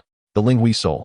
Situated at the location of the third eye in the human body, as the name suggests, governs the wisdom of the soul. It is akin to the Tianchong soul, both being manifestations of the Yin spirit. Once the soul is gathered and the spiritual aperture is opened, one may possess an extraordinary memory, multitasking capabilities, and even awaken the heavenly eye, enabling one to perceive the essence of all things. According to the teachings found in Taoist scriptures, every individual's third eye is inherently open. It is also referred to as the lunar wheel. The moon itself represents an ever-open eye. Thus, the lunar wheel, or third eye, is essentially a gateway to perception. The moon shines brightly every day, and when it receives the sun's light, its vision becomes even clearer. Hence, the Linghui soul is of utmost significance for those engaged in the cultivation of spiritual awareness. After reflecting upon the descriptions of the Linghui soul, Chu Fei began to dispel distracting thoughts, focusing intently on refining the cold blood fruit within him. However, the cold blood fruit is an entity of extreme yin and chill. And what Chu Fei consumed was a century-old cold blood fruit, its potency undeniably formidable. As soon as the fruit entered his mouth, the icy power it harbored unleashed a torrent of coldness throughout Chu Fei's body.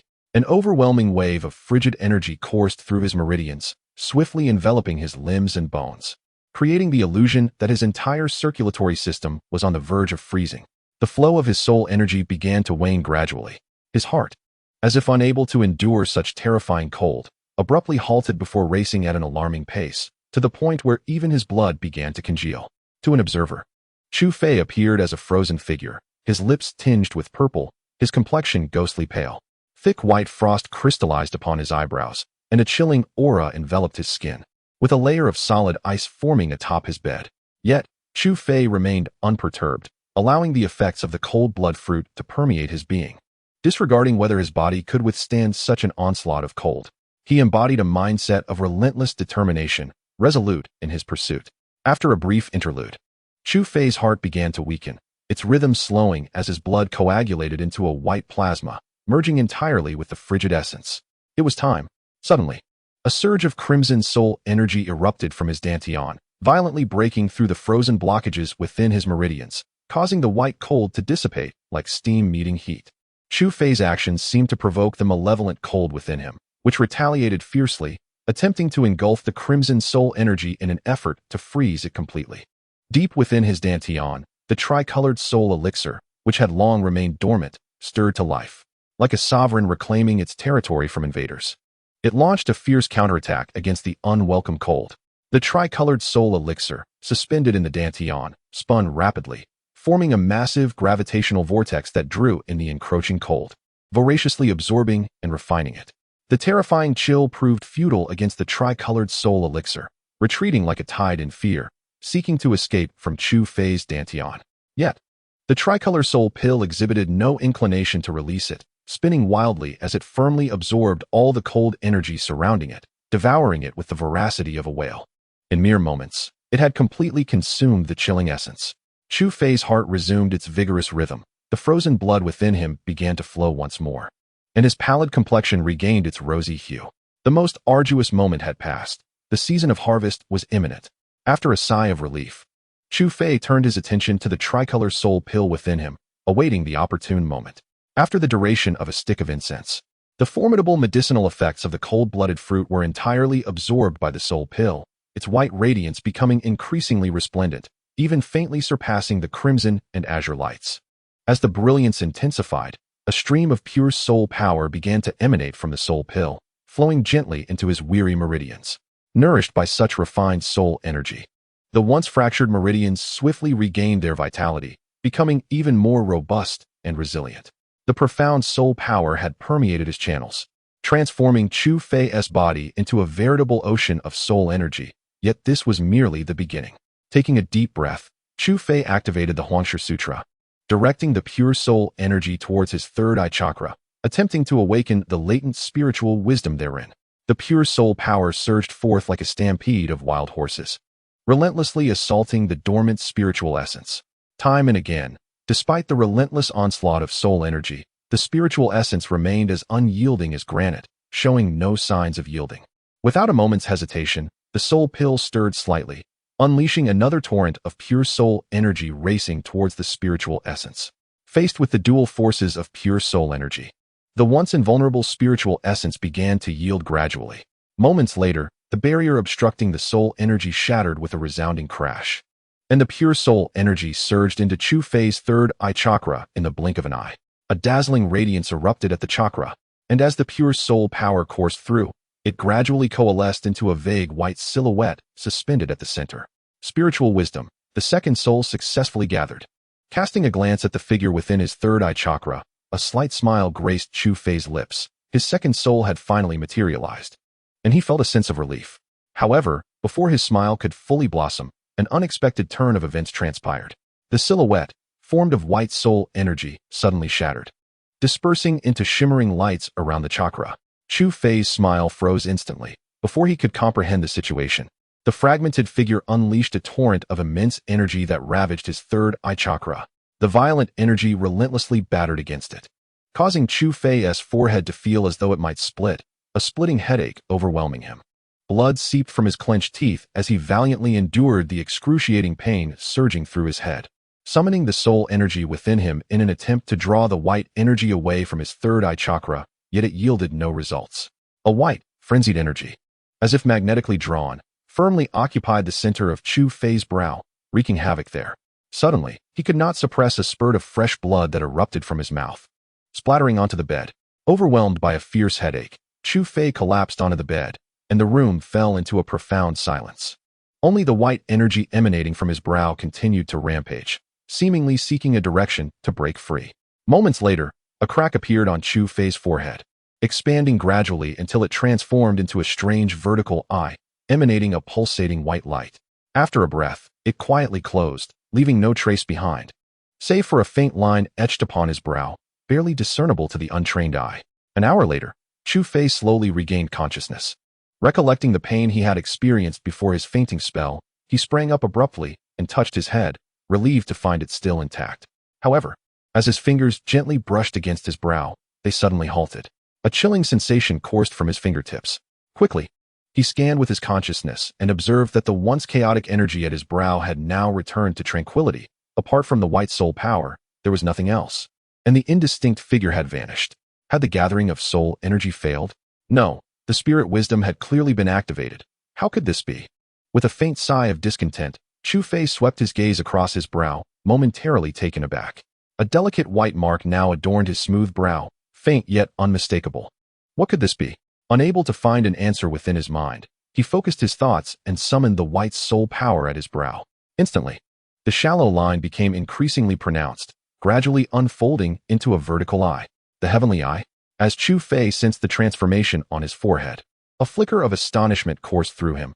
Recalling the depictions of the heavenly eye in Taoist scriptures, he had not expected it to truly exist. Since the heavenly eye had opened, it indicated that he had not failed in gathering soul energy. With a sigh of relief, Chu Fei began to ponder the extraordinary capabilities of this legendary eye. The heavenly eye, akin to his own pair of eyes, was under his deft control. With a mere thought, it was already fixated upon the table before the bed. Whoosh! Before Chu Fei could fully comprehend, the table had vanished from sight without a trace. His heart raced as a possibility dawned on him. He eagerly directed the heavenly eye towards the stool on the floor. Whoosh! In an instant, the stool too disappeared without warning. Indeed, the heavenly eye possessed the power of spatial displacement. Affirming his thoughts, Chu Fei could not contain his excitement, a smile spreading across his face, which soon erupted into joyous laughter. Chapter 52. Achieving renown as the first rays of morning light illuminated Zhuge Peak. The door to Chu Fei's room was gently opened. Ah, another new day dawns. After a brief stretch to awaken his limbs, Chu Fei, clad in a flowing white robe, languidly arched his back. His delicate visage, illuminated by the gentle rays of light, appeared exceptionally handsome. A faint joy glimmered in his pitch-black eyes. Despite the perilous experiences of the previous night, he had reaped immense rewards, having not only condensed the Ling Hui Po, but also opened the Tianyan. In this realm of souls where power reigns supreme, each enhancement of strength is a step toward survival. With a slight smile gracing his lips, Chu Fei relaxed his neck, only to suddenly catch sight of a figure in the nearby medicinal field. His gaze sharpened momentarily before softening, for the figure was none other than his newly acquainted senior brother, Zhang Ziming. At that moment, Zhang Ziming sat cross-legged, facing the rising moon, his hands forming an unusual mudra as he absorbed the soul energy that wafted through the air.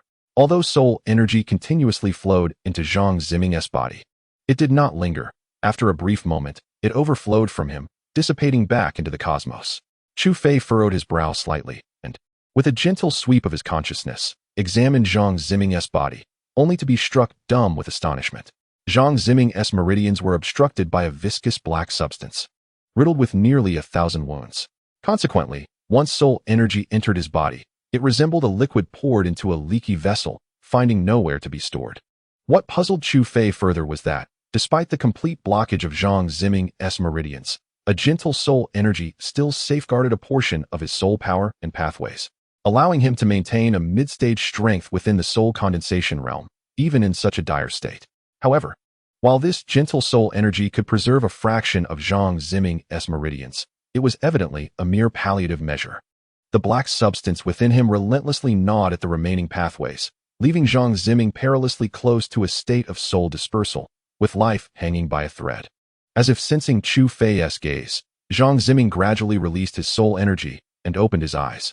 Upon seeing Chu Fei standing before him, he offered a gentle smile and inquired with concern, "Junior brother Chu, you're up so early. Are you not accustomed to living in the academy?" Chu Fei gazed at Zhang Ziming before internally marveling at his resilience. A person who walks the fine line between life and death, yet clings to hope, is indeed a true hero. "Not at all. I'm not so delicate. I simply have a habit of rising early." After a moment of contemplation, Chu Fei chose not to disclose what he had observed regarding Zhang Ziming's condition, but instead exchanged pleasantries. After all, everyone harbors their own secrets. And unless Zhang Ziming chose to share, Chu Fei felt it was not his place to pry. Zhang Ziming, unfazed, nodded and continued. "Have you had a chance to look at the 2 books I gave you yesterday? Were you able to memorize the safety routes of the formations?" Having finished both books and memorized the formations, Chu Fei inquired, "Shall we commence our tasks today?" After responding to Zhang Ziming, he continued to ask, "Very well. Junior brother Chu, accompany me to the medicinal fields to tend to the soul herbs. I shall gradually teach you the other matters in due course." Zhang Ziming replied after a moment of contemplation. Chu Fei nodded and expressed his gratitude. "I appreciate your guidance, senior brother Zhang." With a casual wave of his hand and a friendly smile, Zhang Ziming led the way into the medicinal fields, demonstrating how to care for the soul herbs while elucidating their unique characteristics. To Zhang Ziming's astonishment, Chu Fei exhibited not a trace of unfamiliarity in tending to the soul herbs. Rather, he appeared remarkably adept, executing the tasks with ease. What was initially expected to be a day's work was completed in merely an hour with Chu Fei's assistance. Gazing at the meticulously organized medicinal fields before him, Zhang Ziming asked in surprise, "Junior brother Chu, you must have tended to medicinal fields before?" Chu Fei, feeling a bit bashful, nodded and replied with a smile. "I previously served as a servant in the Wei Wangfu, where my duties involved managing a medicinal field. Thus, when Elder Yao assigned me here, I felt a secret joy." Zhang Ziming chuckled and, after a moment's thought, proposed, "Since we have completed today's tasks, how about I take you for a stroll and introduce you to the academy?" Chu Fei, pleased by Zhang Ziming's enthusiasm, expressed a slight concern. "I have no objections, but I worry I might be taking up too much of your time, senior brother." In response to Chu Fei's concern, Zhang Ziming reassured him, "Do not fret. What I lack the least is time. Let us set out now." Sensing Zhang Ziming's genuine goodwill, Chu Fei agreed. "In that case, where shall we go first?" "To the Earth Peak," Zhang Ziming replied. The Earth Peak stands as the second most magnificent mountain within the Qingyun Academy, surpassed only by the first peak, the Heaven Peak. While the Heaven Peak serves as the training ground for inner disciples and the residence of the Academy's head, the Earth Peak is not far behind in grandeur. Atop the Earth Peak lies a most significant place within the Academy, the Tongtian Hall. The Tongtian Hall is frequented by disciples, including those from the Inner Academy, who occasionally return to wander about. This hall is where tasks are assigned, and only here can the disciples receive missions, earn credits, and exchange them for anything they desire. As they walked, Chu Fei listened to Zhang Ziming's descriptions of the Qingyun Academy while taking in the surroundings. In addition to the disciples walking up the mountain alongside them, several youths in white robes gracefully soared through the air, heading directly to the Tongtian Hall at the mountainside, drawing the attention and admiration of those below, who fantasized about when they might also glide through the skies like them. Half an hour later, Chu Fei stood before the grand entrance to the Hall of Heaven. On the vast expanse of blue stone, a magnificent stone palace rose majestically upon the mountainside, its entrance adorned with the bold inscription Hall of Heaven. Yet, what captured Chu Fei's attention first was not the palace itself, but rather the 2 imposing stone tablets that stood before it on the same blue stone surface. One tablet, resplendent in a sky blue hue, bore the gilded characters credit ranking at its summit, while the other, a dark black stone, similarly displayed the words storm ranking in shimmering gold. Chu Fei found himself momentarily entranced before these 2 tablets. Observing his fascination, Zhang Ziming smiled and remarked, "Junior brother Chu, these credit and storm rankings have been established by the Academy to assess the comprehensive capabilities of the students. The names inscribed in gold have led many to affectionately refer to them as the Golden List. As the name suggests, the credit ranking is arranged according to academic credits, featuring the top 200 disciples with the highest credits. Naturally, the more credits one accumulates, the higher their rank." Upon hearing this, Chu Fei's gaze swept lightly over the credit ranking, where he was startled to find the name at the very top belonged to a certain Zhang Banian, whose credits had reached a staggering 50,000 points. Generally speaking, the distinction between the credit and storm rankings is minimal.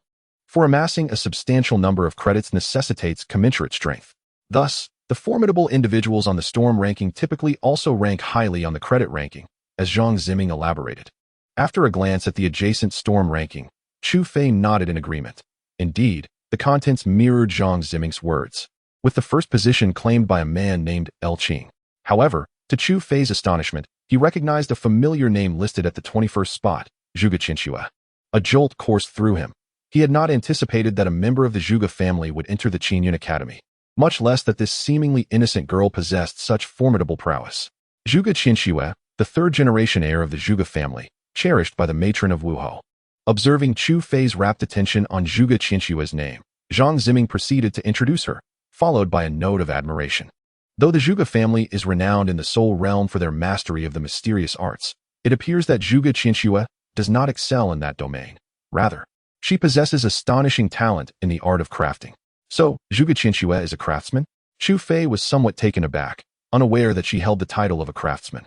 In response to Chu Fei's queries, Zhang Ziming nodded and clarified. To be precise, Qin Shi Huang is not only a craftsman, but also a senior craftsman of the yellow rank.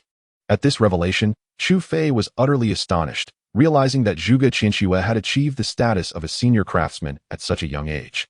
Having spent considerable time in the Soul realm, he was no longer a stranger to its intricacies, and he understood well the arduous requirements to become a craftsman, which only intensified his surprise. Craftsmen are a rare breed within the Soul realm, particularly those of the senior echelon. At such a tender age, Qin Shi Huang has already attained the esteemed rank of a high-level artifact refiner, suggesting that her future is boundless, with the potential to reach legendary heights. Sensing Chu Fei's thoughts, Zhang Ziming smiled and remarked that there is no need for Chu to underestimate himself, as prodigies like Qin Shi Huang are exceedingly rare. The vast majority succeed through their own relentless efforts. Chu Fei nodded in agreement, recognizing the truth in Zhang's words. While talent is indeed precious, an indomitable will is equally essential for becoming a formidable force. Furthermore, with his possession of the Huangshi scriptures and the celestial eye, he is not inferior to others. Given sufficient time, he is certain that he will carve out a place for himself on the leaderboard.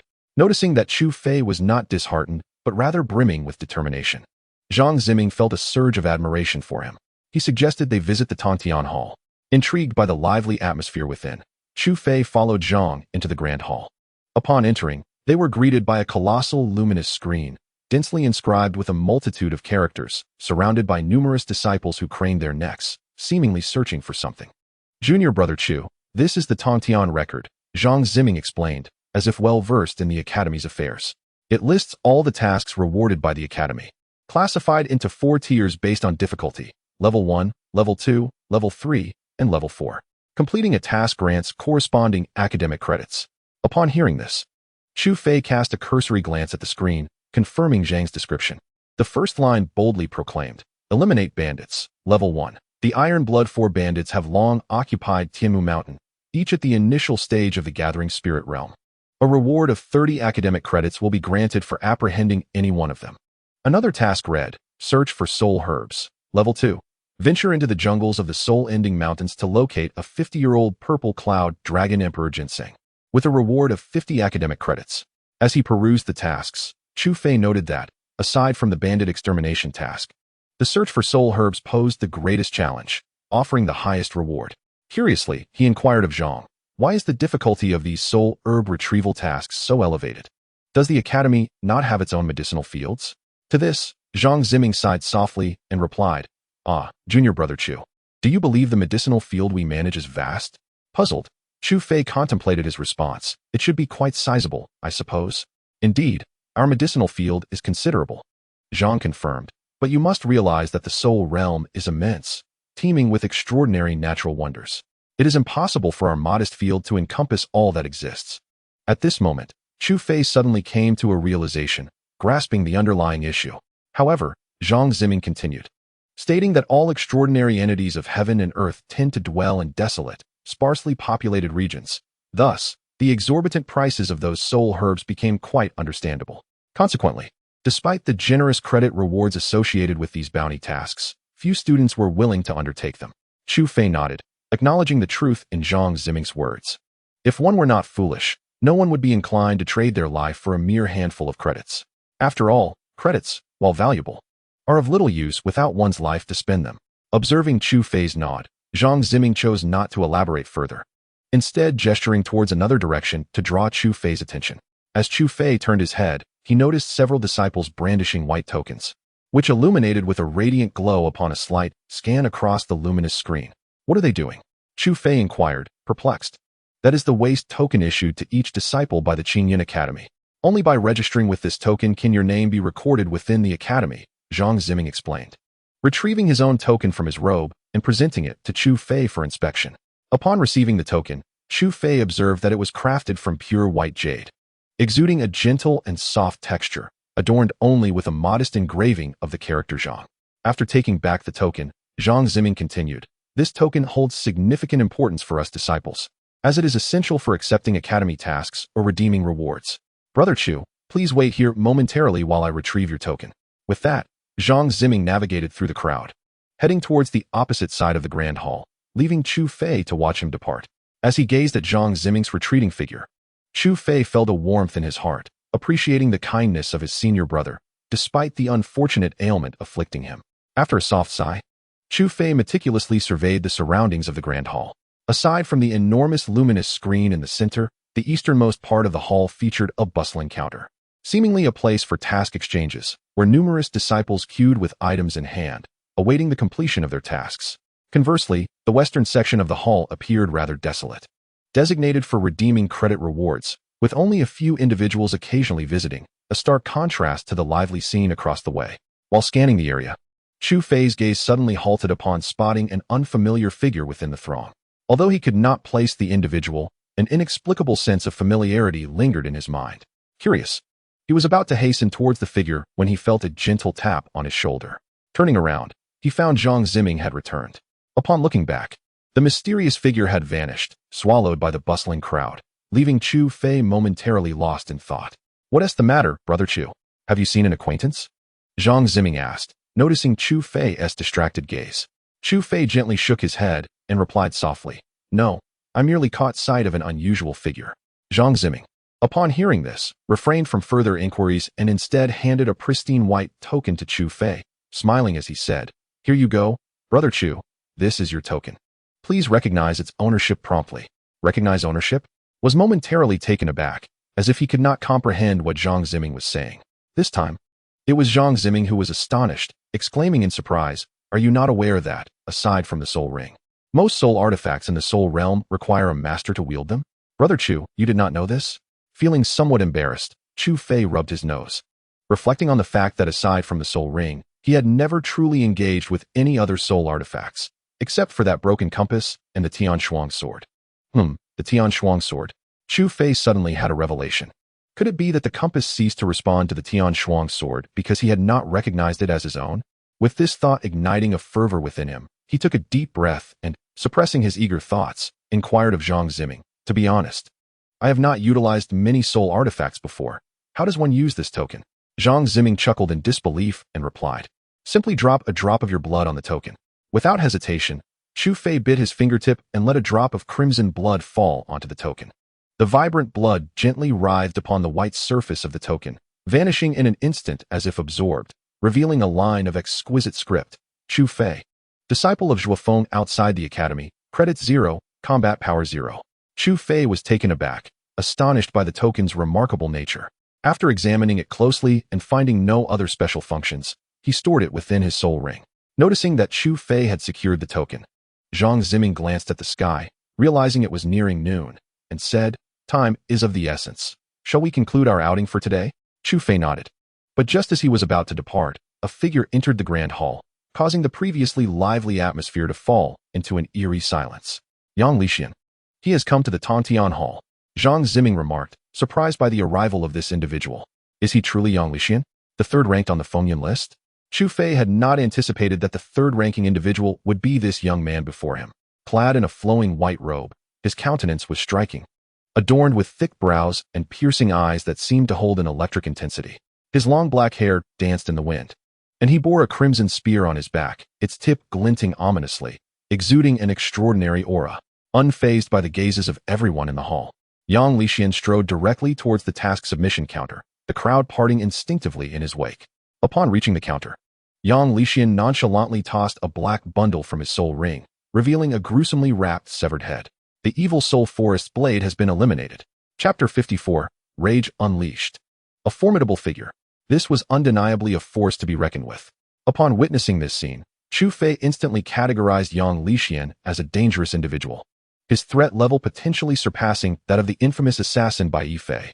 The once bustling grand hall fell into an immediate hush, with many gazes directed at Yang Lixian tinged with a hint of fear. Many female disciples with fragile mental fortitude fainted on the spot, much to the delight of the nearby male disciples, who rushed to assist, each eager to play the role of the gallant hero. Had it not been for the formidable presence that lingered, a brawl might have ensued. However, these events appeared to have little connection to Chang Lixian, who, after fulfilling his task and securing his credits, turned and exited the grand hall, seemingly oblivious to the commotion around him, as if the people present were mere phantoms. At last, he has departed. With Chang Lixian's exit, many disciples exhaled in relief, the atmosphere within the hall returning to its previous lively state. Let us depart as well, Brother Zhang, said Chu Fei, deciding to leave alongside Zhang Ziming. Nodding in agreement, Zhang Ziming made his way out of the hall, unfazed by the scene they left behind. My junior brother is surely remarkable.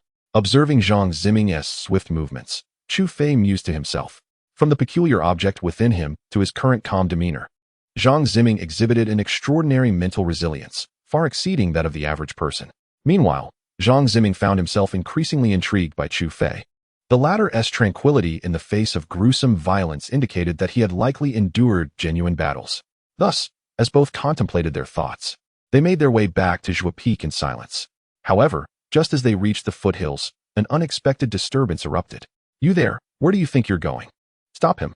A commanding voice rang out from afar, followed by a surge of chaos. Numerous disciples halted, retreating hastily to the sides, eager to witness the unfolding spectacle. Casting a glance, Chu Fei saw a young boy, clad in tattered white robes, encircled by 17 or 18 similarly dressed disciples. The sound of fists meeting flesh echoing through the air. Oh, don't look any longer, Zhang Ziming sighed, hoping Chu Fei would not act impulsively. Chu Fei, however, was far from reckless. He understood that this was a world governed by the law of the jungle, where he could not change the nature of things, only himself. Shaking his head, he prepared to leave. Yet, at that very moment, his body stiffened, and he turned sharply to gaze at the boy ensnared by the throng. The boy, approximately 15 or 16 years old, bore signs of old wounds, clearly not a stranger to such encirclements. Though he did not flee, he exhibited no panic. Instead, issuing a defiant challenge, Qin Long, are you not afraid of elderly Zhong's punishment? Punishment? Do you think you are worthy of invoking elderly Zhong's wrath upon me? Sneered the ringleader, a brazen young man who dismissed the boy's threat entirely, followed by another barrage of strikes. Amidst the onslaught of fists, the white-robed youth showed no sign of retreat, retaliating fiercely with his own blows. However, the prowess of this youth was significantly inferior to that of his adversary, possessing merely mid-stage soul condensation strength. In stark contrast, his opponent, the leader known as Qin Long, boasted late-stage soul condensation capabilities, not to mention the 10 or so accomplices at his side. In an instant, the boy found himself struck to the ground, revealing a somewhat youthful yet tenacious visage, none other than Yi Tong, the individual that Chu Fei had been fervently searching for. After another heavy blow landed, Qin Long remained relentless. His right leg infused with a faint aura of soul power aimed squarely at Yi Tong's abdomen. With a sickening crack, the sound of a bone fracturing echoed through the crowd, followed by a wretched scream akin to that of a slaughtered pig. To everyone's astonishment, that agonizing cry emanated from none other than Qin Long himself. In front of the fallen Yi Tong, a new figure appeared, having rescued him by intercepting Qin Long's vicious kick. This figure was none other than the furious Chu Fei, whose intervention had resulted in Qin Long's leg breaking upon impact. Brother Chu? Yi Tong exclaimed in disbelief, attempting to rise only to collapse again. Observing Yi Tong's emaciated form and the scars of past injuries, Chu Fei was consumed by an overwhelming rage. With a cold glare directed at the frightened men surrounding him, he fixed his gaze upon Qin Long. Upon meeting Chu Fei's icy stare, a panicked Qin Long screamed, "Kill him! You must kill him!" Hearing Qin Long's command, the group of men hesitated momentarily, exchanging glances before gritting their teeth and shouting, "Let us go together." As they charged toward Chu Fei, without a hint of hesitation, Chu Fei transformed into a shadow, darting swiftly through the throng.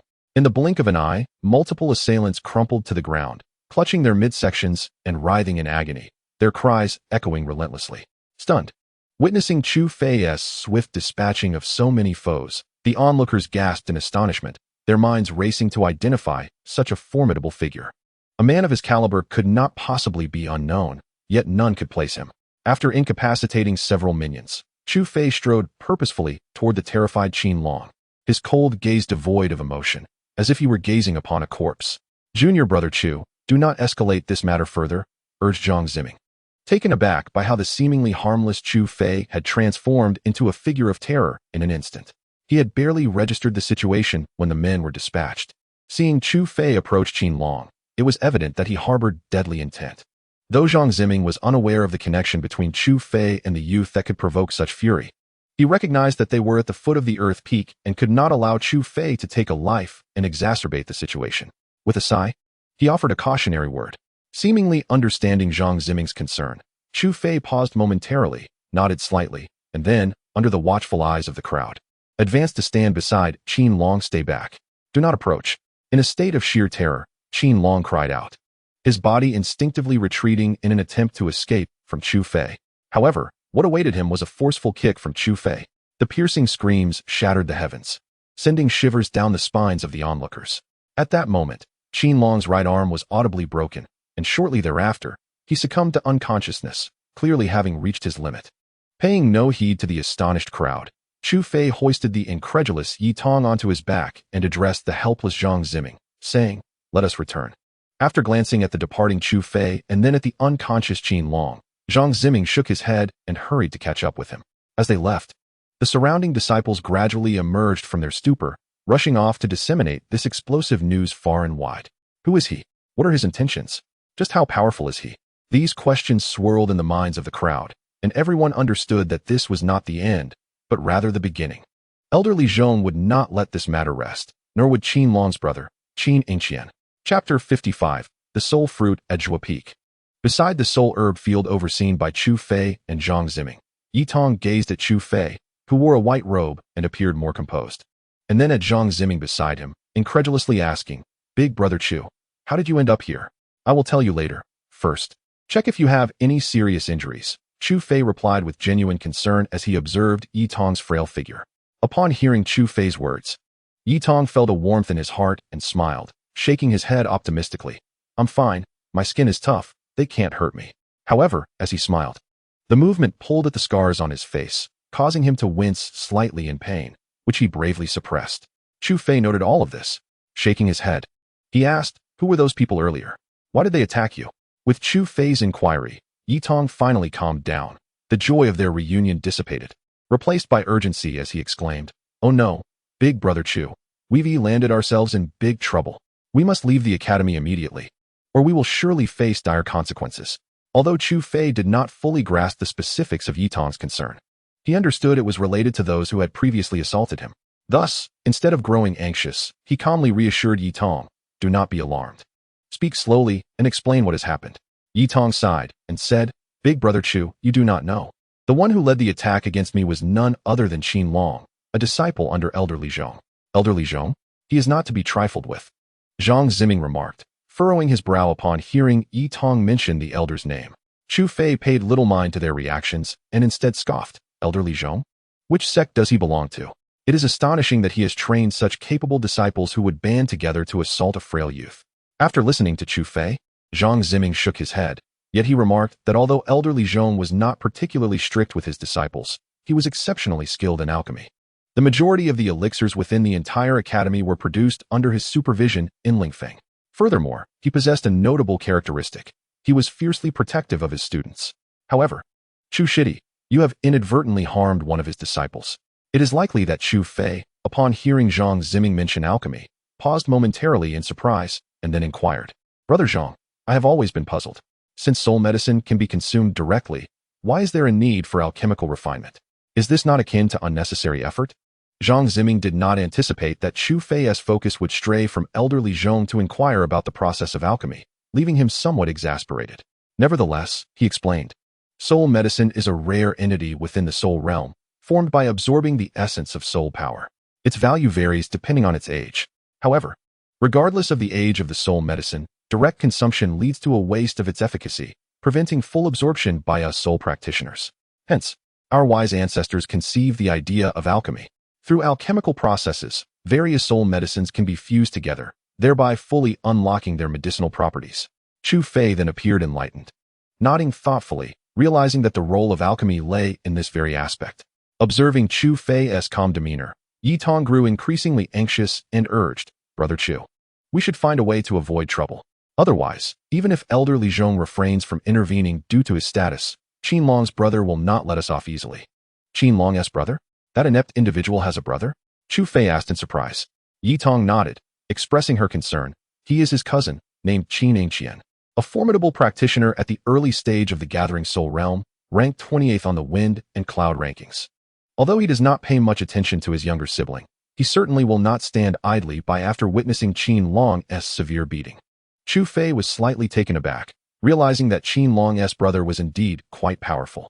Yet, he remained unfazed and turned to Yi Tong, asking, "What exactly caused the rift between you and Qin Long? Why would he gather so many people to confront you?" Sighing, Yi Tong replied, "That is a long story. And it traces back to the day you and Brother Zhao left the prison of the execution department." She recounted her experiences to Chu Fei. It turned out that just 2 days after Chu Fei and Zhao Wenju were taken by the jailer to the royal palace, Yi Tong was released from her confinement. Upon her release, she adhered to their prior agreement and went to Tianganju to seek out Chu Fei and Zhao Wenju. However, to her dismay, there was no news of them there, leaving her utterly bewildered. Given that Tianganju was a 5-star hotel, they would not allow her to stay there without charge. Thus, Yi Tong was compelled to gather information during the day at Tianganju and take refuge at a temple outside the city at night. After waiting for 3 days without any leads on Chu Fei and his companions, despair began to set in. Just as Yi Tong was about to leave the temple and venture alone to Qin Yun Academy, a peculiar monk intruded into the temple where she had sought shelter for the night. The monk, with a broad forehead and a horse-like visage, was greatly astonished upon encountering Yi Tong, proclaiming that Yi Tong possessed a celestial countenance and was destined for a connection with the Buddhist path, wishing to take him as a disciple. However, despite his youth, Yi Tong was not easily swayed, no matter how the monk attempted to persuade him. He remained resolute in refusing to become his student. Thus, the monk, struck by a moment of inspiration, administered a peculiar deep purple fruit to Yi Tong. After consuming it, Yi Tong discovered that he had unexpectedly attained the mid-stage of the soul condensation realm and gained the ability to manipulate flames, filling him with ecstatic joy. Yet, the monk warned him that while this fruit had bestowed upon him such power, it came with dire side effects. Once consumed, he would be unable to make any further progress in his cultivation, and the only way to negate this drawback was to accept the monk as his master. However, Yi Tong, unwilling to be threatened, seized the opportunity to escape while the monk was distracted, making his way to Chang'an City in one breath.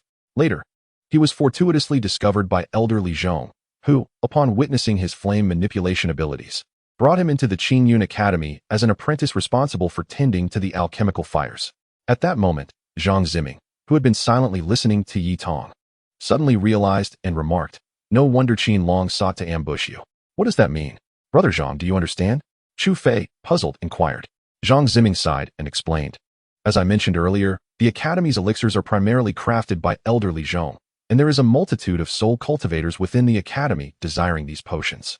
If they were to rely solely on their abilities to procure them, some might never have the chance in a lifetime. Consequently, some have devised methods to bribe the alchemical apprentices to assist them in acquiring the potions." Before this young brother arrived, it was Qin Long who assisted Elder Li Zhong in tending to the alchemical fires. Now fully comprehending the situation, Chu Fei realized that Yi Tong had inadvertently obstructed Qin Long's business. No wonder Qin Long had sought to besiege Yi Tong. When one's interests are threatened, even a mere apprentice could become a target. It was likely that he would not hesitate to betray even his own mentor, Elder Li Zhong, for his gain. With this newfound understanding, Chu Fei let out a sigh, recognizing that Yi Tong's misfortune surpassed even his and Zhao Wenju's. Now, he could no longer stand idly by. Turning to Zhang Ziming, he asked, "Brother Zhang, do you know what that monk administered to Yi Tong?" Yi Tong also shifted his gaze to Brother Zhang. Though he had faced numerous setbacks, causing his hope to dwindle, a flicker of hope still resided within him, shimmering in the cold winds. Observing the anxious expressions of Chu Fei and Yi Tong, Zhang Ziming pondered for a moment before slowly articulating, based on the description provided by Brother Yi Tong. The monk must have given him a Wyoming fruit. Wyoming fruit. Chu Fei mused, rapidly cycling through his thoughts, yet this unfamiliar term still eluded him. Indeed, it is the Wyoming fruit, also known as the Huangquan fruit, which only grows in realms of extreme darkness. Those who consume the Wyoming fruit gain the ability to manipulate flames, yet they shall make no progress in their cultivation for the rest of their lives. As Zhang Ziming concluded his explanation, a shadow of despair crossed Yi Tong's countenance, enveloping his heart in a shroud of hopelessness. However, it cannot be said that there are no methods to crack this. Zhang Ziming, gasping for breath, suddenly uttered another remark. Yi Tong's heart, which had been shrouded in despair, instantly surged with excitement as he hastily inquired how to resolve the issue. Zhang Ziming, gazing at Chu Fei and Yi Tong, solemnly stated that if one could find the Tianying fruit, which counters the effects of the Yuming fruit, and consume it, not only could the dire predicament brought on by the Yuming fruit be eliminated, but it would also fully unleash the medicinal properties of the Yuming fruit, potentially even leading to a rebirth in the future. Both Chu Fei and Yi Tong were stunned by this revelation, never having anticipated that the Yuming fruit could yield such benefits. However, the subsequent words from Zhang Ziming left them even more astonished. The Tianying fruit is exceedingly rare. Aside from the perilous realms within the Soul Realm, there are barely a handful known to exist in the world, yet one such fruit is located within the Academy. Chapter 56. A price beyond measure. What did you say? It is within the Academy? Chu Fei asked in disbelief, astonished to learn that a Tianying fruit was so close at hand. Upon seeing Zhang Ziming nod, both Chu Fei and Yi Tong felt a wave of joy wash over them, letting out a sigh of relief. However, Zhang Ziming doused their enthusiasm with a bucket of cold water. Alas, acquiring this Tianying fruit from the Academy will likely prove more challenging than ascending to the heavens. He lamented, shaking his head. Why is that? Yi Tong sensed an ominous feeling from Zhang Ziming's expression. Without elaborating further, Zhang Ziming produced his token. Infusing it with soul power, and a line of small characters materialized before the three of them. Tianying fruit, 100,000 academic credits. The joy of Chu Fei and Yi Tong dissipated in an instant, akin to flames extinguished by a deluge of cold water. Damn, 100,000 credits? Has the Academy lost its mind? After confirming that he was not hallucinating, Chu Fei could not help but curse, feeling indignant at the Academy's greed. Yi Tong was equally dumbfounded, staring blankly at the line of text, clearly disheartened. This is precisely why I said acquiring the Tianying fruit is akin to an insurmountable task. The Academy has positioned the Tianying fruit as a reward, deliberately incentivizing students to earn credits. Even the top-ranked student on the leaderboard currently possesses only 50,000 credits, far from the required 100,000, thus rendering it virtually impossible for anyone to meet this demand. Zhang Ziming sighed. Though he wished to assist Chu Fei and the others, the thought of his own precarious situation made him shake his head and say no more. Recovering from his initial shock, Chu Fei turned to Yi Tong, who was lost in thought, and patted him on the shoulder, smiling reassuringly. Don't worry, little Yi. No matter how many credits it takes, your big brother Chu will find a way to help you secure it. Upon hearing this, tears welled up in Yi Tong's eyes, threatening to spill over. Chu Fei, noticing this, frowned and said, no crying. A man should not shed tears, even in the face of adversity. Who is crying? Not me. Yi Tong asserted defiantly, wiping the corners of his eyes with his sleeve. Zhang Ziming observed Chu Fei brimming with confidence, which piqued his curiosity. He genuinely believed that Chu Fei must have devised a plan. He inquired, do you have a solution, junior brother Chu? Chu Fei's response was remarkably succinct. No. Zhang Ziming, appearing somewhat speechless, received a cheerful remark from Chu Fei. Although we lack a solution now, at least we have a direction, do we not? There will always be a way. Yi Tong nodded in agreement, and then curiously asked, Brother Chu, what is your current realm? Initial stage of gathering qi. In a lavish room, a toppling Feng, Qin Long, who had already lost an arm, gritted his teeth and addressed the young man clad in a black long robe before him. Brother, I must annihilate that brat. Otherwise, I shall die without peace. This black-clad youth was none other than Qin Long's cousin, Qin Yingqian, ranked 68th on the Fengyun list. While Qin Yingqian found his wasteful cousin bothersome, witnessing him so brutally beaten and losing an arm compelled him to take action. Otherwise, he would be ridiculed by his peers within the academy, and his family would not overlook it either. However, unlike his impetuous and avaricious cousin, Qin Yingqian possessed a keen intellect and a cunning disposition. Thus, he would not act hastily before fully understanding the situation. If he were to strike, he would aim for the fatal blow. Brother, speak a word. If you do not intervene, I shall return to seek the elders of our clan for assistance. Qin Long impatiently remarked, noticing his cousin's silence. Casting a sidelong glance at Qin Long, Qin Yingqian coolly inquired, is Elder Li Zhong unaware of your predicament? I dared not inform him, as that brat is his medicine apprentice. Qin Long replied with concern. Foolish. Do you mean to say that the one who assaulted you is also Elder Li Zhong's apprentice? Qin Yingqian chastised him, frustrated by his lack of foresight. In that moment, Qin Long experienced a revelation, realizing the crux of the matter. Even if he clashed with Yi Tong, it was an internal affair of Ling Feng, one that did not warrant intervention from someone surnamed Chu. Given Elder Li Zhong's protective nature, if he were to plead for mercy, it was possible that Elder Li Zhong might take matters into his own hands and eliminate Chu Fei in a fit of rage. With this thought, a cruel smile curled at the corners of Qin Long's mouth. Just you wait, Chu. The suffering I have endured shall be repaid 1,000-fold. With this resolve, Qin Long hurried to file a complaint, but Qin Yingqian leisurely interjected, have you investigated the identity of your assailant? Qin Long paused, responding, I have discovered that his name is Chu Fei. He just entered the academy a few days ago and is currently under Elder Yao's supervision in the medicinal fields. Qin Yingqian's brow furrowed, and he tapped his fingers contemplatively on the table, muttering, Chu Fei, a mere newcomer? How dare he be so arrogant? Moments later, a devious plot began to take shape in his mind, and his furrowed brow gradually relaxed. To him, it seemed that Chu Fei was already a doomed soul. Yet, unbeknownst to Chu Fei, danger was swiftly approaching. At that moment, he was wholly engrossed in the process of binding himself to his primary weapon, the frostblade. Seated cross-legged upon his bed, the frostblade lay across his lap. After arranging for Yi Tong to occupy the adjacent room, Chu Fei returned to his own chamber to commence the binding ritual.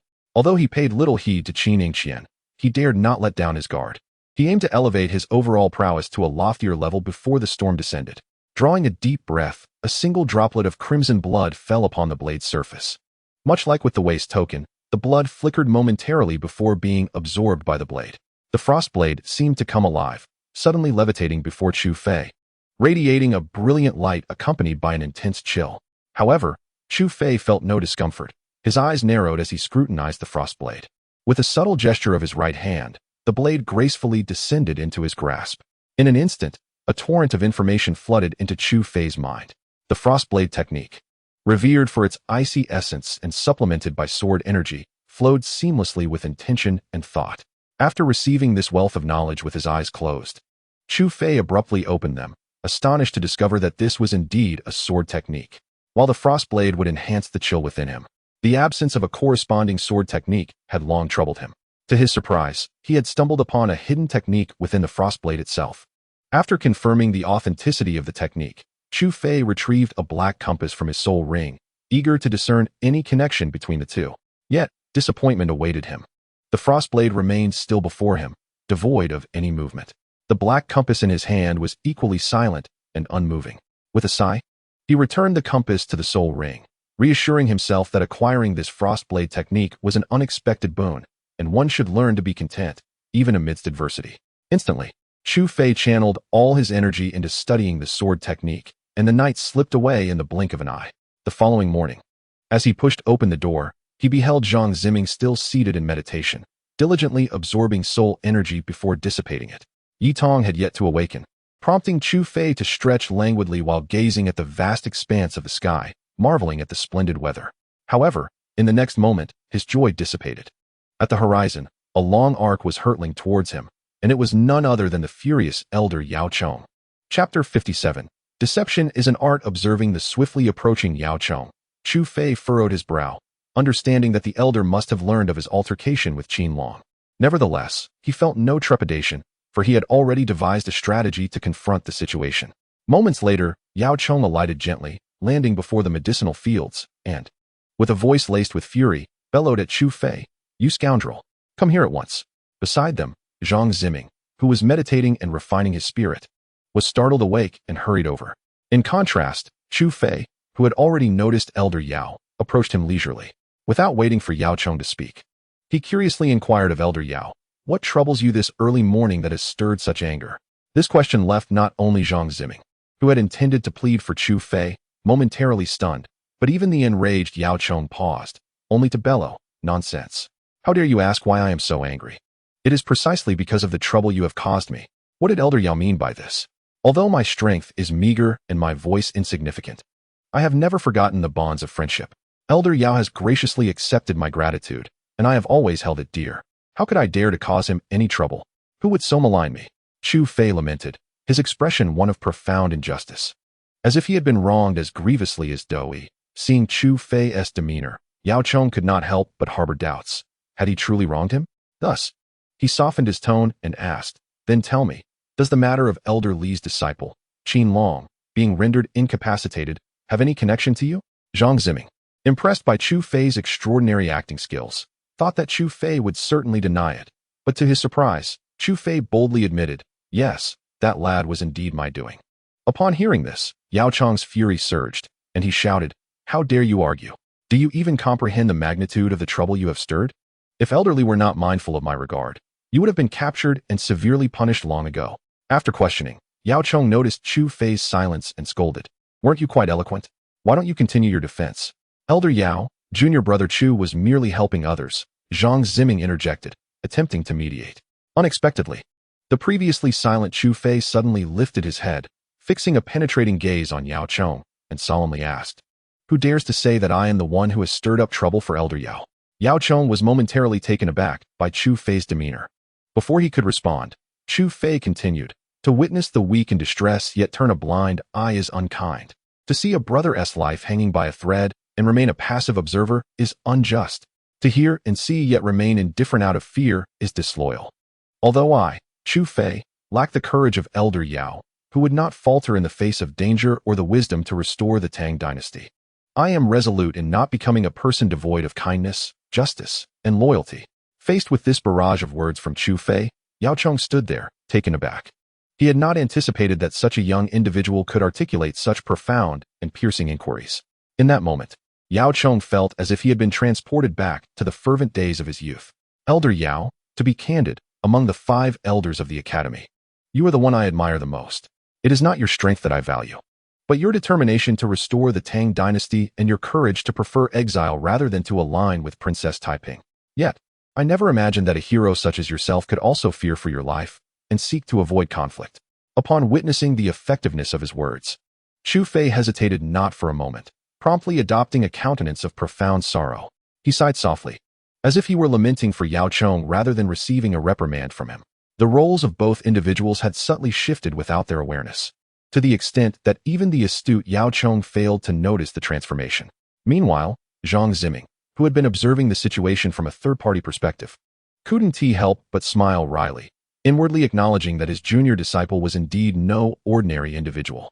After a brief silence, Yao Chong exhaled deeply, his gaze softening gradually. He spoke gently, admitting, "Although I can be rather impatient, you ought to have informed me of such a significant incident beforehand. It would have spared me the embarrassment of being left speechless by elderly Zhong, remaining in a passive stance." Seeing this, Chu Fei quickly assumed a demeanor of compliance, recounting the events in their entirety with utmost honesty. Upon listening, Yao Chong furrowed his brows in contemplation and remarked, "You need not worry about elderly Zhong. I shall speak on your behalf.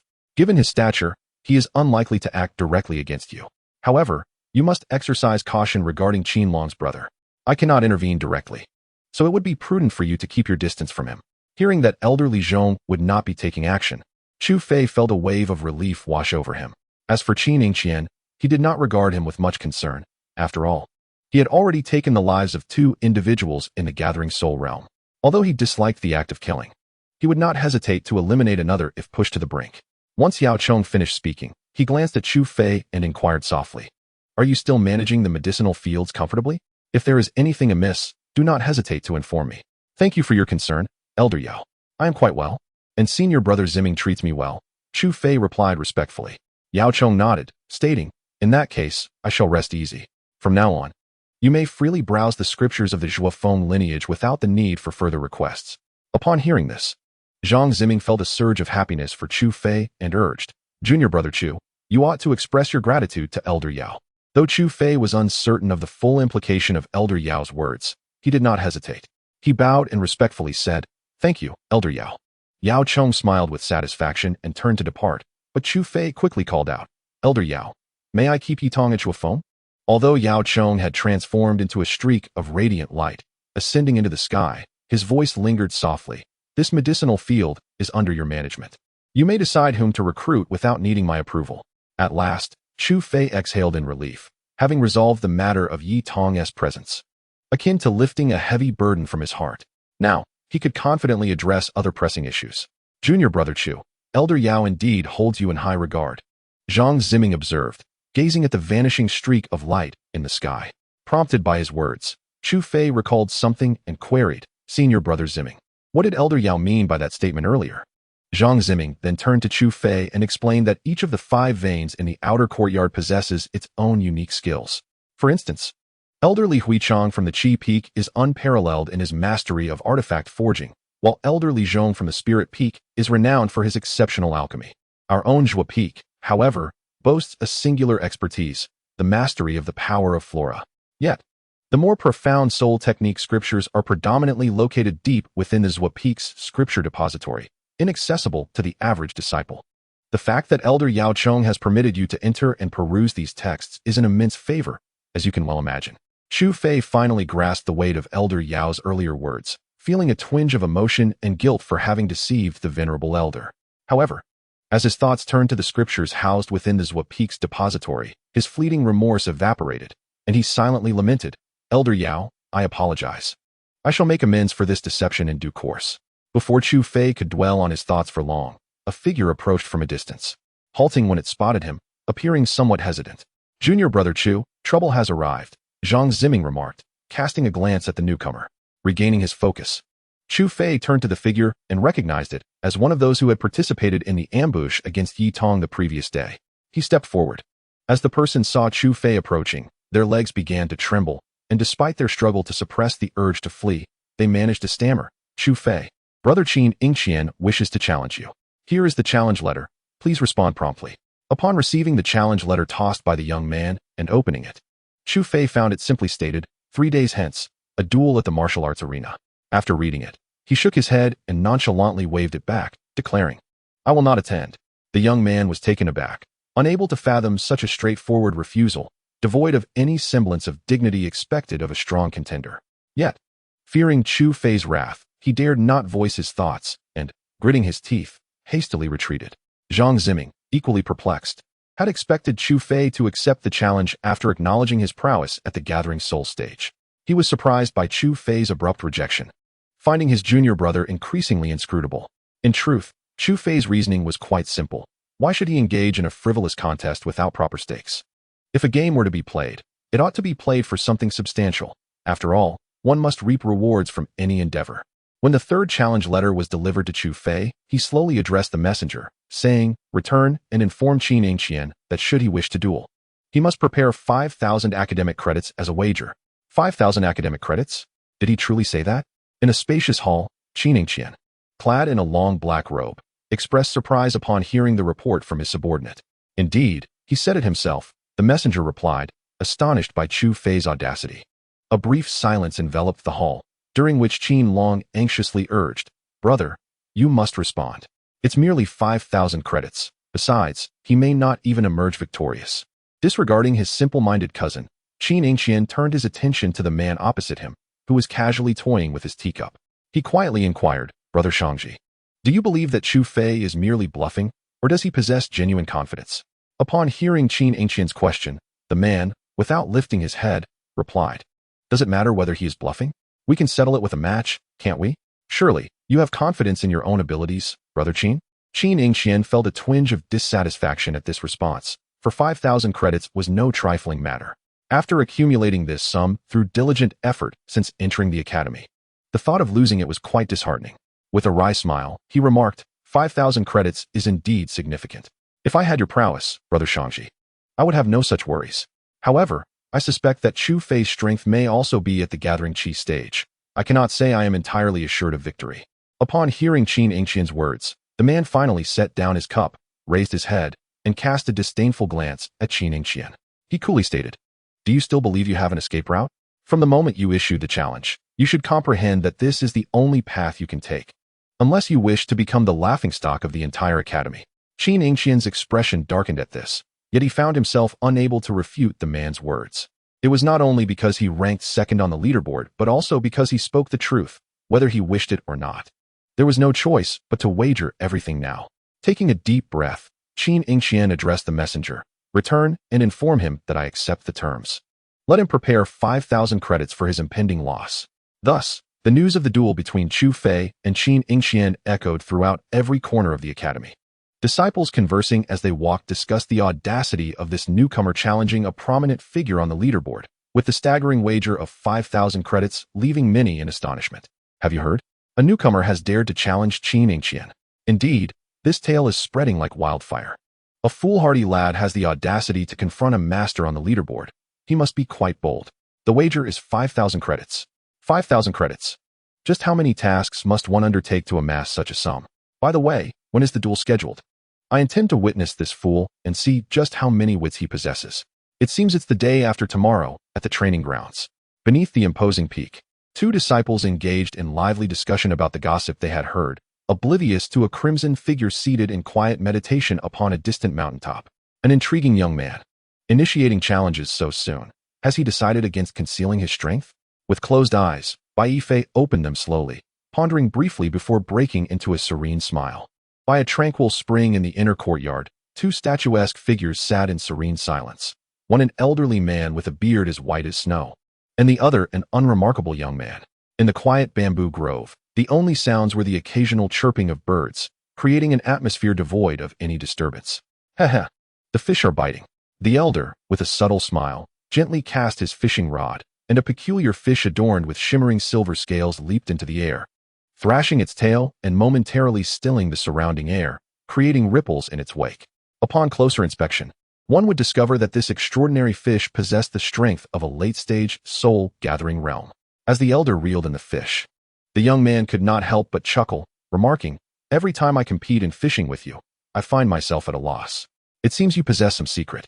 The elder, upon hearing this, let out a hearty laugh and stroked his beard, saying, "What secret could there be? It is merely a matter of tranquility. Even amidst such lively surroundings, you remain composed. Elder, do this alone is worthy of emulation by us younger generations," the young man expressed with admiration. Unfazed, merely children at play. What? Are you interested in them? The elder inquired, noticing the young man's concern. Understanding that deceit would be futile before the elder, the young man nodded and candidly replied, "I am intrigued by the newcomer." The elder was somewhat taken aback, not expecting this perpetually indifferent individual to show interest in a new disciple. "Ah, you mean Chu Fei? That is indeed a fine name."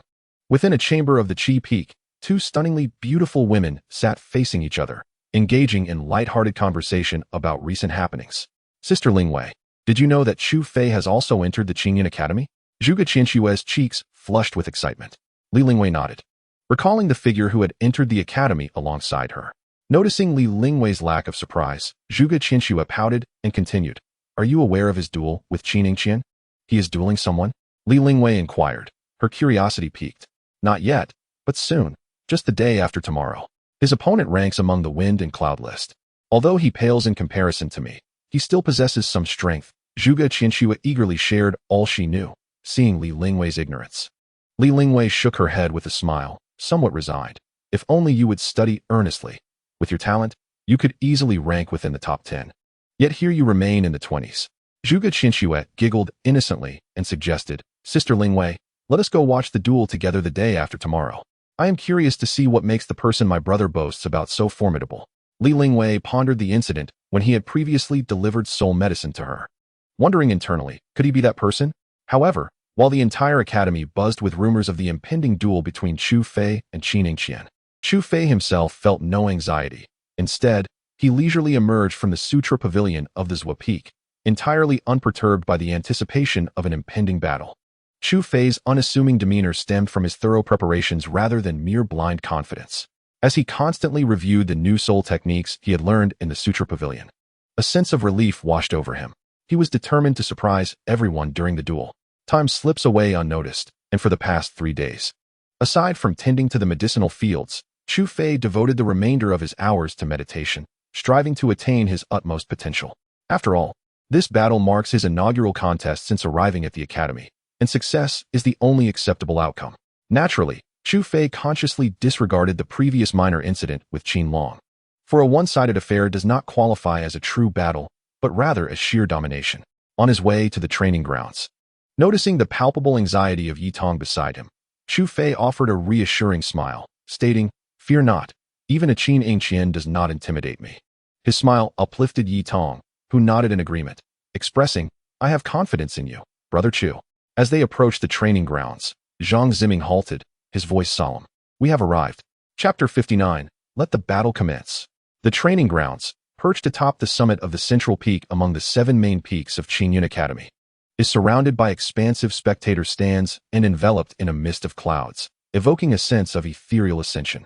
However, in stark contrast to this transcendent atmosphere, the training grounds are notorious for the numerous tragedies that unfold daily. The grim rule that the defeated face dire consequences is a tacit understanding among all disciples of the Academy. Logically, such a brutal norm contradicts the Academy's principles. Yet perhaps the headmaster recognizes that strength is paramount, thus maintaining a tacit acceptance of the unspoken rules of the arena. Much like the Hall of Heavenly Connection, the training grounds bustle with activity each day, teeming with spectators and filled with a cacophony of voices, creating a tumultuous atmosphere. Even from the mountainside, one can hear the clamor emanating from the summit. As usual, today the training grounds are alive with a throng of voices. However, the crowd appears particularly vast, as the stands are packed with disciples eager to witness the contest, creating an ominous sea of black. The piercing noise is maddening, yet it seems inescapable.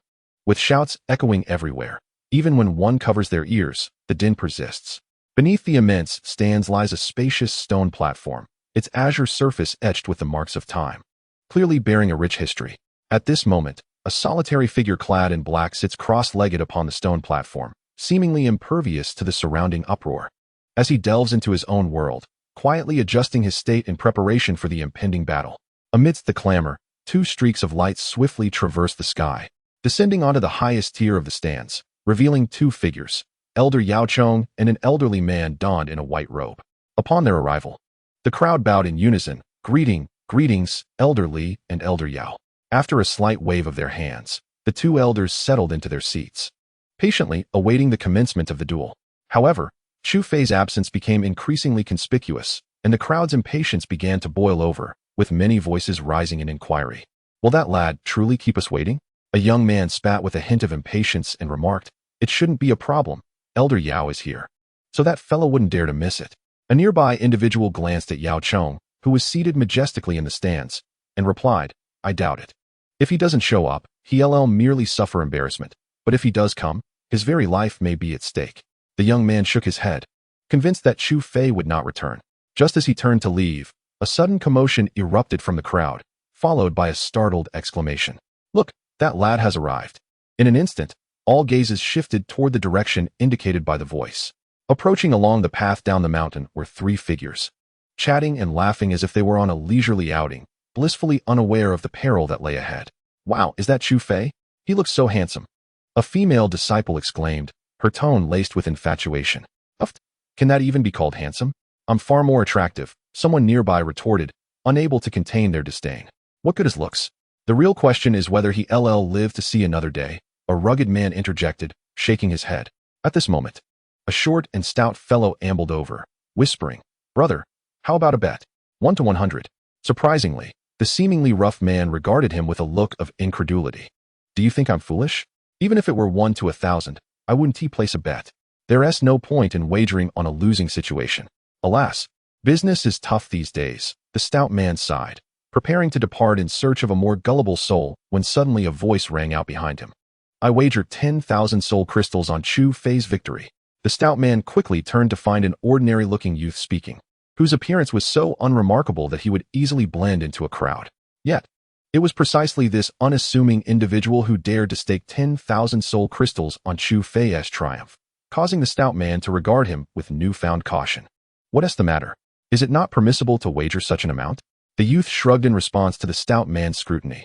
After considerable contemplation, the stout man finally gritted his teeth and declared, "Fine, I'll take your bet." Upon hearing this, a subtle smile graced the youth's lips as he looked toward Xu Fei, silently hoping he would not disappoint. Suddenly, Xu Fei halted, casting his gaze toward a specific corner of the stands. After a brief moment, he slowly withdrew his gaze. "What's wrong, junior brother Chu?" Zhang Ziming inquired. Noticing Chu Fei's pause, Chu Fei shook his head. It's nothing. I just felt as though a strange gaze was fixed upon me. Zhang Ziming chuckled lightly. It's quite normal for someone to be watching you. After all, you are the protagonist today. Who else would they look at? Chu Fei smiled at this, dismissing the peculiar feeling as he told Zhang Ziming, Brother Zhang, please take Yi Tong up to the stands. I'll handle the rest. All right, we'll head up first. Just be careful and don't push yourself too hard. After giving a gentle reminder, Zhang Ziming prepared to lead Yi Tong to the viewing platform. Be careful, Brother Chu. Yi Tong expressed her concern. Rest assured, your brother Chu is no novice. Chu Fei reassured her with a smile. Turning his gaze towards the figure on the azure stone platform, he inhaled deeply and leaped lightly, landing steadily on the viewing platform. Qin Shi scrutinized Chu Fei, who in turn assessed the man before him. After a moment of contemplation, Chu Fei spoke slowly. You are undoubtedly aware of your brother's situation. His reckless behavior will eventually bring him face to face with a formidable opponent. However, Qin Shi shook his head and smiled. Do you believe the reasons behind events still hold significance? Chu Fei chuckled in agreement. Indeed, in this world where strength reigns supreme, the reasons are inconsequential. Only strength matters. With that, Chu Fei wasted no time and declared, let the battle commence. As his voice echoed, his body trembled violently, and a torrent of soul power surged forth from his meridians, flowing like an unceasing river throughout his being. Boom! With a powerful step forward, an astonishing aura erupted from within him, stirring clouds of dust into the air. The show is about to begin. On the viewing platform, the seemingly ordinary young man's eyes brightened as he discerned Chu Fei's true strength. He is at the initial stage of the Gathering Soul Realm, Bai Fei thought. A flicker of surprise crossing his face, for he had not anticipated that the seemingly youthful Chu Fei had already attained such a level. Elderly. The outcome of this duel is now uncertain, Yao Cheng remarked with a sigh of relief upon witnessing Chu Fei's formidable aura, followed by a light chuckle directed at Li Zhong. Indeed, Elder Yao, the outcome remains to be seen, Li Zhong replied, undeterred by Yao Cheng's provocation, wearing a self-assured demeanor. Yao Cheng could not help but inwardly curse the old fox. In the arena, Qin Shi was slightly taken aback by Chu Fei's overwhelming aura. Although he had suspected Chu Fei was at the Gathering Soul Realm, he had not anticipated he was already at the second level, Spirit Wisdom Soul. After a brief moment of astonishment, Qin Shi steeled himself, contemplating that he might indeed have to resort to his secret weapon. With this thought, his gaze turned cold. The reputation he had built over the years could not be tarnished by a mere newcomer to the academy. Resolutely, he shouted, wind and thunder, chaos lightning strike.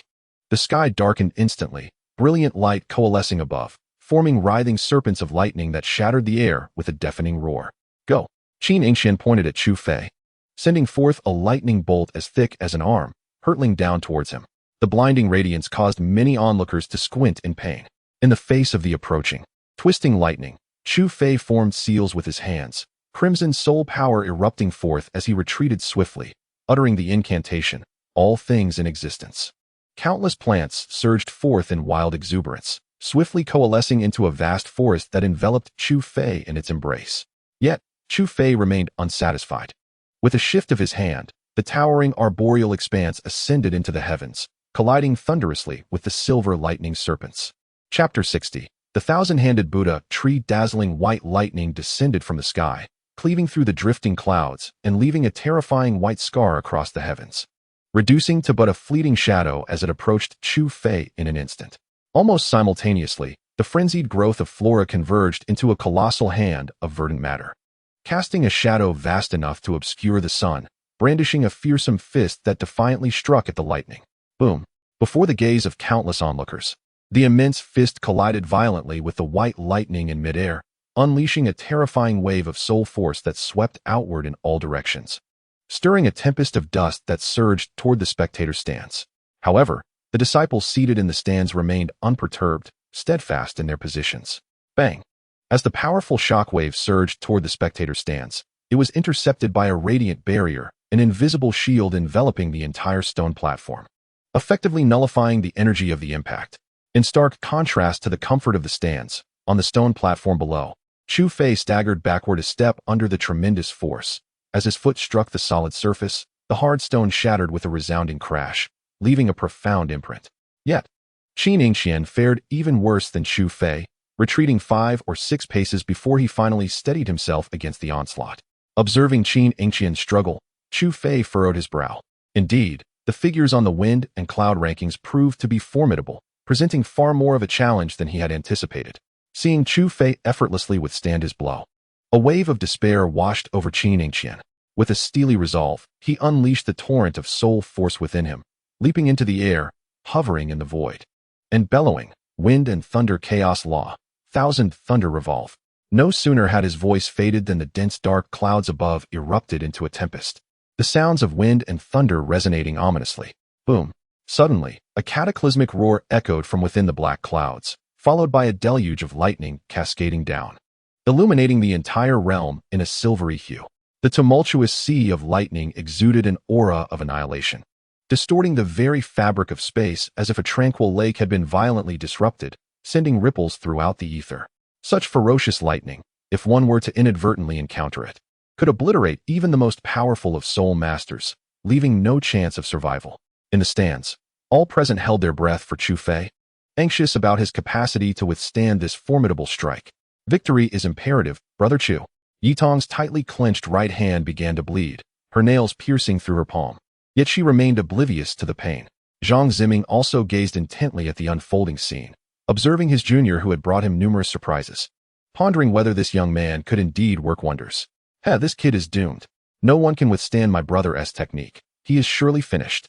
Qin Long relaxed as he watched Qin Shi execute this move, laughing arrogantly, as if he could already envision Chu Fei being reduced to cinders by the onslaught.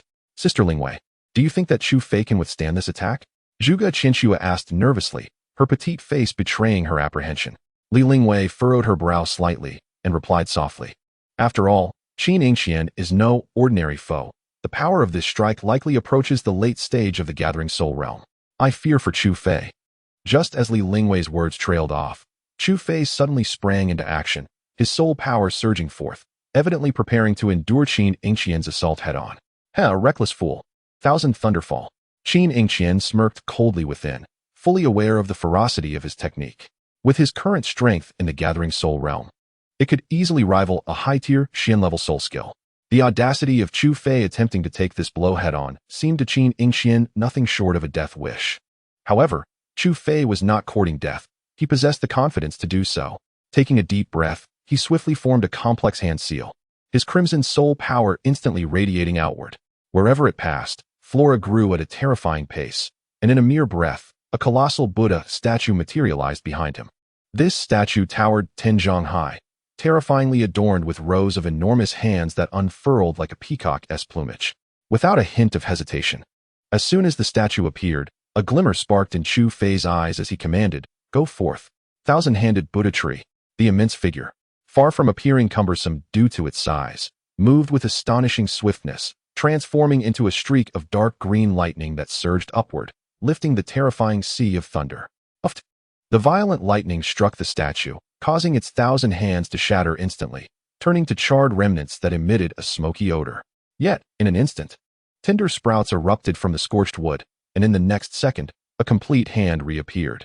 Two extraordinary forces formed a bizarre stalemate in midair. The destructive lightning, capable of annihilating all, was halted before the vibrant, life-filled trees, unable to advance an inch. Impossible. This cannot be. Qin Shi's eyes brimmed with bloodshot veins. Astonished that his attack had failed to harm Chu Fei in the slightest, a mix of shock and fury coursing through him. Yet, Chu Fei did not afford him a moment to recover. With a change of his right hand as seal, he shouted, "Explode." Boom. In an instant, the massive statue erupted violently, unleashing an overwhelming surge of soul power akin to a volcanic eruption, sweeping fragments of wood in every direction. The first to be struck was Qin Shi. Before he could react, a terrifying surge of soul power swept over him, rendering him akin to a kite severed from its string. After spitting out a mouthful of blood, he plummeted swiftly to the ground. Yet, the wave of formidable soul energy showed no signs of abating, crashing relentlessly against the invisible protective barrier. With a resounding boom, the rampant soul power collided with the energy shield, akin to a massive stone being cast into a tranquil lake, sending ripples radiating outward in all directions. Crack! An inconspicuous fissure appeared upon the vibrant energy barrier, prompting both Yao Chong and Li Zhong on the viewing platform to leap into action, their hearts sinking with foreboding. Indeed, like a chain reaction of dominoes, The minor cracks swiftly expanded into a web-like fracture, spreading across the colorful energy wall. The protective barrier was on the verge of shattering. A gasp erupted from the stands, and chaos ensued as numerous disciples scrambled to escape. Stay calm. Do not panic. Elder Li Zhong bellowed from the sky, rousing the startled disciples. He exchanged a glance with Yao Chong, who nodded in agreement, and together they channeled their soul power into the energy shield. Moments later, the barrier, which had seemed on the brink of destruction, regained its integrity, gradually reverting to its original, ethereal state. A collective sigh of relief swept through the crowd, only to be interrupted by another gasp. Look, that's Qin Shi. Instantly, the previously boisterous stands fell into silence as everyone beheld the scene below, gasping in astonishment. The swirling dust gradually settled, revealing the battered stone platform. On one side, the once spirited Qin Shi now lay grievously wounded, struggling to rise. Opposite him, a wooden isolation barrier slowly opened, and a disheveled Chu Fei emerged. Though somewhat disheveled, he appeared a world apart from the injured Qin Shi. Zhuge Qinshua's mouth fell agape as she regained her composure and remarked to the side, "Sister Li Lingwei, is this guy not utterly monstrous? Is he truly only at the initial stage of the gathering soul realm?" Li Lingwei, equally astonished, nodded with resignation, replying, "From his aura, he indeed seems to be at the initial stage of the gathering soul realm." In the skies above, witnessing Chu Fei's effortless triumph, Yao Chong smiled slightly and said to Li Zhong, "Elder Li, it is time to announce the results." Unexpectedly, Li Zhong replied leisurely, "No need to rush. The duel is not yet concluded." Sensing the calmness in Li Zhong, Yao Chong felt a wave of unease wash over him and swiftly scanned the arena with his consciousness. His expression shifting as he exclaimed, "You actually gave him a divine elixir?"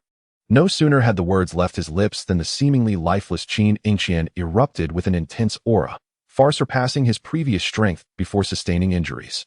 Chapter 61. The clash of two dragons. An astonishing aura suddenly erupted from within Qin Shi. Despite being gravely injured and exhausted, he leaped fiercely into the air. As he sensed the escalating soul power within him, a cruel smile crept across his lips, and his blood-red eyes locked onto Chu Fei on the azure stone platform. With a shrill voice, he proclaimed, "I have always been the pride of heaven, the hope of my clan. What gives you, a mere novice, the right to challenge me? I am a formidable contender on the wind and cloud rankings, while you are merely a newcomer from the outer academy. How dare you duel me? You shall perish. I shall undoubtedly win this battle." Qin Shi shouted frantically in midair, his manic voice sending a chill through every disciple seated in the stands. The immortal pill. He has consumed the immortal pill. A seemingly ordinary youth in one corner of the stands glanced at the frenzied Qin Shi and sighed, shaking his head. The surrounding crowd gasped in astonishment, quickly erupting in discussion. The immortal pill can unleash a person's latent potential, elevating a soul warrior's strength to a nearly terrifying level in a remarkably short time. However, it is rarely consumed voluntarily unless one is facing imminent peril. 4. As the name of the pill suggests, even immortals would face dire consequences. While enhancing one's power, the immortal pill also wreaks havoc on the user's meridians. Once the effects wear off, the individual is rendered incapable of progress for the rest of their life, forever stagnant at their original level. Even the mightiest celestial beings would be of no assistance. Although Chu Fei did not comprehend the specific means by which Qin Shi had drastically augmented his soul power in such a brief period, one thing was abundantly clear to him: he was in grave trouble. Indeed, as he sensed the soul power escalating to the late stage of the gathering soul realm, Qin Shi's smile grew increasingly malevolent, and he erupted into unrestrained laughter. "Power. This is the power I seek. Chu Fei, your demise is imminent." In the skies above, Yao Chong observed Qin Shi's consumption of the immortal pill with a cold gaze. He turned to take action himself to end the duel, but was halted by Li Zhong, who stood beside him. "Elder Yao, the duel is not yet concluded. It would be wise not to intervene," Li Zhong remarked calmly. Yao Chong's expression hardened as he retorted, "Did you not see that Qin Shi has taken the immortal pill? This duel is no longer a fair contest." Unexpectedly, Li Zhong chuckled nonchalantly and replied, "Elder Yao, a duel is a duel. Fairness is a mere illusion. Furthermore, there is no regulation prohibiting the use of the immortal pill during a duel, is there?" Realizing that with Li Zhong present, he could not stop the duel, Yao Chong could only hope that Chu Fei would recognize the dire situation and concede. Clearly, this hope was destined to be in vain. Faced with Qin Shi, whose soul power had reached the late stage of the gathering soul realm, Chu Fei exhibited not fear, but rather an extraordinary excitement. Indeed, it was exhilaration, since Chu Fei stepped into the gathering soul realm. Although he had engaged in combat with both Yun Patian and the bandit Zhou Qi, there had been little disparity in their strengths. Thus, Chu Fei had longed for an opportunity like today to ascertain the limits of the soul power refined within him through the soul pill, and to discern whether the gap between him and the late stage of the gathering soul realm was indeed insurmountable. Therefore, he would not squander this hard-won chance. Suppressing the excitement within, Chu Fei took a deep breath and gently closed his eyes. Humph, mere theatrics.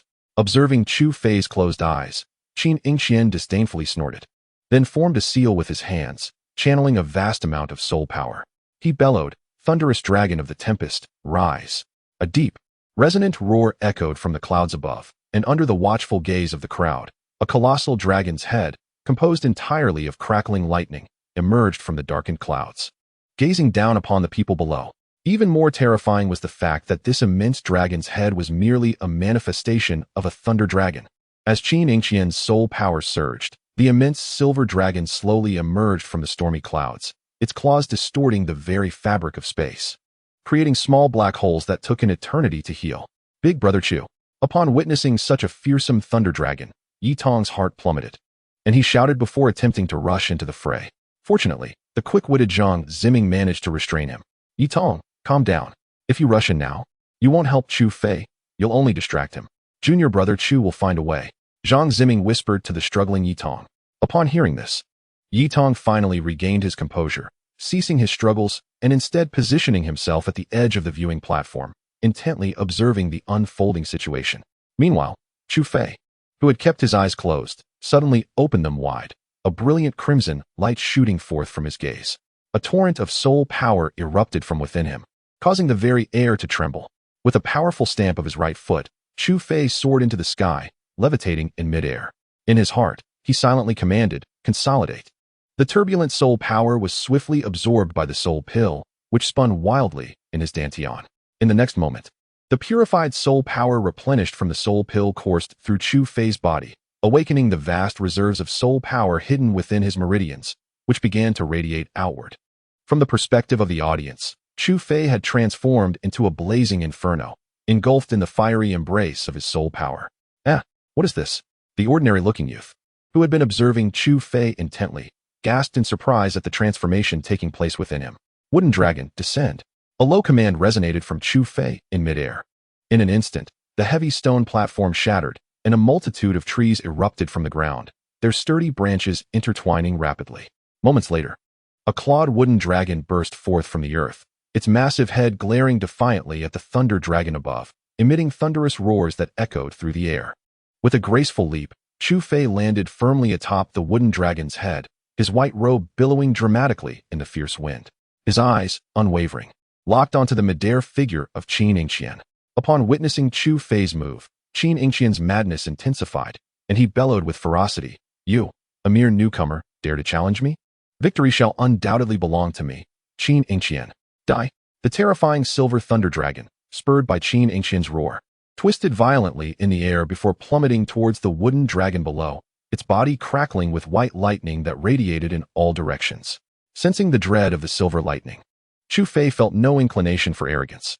He quietly enveloped himself with soul power and pointed towards the descending thunder dragon, exclaiming, "Go, wooden dragon, subdue the demons." Suddenly, the dark green wooden dragon surged upward, its claws sweeping towards the thunder dragon above, its colossal form obscuring the sun and casting a shadow over the mountaintop. Onlookers Yao Chong and Li Zhong exchanged worried glances, and without uttering a word, they channeled their soul power into the protective barrier, fearing that its collapse might harm the disciples on the viewing platform. Yet, the disciples on the platform were not focused on the two elders, they held their breath, intently awaiting the climactic confrontation. Under the collective gaze of the crowd, Chu Fei stood resolutely upon the wooden dragon, undaunted by the imminent threat of the terrifying thunder dragon. At last, the silver thunder dragon collided with the wooden dragon before all eyes. Boom! A shockwave radiated from the point of impact, as the two dragon heads clashed, their formidable energies causing the very space between them to tremble precariously, ultimately shattering with a resounding crash. Crack! The core of the space shattered like a crisp mirror, with fragments floating amidst the ruin, gradually forming a terrifying black hole. "Die! Perish!" Qin Shi shrieked with malevolence, as his soul power surged forth uncontrollably. The silver thunder dragon, seemingly invigorated, intensified its assault, overpowering the wooden dragon. Facing the menacing silver dragon head, Chu Fei recognized there was no retreat. With a slight exertion of his hands, he poured every ounce of his soul power into the wooden dragon. A deep, resonant dragon roar erupted from the giant mouth of the wooden dragon, which seemed to come alive, infused with a vibrant spirit. With a powerful flick of its massive tail, the great dragon ascended into the sky, its claws shredding the silver thunder dragon to pieces. Without a moment's pause, the dark green dragon loomed larger in Qin Shi vision, and in an instant, it collided directly with his chest. Crack! The sound of splintering ribs echoed, and crimson blood instantly drenched Qin Shi, transforming him into a figure of blood red, before he plummeted to the ground like a fallen angel with broken wings. After witnessing Qin Shi's loss of resistance, Chu Fei's face turned pale as his soul power was exhausted, his body swaying unsteadily. The dark green wooden dragon, devoid of the support of soul power, collapsed with a thunderous sound, scattering into wooden shavings that danced through the air. In an instant, Yao Chong appeared behind Chu Fei, steadying him. Opposite them, Qin Shi had also been assisted by Li Zhong, who administered a red elixir. Elderly, the outcome of this contest is unmistakably clear, is it not? Yao Chong inquired, a note of pride in his voice. Upon hearing this, Li Zhong's expression darkened significantly. He shot a fierce glare at Chu Fei before preparing to take the severely injured Qin Shi away. However, after consuming the elixir, Qin Shi surprisingly regained consciousness. Struggling free from Li Zhong's support, fixating his gaze on Chu Fei, coughing up blood, he lifted his head to address the disciples in the stands, exclaiming, "Today's defeat is solely my own. I, Qin Shi, fell to Chu Fei alone, not due to the inadequacies of the inner courtyard disciples." Chapter 62. The door is closed upon hearing Qin Shi's words. Chu Fei's gaze turned icy, inwardly cursing the tenacity of Qin Shi's unyielding spirit. Though seemingly innocuous, Qin Shi's statement carried profound implications. What was initially a private duel between Chu Fei and him had, through his words, inadvertently transformed into a representation of the conflict between the outer and inner courtyard disciples, a clash of emerging forces against established powers. Consequently, even those inner courtyard disciples who held no personal grievance against Chu Fei would likely harbor resentment towards him. Yao Chong's expression shifted as he recognized the underlying threat in Qin Shi's words. Just as he was about to reprimand, Li Zhong interjected, "From now on, all inner courtyard disciples must diligently train, lest they forget today's humiliation." With that, he swiftly carried the injured Qin Shi away, vanishing into the horizon, leaving behind an enraged Yao Chong, who wore a sullen expression with nowhere to vent his fury. "Thank you, Elder Yao, for your assistance. I am deeply grateful," Chu Fei expressed sincerely, bowing respectfully. Yao Chong waved his hand dismissively. "Since you have joined my Zhuge Peak, you are naturally part of it. It is my duty as an elder to intervene in times of difficulty. There is no need for thanks. Nevertheless, I must apologize to Elder Yao for the misunderstandings that occurred previously and for any harsh words exchanged. I hope for your forgiveness." Chu Fei bowed once more in apology. "Forget it. That is all in the past. What are your plans moving forward? After such a disturbance caused by that brat Qin Shi, your future may not be peaceful," Yao Chong said with a light-hearted smile, though a hint of concern lingered in his voice. In response, Chu Fei remained unfazed, softly stating, "I shall face whatever comes my way." Yao Chong nodded in agreement, acknowledging that there appeared to be no other course of action. After speaking, Chu Fei raised his head to survey the stands. Those disciples lowered their heads in trepidation as he passed, a testament to the reverence commanded by a formidable presence. Of course, there would also be unforeseen circumstances. Clad in crimson, Bai Fei met Chu Fei's gaze with a defiant spark, revealing a combative spirit rather than any hint of trepidation. A subtle smile graced the corners of Chu Fei's lips as his attention shifted, landing upon two enchanting figures amidst the crowd, Zhuge Liang and Li Lingwei. Upon sensing Chu Fei's gaze, Zhuge Liang waved her fair, delicate arm and offered him a gentle smile, while Li Lingwei maintained her perennial icy demeanor, exchanging only a fleeting glance with Chu Fei. Moments later, Chu Fei's gaze settled upon an unremarkable silhouette. A seemingly ordinary young man had turned to exit the venue, his pace leisurely, as if imbued with an extraordinary rhythm. "Chu Fei, I eagerly await your participation," he seemed to convey. The following dawn, Chu Fei awoke amidst a cacophony of noise. As he rose from his bed, the door swung open, and a flustered Yi Tong rushed in, appearing quite disheveled. What's the matter, Yitong? Why is it so raucous outside? Chu Fei inquired, noting the escalating clamor. After catching her breath, Yitong stammered, Brother Chu, you must come out and see. Numerous people have gathered outside, and Brother Zhang is out there managing it all alone. Without a moment's hesitation, Chu Fei hastily exited his room, only to be taken aback by the sight before him. The usually tranquil medicinal fields were now teeming with disciples in white robes. A sea of figures stretched as far as the eye could see, rendering it impossible to gauge their numbers.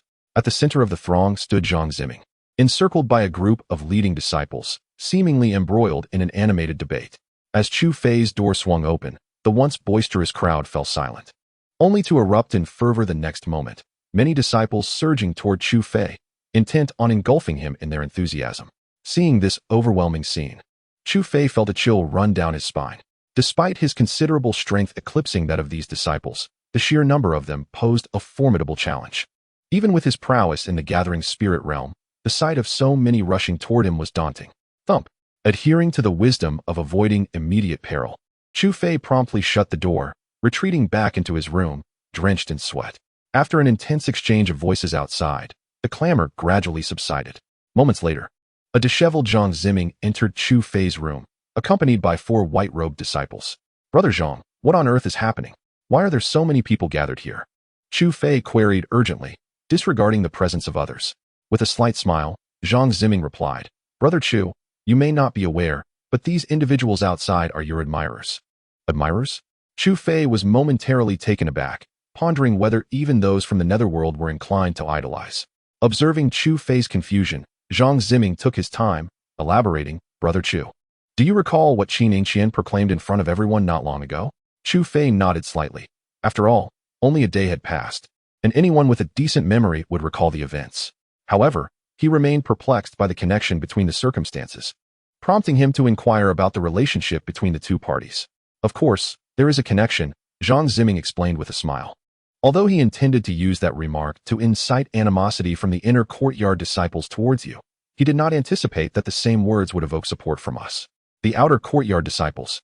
Brother Chu, you may not realize that ever since the division between the inner and outer courtyards, the outer disciples have consistently occupied a subordinate position, being suppressed at every turn by the inner disciples.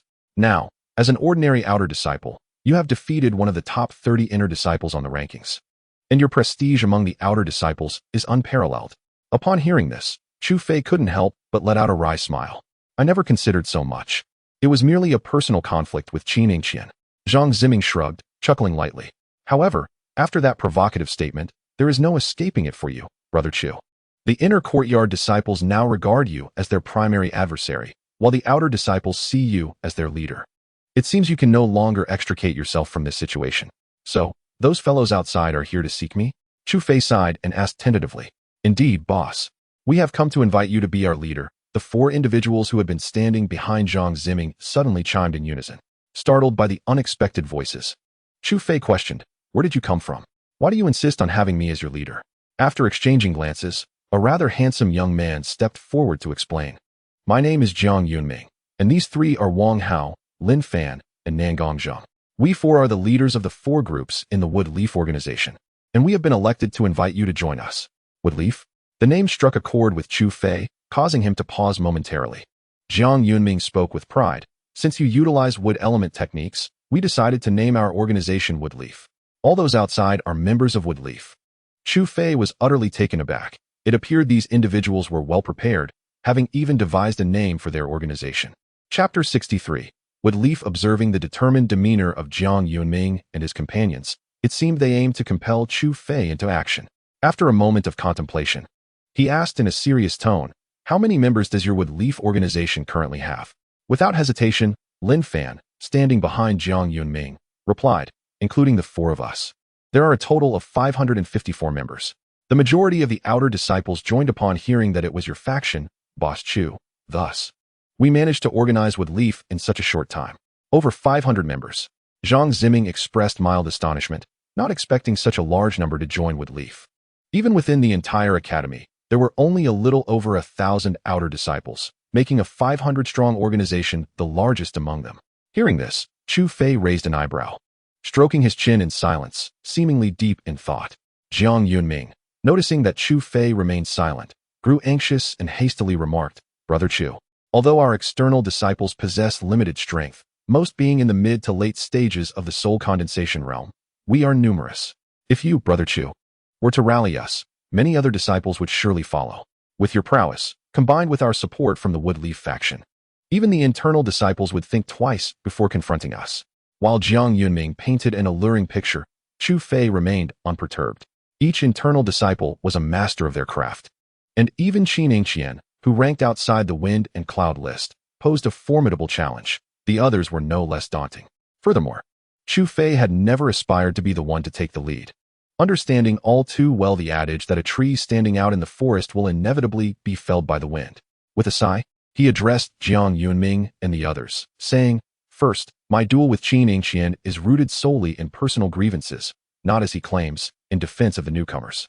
Second, I have no intention of forming such a vast organization within the academy. My aim is simple, peaceful development.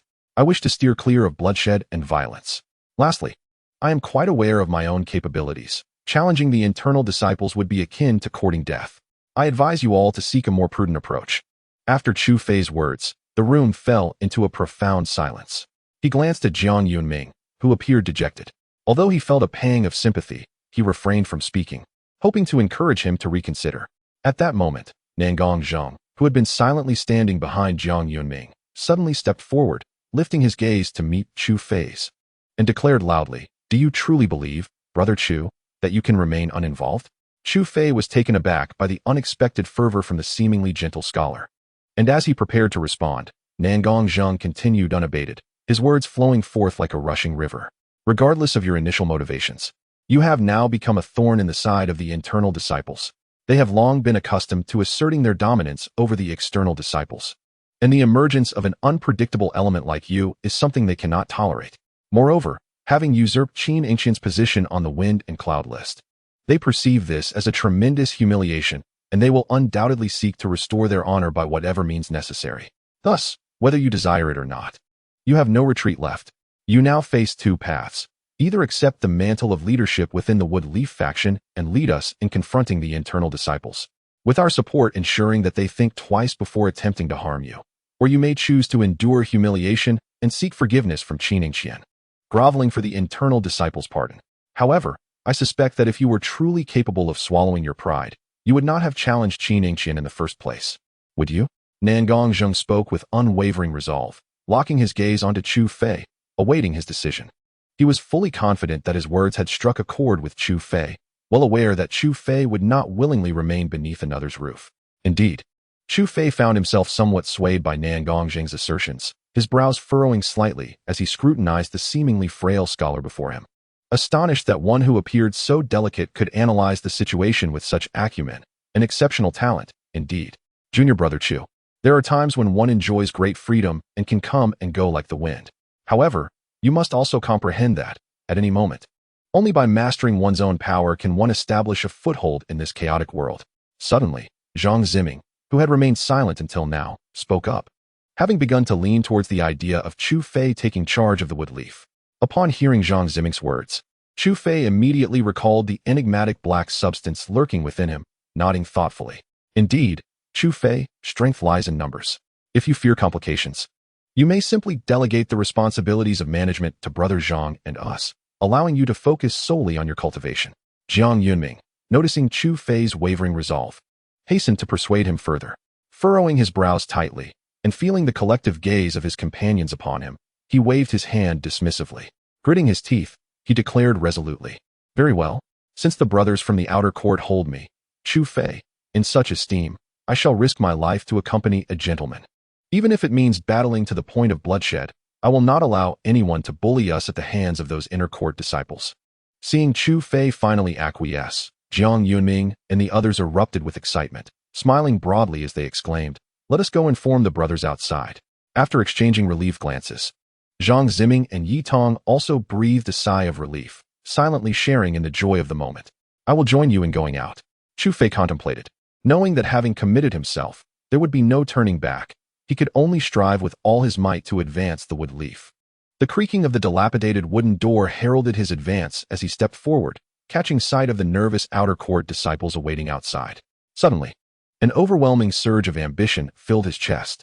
Raising his right hand, he bellowed, "All those of Wood Leaf shall share in blessings and bear hardships together. Blessings shared, hardships born together.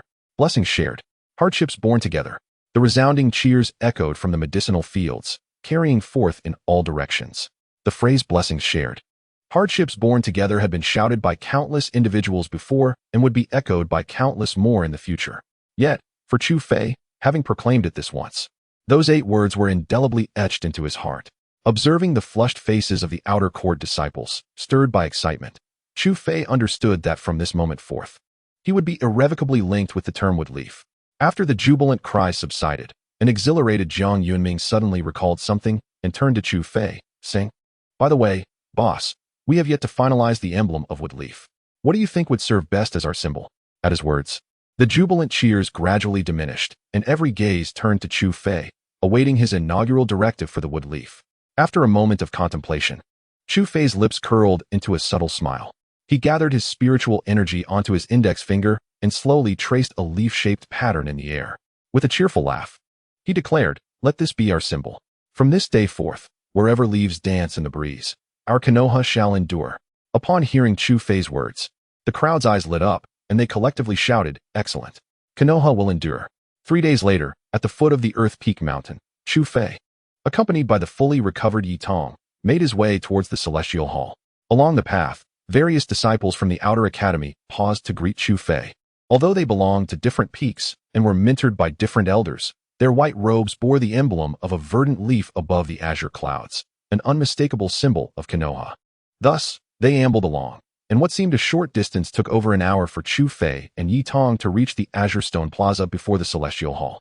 Sweating profusely, Chu Fei chuckled wryly. "I never imagined receiving greetings could be such a hassle." "Is it really a hassle for you? You have no idea how hectic these past 2 days have been for Brother Zhang and Brother Jiang," Yi Tong whispered with a grin, proudly displaying the Konoha emblem on his chest. Feeling slightly embarrassed, Chu Fei smiled and playfully patted Yi Tong's head, saying, "I am doing this for you, you ungrateful rascal."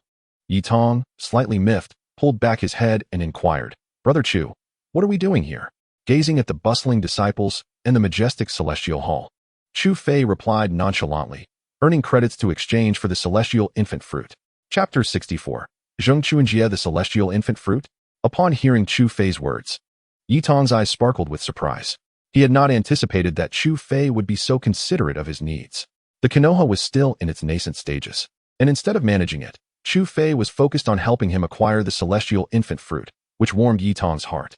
However, as thoughts of the fruit's exorbitant price crossed his mind, Yi Tong scratched his head and, feeling somewhat disheartened, replied, "Forget it, Brother Chu. The price of the Celestial Infant Fruit is simply too staggering. Even with decades of effort, I might not gather 100,000 credits." Noticing Yi Tong's despondency, Chu Fei immediately adopted a serious expression and asked, "What's wrong? Do you lack faith in your brother Chu? If I say there is a way, there must be a way." Seeing the confident look on Chu Fei's face, Yi Tong felt a flicker of hope and curiously asked, "Brother Chu, what is your method?" Chu Fei chuckled softly and replied, "A secret." Yi Tong's face fell at that moment. Little did he know that Chu Fei truly had no immediate solution for amassing such credits. He merely wished to keep Yi Tong's hope alive. Observing Yi Tong's downcast expression, a smile crept back onto Chu Fei's lips as he quickened his pace towards the 2 stone boards in the plaza. Yi Tong, seeing Chu Fei move ahead, hastened his steps to follow closely behind. Together, they arrived at the Wind and Cloud rankings. Although Yi Tong had entered the academy earlier than Chu Fei, this was his first visit to the Hall of Celestial Connections. His curious gaze wandered around until it suddenly caught sight of something, prompting him to exclaim, "Brother Chu, look, you're ranked 26th.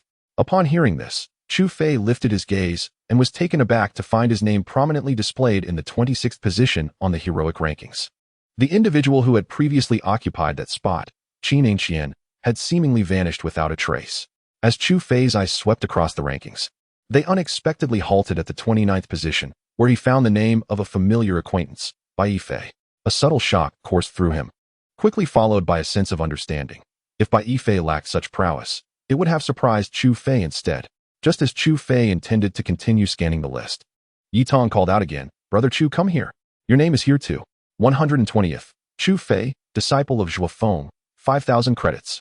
Chu Fei couldn't help but laugh upon seeing his ranking on the credits list. Despite the questionable character of Qin Shi and his companion, they had proven to be reliable, promptly transferring the 5,000 credits to him as promised. The gilded letters gleamed before him, and as he observed the names on the credits list, a bold idea flickered through Chu Fei's mind. Why couldn't he employ a similar strategy to acquire some credits from them? However, the audacity of this thought startled him, and he quickly shook his head, casting the erratic notion aside. The individuals on the credits list were not to be trifled with. Attempting to seize credits from them would be akin to extracting a tooth from a tiger, utterly unwise. Yet, without such an approach, where else could he procure the vast amount of credits he required? 100,000 credits was an astronomical figure, if he were to accumulate them painstakingly. Who could predict how long it would take to exchange for the celestial infant fruit? Lost in contemplation, Chu Fei found himself momentarily dazed. Brother Chu, what are you thinking about? Yi Tong, noticing Chu Fei's distraction as he gazed at the credits list, gently shook him and inquired with curiosity. Chu Fei managed a wry smile and shook his head, assuring her that he was fine before leading Yi Tong into the hall.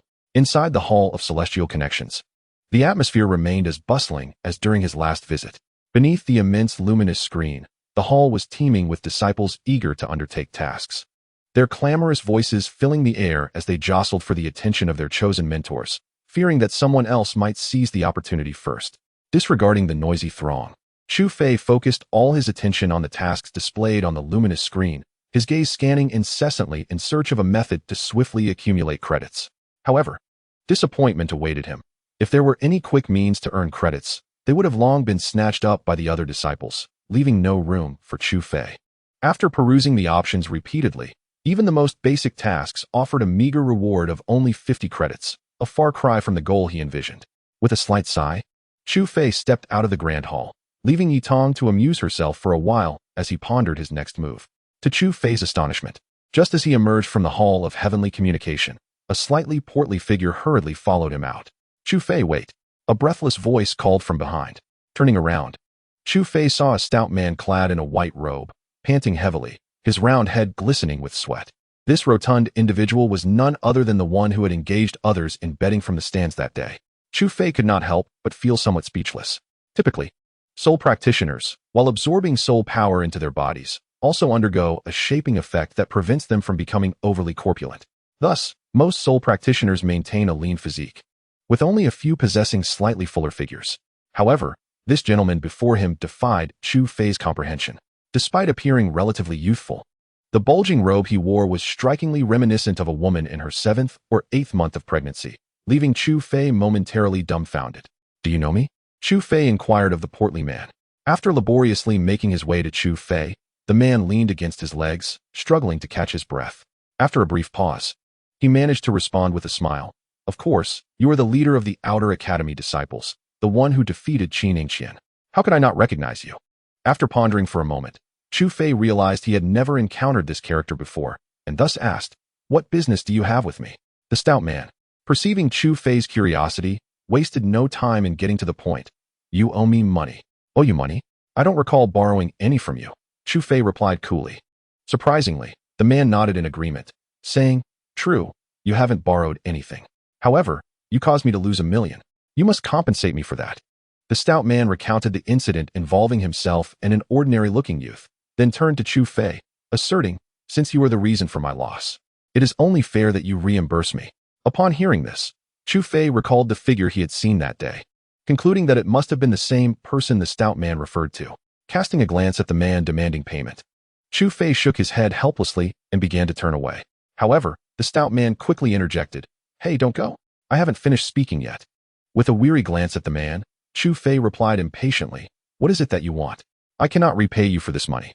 To Chu Fei's astonishment, the stout man suddenly broke into laughter, declaring, "If you have no money, then there's no need for repayment. After all, it is merely a trivial sum." Chu Fei was momentarily at a loss, not expecting the man to appear so magnanimous. Noting that Chu Fei was ignoring him, the stout man continued unabated. "How about this? You simply bring me into your ranks at the Leaf Academy as your second in command, and then the debt will be forgotten." Chu Fei, feeling exasperated, retorted, "Are you intoxicated, my friend? On what grounds do you believe I would agree to such a thing? Just because of that non-existent 1,000,000 soul crystals?" Unfazed, the stout man confidently replied, Of course, you will agree, for you are speaking to the esteemed fat lord. Chu Fei had already lost the patience to continue conversing with the rotund individual. Just as he turned to leave, a calm voice resonated from behind. Because I, Fat Master, can help you earn a substantial amount of credits. Many, many credits. Startled, Chu Fei halted and swiftly turned to face the rotund man. Feeling for the first time that this individual might not be as simple as he appeared, he had been deceived by his exterior. Why should I believe you? Chu Fei inquired, taking a deep breath. Unperturbed, the rotund man retrieved a medallion from his pocket, casually tossing it to Chu Fei. I am Zheng Chunjie, a disciple of Elder Shi Huang from Qingfeng. Chapter 65. A shortcut to credits upon the white medallion. Exquisite small characters emerged. Zheng Chunjie, Qingfeng disciple. Rank 98th on the wind and cloud list, with 10,000 credits.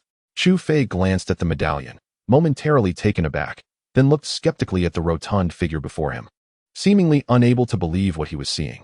Zheng Chunjie, however, showed no surprise at Chu Fei's reaction. Instead, he felt a sense of pride, for he was a disciple of Qingfeng. Qingfeng stood as the most significant peak among the 5 in the outer courtyard, responsible for issuing bounty tasks. Although task notifications were displayed on the colossal screen of the Tongtian Hall, they were initially controlled and assessed for difficulty by the disciples of Qingfeng. Thus, it was not an exaggeration to claim that Qingfeng was the most crucial peak in the outer courtyard. Moreover, the overseeing elder of Qingfeng was Shi Huang, whose profound cultivation and discerning eye set exceedingly high standards for selecting disciples. Hence, it was incredibly challenging for an ordinary person to enter Qingfeng. Even those renowned figures at the top of the wind and cloud list aspired to join, but often met with failure. The fact that this rotund man was a disciple of Qingfeng was indeed astonishing. As Zheng Chunjie reveled in his own significance, Chu Fei, still incredulous, asked, "Is your name truly Zheng Chunjie?" Zheng Chunjie was momentarily taken aback, not expecting Chu Fei to be intrigued by his name rather than his status as a Qingfeng disciple. Pondering for a moment, he replied, "A true man does not change his name or surname. I am indeed Zheng Chunjie." Chu Fei's expression grew increasingly peculiar, feeling somewhat speechless. Zheng Chunjie? Truly pure? You have quite a distance to travel before reaching purity. Noticing Chu Fei's odd demeanor, Zheng Chunjie felt a twinge of uncertainty, wondering if he had approached the wrong person. Is this fellow perhaps a bit dim-witted? Clearing his throat, Chu Fei suppressed a smile and inquired, "You say you can help me earn a large number of credits?" Seeing Chu Fei returning to normalcy, Zheng Chunjie felt a sense of relief and confidently replied, "Indeed. Yet, that may not be easy to achieve. Even as a disciple of Qingfeng, the credit rewards for academy tasks are publicly known. What means do you possess?" Chu Fei probed, seeking to discern whether this so-called pure individual truly had any capabilities. Upon hearing Chu Fei's inquiry, Zheng Chunjie calmly responded that although the rewards and tasks were clearly stipulated, there existed certain loopholes within those tasks, and all we needed to do was to exploit the gaps in the Academy's regulations. Upon hearing this, Chu Fei's eyes brightened, realizing that despite the unassuming appearance of this rotund individual, his extensive experience with the Academy's tasks had undoubtedly rendered him well acquainted with the inherent flaws, potentially offering invaluable assistance. After a moment of contemplation, Chu Fei gazed at Zheng Chunjie and inquired, "What conditions do you desire?" Understanding the adage that nothing in life comes free, both Chu Fei and the individual before him were cognizant of this truth. With an increasingly radiant smile, Zheng Chunjie rubbed his hands together, somewhat bashfully stating, "I noticed that you lack a guest elder position in your leaf organization. Perhaps I could recommend myself for it." Surprised by Zheng Chunjie's proposition, Chu Fei had not anticipated that he would aspire to the role of guest elder. Although Leaf was a newly established organization, it had already implemented a comprehensive management system. Besides Chu Fei, the leader, there were 5 commanders, including Zhang Ziming and Jiang Yunming, along with various team leaders. The guest elder held an independent status, equal to that of the commanders, yet was exempt from the myriad trivialities of organizational affairs, essentially serving as a nominal position devoid of substantial responsibilities. However, even for such a nominal role, Chu Fei remained wary of this unsolicited individual. After scrutinizing him, he inquired, "Why do you insist on joining our leaf? With your status as a disciple of Qingfeng, you would undoubtedly be regarded as an esteemed guest among those in the inner court." Zheng Chunjie, unfazed by Chu Fei's question, shrugged his shoulders and replied, "It's simple. I have faith in Leaf. In other words, I have faith in you." Raising an eyebrow, Chu Fei chuckled, "We have only just met. How can you place such trust in me?" Zheng Chunjie proclaimed with fervor, I have but one passion in life, gambling. Apart from my recent loss to that young man, I have never been defeated by anyone else. Thus, I have decided to take this gamble. His enthusiasm radiated as if he were not merely gambling, but embarking on a grand and momentous venture. Seeing no deceit in Zhang Chunjie's demeanor, Chu Fei pondered for a moment before nodding and conceding. Very well, I grant you the position of guest elder. You may now share your method. Zhang Chunjie shook his head, and with a flash of white light, he retrieved a palm-sized crystal dome from his soul ring. Upon infusing it with a hint of white soul energy, the crystal dome expanded, enveloping the two of them within its confines. After accomplishing this, Zhang Chunjie smiled and explained to Chu Fei, "This is a magic barrier, capable of isolating space. As long as we stand within this dome, outsiders cannot see us or hear our words. However, if the opposing party possesses soul energy far superior to ours, this barrier will be rendered ineffective." Chu Fei nodded, astonished to discover such a remarkable item possessed by this rotund stranger. Upon recalling his identity as a disciple of Qin Feng, he felt a sense of relief. This rotund individual likely had a habit of acquiring items from others. What I am about to share with you is confidential, so I must employ such measures.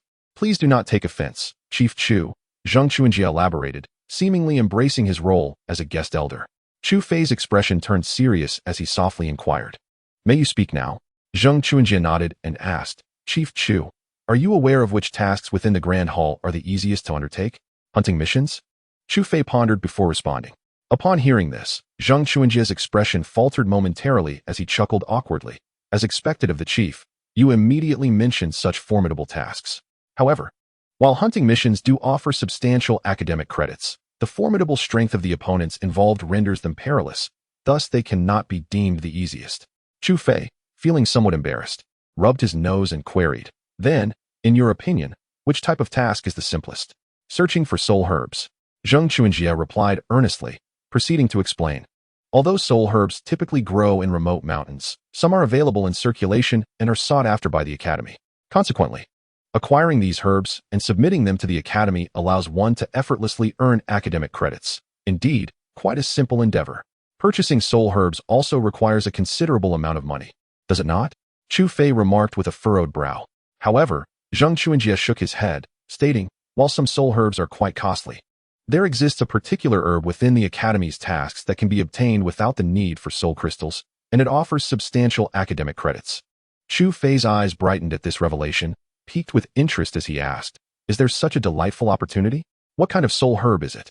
"The flower of the other shore," Zhang Chunjie whispered. "The flower of the other shore?" Chu Fei contemplated and quickly discerned what the plump man was referring to.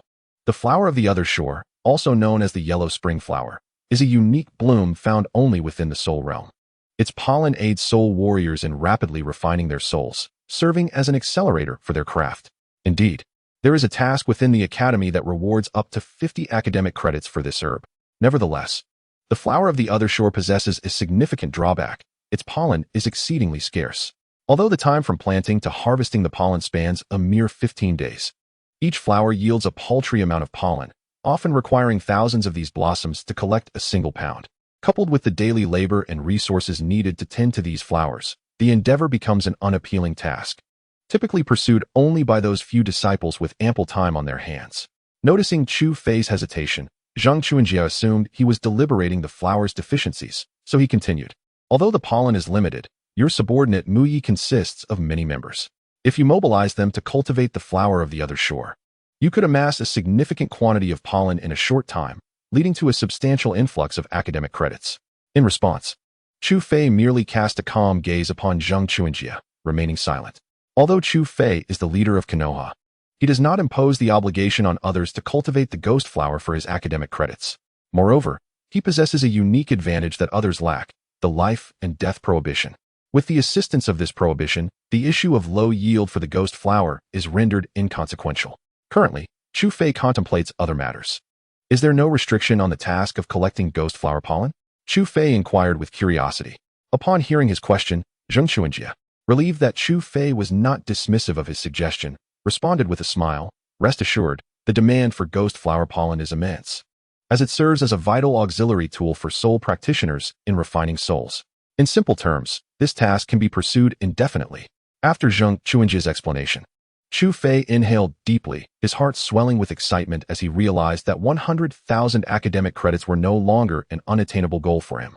Chapter 66. Cultivation of Ghost Flowers. Seeing Chu Fei's reaction, Zhang Chuanjia understood that his method had been accepted, and he felt a sense of relief, knowing that his position as a guest elder was secure. Indeed, Chu Fei smiled at Zhang Chuanjia and expressed his gratitude, saying, "Thank you, Brother Zhang, for your guidance. From now on, we shall consider ourselves as brothers." Zhang Chuanjia nodded in agreement and then asked, "So, we'll be relying on you, Chu, for assistance in the future?" Chu Fei chuckled and replied, "Since we are brothers now, there is no need for formality. Just call me Chu Fei." Zhang Chuanjia agreed without hesitation. "Very well. Then when do you intend to commence the cultivation of the ghost flower?" Chu Fei pondered for a moment and declared, "Today." Inside Chu Fei's room, 8 individuals were seated around a table, the spacious area now feeling somewhat cramped. Addressing Jiang Yunming and the others seated before him, Chu Fei cleared his throat and said, "I have gathered you today to request your assistance with a certain matter." Although his tone was gentle, Jiang Yunming's expression abruptly shifted, and he replied earnestly, "Boss, what are you saying? We, Konoha, are inherently your subordinates. Just command us directly. There is no need for the term help."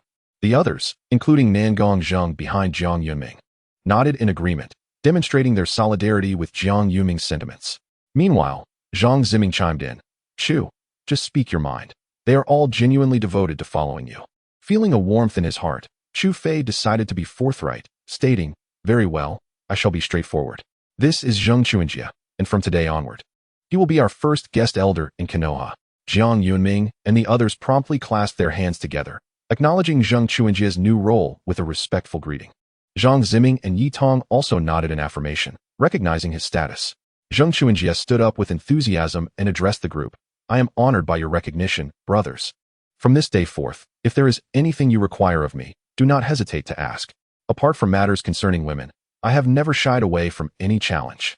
Upon hearing these words, everyone burst into laughter, instantly lightening the atmosphere. With a wave of his hand, Chu Fei gestured for Zhang Chuanjia to take a seat, then addressed the gathering. "The other matter for which I've summoned you today is to request your assistance in mobilizing the members of our organization to procure some seeds of the ghost flower. We welcome all contributions. The more, the merrier. I will accept as many as you can gather." Though Jiang Yunming and the others were puzzled about Chu Fei's intentions for acquiring such a large quantity of ghost flower seeds, they nodded in unison, responding, "Yes, boss." With a flick of his right hand, a crimson light flashed, and a crystal chip materialized in his palm. He tossed it toward Jiang Yunming and softly remarked, "This contains 10,000 soul crystals. Use it to procure the ghost flower seeds. If it proves insufficient, let me know." As Jiang Yunming opened the chip, he was greeted by the sight of 3 swirling purple veins on its black surface. With a prominent character for heaven inscribed in the center, an exquisite purple gold soul card from the Tianbao Pavilion. The Tianbao Pavilion was renowned in the soul realm, and obtaining such a card required its endorsement. Even a formidable cultivator at the Danyang level could not bypass this requirement. The hearts of Jiang Yunming and his companions quaked with astonishment at the revelation of Chu Fei's connection to the Tianbao Pavilion. They quickly protested, "How can we allow you to bear the cost, boss? This expense should be ours." However, rather than feeling pleased, Chu Fei furrowed his brow and replied earnestly, "Although I am the leader of our organization, I cannot permit you to spend your own money, nor can I allow our subordinates to bear the burden. This expense must be mine alone, and it must be given to each brother collecting the ghost flower seeds. They must not be shortchanged." The people are the architects of history. As a young man nurtured by Mr. Marx's ideals, Chu Fei understood this principle well. Thus, his intention was simple, to forge a bond with them, for only through such unity would they willingly follow him. Indeed, upon hearing Chu Fei's words, Jiang Yunming and the others were deeply moved, exclaiming, "We truly did not misjudge you, boss. You are a person of great loyalty and righteousness." Chu Fei waved his hand dismissively and replied softly, "I am merely fulfilling my obligations." Nevertheless, he emphasized the importance of diligence in their procurement efforts, urging them to complete the task promptly. 7 days. No more than 7 days. Within this time frame, we will certainly deliver the ghost flower seeds to you, boss." Jiang Yunming asserted with a firm nod. Chu Fei, relieved, nodded in agreement. He understood that delaying even a single day could invite unforeseen complications. While he could afford to wait, Yi Tong could not. Without hastening the potential of the nether fruit, Yi Tong would miss the optimal time for soul refinement. However, There was no need for Chu Fei to wait the full 7 days. Merely 3 days later, Jiang Yunming excitedly approached, a bulging cloth bag in his hands. Boss, we have successfully acquired the ghost flower seeds. As Chu Fei tended to the soul herbs in the medicinal field, Jiang Yunming stood outside and called out loudly. Without Chu Fei's guidance, Jiang Yunming would not dare to venture into the field, for the formation above it was not to be trifled with. Noticing Jiang Yunming waving a cloth bag, Chu Fei discerned its contents and, setting down the wooden bucket, quickly exited the field to inquire whether these were the seeds of the other shore flower. Jiang Yunming nodded, handing the bag to Chu Fei, and said, Boss, we have collected over 30 million seeds in total, all contained within this bag. If it's insufficient, I will instruct them to procure more. That is more than enough. Chu Fei replied, slightly astonished by the sheer quantity. Upon opening the bag, he was greeted by a sea of blood-red hues. The seeds, resembling grains of salt, clustered together, radiating a dazzling crimson light. Nodding in satisfaction, Chu Fei remarked, Yunming, you and the others have worked hard these past few days. It's no trouble at all. It is our honor to assist you, boss. Jiang Yunming chuckled. By the way, I recall that among your 4 companions, Nangong Zheng possesses the greatest strength, correct? Chu Fei suddenly inquired, gazing at Jiang Yunming. Yes, indeed. Nangong Zheng has reached the pinnacle of the soul condensation realm, but unfortunately, he has yet to take that final step into the gathering soul realm. Jiang Yunming lamented with a sigh. Chu Fei nodded thoughtfully and continued. And what about the strength of the other 3? Lin Fan, Wang Hao, and I are all in the late stages of the soul condensation realm. Why do you ask? Boss, Jiang Yunming responded, a hint of confusion in his voice. Chu Fei smiled and shook his head. It's nothing. I merely recalled it and asked casually. We are all of modest strength and cannot aid you, boss, Jiang Yunming sighed, feeling that Chu Fei looked down upon their capabilities. Patting him on the shoulder, Chu Fei reassured him, what are you thinking? I have always said we are brothers. How could I possibly disdain you? Feeling embarrassed, Jiang Yunming chuckled. I must have overthought it. I apologize, boss. Chu Fei shook his head and said, I shall be departing for a while. I entrust the medicinal field to you. Jiang Yunming was taken aback, quickly asking, Boss, how long will you be gone? The field cannot function without your presence. About 10 days. I have something very important to attend to, Chu Fei replied after a moment's thought. Jiang Yunming finally exhaled in relief, then gritted his teeth and declared, All right. Since you have faith in me, I will not let you down. As long as I am here, the medicinal field will be secure. Chu Fei corrected him. The field may not be here, but you all must remain. Chapter 67. Frantic Cultivation. The Tianyu mountain range is a continuous stretch of primal mountains located outside Chang'an City. Amidst the undulating peaks lies a multitude of formidable and cunning soul beasts, some possessing intellect that rivals that of humans. Thus, although the Tianyu mountain range is in proximity to the bustling city of Chang'an, it remains sparsely populated, with few daring to venture into its depths. In a dense forest on the periphery of the mountain range, a peculiar tiger with 2 sharp fangs roars, confronting a young man clad in black. Sensing that this newcomer harbors ill intentions, after a fleeting glance at the tiger, the black-clad youth does not linger, his form shifting slightly, and he appears 100 meters away in the heart of the mountain range. Perched upon a branch, he surveys his surroundings, revealing a handsome visage. Indeed, it is Chu Fei, who has departed from the Qinyan Academy. After surveying the terrain with disappointment, he shakes his head and begins to weave through the forest, ultimately halting in a secluded valley.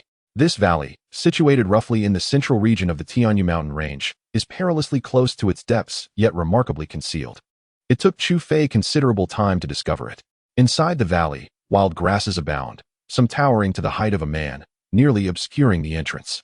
With a leap, Chu Fei ascends momentarily to survey the valley's entirety, noting its uniquely enclosed terrain, flanked by the mountainous ridges, with but one entrance at the mouth. Observing the valley beneath him, a subtle smile graces Chu Fei's lips as he nods inwardly, affirming that this is indeed the place to commence his work. He lands steadily in the valley's center, lifting his right foot slightly. Crimson soul power swiftly radiates from beneath him, vaporizing the lush undergrowth into a white mist that dissipates into the air. In an instant, the once flourishing valley transforms into a barren expanse, the red earth laid bare. Gazing at the smooth ground before him, Chu Fei nods in satisfaction. With a flash of red light, a pouch filled with the seeds of the mythical Bianhua materializes in his hand. Without a moment's hesitation, he casts the red seeds around him, allowing them to settle into the soil. Spring's awakening, he exclaims, as his hands swiftly form an intricate seal. The crimson soul power expands from him, forming a circular energy array approximately 20 meters in diameter. Moments later, vibrant, blood-red blossoms resembling dragon claws sprout from the earth within this energy array. They are none other than the legendary Bianhua. In the blink of an eye, the valley transforms into a sea of Bianhua, the vivid red flowers blooming in a dense embrace, enveloping Chu Fei in their midst. Waves of rich fragrance waft around him, invigorating his soul power and revitalizing his spirit. Is this truly the mythical Bianhua? Chu Fei curiously surveyed the vast sea of crimson flowers before him, pondering the myriad legends of the Higanbana he had heard while alive. Yet, what he had encountered in life were mere impostors. Now, after death, he found himself amidst the authentic Higanbana. Indeed, the mysteries of existence were profoundly elusive. Though such thoughts crossed his mind, his hands remained unwavering. With a gentle motion, the once blooming ocean of flowers was instantaneously evaporated by his soul power, leaving behind only a delicate layer of red pollen in the valley. Glancing at the pollen scattered on the ground, Chu Fei couldn't help but click his tongue in disbelief. To think that such a plethora of Higanbana yielded only this meager amount of pollen was truly alarming. If others were aware of Chu Fei's sentiments, they would likely be infuriated. After all, many had dedicated 9 arduous days caring for the Higanbana, yet they might not have collected such a modest quantity of pollen, while Chu Fei, in merely a tea's time, found it insufficient. Truly, envy could be a bitter pill to swallow. Sighing, Chu Fei retrieved a white gourd, over a foot tall, from his soul ring. After gently unstoppering it, he waved his right hand, and the red pollen was drawn into the gourd. After a gentle shake, he furrowed his brow. He was still far from his goal. However, he did not lose heart, for he had brought an ample supply of seeds and plenty of time to nurture them. Thus, instead of continuing to cultivate the Higanbana, Chu Fei chose to sit cross-legged and rest for a moment.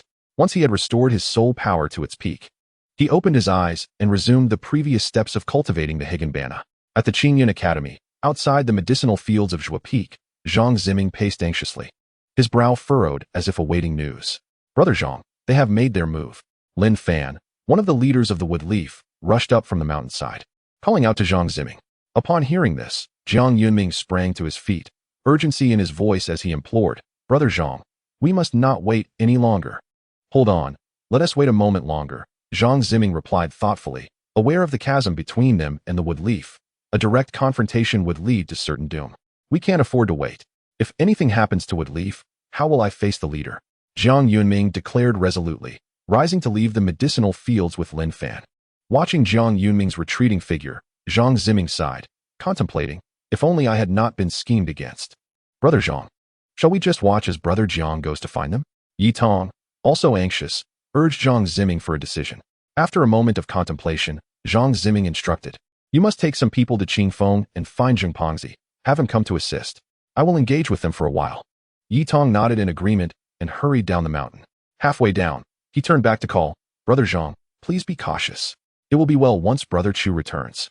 Zhang Ziming let out a bitter laugh, his heart sinking with a sigh. He had never imagined that such a significant upheaval would occur in the academy merely a day after Chu Fei's departure. He couldn't help but hope that his junior brother would return in time. For 7 days, the singular thought occupying Chu Fei's mind was the relentless cultivation of the ethereal flower. Whenever his spiritual energy waned, he would pause to recuperate, only to resume the continuous nurturing thereafter. After an entire week, the once full bag of ethereal flower seeds had been completely exhausted, yielding instead 3 gourds brimming with ethereal flower pollen. As he gazed upon the neatly arranged white gourds before him, Chu Fei exhaled deeply. The joy of his harvest swelled within him, a smile blossoming that eventually erupted into hearty laughter. However, as the elation gradually faded, a wave of exhaustion surged over him, rendering his eyes too heavy to keep open. With a flash of crimson spiritual energy, the 3 gourds were swiftly stored in his soul ring, and Chu Fei collapsed to the ground with a thud, succumbing to a profound slumber. Unbeknownst to him, after 7 days of incessantly cultivating the ethereal flower, the valley had become saturated with its enchanting fragrance. The rich aroma began to waft through the woods on the gentle breeze, and such an intoxicating scent inevitably attracted perilous entities. 10 hours later, Chu Fei slowly opened his eyes to the faint light on the horizon. Startled by the time that had passed, he sprang to his feet, exclaiming in disbelief, "I slept for so long," rubbing his throbbing forehead. He lamented that this was the most fatigue he had felt since entering the soul realm. Shaking his head, he brushed off his dark robe and prepared to leave. when a piercing voice echoed, "Old Wei, seize this lad. He must possess treasures." Upon hearing this, Chu Fei turned to see several figures at the valley's exit. A richly dressed young master was gazing at him with ill intent. Beside this young master stood an elderly man clad in tattered robes, his visage gaunt and his eyes sharp as a hawk. Upon noticing Chu Fei's scrutiny, the old man regarded him warily, making no rash movements. It was evident that anyone capable of traversing such deep mountains alone was not to be underestimated. Yet the young master, dressed extravagantly, was a fool devoid of foresight. Noticing the old man's lack of response, he commanded his accompanying guards, "You all, seize him for me." Without a moment's hesitation, the guards drew their weapons and charged at Chu Fei. Seeing the greedy expression on the young master's face, Chu Fei frowned slightly. With a subtle movement, he appeared before the young master in an instant. The old man, taken aback by Chu Fei's speed, swiftly positioned himself to shield the young master behind him. As the old man took action, a faint smirk curled at the corners of Chu Fei's lips, while the old man inwardly sensed impending danger. Indeed, in the next moment, Chu Fei swiftly bypassed the elder and approached the young gentleman in splendid attire. Observing this, the elder hastily attempted to intervene, only to discover that his feet had been ensnared by creeping vines without his awareness. In a flurry, he exerted his strength to shatter the vines. Although the elder's reaction was remarkably swift, it was delayed by merely 2 breaths, yet for Chu Fei, that brief interval was more than sufficient. Without a moment's hesitation, he raised his right foot and delivered a forceful kick to the young gentleman's backside. In the following instant, a graceful parabolic arc was traced in the air. Thud! The young gentleman fell flat to the ground, prompting his guards to rush over in alarm to assist him. At that moment, the gentleman was already bruised and battered. After a while, he finally regained consciousness, letting out a wretched scream akin to that of a slaughtered pig. However, this was of no concern to Chu Fei, who was now within the confines of Chang'an City, hastening towards Qin Academy. Chapter 68. A swift return upon catching sight of the nearby Zhuge Peak. Chu Fei gradually slowed his pace, descending gently from the air and walking towards the peak. Although he had been away for 5 or 6 days, the rewards were immense. A full bag of other shore flower seeds had been entirely transformed into pollen by Chu Fei, and with this pollen in hand, the Tianying fruit was as good as his.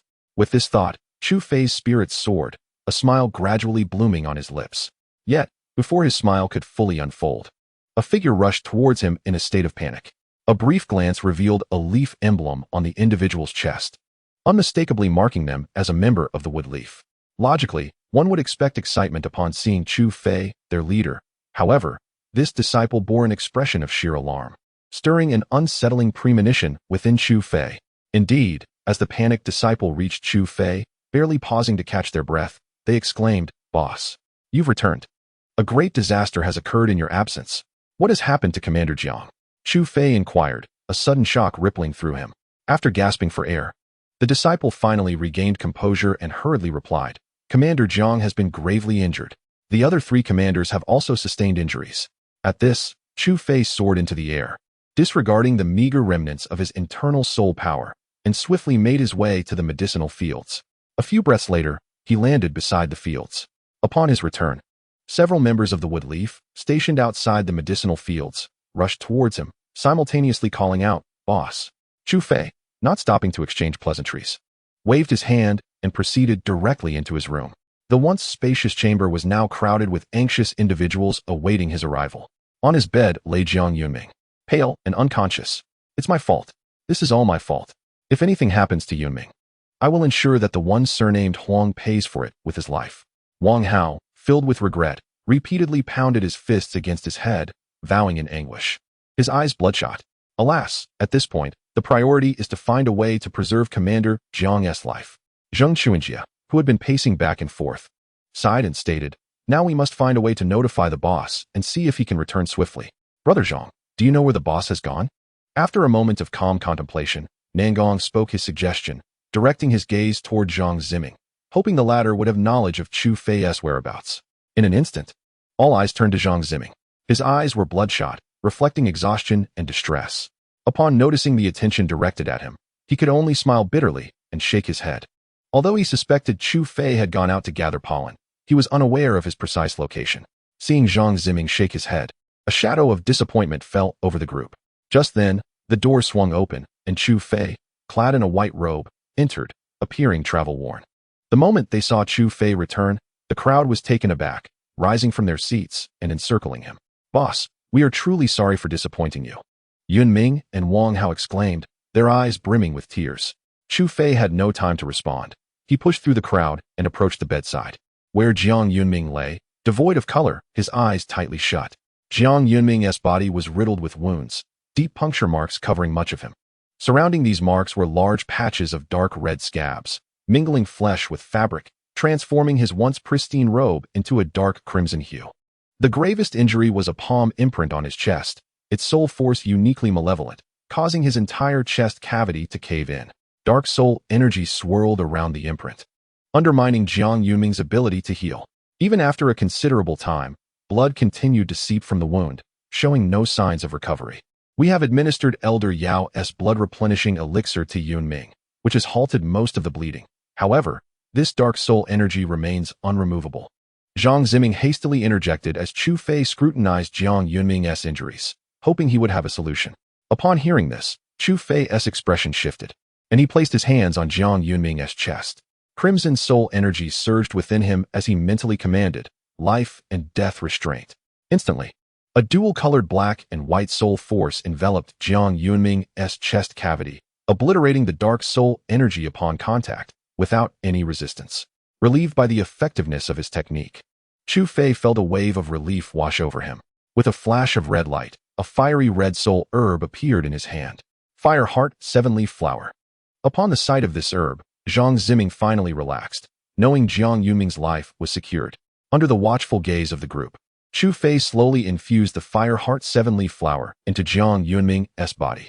The red soul energy coursed through his meridians, visibly healing the previously caved chest cavity at an astonishing rate. Even the scabs from the puncture wounds began to mend, restoring color to his pale face. With a sigh of relief, Chu Fei realized that the soul medicine had proven effective. After completing the necessary tasks, he exhaled deeply, his previously grave expression gradually softening. The onlookers were taken aback by how effortlessly he managed to heal Jiang Yunming's injuries. Lin Fan pondered aloud. "That Fire Heart 7-leaf flower must be at least a century old, correct?" Instantly, the room fell silent, astonished by Chu Fei's generosity in administering such a precious soul medicine to Jiang Yunming. With such a rare remedy, one could easily hire a formidable expert from the Gathering Soul realm as an enforcer. Disregarding their astonishment, Chu Fei surveyed the group and said solemnly, "Now, tell me what transpired during my absence. How did Jiang Yunming sustain his injuries?" Upon hearing his inquiry, Zhang Ziming promptly responded, "Chu Shidi, you are unaware that immediately after your departure, the disciples from the Inner Academy, under the leadership of Huang Rinchi, swiftly organized a faction called the Flame Alliance, which clashed with us at Mai." A frown creased Chu Fei's brow as he inquired, "Who exactly is this Huang Rinchi?" Zhang Ziming explained, "He ranks 11th on the Storm ranking and possesses mid-level strength in the Gathering Soul realm. More importantly, he has the support of El Shangji, who is ranked 2nd on the Storm ranking."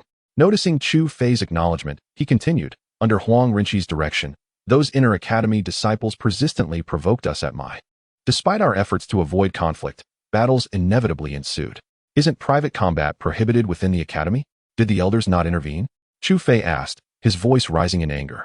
Zhang Ziming sighed. "It wasn't private combat. It was an open challenge on the martial arts arena. They leveraged my disciples as a threat to challenge our leaders. But you are aware of Jiang Yunming's capabilities. Had it not been for Miss Zhuge's timely assistance, there would likely be more than just Jiang Yunming lying there now." "Miss Zhuge? Zhuge Qin Shi Huang from the Zhuge family?" Chu Fei was momentarily taken aback, surprised that she would intervene to assist Mai. Zhang Ziming nodded. "Indeed, it is she. We also found it perplexing. Logically, as an Inner Academy disciple, she should be antagonistic towards us, yet she chose to help." Chu Fei, unable to decipher the situation, decided to set aside his thoughts and coldly inquired, "Where is Huang Rinchi now?" "Chu Shidi, please remain calm. The challenge posed by Mai is not solely from Huang Rinchi, but from a significant portion of the Inner Academy disciples.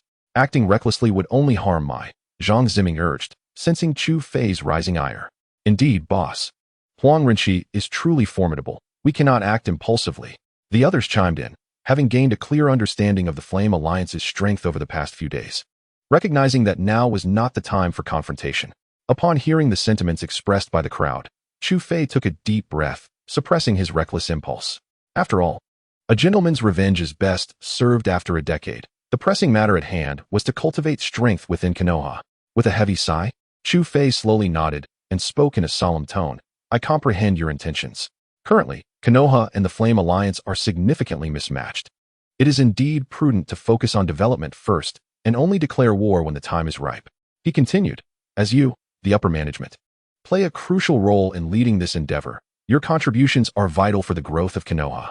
Upon hearing Chu Fei's words, Wang Hao and the others looked disheartened. Nangong Zhong, feeling somewhat guilty, replied, the current situation is a result of our inadequate strength.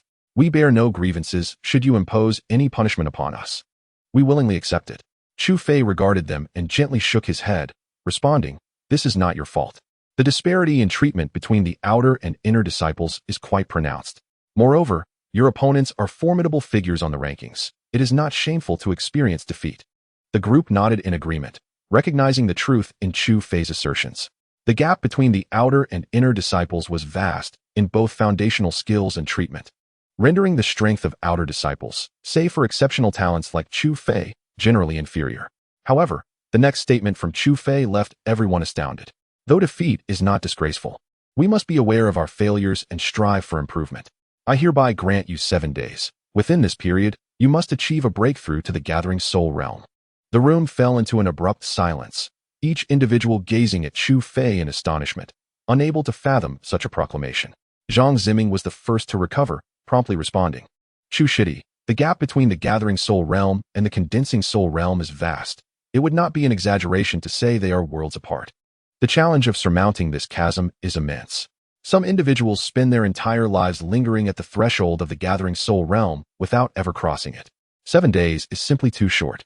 Indeed, Brother Chu, even one as gifted as I, took 2 years to break through to the Gathering Soul Realm, Fatty added, contemplating his words before swallowing them back.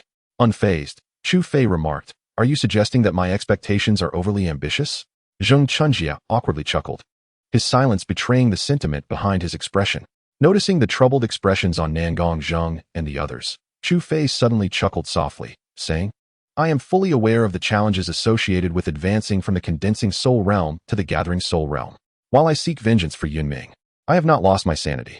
The reason I dare to assert that you will achieve a breakthrough within 7 days is due to this. As his words fell, 3 immaculate and resplendent flowers appeared before them, each petal a pure white, encasing the bud within. Upon the purple bud, a translucent figure flickered into view, manifesting amidst the radiant white light. Is this the soul condensing flower? Upon the sudden appearance of the 3 white flowers within the room, Lin Fan, who had remained silent until that moment, exclaimed with fervor, is this the soul condensing flower? At his words, the crowd gasped in unison, hastily directing their gaze towards the 3 soul condensing flowers. Indeed, this was the soul condensing flower. Our clan's leader had once consumed this herb. Thus I shall never forget its essence in my lifetime. With fervent eyes fixed on the floating soul condensing flowers before him, Lin Fan asserted confidently. Curious about the crowd's exuberant reaction, Yi Tong inquired, what is the soul condensing flower? Why do you all gaze upon it with such excitement? Zhang Ziming explained to Yi Tong that the soul condensing flower is a mystical soul herb. Although its efficacy is limited to soul warriors of the condensing soul realm, it is still regarded as a treasure by countless soul warriors. Why is that? Yi Tong asked, perplexed.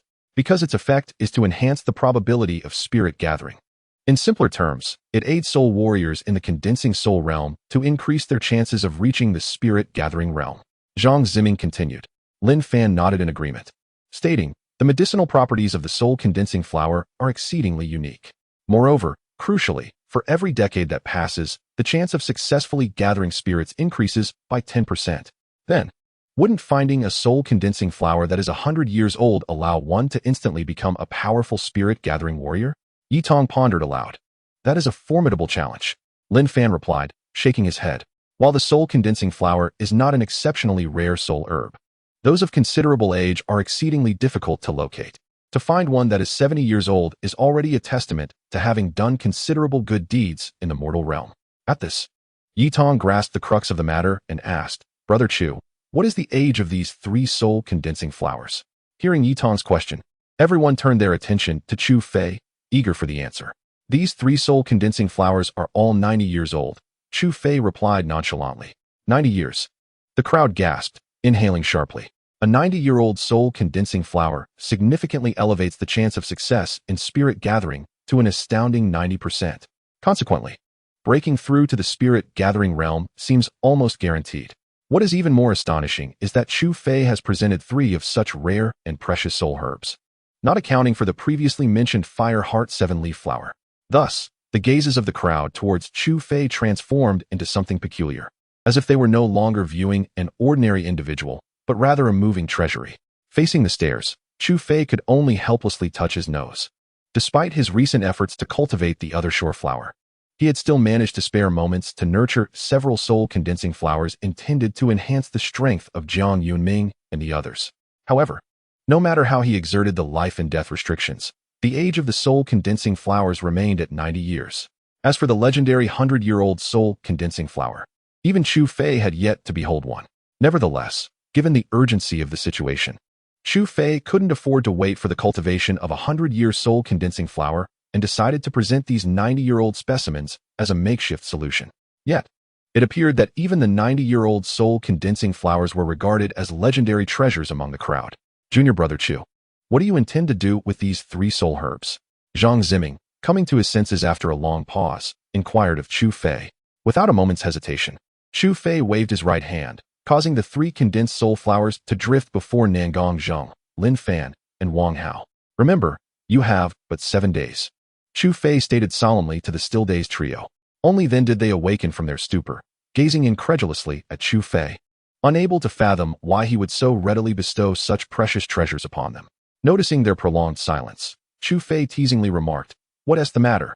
If you do not wish to accept them, I can take them back." Suddenly jolted, Nangong Zheng hurriedly clasped the soul herbs to his chest, bowed deeply to Chu Fei, and dashed out without looking back. Lin Fan and Wang Hao, regaining their composure, followed suit, bowing and then racing after Nangong Zheng. Observing their swift departure, a faint smile graced Chu Fei's lips. When they returned, they would undoubtedly emerge as formidable practitioners of the gathering soul realm. Brother Chu, I have yet to experience the taste of a condensed soul flower.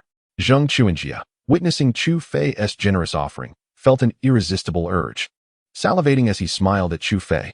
However, Chu Fei chose to ignore him, feeling a sense of relief as he turned to check on Jiang Yunming. Suddenly, a loud thud echoed from behind. Chapter 70, Soul-Eating Insect Bang. Upon hearing the commotion, Chu Fei swiftly turned around, only to find Zhang Ziming collapsed on the ground. His weary face now shrouded in dark mist, his lips transformed into a deep shade of purple. This is bad. Chu Fei's expression shifted dramatically as he recalled the ominous black substance he had previously sensed within Zhang Ziming. He rushed to support Zhang Ziming, placing him on a nearby chair. A gentle sweep of his consciousness revealed a troubling sight. The once balanced energies of black and white within Zhang Ziming's body were now disrupted. The white soul force was being insidiously devoured by the eerie black substance, much like a candle flickering in the cold night, perilously close to extinguishment. Brother Chu, what has happened to senior brother Zhang? Yi Tong, witnessing Zhang Ziming's collapse, was thrown into a panic, her voice filled with urgency. Could it be that those scoundrels from the Flame Alliance have secretly meddled with him? Zheng Chuanjia mused, momentarily stunned before considering this possibility. Shaking his head, Chu Fei clarified. It is not the Flame Alliance's doing. Within senior brother Zhang has long lurked a mysterious black substance.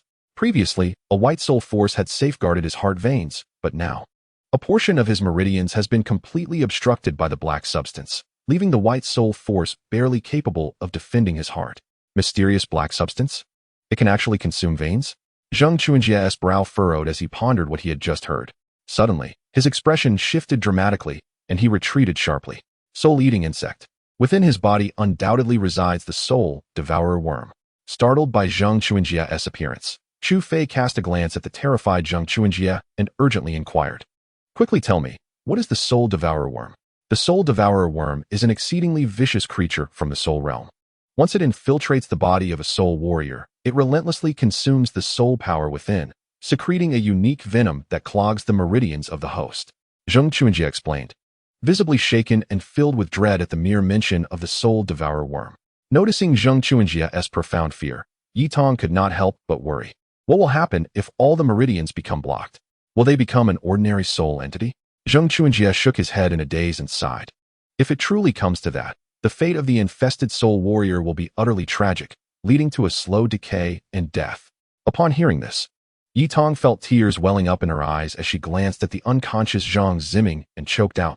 That can't be. Brother Zhang is such a good person. He surely won't come to harm. There must be a way, right? Seeing Yi Tong in such distress, Zhang Chuanjia's heart ached, yet he quietly remarked. The most terrifying aspect of the soul devourer worm is that once it enters the body, there is no remedy. Even the mightiest of sages, with their boundless soul power, are rendered powerless. After hearing Zhang Chuanjia's words, Chu Fei's complexion darkened further.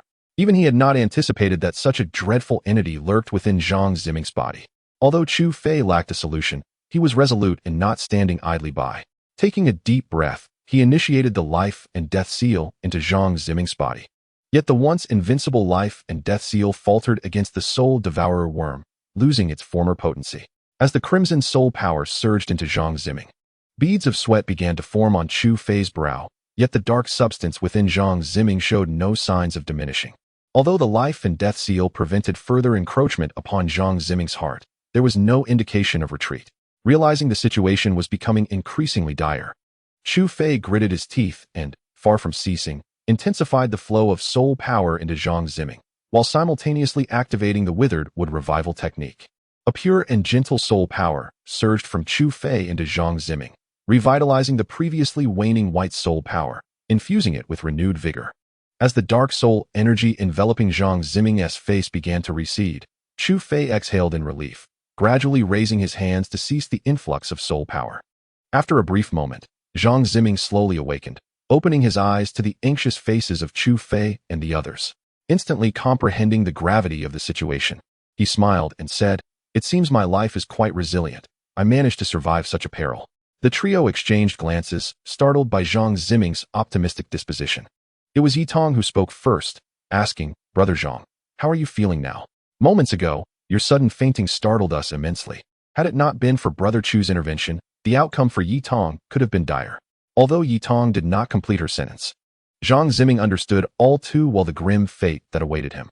He clasped his hands together and expressed his gratitude, saying, "I must sincerely thank you, Brother Chu."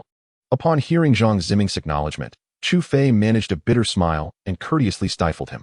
At that moment, Zhang Chuanjia interjected, "Brother Chu, how did you manage to revive Brother Zhang? Ordinarily, the soul-eating worm is considered incurable." Chu Fei shook his head and replied solemnly, "You are correct. I have no means to combat the soul-eating worm.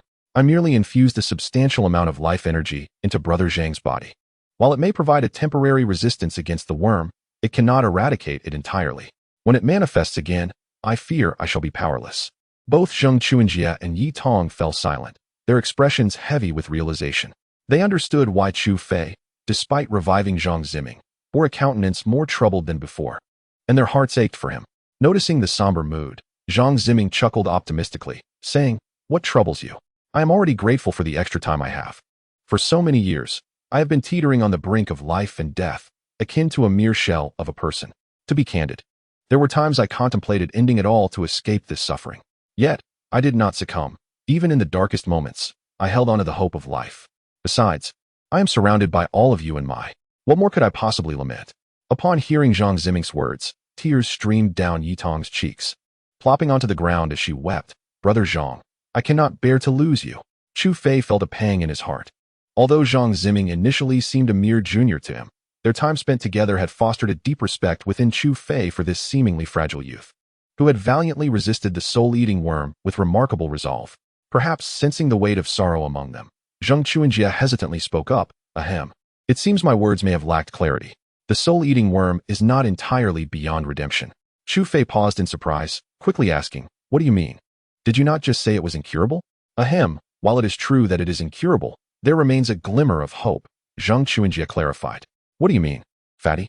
Speak plainly," Chu Fei urged, feeling lost amidst the confusion. "To put it simply, to eradicate the soul-eating worm within Brother Zhang, one must locate the fabled elixir of immortality. The powerful life force contained within this elixir could completely annihilate the worm." Upon hearing this, Chu Fei instantly grasped the crux of the matter and softly inquired, "So, if we find the elixir of immortality, we can entirely expel the soul-eating worm from Brother Zhang's body?" Zhang Ziming sighed and confirmed, "Indeed, the elixir of immortality can accomplish that. However, the elixir of immortality is exceedingly rare, nearly impossible to find throughout the entire soul realm. Thus, I'll admit that the soul-eating worm is beyond remedy. After all, the elixir of immortality is merely a legendary soul medicine. Zheng Chuanjia sighed softly. Upon hearing this, Chu Fei nodded, momentarily dispelling his disappointment, and gazed earnestly at Zhang Ziming, declaring in a deep voice, "Brother Zhang, I shall undoubtedly find the elixir of immortality. Until then, you must support me at all costs." Zhang Ziming, moved by the determination in Chu Fei's eyes, felt a warmth in his heart. He understood that what Chu Fei sought was akin to chasing a mirage. Yet he smiled and reassured, "Rest assured, even if you did not ask, I too wish to live a few more years." Chu Fei chuckled in response, while Zheng Chuanjia and Yi Tong stood by, their hearts heavy with concern, questioning whether Chu Fei could truly procure the elixir of immortality. Despite his lack of confidence in finding the elixir, Chu Fei was resolute in his pursuit of the Tianying fruit and set out early the next morning with Yi Tong towards the Hall of Heavenly Connection. "Brother Chu, why are we heading to the Hall of Heavenly Connection so early?" Yi Tong inquired, rubbing his eyes. In response to Yi Tong's question, Chu Fei smiled gently. "We are going to bring back the Tianying fruit." Chapter 71. Exchange of credits on the mountain path in the early morning. The flow of disciples was significantly diminished compared to usual, with only the occasional figure hastily passing by. Most disciples had yet to depart. On the tranquil mountain trail, two figures clad in white robes made their way leisurely uphill. One youthful face, slightly flushed with excitement, asked softly, "Brother Chu, can we truly bring back the Tianying fruit this time?"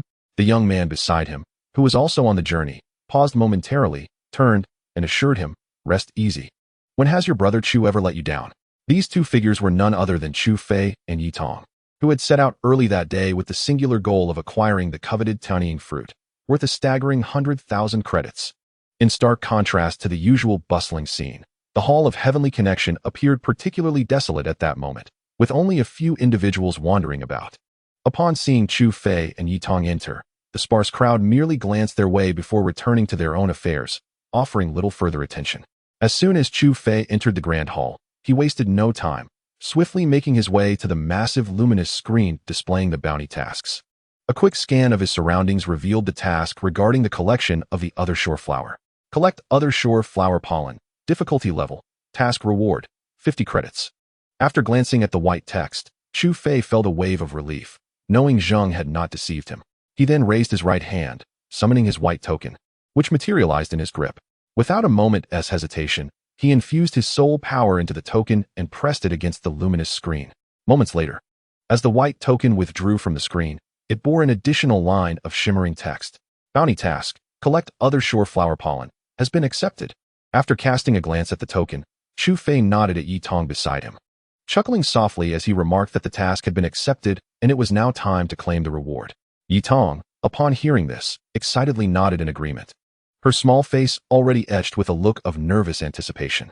Following his laughter, Chu Fei stepped away from the colossal light screen, turning towards the eastern part of the Grand Hall, near the task completion counter. Inside the counter, two young men clad in black robes were engaged in a casual conversation.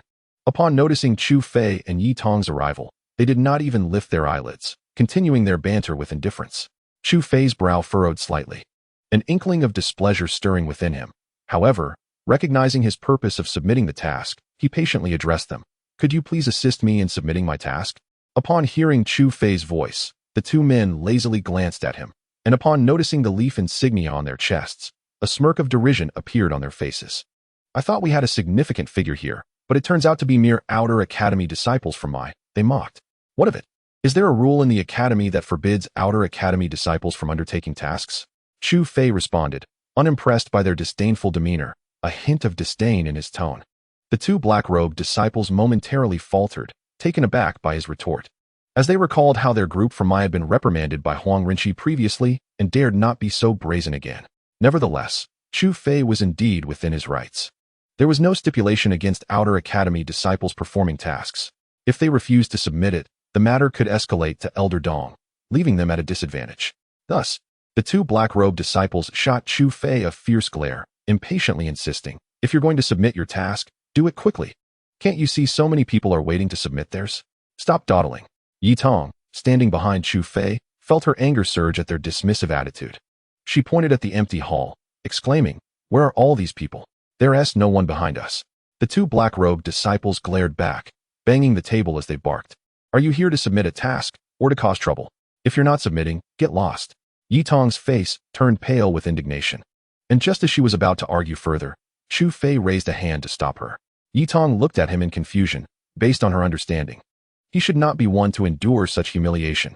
In stark contrast to Yi Tong's fury, Chu Fei faced the two black-robed disciples, who were clearly seeking to provoke. With a cold smile, a flash of crimson soul force materialized, and a white token appeared in his hand, which he slammed onto the table with a resounding thud as he coldly announced, submitting a level task: collect the pollen of the other shore flower. Initially startled by Chu Fei's bold action, the two black-robed disciples eventually relaxed upon realizing he was indeed submitting the task, only to become indignant and retort. You're submitting a task, so what are you so arrogant about? Chu Fei remained silent, his gaze fixed coldly on the two black-robed disciples. Feeling a twinge of trepidation under his stare, they hesitantly placed a thumb-sized white jade vial on the table. The task of collecting the pollen of the otherworldly flower was not unfamiliar to the two individuals. Nearly every day, some unfortunate soul would choose this assignment, only to return after several arduous days of cultivation, weary and disheartened, with an abysmally meager amount of pollen. Thus, upon hearing that Chu Fei had submitted this task, the two exchanged mocking glances, well aware that he would likely follow the same dismal path. Yet, Chu Fei had a penchant for defying expectations. After glancing at the petite jade vial atop the counter, he decided to toy with the two disdainful onlookers. Instead of completely extracting the collected pollen, he extended his right hand to grasp the jade vial. With a flash of crimson light, the previously empty vial brimmed with vibrant red pollen, releasing a delightful fragrance that wafted through the air. Observing Chu Fei's meticulousness as he placed the pollen into the vial, the two cloaked disciples merely smirked in derision. After securing the vial, they made a swift motion with their token, and 50 academic credits were promptly credited to his account. The task is submitted, now be gone, commanded one of the black-robed disciples with a dismissive wave, as though addressing a servant.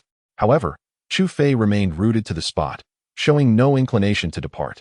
Just as the disciples grew impatient and were about to urge him again, Chu Fei slapped the white token onto the table and calmly stated, I wish to submit another task: collect the pollen of the otherworldly flower. The two disciples exchanged glances, realizing that Chu Fei was merely jesting at their expense. Annoyed, one retorted, then why didn't you submit it all at once? Facing their inquiries, Chu Fei replied nonchalantly, I just remembered that I have some remaining pollen to submit as well. Is that not permissible? The disciples, gritting their teeth in frustration, snapped, hurry up and submit it already. With that, another jade vial was tossed onto the counter. Chu Fei wasted no time, seizing the vial and, after a brief moment, returned it, now filled with pollen, to the counter. After the black-robed disciples credited his account once more, they attempted to shoo him away. However, noticing that Chu Fei was still regarding them with an enigmatic smile, they felt a sense of foreboding. Sure enough, with a resounding slap, the white token was again placed on the counter by Chu Fei. Addressing the visibly perturbed disciples, he stated with a serene smile, I wish to continue submitting tasks: collect the pollen of the otherworldly flower. As time passed, the number of disciples on the summit gradually increased, and after an hour, the plaza of the Heavenly Palace was bustling with activity. A burly disciple gazed at the leaderboard before him, clicking his tongue in contemplation. I wonder when my name will grace that list. Just as he was lost in thought, a gasp erupted from near the academic credits board. The burly disciple hurried over, asking in alarm, what is happening? What is going on? A middle-aged man, eyes wide with astonishment, pointed at the credits board and stammered, look. The top-ranked Zhang Byron has been pushed down. The burly disciple, upon hearing this, was taken aback and quickly shifted his gaze to the leaderboard. To his astonishment, the previously first-ranked Zhang Byron, who had amassed 50,000 credits, had now dropped to second place. Above his name, the two characters Chu Fei boldly stood out. Following Chu Fei's name, in resplendent gold lettering, were the words 60,000 credits, dazzling and exceptionally radiant. Upon seeing Chu Fei's name, the stout disciple could not help but gasp. Yet before he could recover from his shock, his eyes widened in disbelief as he beheld the leaderboard. Just moments ago, Chu Fei's credits were at 60,000, and now they had astonishingly risen to 70,000. Chapter 72. Let us appraise the value. The once empty hall of ascendancy was now teeming with people, as countless disciples crowded on one side, surrounding the task submission counter in layers. Each disciple stood with their mouths agape, astonished at the unfolding scene. The previously arrogant demeanor of two disciples clad in black robes had transformed into one of sheer terror. Their earlier bravado completely vanished. Opposite them, Chu Fei maintained a seemingly amused expression, occasionally filling jade vials with the pollen of the other shore flower and gently pushing them toward the pair, softly instructing them to submit their tasks and collect the pollen. Upon hearing this, the faces of the two black-robed disciples turned an array of colors. After a glance exchanged between them, one disciple swiftly vanished behind the counter, racing deeper into the hall, leaving the other behind to record Chu Fei's credits. Observing this, Chu Fei made no attempt to intervene, leisurely continuing to extract the pollen while addressing the nearly distraught black-robed disciple, reiterating the task submission. The onlookers, captivated by the sheer quantity of other shore flower pollen in Chu Fei's possession, gazed at his soul ring with fervent eyes. Were it not for the sanctity of the Hall of Ascendancy, it was likely that someone would have already attempted to seize it. Such a vast amount of other shore flower pollen is worth a fortune, a black-robed disciple among the crowd remarked, licking his lips as he cast a glance at the pollen in Chu Fei's hands. What? Are you tired of living? Retorted another, casting a look of disdain at the earlier speaker, as if regarding him as a fool. What? He is Chu Fei, the one who defeated Qin Shi Huang? The initial speaker asked in astonishment, realizing that the youthful figure before him, with a refined countenance, was indeed the renowned Chu Fei.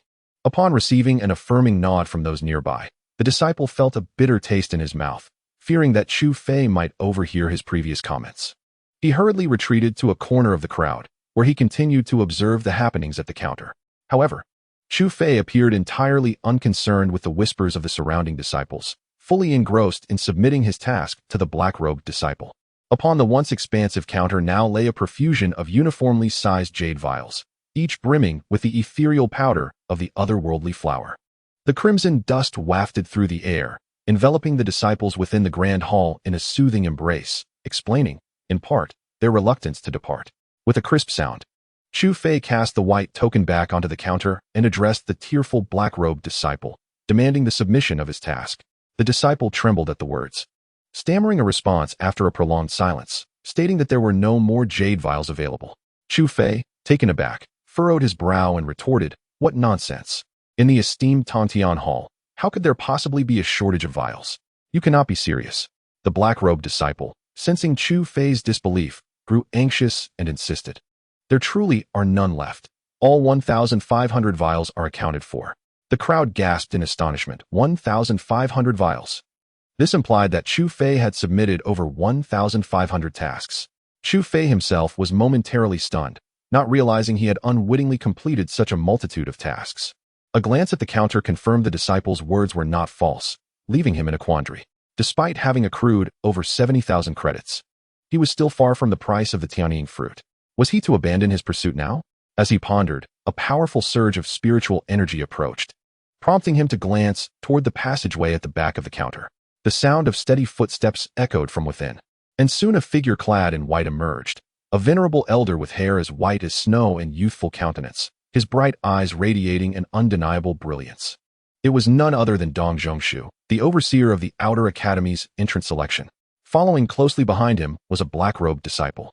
It turned out that Dong Zhongshu was the primary authority of the Tongtian Hall and the astute black-robed disciple. Realizing the gravity of the situation upon seeing Chu Fei's abundant flower powder, hastened to inform Dong Zhongshu. Upon hearing the news, Dong Zhongshu was taken aback and wasted no time in swiftly accompanying the disciple to the Tongtian Hall. The onlookers gathered outside, upon seeing Dong Zhongshu's arrival, bowed and greeted. "We pay our respects to Elder Dong." Although Chu Fei was aware that Dong Zhongshu's presence was surely linked to his own actions, he nevertheless offered a respectful nod. Choosing to observe the unfolding events, Dong Zhongshu approached the counter at a leisurely pace, casting a fleeting glance at the jade vials, his heart startled. Yet, being a seasoned veteran, he maintained an impassive exterior despite his surprise, silently regarding Chu Fei. Observing Chu Fei's demeanor, as if an outsider lost in thought, Dong Zhongshu could not help but chuckle softly, thinking to himself, "What a clever lad. You've managed to deceive even me. Had I known you were capable of such antics, I would not have entrusted you to Yao Chong."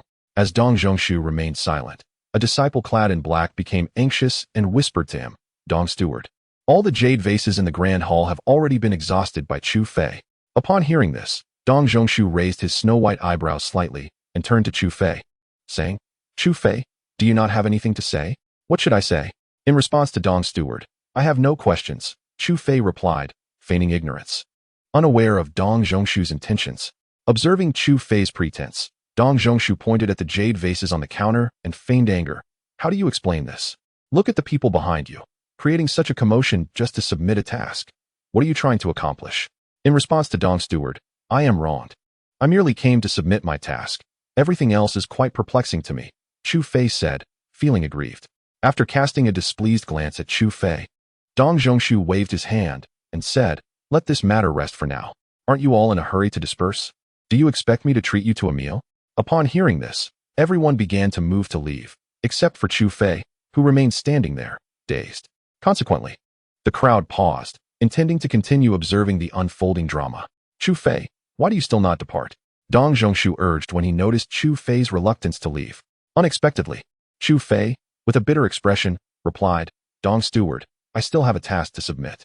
Dong Zhongshu was momentarily taken aback by this, and, glancing at the array of jade vases, said, in that case, submit all of them at once. No matter how much pollen you have, I will accept it without hesitation. Upon hearing this, Chu Fei's heart filled with joy, though he maintained an appearance of skepticism, cautiously asking, is this truly the case, Dong steward? Seeing Chu Fei's demeanor, Dong Zhongshu felt a mix of amusement and exasperation, waving his hand and saying, of course, it is true. Just present whatever you have. Do you think I could afford to lose your credits? Realizing he had piqued Dong Zhongshu's interest, Chu Fei, with a gleeful heart, promptly responded. Then I shall not hold back. Dong steward, please take a look. Dong Zhongshu, dismissive of Chu Fei's claims, presumed he possessed at most a few pounds. However, to his astonishment, a flash of crimson light revealed a gourd over a foot tall emerging on the counter, its immense size causing cracks to form in the stone-carved surface. Dong steward, the pollen within this gourd is my personal reserve. Please appraise its value. Chu Fei's calm voice echoed through the grand hall, drawing the attention of all towards the gourd towering over them. Suddenly, the sound of people swallowing in disbelief filled the air. As the disciple who had previously shown interest in Chu Fei's pollen stared at the gourd, overwhelmed by the singular thought, could this truly be human? Chapter 73, 100,000 credits. Dong steward, please appraise its value. Chu Fei's voice reverberated in the stillness of the grand hall, as everyone stood in stunned silence, captivated by the sight of the gourd towering over them, gazing in awe at Chu Fei's refined figure. Even Yi Tong, who had accompanied Chu Fei to submit the task, was taken aback, never expecting Chu Fei to possess such grand resources. The pollen from this gourd of Higanbana could easily be valued at 40 to 50,000 credits. Thus, 100,000 credits were now within reach.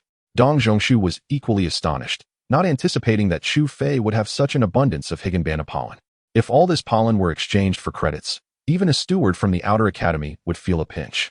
However, having made a promise in front of so many students, Dong Zhongshu could not retract his words. Consequently, after years of facing storms, Dong Zhongshu maintained his composure, repeatedly exclaiming, Ah, Chu Fei, with such a bounty of pollen, why did you not present it sooner? I believe the pollen from this gourd can fetch at least 50,000 credits. Upon hearing this, Chu Fei raised an eyebrow, surprised by Dong Zhongshu's generosity, and replied with a smile, if that is the case, I would appreciate it if Steward Dong could calculate it promptly. Unexpectedly, Dong Zhongshu shook his head with a sigh and said, No. What is it? Is Steward Dong's previous statement no longer valid? Chu Fei inquired as he noticed Dong Zhongshu's refusal. Nonsense. I have always been a man of my word. How could my statements lack validity? Dong Zhongshu retorted sharply.